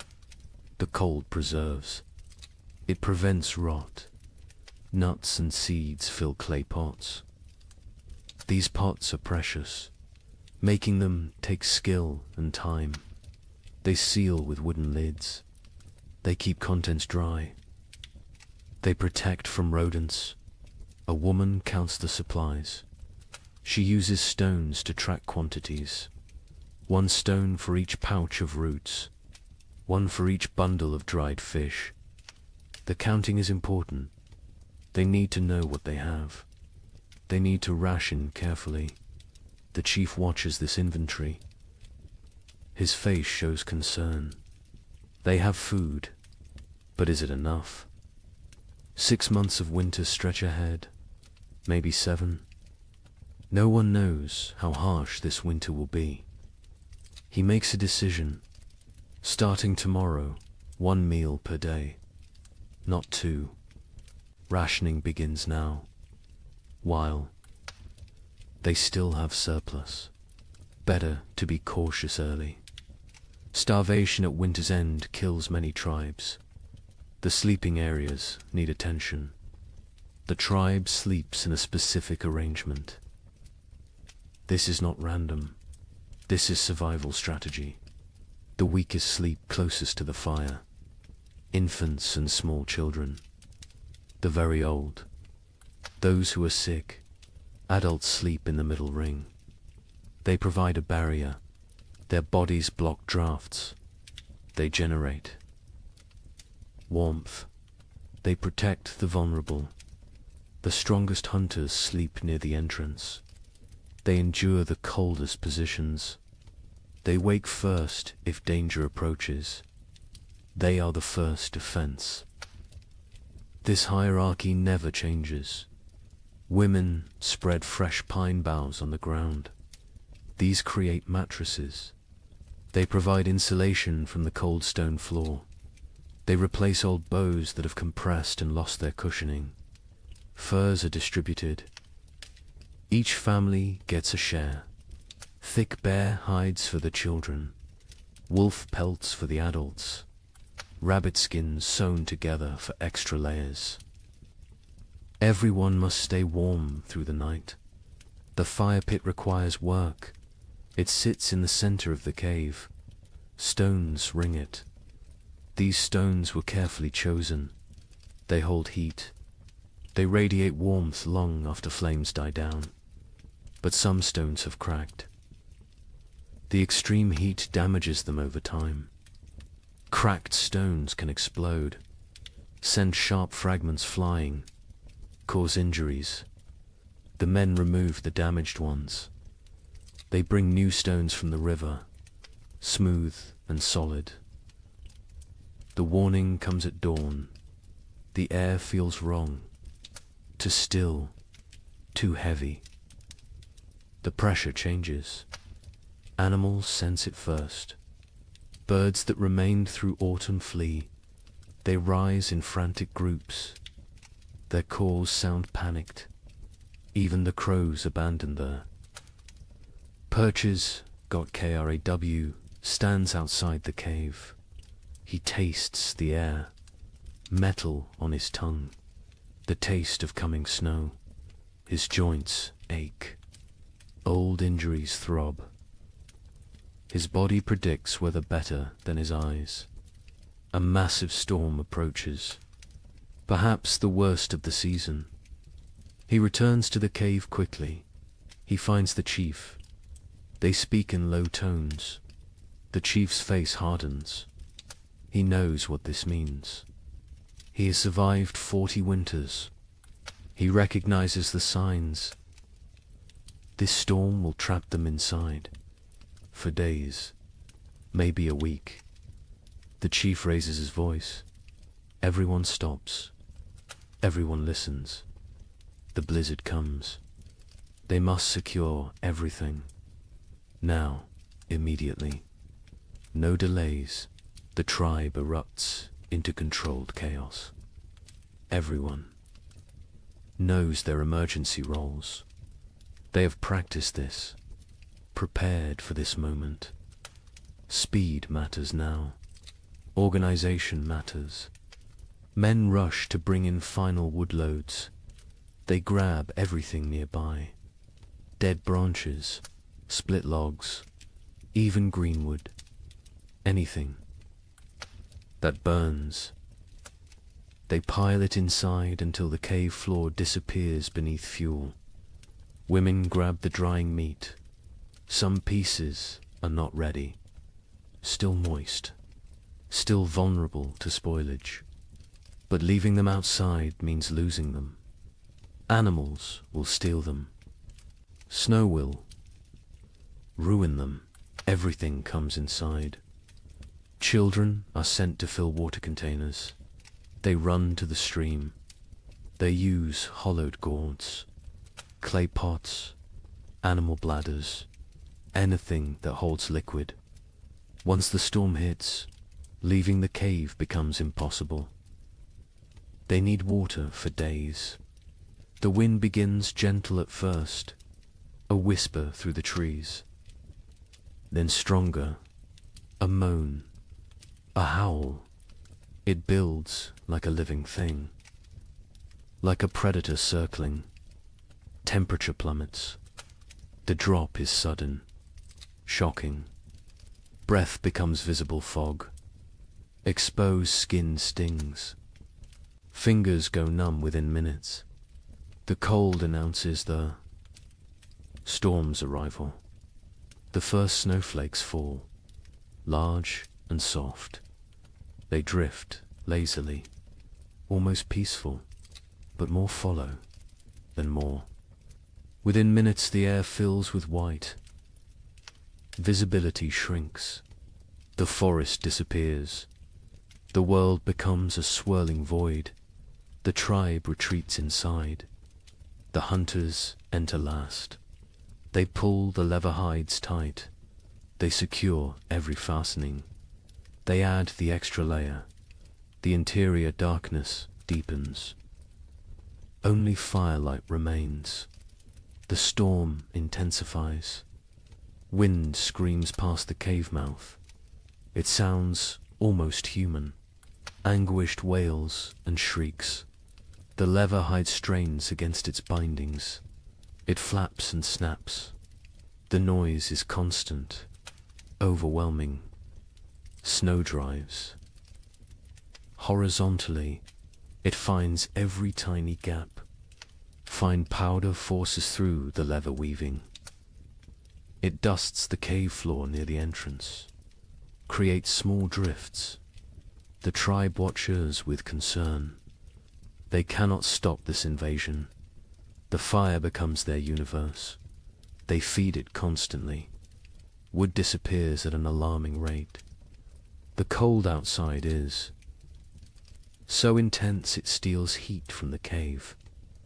The flames must fight harder, burn hotter, consume more fuel.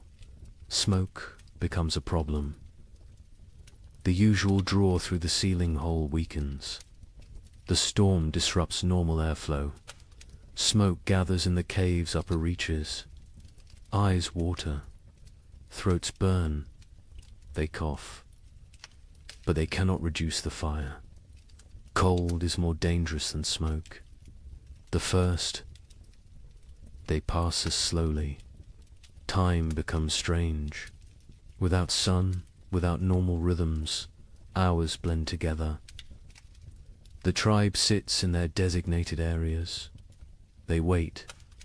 Patience is a survival skill. Children grow restless first. They are used to running, playing, exploring. Now they must sit still, stay quiet, conserve energy. This is torture for young bodies. They squirm and fidget. A little girl begins to cry. She wants to go outside. She does not understand. Her mother holds her, rocks her, sings softly, old songs, wordless melodies. The girl eventually quiets. She falls into fitful sleep. The adults fare better, but tension builds. Too many people. In too small a space, personal conflicts simmer. Old grievances resurface. A young hunter glares at another. Some past dispute, some imagined slight. The chief notices. He moves between them. His presence prevents escalation. Mira tells stories. Her voice cuts through the wind's howl. She speaks of ancient times, of the first people, of how they discovered fire, how they learned to speak, how they survived when the world was even colder. The children gather around her, even the restless. Once her words captivate them, transport them. For a while, they forget the storm, forget the confinement. They live in her stories. Night comes. They know this only because their bodies tell them. Fatigue sets in. Eyelids grow heavy. The fire must be maintained through darkness. The hunters establish a watch rotation. 2 men awake at all times. 1 feeds the fire. 1 watches the entrance. Sleep comes hard. The wind is too loud. The cold too present. The cave floor too hard despite the pine boughs. Bodies shift. Seeking comfort that does not exist. Seeking warmth that is scarce. The baby wakes crying. Hungry. Always hungry. Its mother nurses it. But her own hunger makes her milk weak. Thin. The baby feeds but does not satisfy. It cries again. Other children wake. The mother's face shows exhaustion, desperation. An older woman brings warm broth. made from bones and snow water. She encourages the mother to drink. Liquid helps produce milk. The mother drinks. The broth is barely warm, barely flavored, but it is something. The second day brings no relief.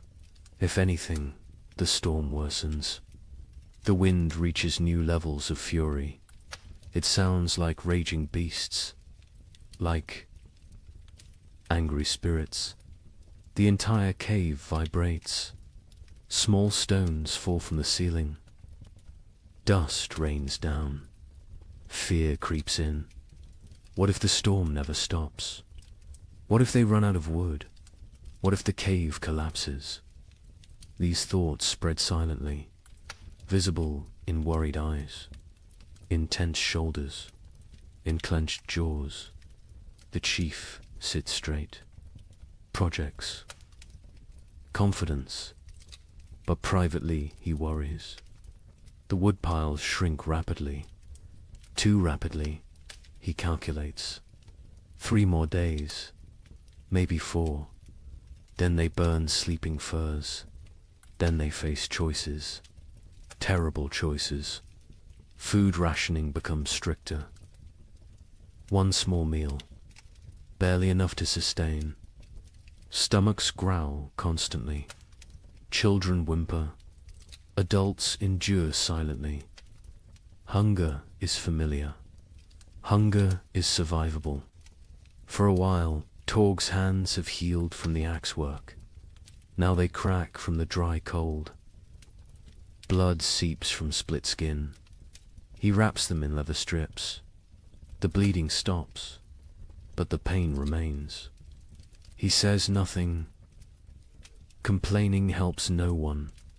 A hunter notices moisture on the cave walls, condensation from their breath, from their bodies.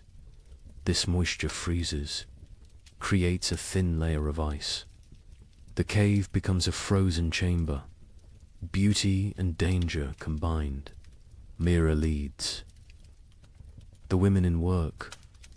They cannot hunt, cannot gather, but they can prepare. They sort through supplies. They repair torn clothing. They sharpen stone blades. Idle hands create despair. Work provides purpose. The women sit together. They speak quietly. They share memories of other winters. Some worse than this, some better. They draw strength from survival stories. From knowing others endured. One woman speaks of losing her first child to cold 10 winters ago.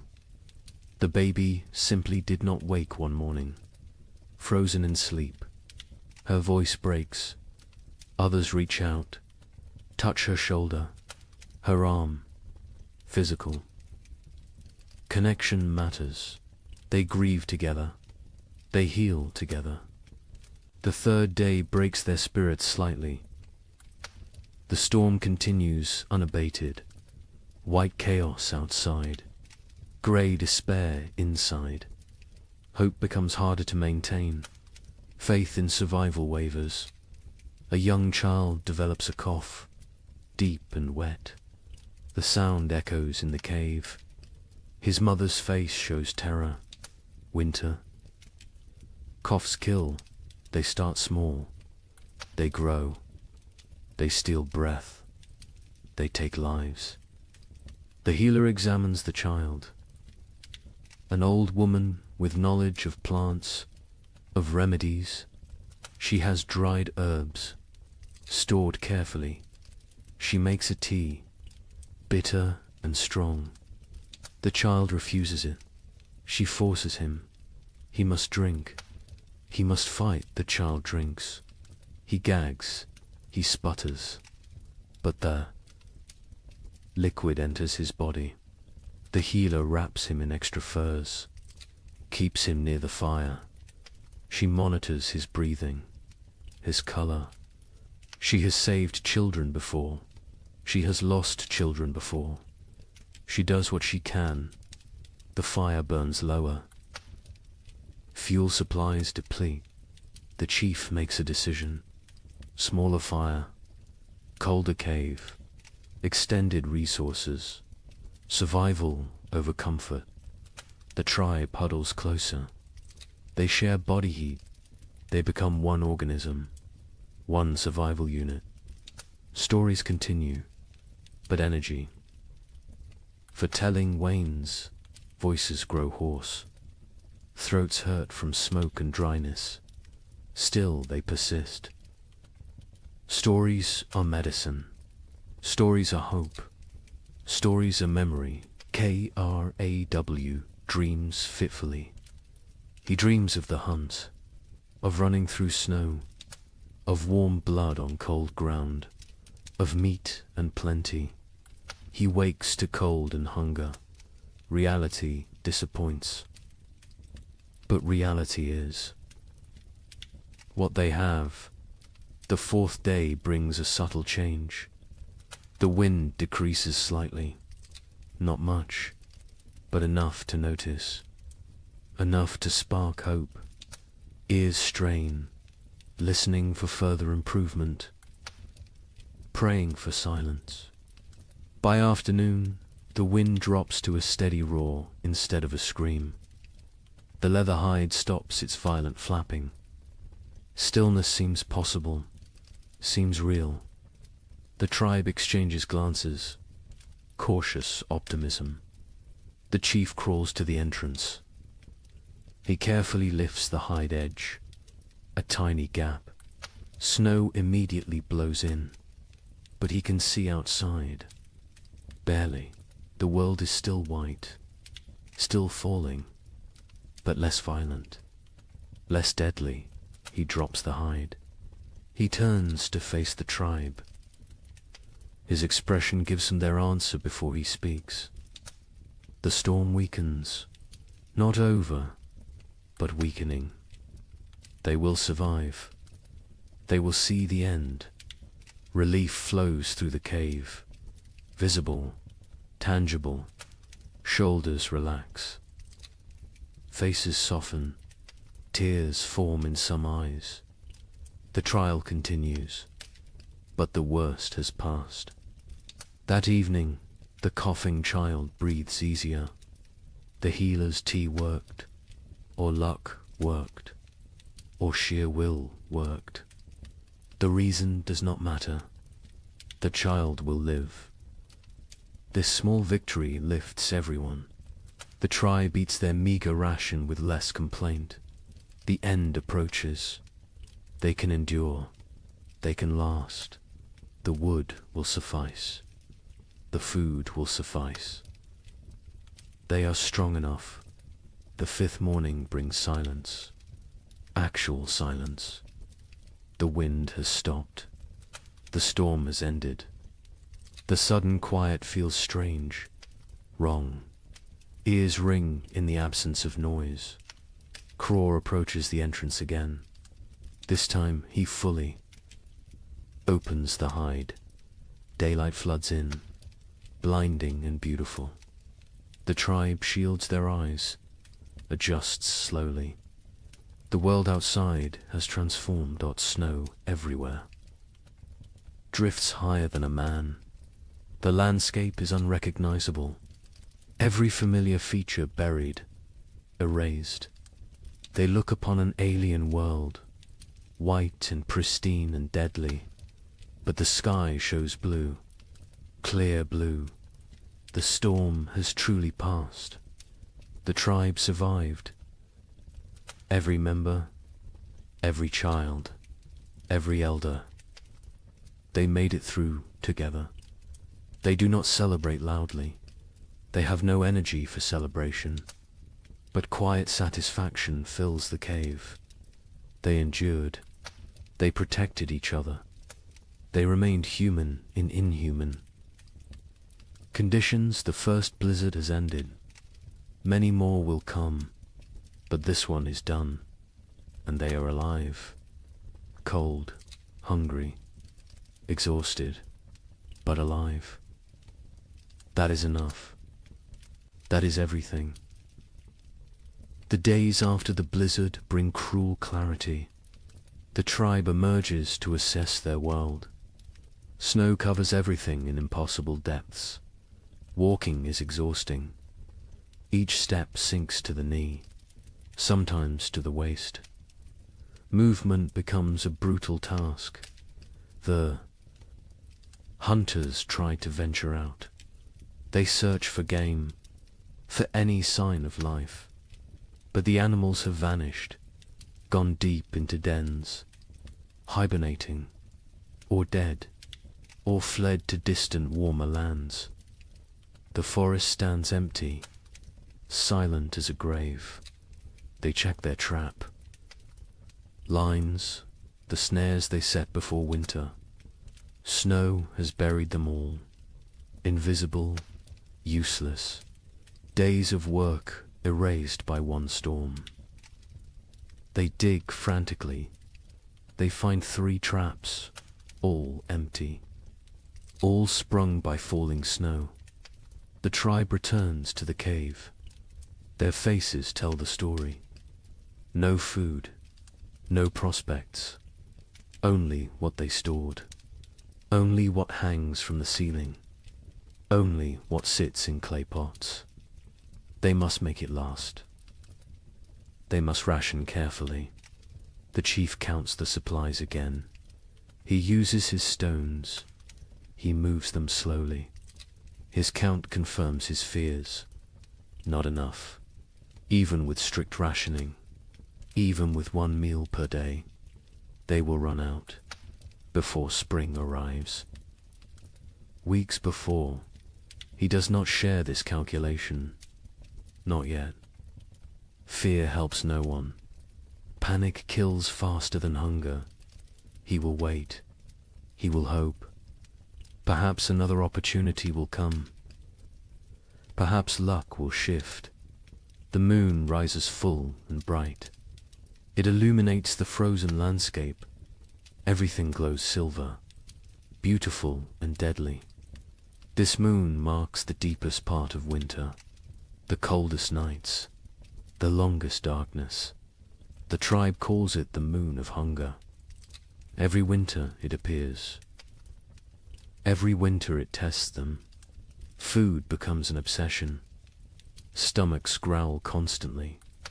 Sleep brings dreams of feasting, of plenty, of meat dripping fat.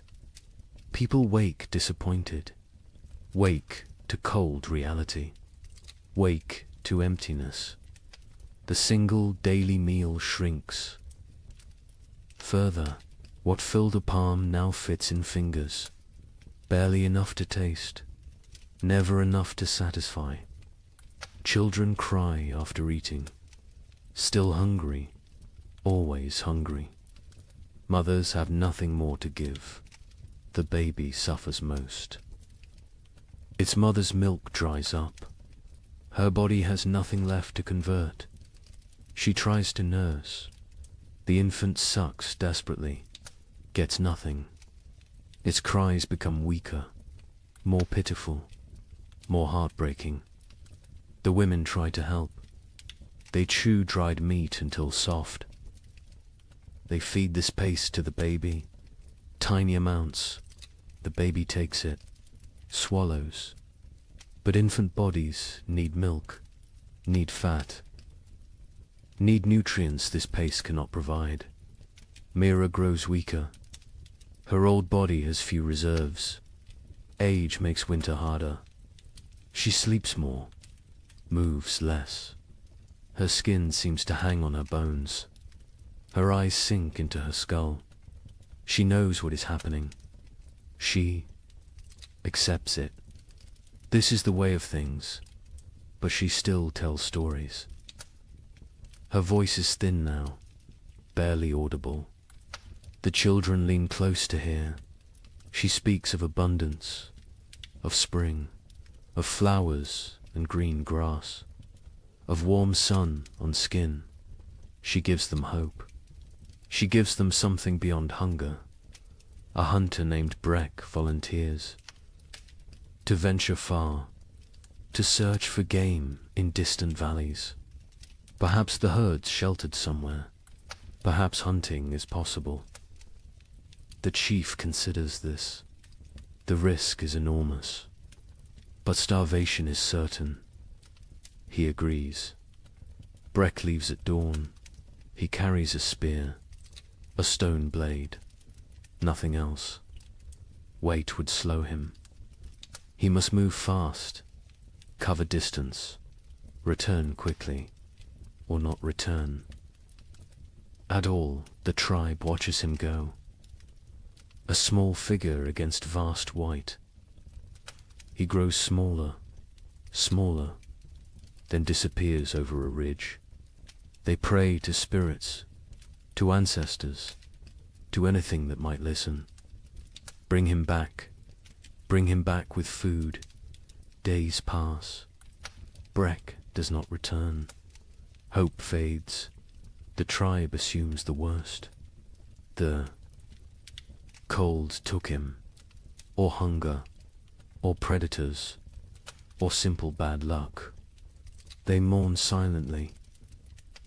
They cannot waste energy on elaborate grief. The fire burns lower, with supplies critical now. They cannot gather more easily. The snow is too deep, the cold too intense. They burn less. The cave grows colder. Ice forms on interior walls. Breath becomes visible even inside. People huddle together constantly. Sharing warmth is survival. Personal space disappears. Bodies press against bodies, creating human walls against cold, creating collective heat. It helps. Barely, but barely is enough. Torgs. Mother develops a fever. Her body shakes. Her teeth chatter. She cannot get warm despite the furs, despite the proximity to fire. The fever burns from within, consumes her remaining strength, consumes her remaining fat. The healer examines her. She recognizes the signs. Starvation, fever, the body eating itself, trying to generate heat, trying to survive. But without food, the body destroys itself. Muscles become fuel. Organs become fuel. Death approaches. The healer makes another tea. Her herbs are nearly gone. Only a few precious leaves remain. She must choose. Who gets treatment? Who goes without? These choices haunt her, but she must make them. She gives the tea to Torg's mother. A chance. A small chance. The woman drinks. The liquid burns her throat. She coughs violently, but she keeps it down. She wraps herself tighter. She closes her eyes.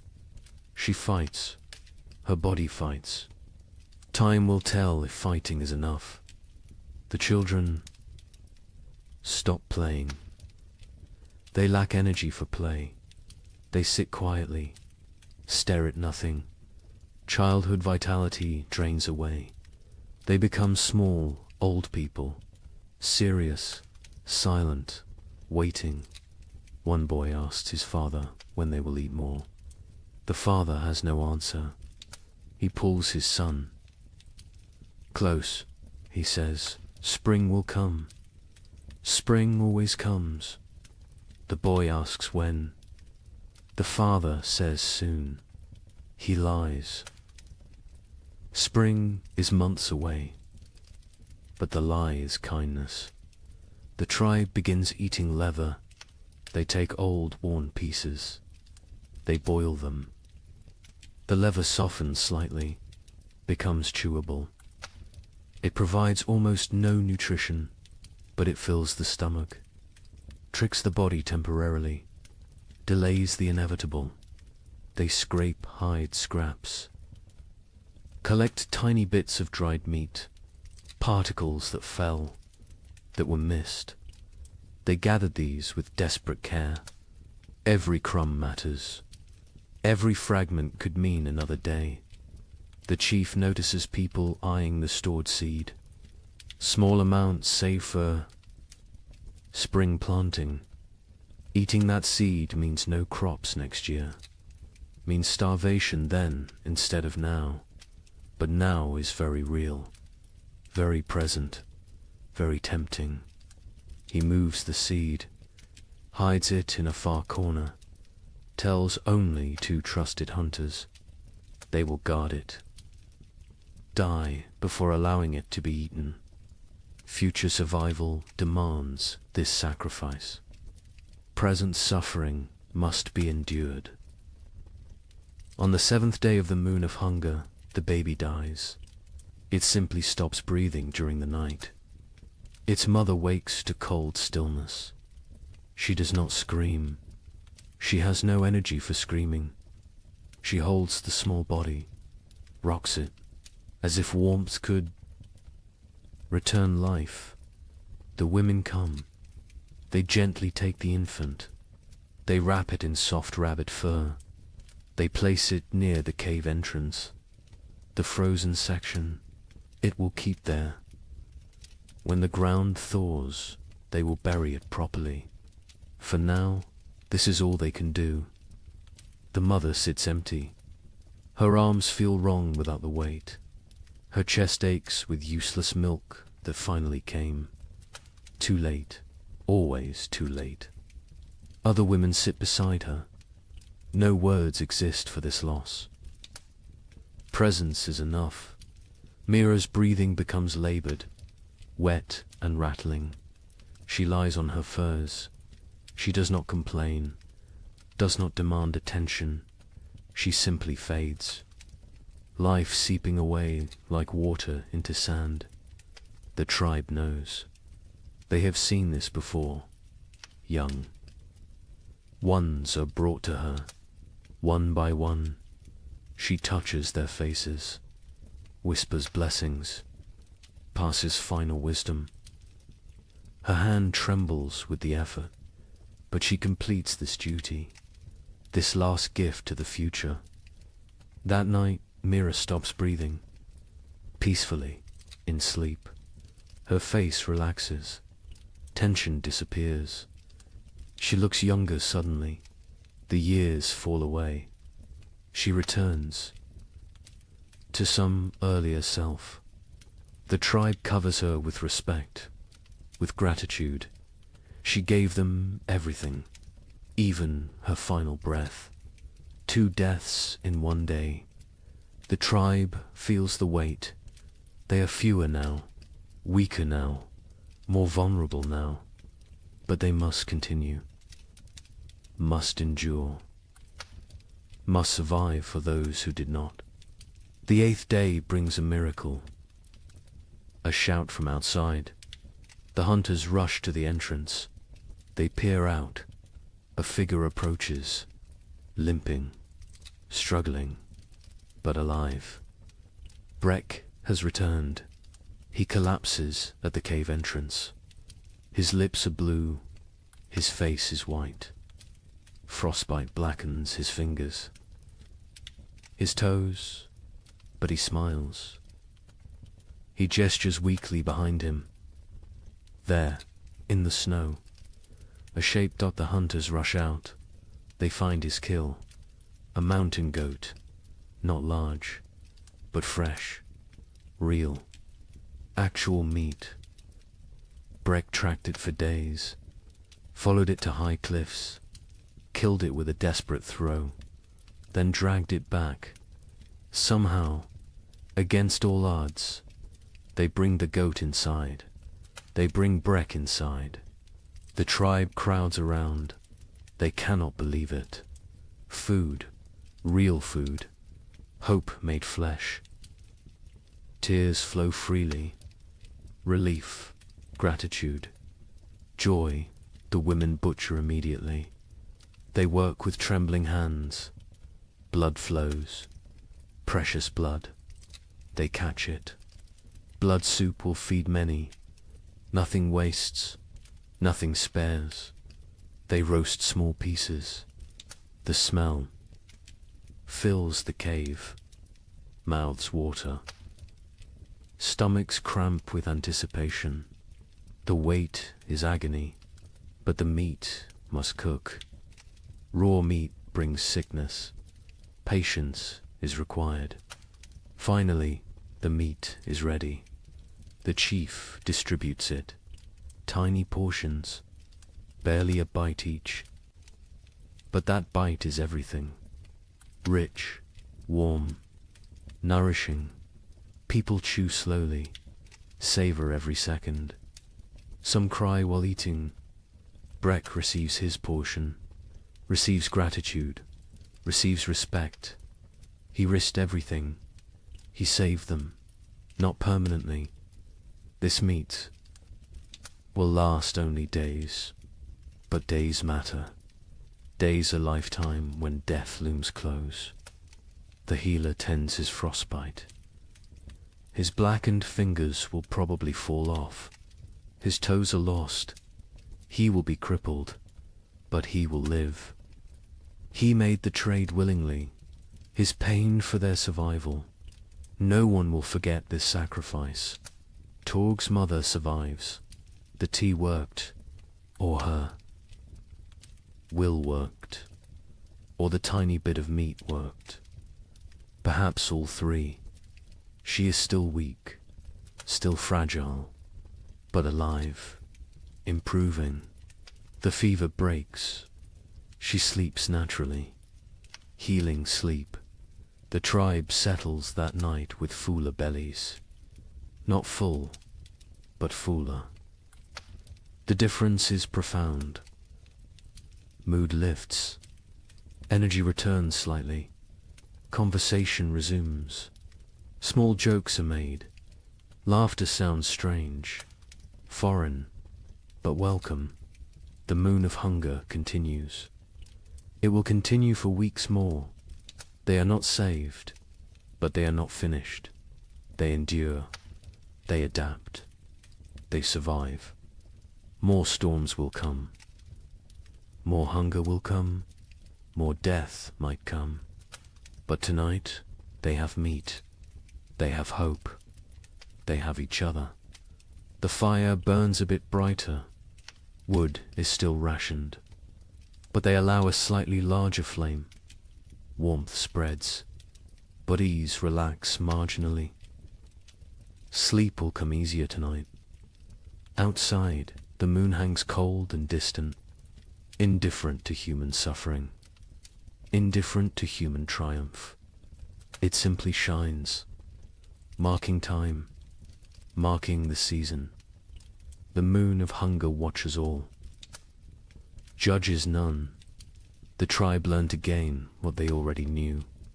Survival requires sacrifice, requires courage, requires the few to risk for the many.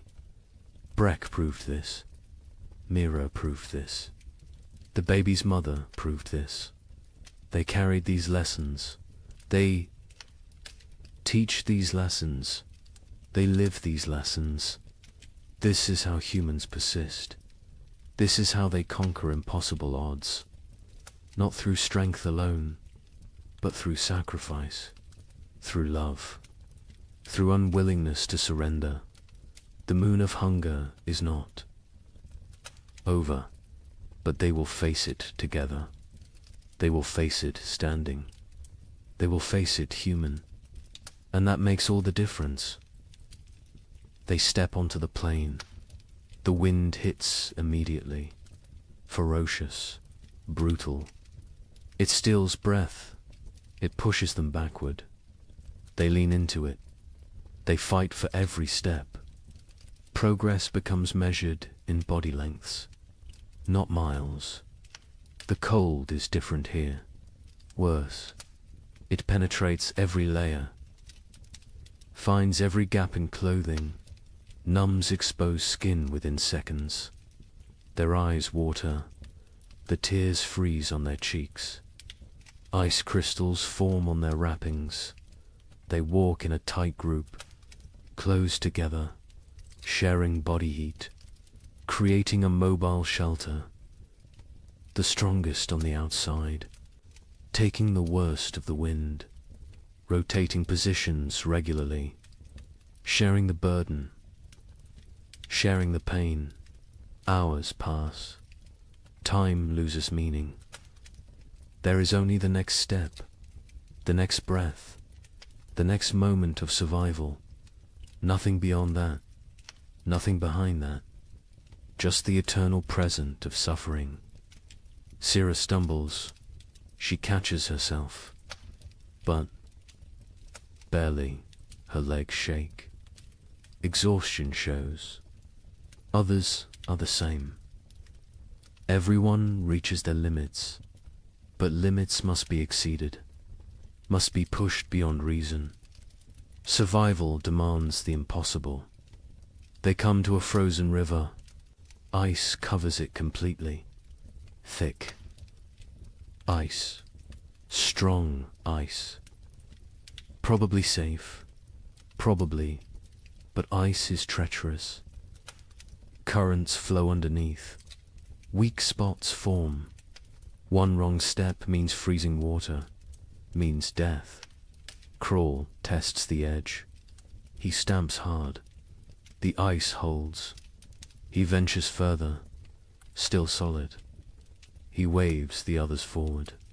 They cross one at a time, spreading out, distributing weight. Every step careful, every movement calculated. Halfway across, the ice groans. A deep, ominous sound. Everyone freezes. They wait. The groaning continues, but no cracking, no breaking. They breathe again. They continue, faster now. Urgency overcoming caution. They reach the far side. Relief is brief. More walking awaits. More suffering. The plain continues endlessly. Horizon meets horizon in white emptiness. No landmarks, no reference points. Only Craw's memory guides them. Only faith in his knowledge. Afternoon brings no warmth. The sun is visible but distant, cold.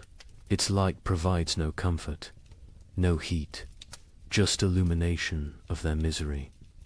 Of the vast emptiness surrounding them, Ren falls. He does not get up immediately. Others stop. They help him, pull him upright. His face is white, his lips blue. Hypothermia begins. They force him to walk. Movement generates heat. Stopping means dying. He walks, stumbling, barely conscious. But walking, they find a small depression, a slight dip in the endless plain. It blocks some wind, not much, but some, enough. They stop briefly. They need rest, need water, need to check their bodies. They huddle together. They share warmth. They drink from water skins. The water is partially frozen. They break ice with their teeth. The cold liquid burns going down. But hydration matters. Dehydration kills in cold. Silently, quickly, Sura checks everyone's extremities. Fingers, toes, noses, ears. Looking for white patches, for frozen flesh. She finds some on Ren. His fingers are too pale. She rubs them vigorously, trying to restore circulation, trying to save his digits. Pain shoots through Ren's hands as feeling returns. He gasps, bites down. The pain is good. Pain means life, means the tissue still functions. He flexes his fingers. They move, stiff but mobile. He survives this test. They rest for half an hour, no longer. Their bodies cool quickly without movement. Already the cold seeps deeper. They must continue. Must reach the valley before nightfall. Darkness on the plain means death. Certain death. The afternoon trek is harder. Fatigue accumulates. Muscles refuse commands. Minds grow foggy. This is dangerous. Clear thinking preserves life. Confusion kills.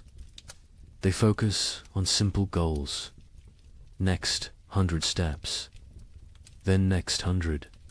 Then next, they see shapes ahead. Dark forms against white.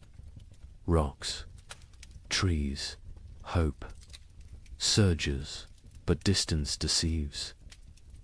The shapes are far. So far. What looked like minutes away takes hours to reach. The plane plays tricks, tests sanity. Finally, they arrive. Not trees, just large boulders. But boulders provide shelter. Wind breaks around them, creates calm pockets. They can rest here. They can survive the night here. Relief is overwhelming. They collapse against the rocks. Their bodies give out. They have nothing left. They walked for 14 hours, maybe 15, through impossible conditions. They should be proud, but they are too tired for pride, too exhausted for emotion. They must make fire, must create warmth, but they have no wood. The plain offers nothing, just snow and rock and ice. Craw searches desperately. He finds dried grass, small amounts poking through snow. He gathers every strand, every piece. They pile the grass. They work their firestones, striking, sparking, again and again. Their frozen fingers fumble, drop the stones, retrieve them, try again. Finally, a spark catches. Tiny flame, fragile, growing dot, they feed it carefully. Grass burns fast, too fast. The flame provides momentary warmth, psychological comfort more than physical heat, but it helps. It reminds them they are human. They can create. They can fight nature. The fire dies within minutes. No fuel remains. Darkness settles completely. Cold intensifies. Night on the plain is brutal beyond measure. They huddle together, all 10 bodies pressed close, creating a human ball. Preserving core warmth, sleep comes in fragments, minutes at a time. Someone must stay awake, must watch, must ensure everyone breathes, must prevent the final sleep that never wakes. They rotate this duty, share this burden. The night lasts forever. Time becomes meaningless. There is only cold, only suffering, only the desperate clinging to life. Some pray to spirits, some think of family, some think nothing, just exist, just breathe, just survive. Dawn arrives, grey and grudging.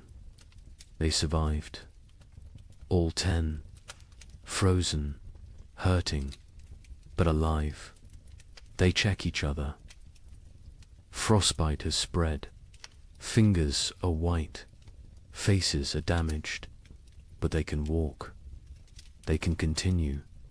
They eat tiny portions of dried meat. The food is frozen solid. They soften it in their mouths. It provides minimal energy, but enough. Enough for another day. Enough for more walking. The valley must be close. Croft feels it. He cannot explain how, but he knows. A few more hours, maybe half a day, they can make it. They must make it. They walk again, Bodhi's screaming protest. Every joint aches, every muscle tears. They walk anyway. They walk because stopping is death, because the tribe needs them, because they are human and humans endure. The terrain begins to change, subtle at first, a slight slope, a gentle descent, then more pronounced. Hills appear, the valley approaches, energy returns, hope fuels them. They increase pace. By midday, they see it. The valley spreads below, protected, sheltered. Trees grow there, dense forest. The sight is beautiful, salvation made visible. They almost run, almost forget their exhaustion. They enter the valley, wind stops, silence surrounds them. The temperature feels warmer immediately, still cold, still winter, but survivable, bearable. They made it. Against impossible odds, against nature's fury, they made it. Now they must find food, must justify the journey, must save the tribe. The trek was only half the battle. The real test begins now. The valley delivers on its promise. The hunters find game within hours, deer sheltering in thick forest. A small herd, 5 animals, healthy and fat. They have survived winter well, protected by the valley's embrace. The hunt is successful. 2 deer fall, 2 coordinated spears. The hunters work efficiently. They butcher, they preserve, they prepare for the return journey. Success tastes sweet, sweeter than the meat itself. They saved the tribe. They accomplished the impossible. The journey back takes 4 days. They carry heavy loads, meat wrapped in hide, dragging it through snow. The weight slows them, but spirits are high, high enough to overcome exhaustion, high enough to push through pain. The tribe spots them from a distance, 10 figures approaching, all walking, all alive, and carrying something, carrying hope. The cave erupts in celebration, crying, shouting, relief pours out. They feast that night, controlled feasting, rationed celebration, but feast nonetheless. Meat fills bellies, strength returns to limbs, color returns to faces. The tribe steps back from death's edge, not far, but enough days pass into weeks. The meat lasts longer than expected. Careful rationing, careful preservation. The tribe survives, continues, endures. Then something changes, subtle at first, easy to miss, but Craw notices. He always notices. The air feels different, less sharp, less cutting. The quality of cold has shifted. He mentions it to the chief. The chief feels it too. Something is coming, something changing. They watch, they wait, they observe. The days grow longer, minutes at a time, barely noticeable, but cumulative. Dawn arrives earlier. Dusk comes later. Light increases. Darkness retreats. The balance shifts. The sun rises higher in the sky. Its arc changes. It climbs further before descending. Its light hits at different angles, penetrates deeper into the cave.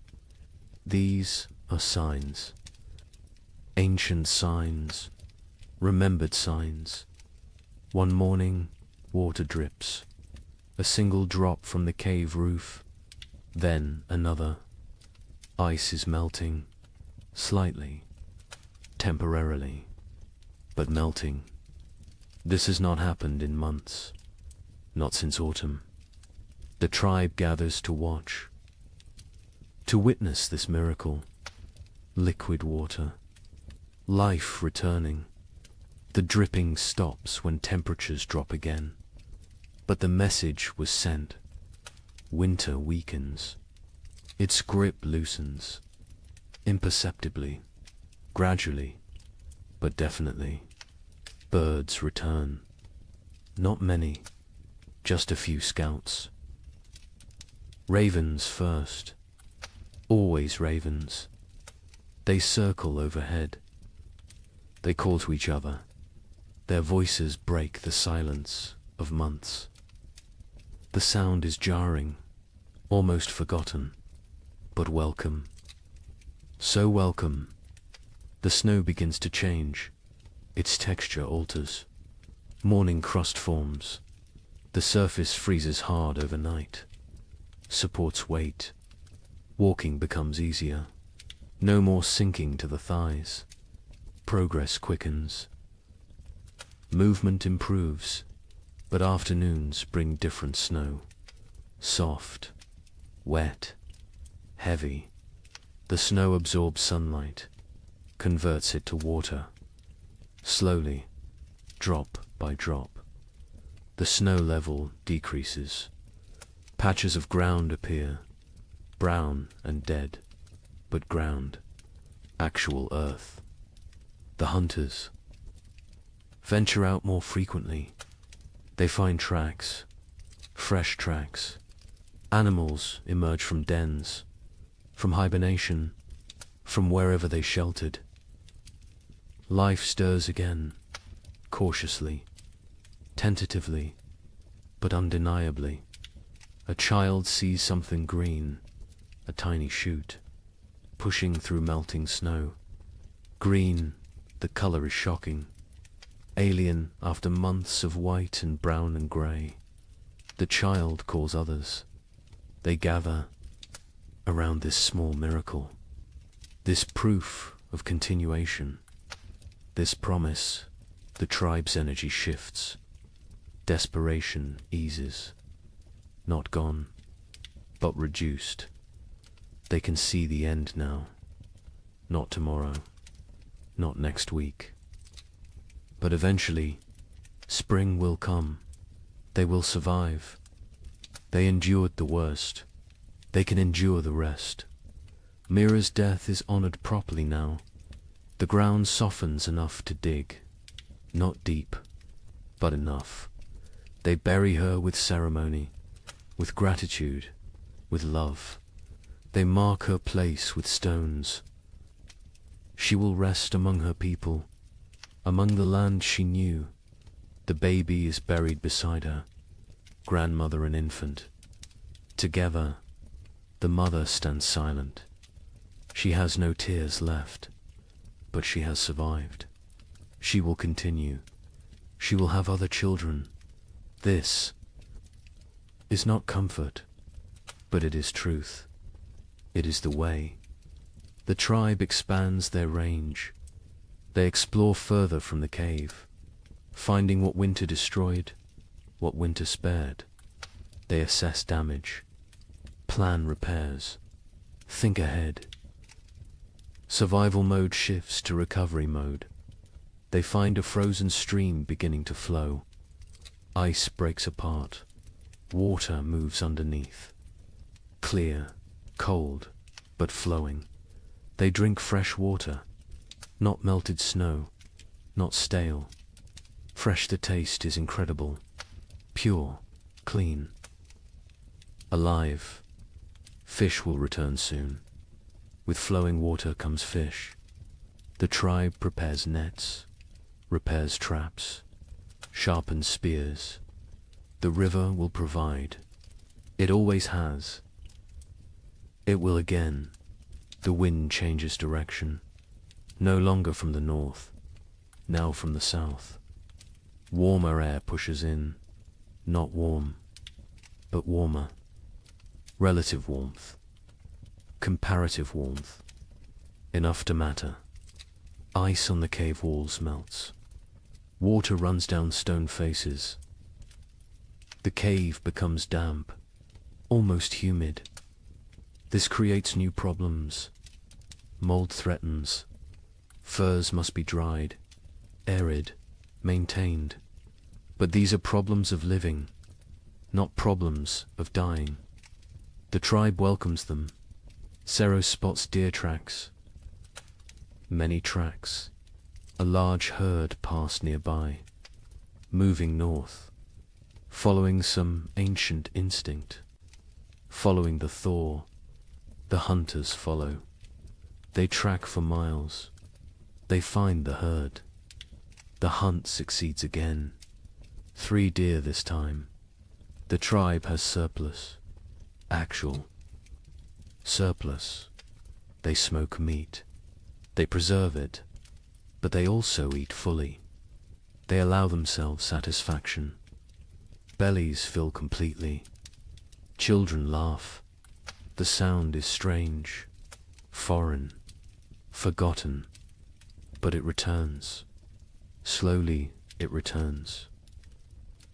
Young ones play outside again, running, shouting, burning energy stored through winter. Parents watch with emotion. These children survived. Against odds, against nature, they live. They thrive. They play. Breck's frostbite healed as well as possible. He lost 3 fingers, 2 toes. He walks with a limp. His hands cannot grip spear properly. But he lives. He survived his sacrifice.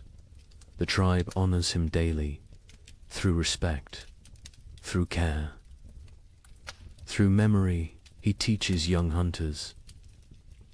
Passes knowledge, cannot hunt himself, but can create hunters. This is valuable. This is contribution. This is purpose. He has worth beyond physical ability. The tribe ensures he knows this. Torg's mother recovered fully. The fever broke. Strength returned. She works alongside other women. She processes new hides. She gathers early plants. She lives. Her son watches her with gratitude, with relief, with love. The nights grow shorter. Darkness retreats further. The tribe sleeps less, needs less sleep. Energy returns with light, with warmth, with hope. They begin projects, repairs, improvements, planning for next winter. Learning from this one, they discuss what worked, what failed, how to improve. Knowledge is survival. Experience is wisdom. They will not forget this winter, will not forget its lessons, will not forget its cost.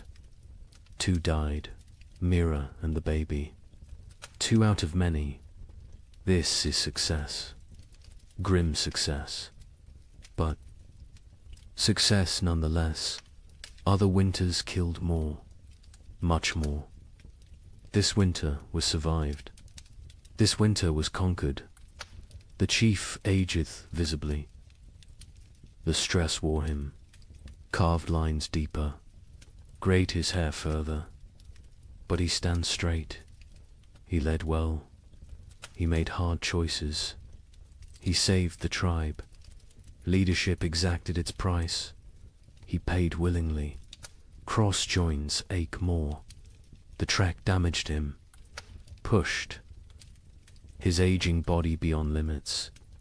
He knows his hunting days near their end. Soon he will teach only. Lead only.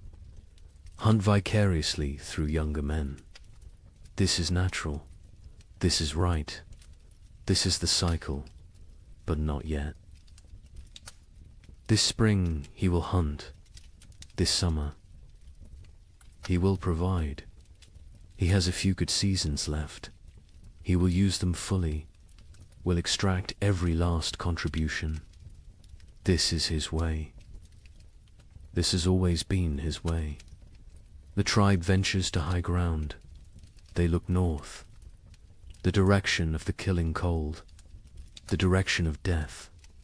Snow still covers distant mountains.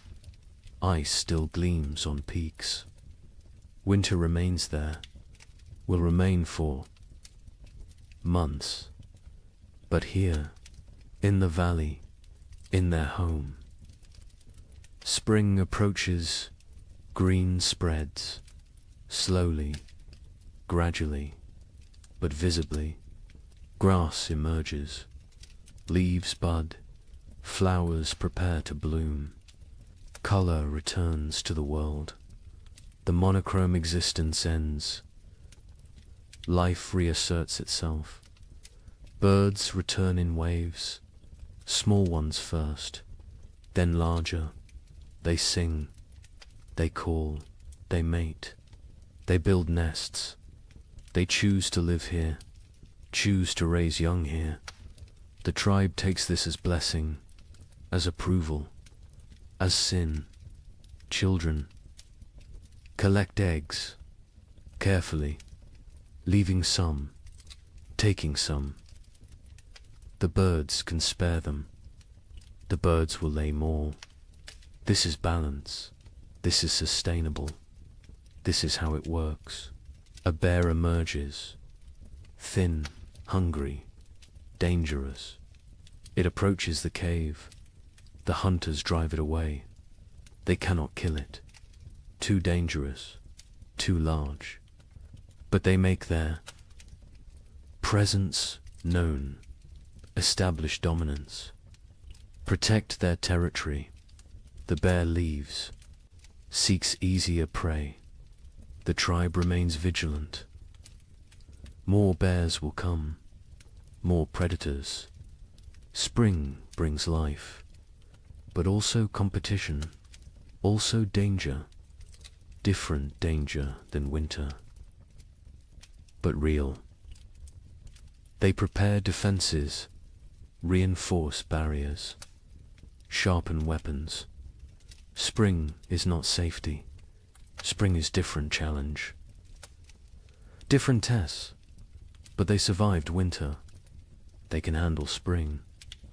The elderly who remained in the cave through the trek are recovering. They endured. They kept fire burning. They maintained hope. They held the center. Their contribution was essential, unrecognized during the crisis, acknowledged now. The tribe holds council. All adults attend. They discuss summer plans. Where to hunt, where to gather, what to store, how to prepare for next winter. Always next winter. Winter always comes again. But between now and then, between this moment and that future threat, there is spring. There is summer. There is abundance. There is life. They will live fully, live completely, live gratefully. The thaw continues, accelerates, snow vanishes, rivers swell, the land transforms. The frozen death world becomes living green world. The change is profound, almost unbelievably, but real. Witnessed, experienced, the tribe survived. All but two. They endured when winter meant death. They outlasted the brutal cold. They conquered the primitive darkness. They proved again what humans are, what humans do, what humans will always do. They survive. They adapt. They continue. Spring has begun. The tribe gathers in evening light, not inside the cave, outside, under open sky. This gathering is ritual, sacred. It happens after every winter, after every survival. The time has come to speak, to remember, to learn. The chief sits at the center. Elders form a circle around him, hunters behind them, women next, children at the outer ring. Everyone has place, everyone has voice. This is how knowledge passes. This is how wisdom survives. The fire burns. Between them, not for warmth now, for ceremony, for focus, for connection. Flames dance, sparks rise. The tribe watches, reflects, prepares to speak their truths. The chief begins. His voice carries weight, authority earned through survival, through sacrifice, through leadership in darkness. He speaks of the winter, its harshness, its cruelty, its lessons. He names those lost. Mira, the infant, their names spoken aloud. Remembered, honored, he speaks of choices made, rationing food, sending the trek, hiding the seed. Hard choices, choices that saved them, choices that cost them. Leadership is burden. This winter proved it again. He carries these decisions, will carry them forever. Cross speaks next. He describes the hunt before the storm, the desperate race, the near miss with the bison's horn. He shows his torn fur, his scar, physical proof of survival, of risk, of success. He speaks slowly, choosing words carefully. Each word teaches. He talks about the trek, the frozen plain, the endless walking, the night without shelter, the valley discovered, the game found. He does not glorify, does not exaggerate, simply states, truth is lesson enough. Truth needs no embellishment. The other hunters add details. Each perspective matters. Each view completes the picture. One speaks of exhaustion, another of fear, another of hope sustained.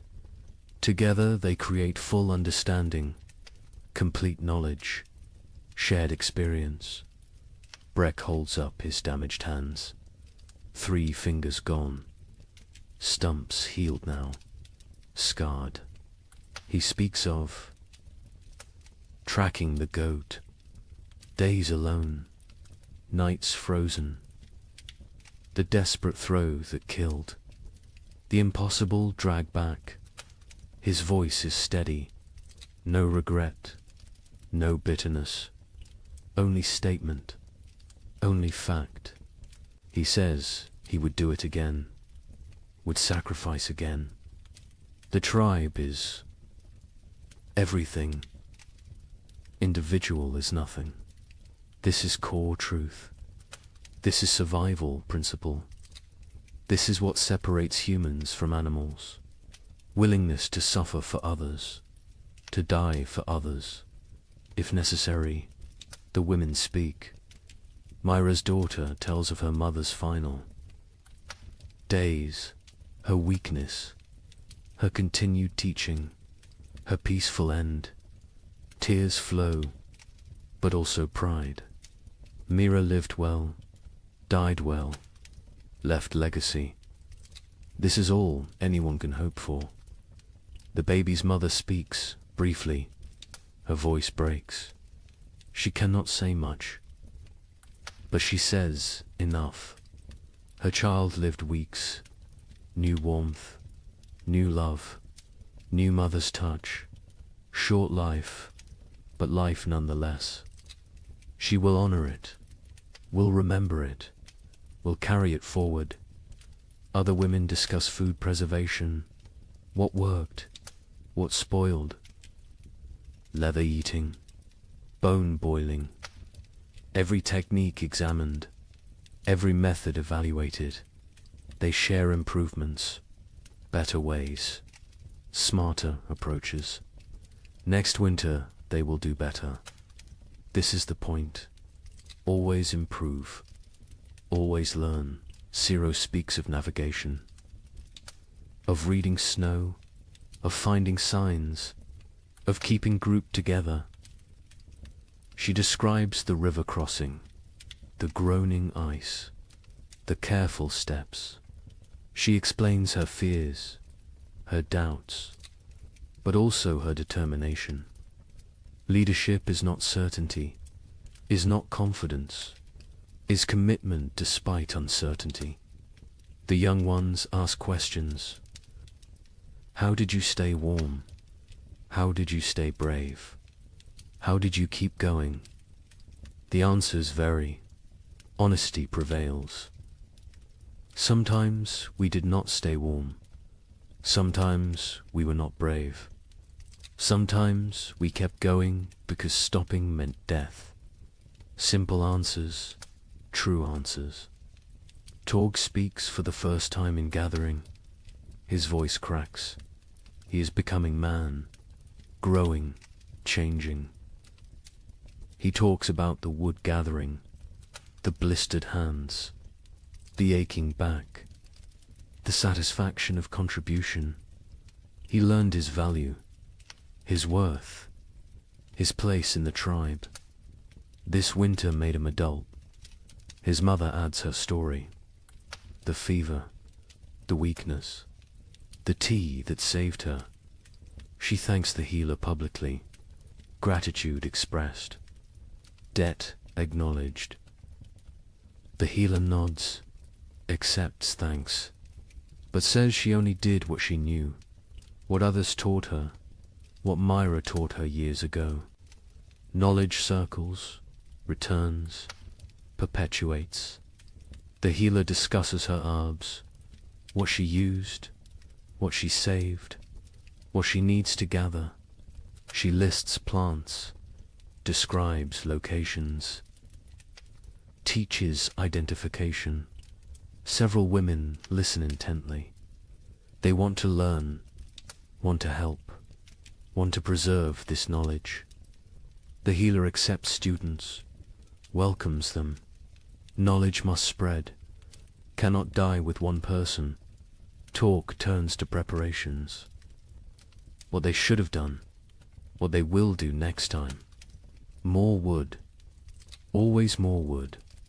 Better storage, improved insulation, stronger entrance barriers, backup supplies, hidden caches, distributed resources. They brainstorm, they plan, they commit.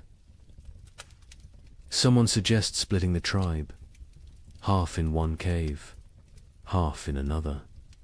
If one location fails, the other survives. Discussion follows. Arguments for, arguments against. The chief listens, considers, makes no decision tonight. This needs thought, needs time. Will be decided before next winter. The feast day arrives with warmth, actual warmth. The sun climbs higher. It stays longer. Its rays penetrate winter's final defense. The cold retreats, step by step, day by day. Life returns. The tribe moves through mourning with purpose. Women prepare food, all the food, reserves brought out, smoked meat, dried fish, roots saved, seeds roasted. Nothing held back today. Today's abundance. Today is celebration. Today is life affirmed. Children run wild, energy unleashed, months of confinement explode into motion. They chase, they climb, they shout. Their laughter echoes off rocks, off trees, off the sky itself. Parents watch with full hearts. This sound, this joy, this is why they fought, why they suffered, why they survived. The hunters bring fresh game, killed this morning, deer and rabbits. Prepared quickly, cooking now. The smell fills the valley, rich, savory, irresistible. Mouths water, anticipation builds. The feast approaches. By midday, everything is ready. Food covers flat rocks, arranged, displayed. More food than seen in months, more than anyone remembers. It looks impossible, looks like dream, but it is real, earned, deserved. The chief stands. He raises his hands, silence falls, even children quiet. He speaks briefly, thanks the spirits, thanks the ancestors, thanks the tribe. Each person contributed, each person matters, each person survives because all survived. This is truth. This is their way. Then he gestures. Begin, eat, celebrate, live. The tribe descends on food with controlled urgency, not greed, not desperation, but hunger, real hunger. Months of deprivation cannot be ignored. They fill their hands, fill their mouths, fill their bellies. The taste is incredible. After bland rations, after leather, after nothing. This food is ecstasy, simple food, basic food. But to them it is feast worthy of gods. They eat slowly, savoring, appreciating, grateful for every bite. Children eat until they cannot move, then play, then eat more. Their bodies demand fuel, demand rebuilding, demand growth delayed by winter. Parents smile, let them eat, let them grow, let them live. Adults pace themselves. Years teach moderation, but they eat fully, satisfied fully, for the first time in forever. Bellies are tight, bodies are warm, hearts are full. This moment is perfect. This moment is earned. This moment is theirs. As afternoon settles, the tribe relaxes into contentment. Some sleep, some talk, some simply exist, peacefully, completely, without fear, without hunger, without cold. Present moment contains everything needed. Stories begin again. Different stories now, lighter stories, funny memories, embarrassing moments, gentle teasing. Laughter comes easily. Naturally, the tribe remembers how to be happy, how to be human beyond survival, how to live rather than merely exist. Brexits. With young hunters, he demonstrates techniques despite damaged hands, shows them tracking signs, explains animal behavior, shares decades of knowledge. His hunting days may be over, but his contribution continues. Different form, same value, same importance. The healer sits with her new students. They examine plants, learn properties, memorize uses. She teaches patiently, thoroughly. She knows she grows old. She must pass knowledge before she cannot, before it dies with her. The young women listen intently. They understand the gift. They accept the responsibility. Sira walks the valley's edge, exploring, mapping, planning. Her mind is always forward, always preparing. She finds new water sources, better hunting grounds, strategic locations. Information is survival. Knowledge is power. She gathers both constantly. Craw sits alone briefly, watching his tribe, his family. He feels his age, his exhaustion, his mortality, but also satisfaction, pride, purpose. He has lived well, provided well, protected well. If death comes tomorrow, he is ready. He is complete. He is content, but death does not come. Life continues. Spring unfolds. Days stretch longer. Warmth increases. Green spreads across the land like water, flowing, growing, transforming everything it touches. Other tribes exist. Other peoples, scattered across the vast lands. Each endured their own winter. Each fought their own battles. Each lost their own members. Each survived through strength and sacrifice and will to the north. Coastal peoples weathered storms. Ocean. Winds brought different cold. Wet cold. Penetrating cold. They huddled in driftwood shelters. Ate fish when they could. Kelp when they must. They survived. Barely, but survived to the south. Dozen peoples faced different trial. Cold nights, scorching days, extreme swings, no middle ground. They sheltered in caves, conserved water, endured. They know survival has many faces. Cold is only one. Each environment tests differently. Each demands different strengths. Mountain peoples lived with the snow, always. Surrounded, buried, isolated. They knew winter intimately, understood its moods, its dangers, its rare gifts. They moved with the seasons, migrated, adapted, survived through flexibility.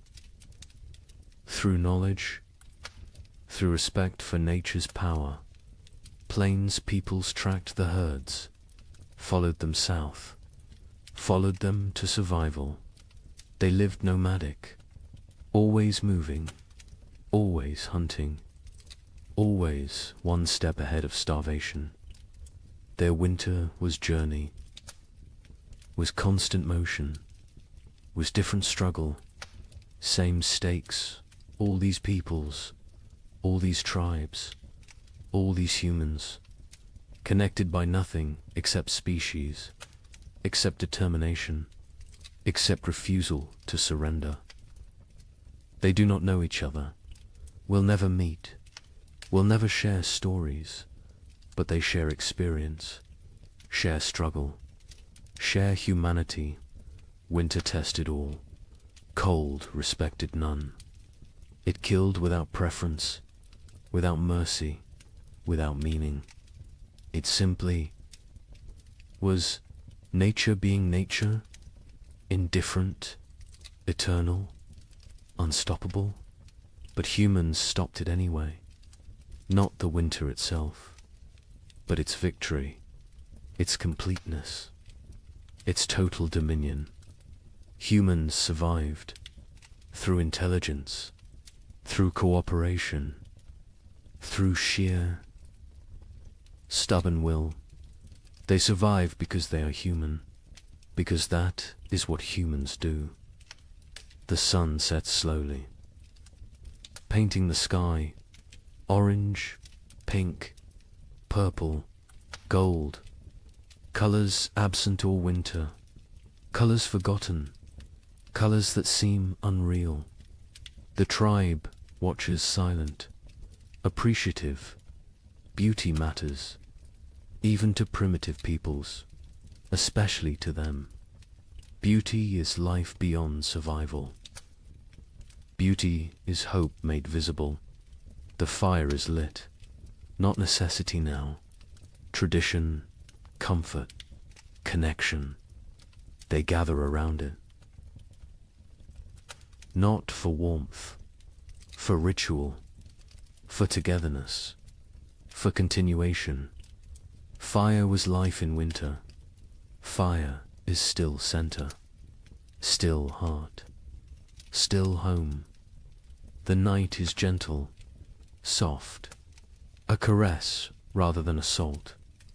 Stars emerge, countless, brilliant, the same stars that watched their suffering, that witnessed their triumph, that will observe their continuation. Forever stars, eternal witnesses, silent companions. Children sleep quickly, exhausted from play, from food, from life fully lived. They sleep peacefully, deeply, no crying, no fear, no cold. Just rest, just dreams, just childhood reclaimed. Adults linger, quiet conversation, comfortable silence. They need no entertainment, no stimulation. Simply being together is enough. Simply surviving is enough. Simply existing in this moment is everything. One by one they drift to sleep, bodies relaxed, minds peaceful. The tribe sleeps well, under stars, under sky, under the protection of their own strength, their own unity, their own humanity. The night deepens, the fire burns low, embers glow, red, orange, fading. The valley is silent, peaceful, safe. Life sleeps, life rests. Life prepares for tomorrow, somewhere. In the darkness, a wolf howls, distant, lonely, calling to pack, calling to family, calling for connection. The sound carries, echoes, fades. The tribe does not wake, does not fear. Wolves are neighbors, not enemies. All creatures struggle. All creatures survive. All creatures seek pack, seek family, seek belonging. The echo continues. Not just wolf, but all sounds, all voices, all stories. They echo through time, through generations, through eternity. This tribe will fade. These people will die. But their echo continues. Their legacy persists. Their survival matters. Because they are not the end. They are the beginning, the foundation, the root. From them come others, many others, countless others. Every human alive carries their echo, their determination, their refusal to quit.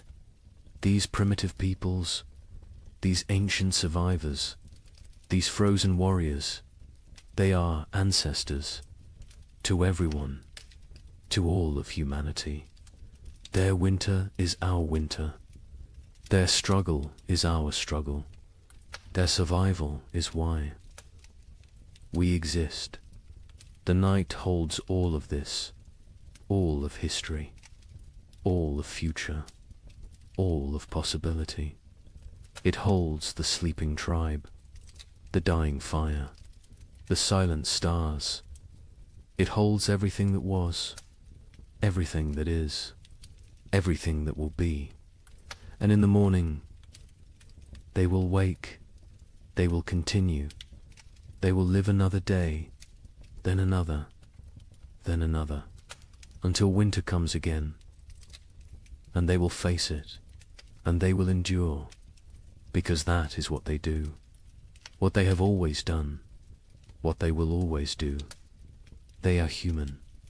They survive. The night knows this. The stars know this. The earth knows this. And now you know this. To rest now. Sleep now. Dream of warm fires. Of full bellies. Of tribes that endure. Of humans who refuse to quit. Of ancestors who gave us everything, including survival itself. The echoes continue, forever, always, in the night.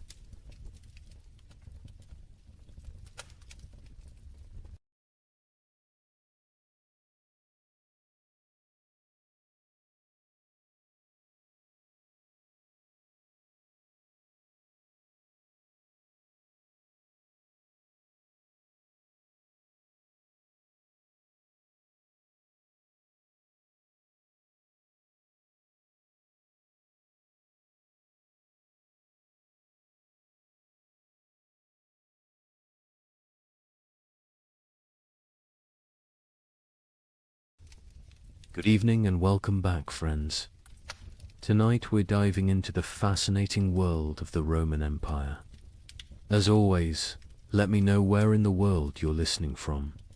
Get cozy, settle in, and let's begin. The torches burned low against the marble walls of the Colosseum, their flames bending and snapping in the night wind. Smoke curled upward, painting the corridors in shifting shadows that seemed alive. Somewhere deep within those walls, cages rattled. The guttural growl of a lion broke the silence, followed by the shrill cry of a panther pacing its enclosure. The air was thick with the scent of straw, iron, and blood. Men shuffled forward, not as spectators, but as the hidden workforce behind the spectacle animal keepers, trainers, guards, and gladiators themselves, step echoing with the knowledge that dawn might never come for them. Imagine it, the roar of 50,000 Romans thundering like a storm overhead. Yet before the games even began, death was already at work in the corridors below. Lions lunged against their bars, their claws scraping sparks across iron. Elephants, chained and restless, shifted their massive weight, shaking the earth beneath the workers' feet. A single slip of a chain, a missed strike of the trainers. Staff and the arena would claim another victim before the audience ever saw the sand-stained red. Now, ask yourself, what would it feel like to wake each morning knowing that your job itself, the task you were paid or forced to perform, was a gamble with death? Not a soldier in battle, not a rebel hunted by Rome, but a worker, a laborer, a craftsman whose daily duties carried a sentence no law had to write. Would you sleep at night? Or would your dreams be haunted by the growls from the cages, the weight of the stones above your head, or the smell of lead dust clinging to your breath? History books love to tell us about emperors, senators, and generals.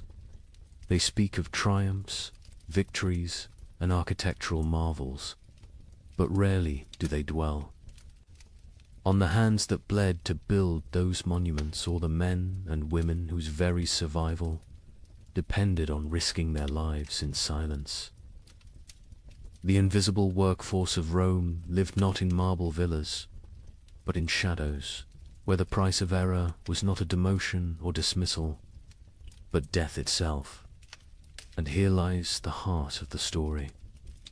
Beneath the grandeur of Rome, beneath its arches, its mosaics, its golden halls were professions so perilous that to call them jobs is almost an insult. These were death sentences disguised as livelihoods.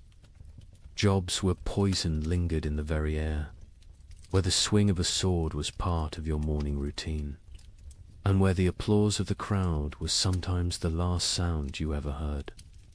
Over the next hours, you will hear the untold accounts of these deadly professions, some spectacular, some hidden in the grime of Rome's underbelly, and others so strange they seem pulled from nightmares. From the men who faced wild beasts before breakfast, to the miners whose lungs filled with poison in the empire's dark tunnels. We will walk step by step into the shadows Rome tried to leave behind. But let this question guide you as we begin. If your job demanded your life as payment, would you accept the risk for glory, for survival, or simply because you had no choice? When most people picture ancient Rome, they imagine the shimmering surfaces of marble temples, the echo of sandals across polished floors, and the thunder of cenotes debating in the forum. They think of emperors draped in purple robes, feasts piled high with roasted boar and honey cakes, and gladiators striding into the arena beneath the roar of 50,000 voices. Rome has always been remembered for its grandeur, its victories, and the magnificence of its architecture. But what history books often gloss over is that the empire wasn't built on marble, it was built on blood, sweat, and the fragile bodies of millions of workers whose daily lives were defined by danger. Rome was not just emperors and generals.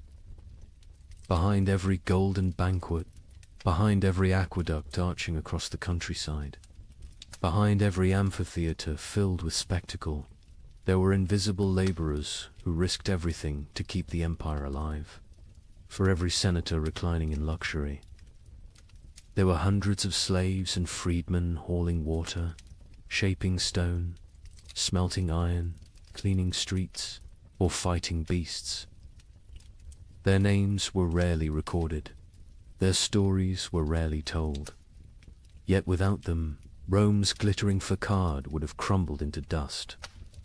Imagine the contrast. On one side, wealthy Romans lounged on couches, sipping wine sweetened with lead. Syrup, their servants, fanning them with peacock feathers while musicians played. On the other side, just beyond the villa walls, workers baked under the Mediterranean sun on dangerous scaffolds, hauling blocks of stone that could crush them in an instant. Inside, the laughter of banquets rang against walls lined with mosaics. Outside, miners descended into narrow shafts where air was poised with dust and metal fumes. Knowing they might not resurface alive, luxury was visible, risk was hidden. Rome was a stage, and the spotlight shone only on the powerful, while those who risked everything remained in shadow. Work in ancient Rome was more than a duty, was a matter of survival. For the enslaved, there was no choice at all. They labored until their bodies broke. For the poor free citizens, dangerous work was often the only chance to feed a family. And even for skilled craftsmen, fortune was fragile. One accident at a glass furnace, one slip of a chisel, and a lifetime of expertise meant nothing against the indifference of death. Unlike today, there were no safety harnesses, no unions, no laws protecting the vulnerable. Rome had no patience for weakness. If a worker fell, another was always waiting to take his place. This is the untold foundation of Rome's greatness. The empire stretched across continents, commanded legions, and shaped the destiny of the Western world. But it was held together not just by marble and laws, It was held together by expendable lives. The amphitheaters that dazzled crowds were built by hands calloused from stone and bloodied by accidents. The shimmering purple robes of emperors were dyed by workers suffocating in vats of poisonous mollusk brine. The wine that filled silver goblets was poured by servants who would never share in the feast. Now pause and ask yourself, would you trade your office, your workshop, your school, or your daily commute for the mines of Hispania, where men choked on poisonous dust in darkness for the promise of silver Rome craved? Would you exchange your cubicle or construction site for the sands of the Colosseum, where gladiators bled to entertain a restless mob?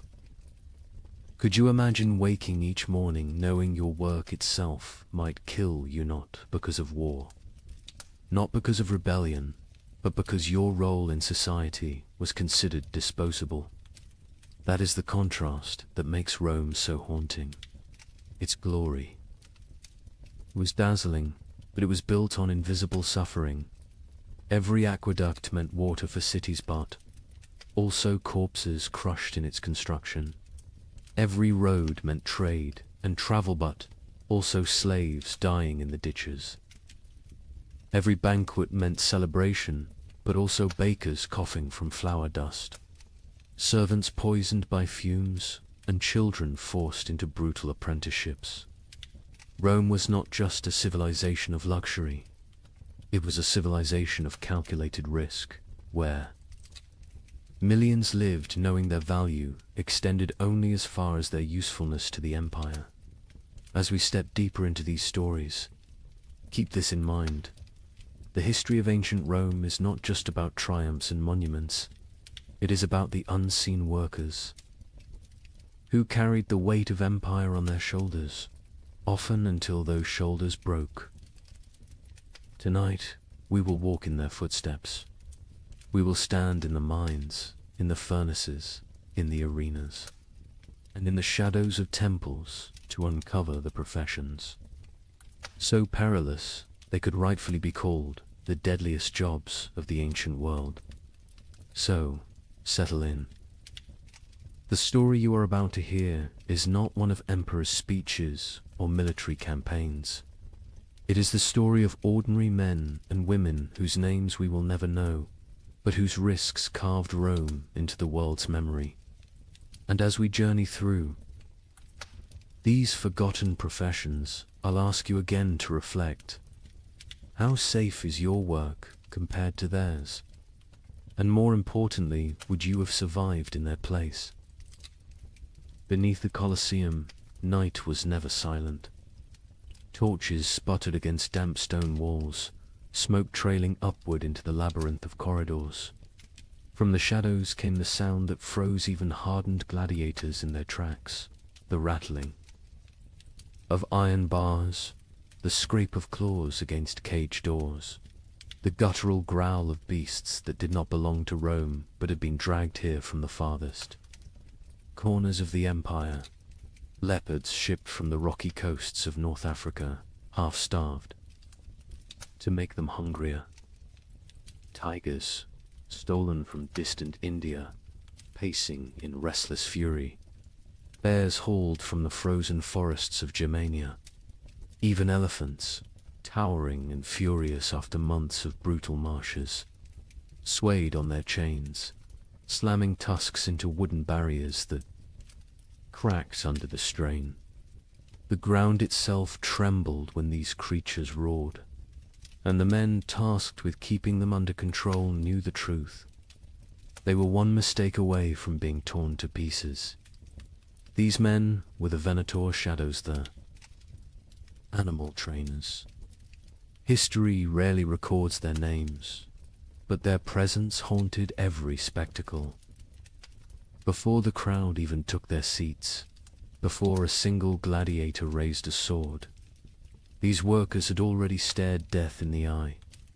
Their jobs were simple in description, yet terrifying in practice. Feed the beasts, transport them, prepare them for combat, and release them into the arena at just the right moment. But simplicity on paper did not translate to safety in reality. Feeding a lion wasn't a matter of tossing meat over a wall. Trainers stepped into cages, armed with nothing but a staff, a whip, and their nerve. One slip of the boot on blood-slick straw, one moment of hesitation while securing a gate, and the outcome was certain. The animal lunged, claws raked, jaws snapped shut, and no one risked entering the cage to drag the trainer's body back. The suspense of those moments was unbearable. Imagine holding a slab of raw meat in your hand, the smell driving the lion to frenzy, its amber eyes locked onto yours as though you yourself were the meal. Imagine the tremor of the bars as the beast hurled itself against them, the iron shrieking like thunder in the confined corridors. Every feeding was a gamble. Every day survived was a small victory. The Empire did nothing to soften the danger. In fact, it often heightened it. Trainers were ordered to starve animals before games, ensuring they would be more violent, more dramatic for the crowd. They baited the beasts with wooden dummies soaked in blood, conditioning them to attack on sight. They lit torches in the faces of elephants to keep them agitated, lashing their trunks until the massive creatures charged blindly into the sand. To the Romans above, these were thrilling displays of power. To the men below, they were acts of survival. The fallout of this profession was as bloody as the games themselves. There are accounts of trainers being dragged into cages, shredded within seconds by the very animals they sought to control. Some were mauled in the holding chambers before the beasts ever saw the light of the arena. Ships carrying exotic predators sometimes became floating prisons of chaos, with handlers torn apart mid-voyage. And when things went wrong during the games, it was often the trainers who were sacrificed first, thrown into the sand alongside the beasts to buy time while soldiers rallied. Picture this. The gates rise, and a tiger bursts into the sunlight, its muscles coiled with hunger. The crowd roars with excitement, but backstage, panic has already erupted. A handler failed to secure the second chain. The tiger lashes back toward the holding corridor, tearing into the men behind the scenes. For the audience, the spectacle remains seamless. They see only the drama in the arena. But behind the curtain, death is quiet, fast, and unacknowledged. Ask yourself, would you take that job? Would you trade your office, your tools, or your classroom for a torch and a whip, walking daily into the jaws of lions? These trainers did not choose their fate freely. Many were enslaved, others condemned prisoners. Some were criminals whose punishment was not execution but servitude in the cages. Yet a handful were free men spatialists who took on the role for pay, prestige, or the faint hope of avoiding poverty. Their skill with animals might buy them survival, but it also chained them to constant peril. And here lies the chilling truth. Rome didn't care if they lived or died. The empire had endless replacements, slaves, captives, debtors. If a trainer was mauled, his death wasn't a tragedy, it was a footnote. The games continued, the crowd cheered, and the emperor smiled. The expendable lives of these men fueled the endless appetite of spectacle.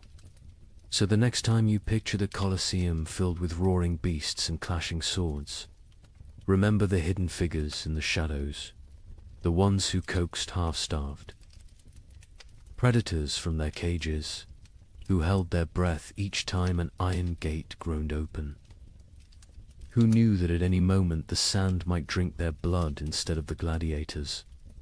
Their work was not honored, their names were not recorded, yet without them, Rome's greatest spectacles would never have existed.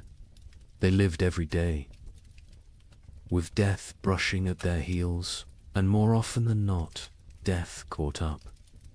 And as terrible as this sounds, these animal trainers were only the first link in the Colosseum's deadly chain of professions. Others stood in workshops, hammering weapons that decided life or death. Others knelt in the sand, stitching wounds under the gaze of the emperor himself. If the cages were a place of constant suspense, the armories and infirmaries were no less haunted. And it is to those shadows that we turn next. Step away from the roaring cages of the beasts and follow the sound of hammer against iron.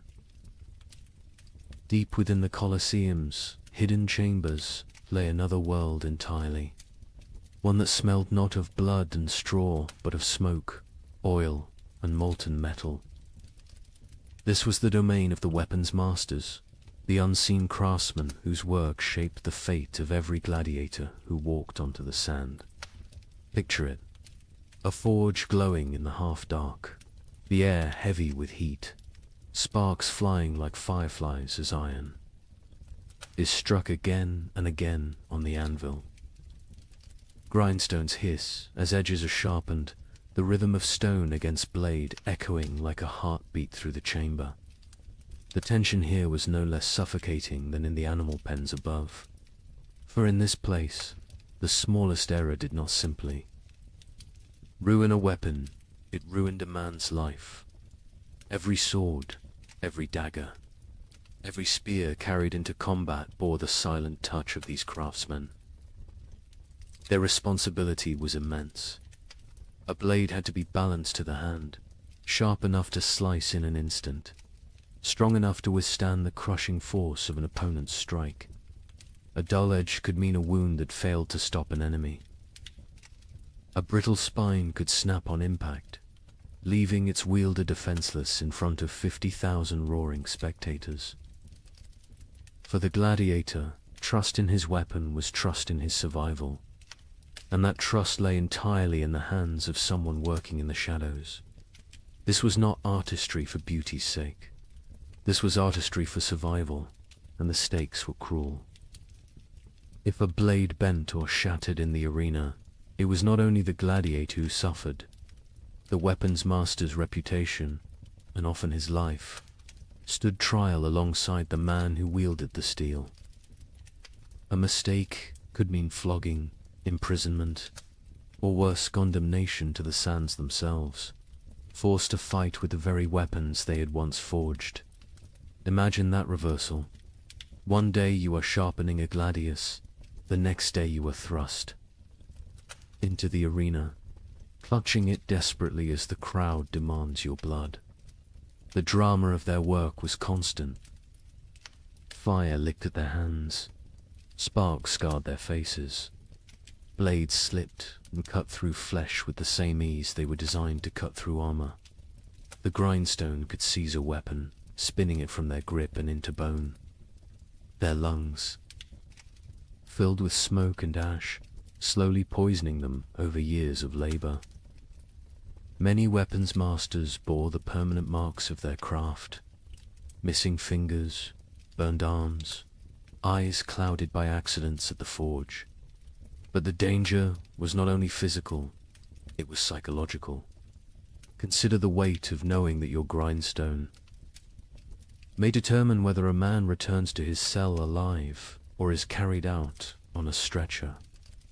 Consider the burden of every edge you failed to hone, every weapon that may falter when it matters most. These men lived with the knowledge that steel, once it left their hands, could carry another's soul with it. And here's the chilling thought. Gladiators had no choice but to place their lives in this trust. They picked up their weapons and fought, never knowing if the craftsman behind the forge had been skilled, rushed, careless, or distracted. Now ask yourself, would you trust your life to a stranger's grindstone?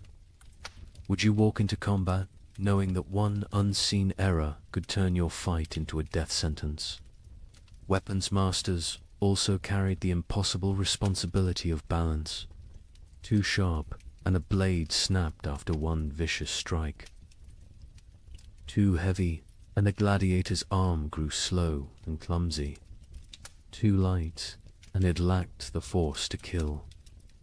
They worked with mathematical precision before mathematics had been codified, sculpting steel by instinct and experience, often under the watchful eyes of overseers demanding speed and perfection in equal measure. The irony was bitter. If they succeeded, no one noticed. The crowd cheered the gladiator's skill. The emperor judged the fight, and the craftsman remained invisible. If they failed, however, the consequences were immediate and catastrophic. The Colosseum was merciless, not only to fighters, but to those who supported them. And yet, despite the danger, some sought this path willingly. Freedmen and poor citizens took apprenticeships, learning to hammer steel in hopes of steady work. Others inherited the trade through family lines, fathers teaching sons to temper blades in the same fires that scarred their own hands. For them, the forge was not just survival, it was a way to carve meaning into their anonymity. Even if history forgot their names, still every clang of the hammer carried tension. Every hiss of the grindstone was a reminder that death hovered close. These were not glamorous artisans. They were men whose craft was measured in heartbeats on the sand above. So as you imagine the gladiators locked in battle, their swords flashing in the sun, remember the unseen masters in the forge. Their sweat coated the blades. Their mistakes bled into the sand. Their unseen hands carried just as much responsibility for life and death as the fighters themselves. And this was only one profession in the Colosseum's deadly ecosystem. If weapons masters held life in their fire and steel, the next group, the arena's medics, held it in their bloodied hands. But were they healers, or accomplices to cruelty? That question waits just beyond the gates. The crowd roared like a storm, its thunder rolling through the Colosseum as steel clashed and blood spattered the sand. Beneath the deafening cries of 50,000 spectators, another group of men waited in silence, tense and watchful.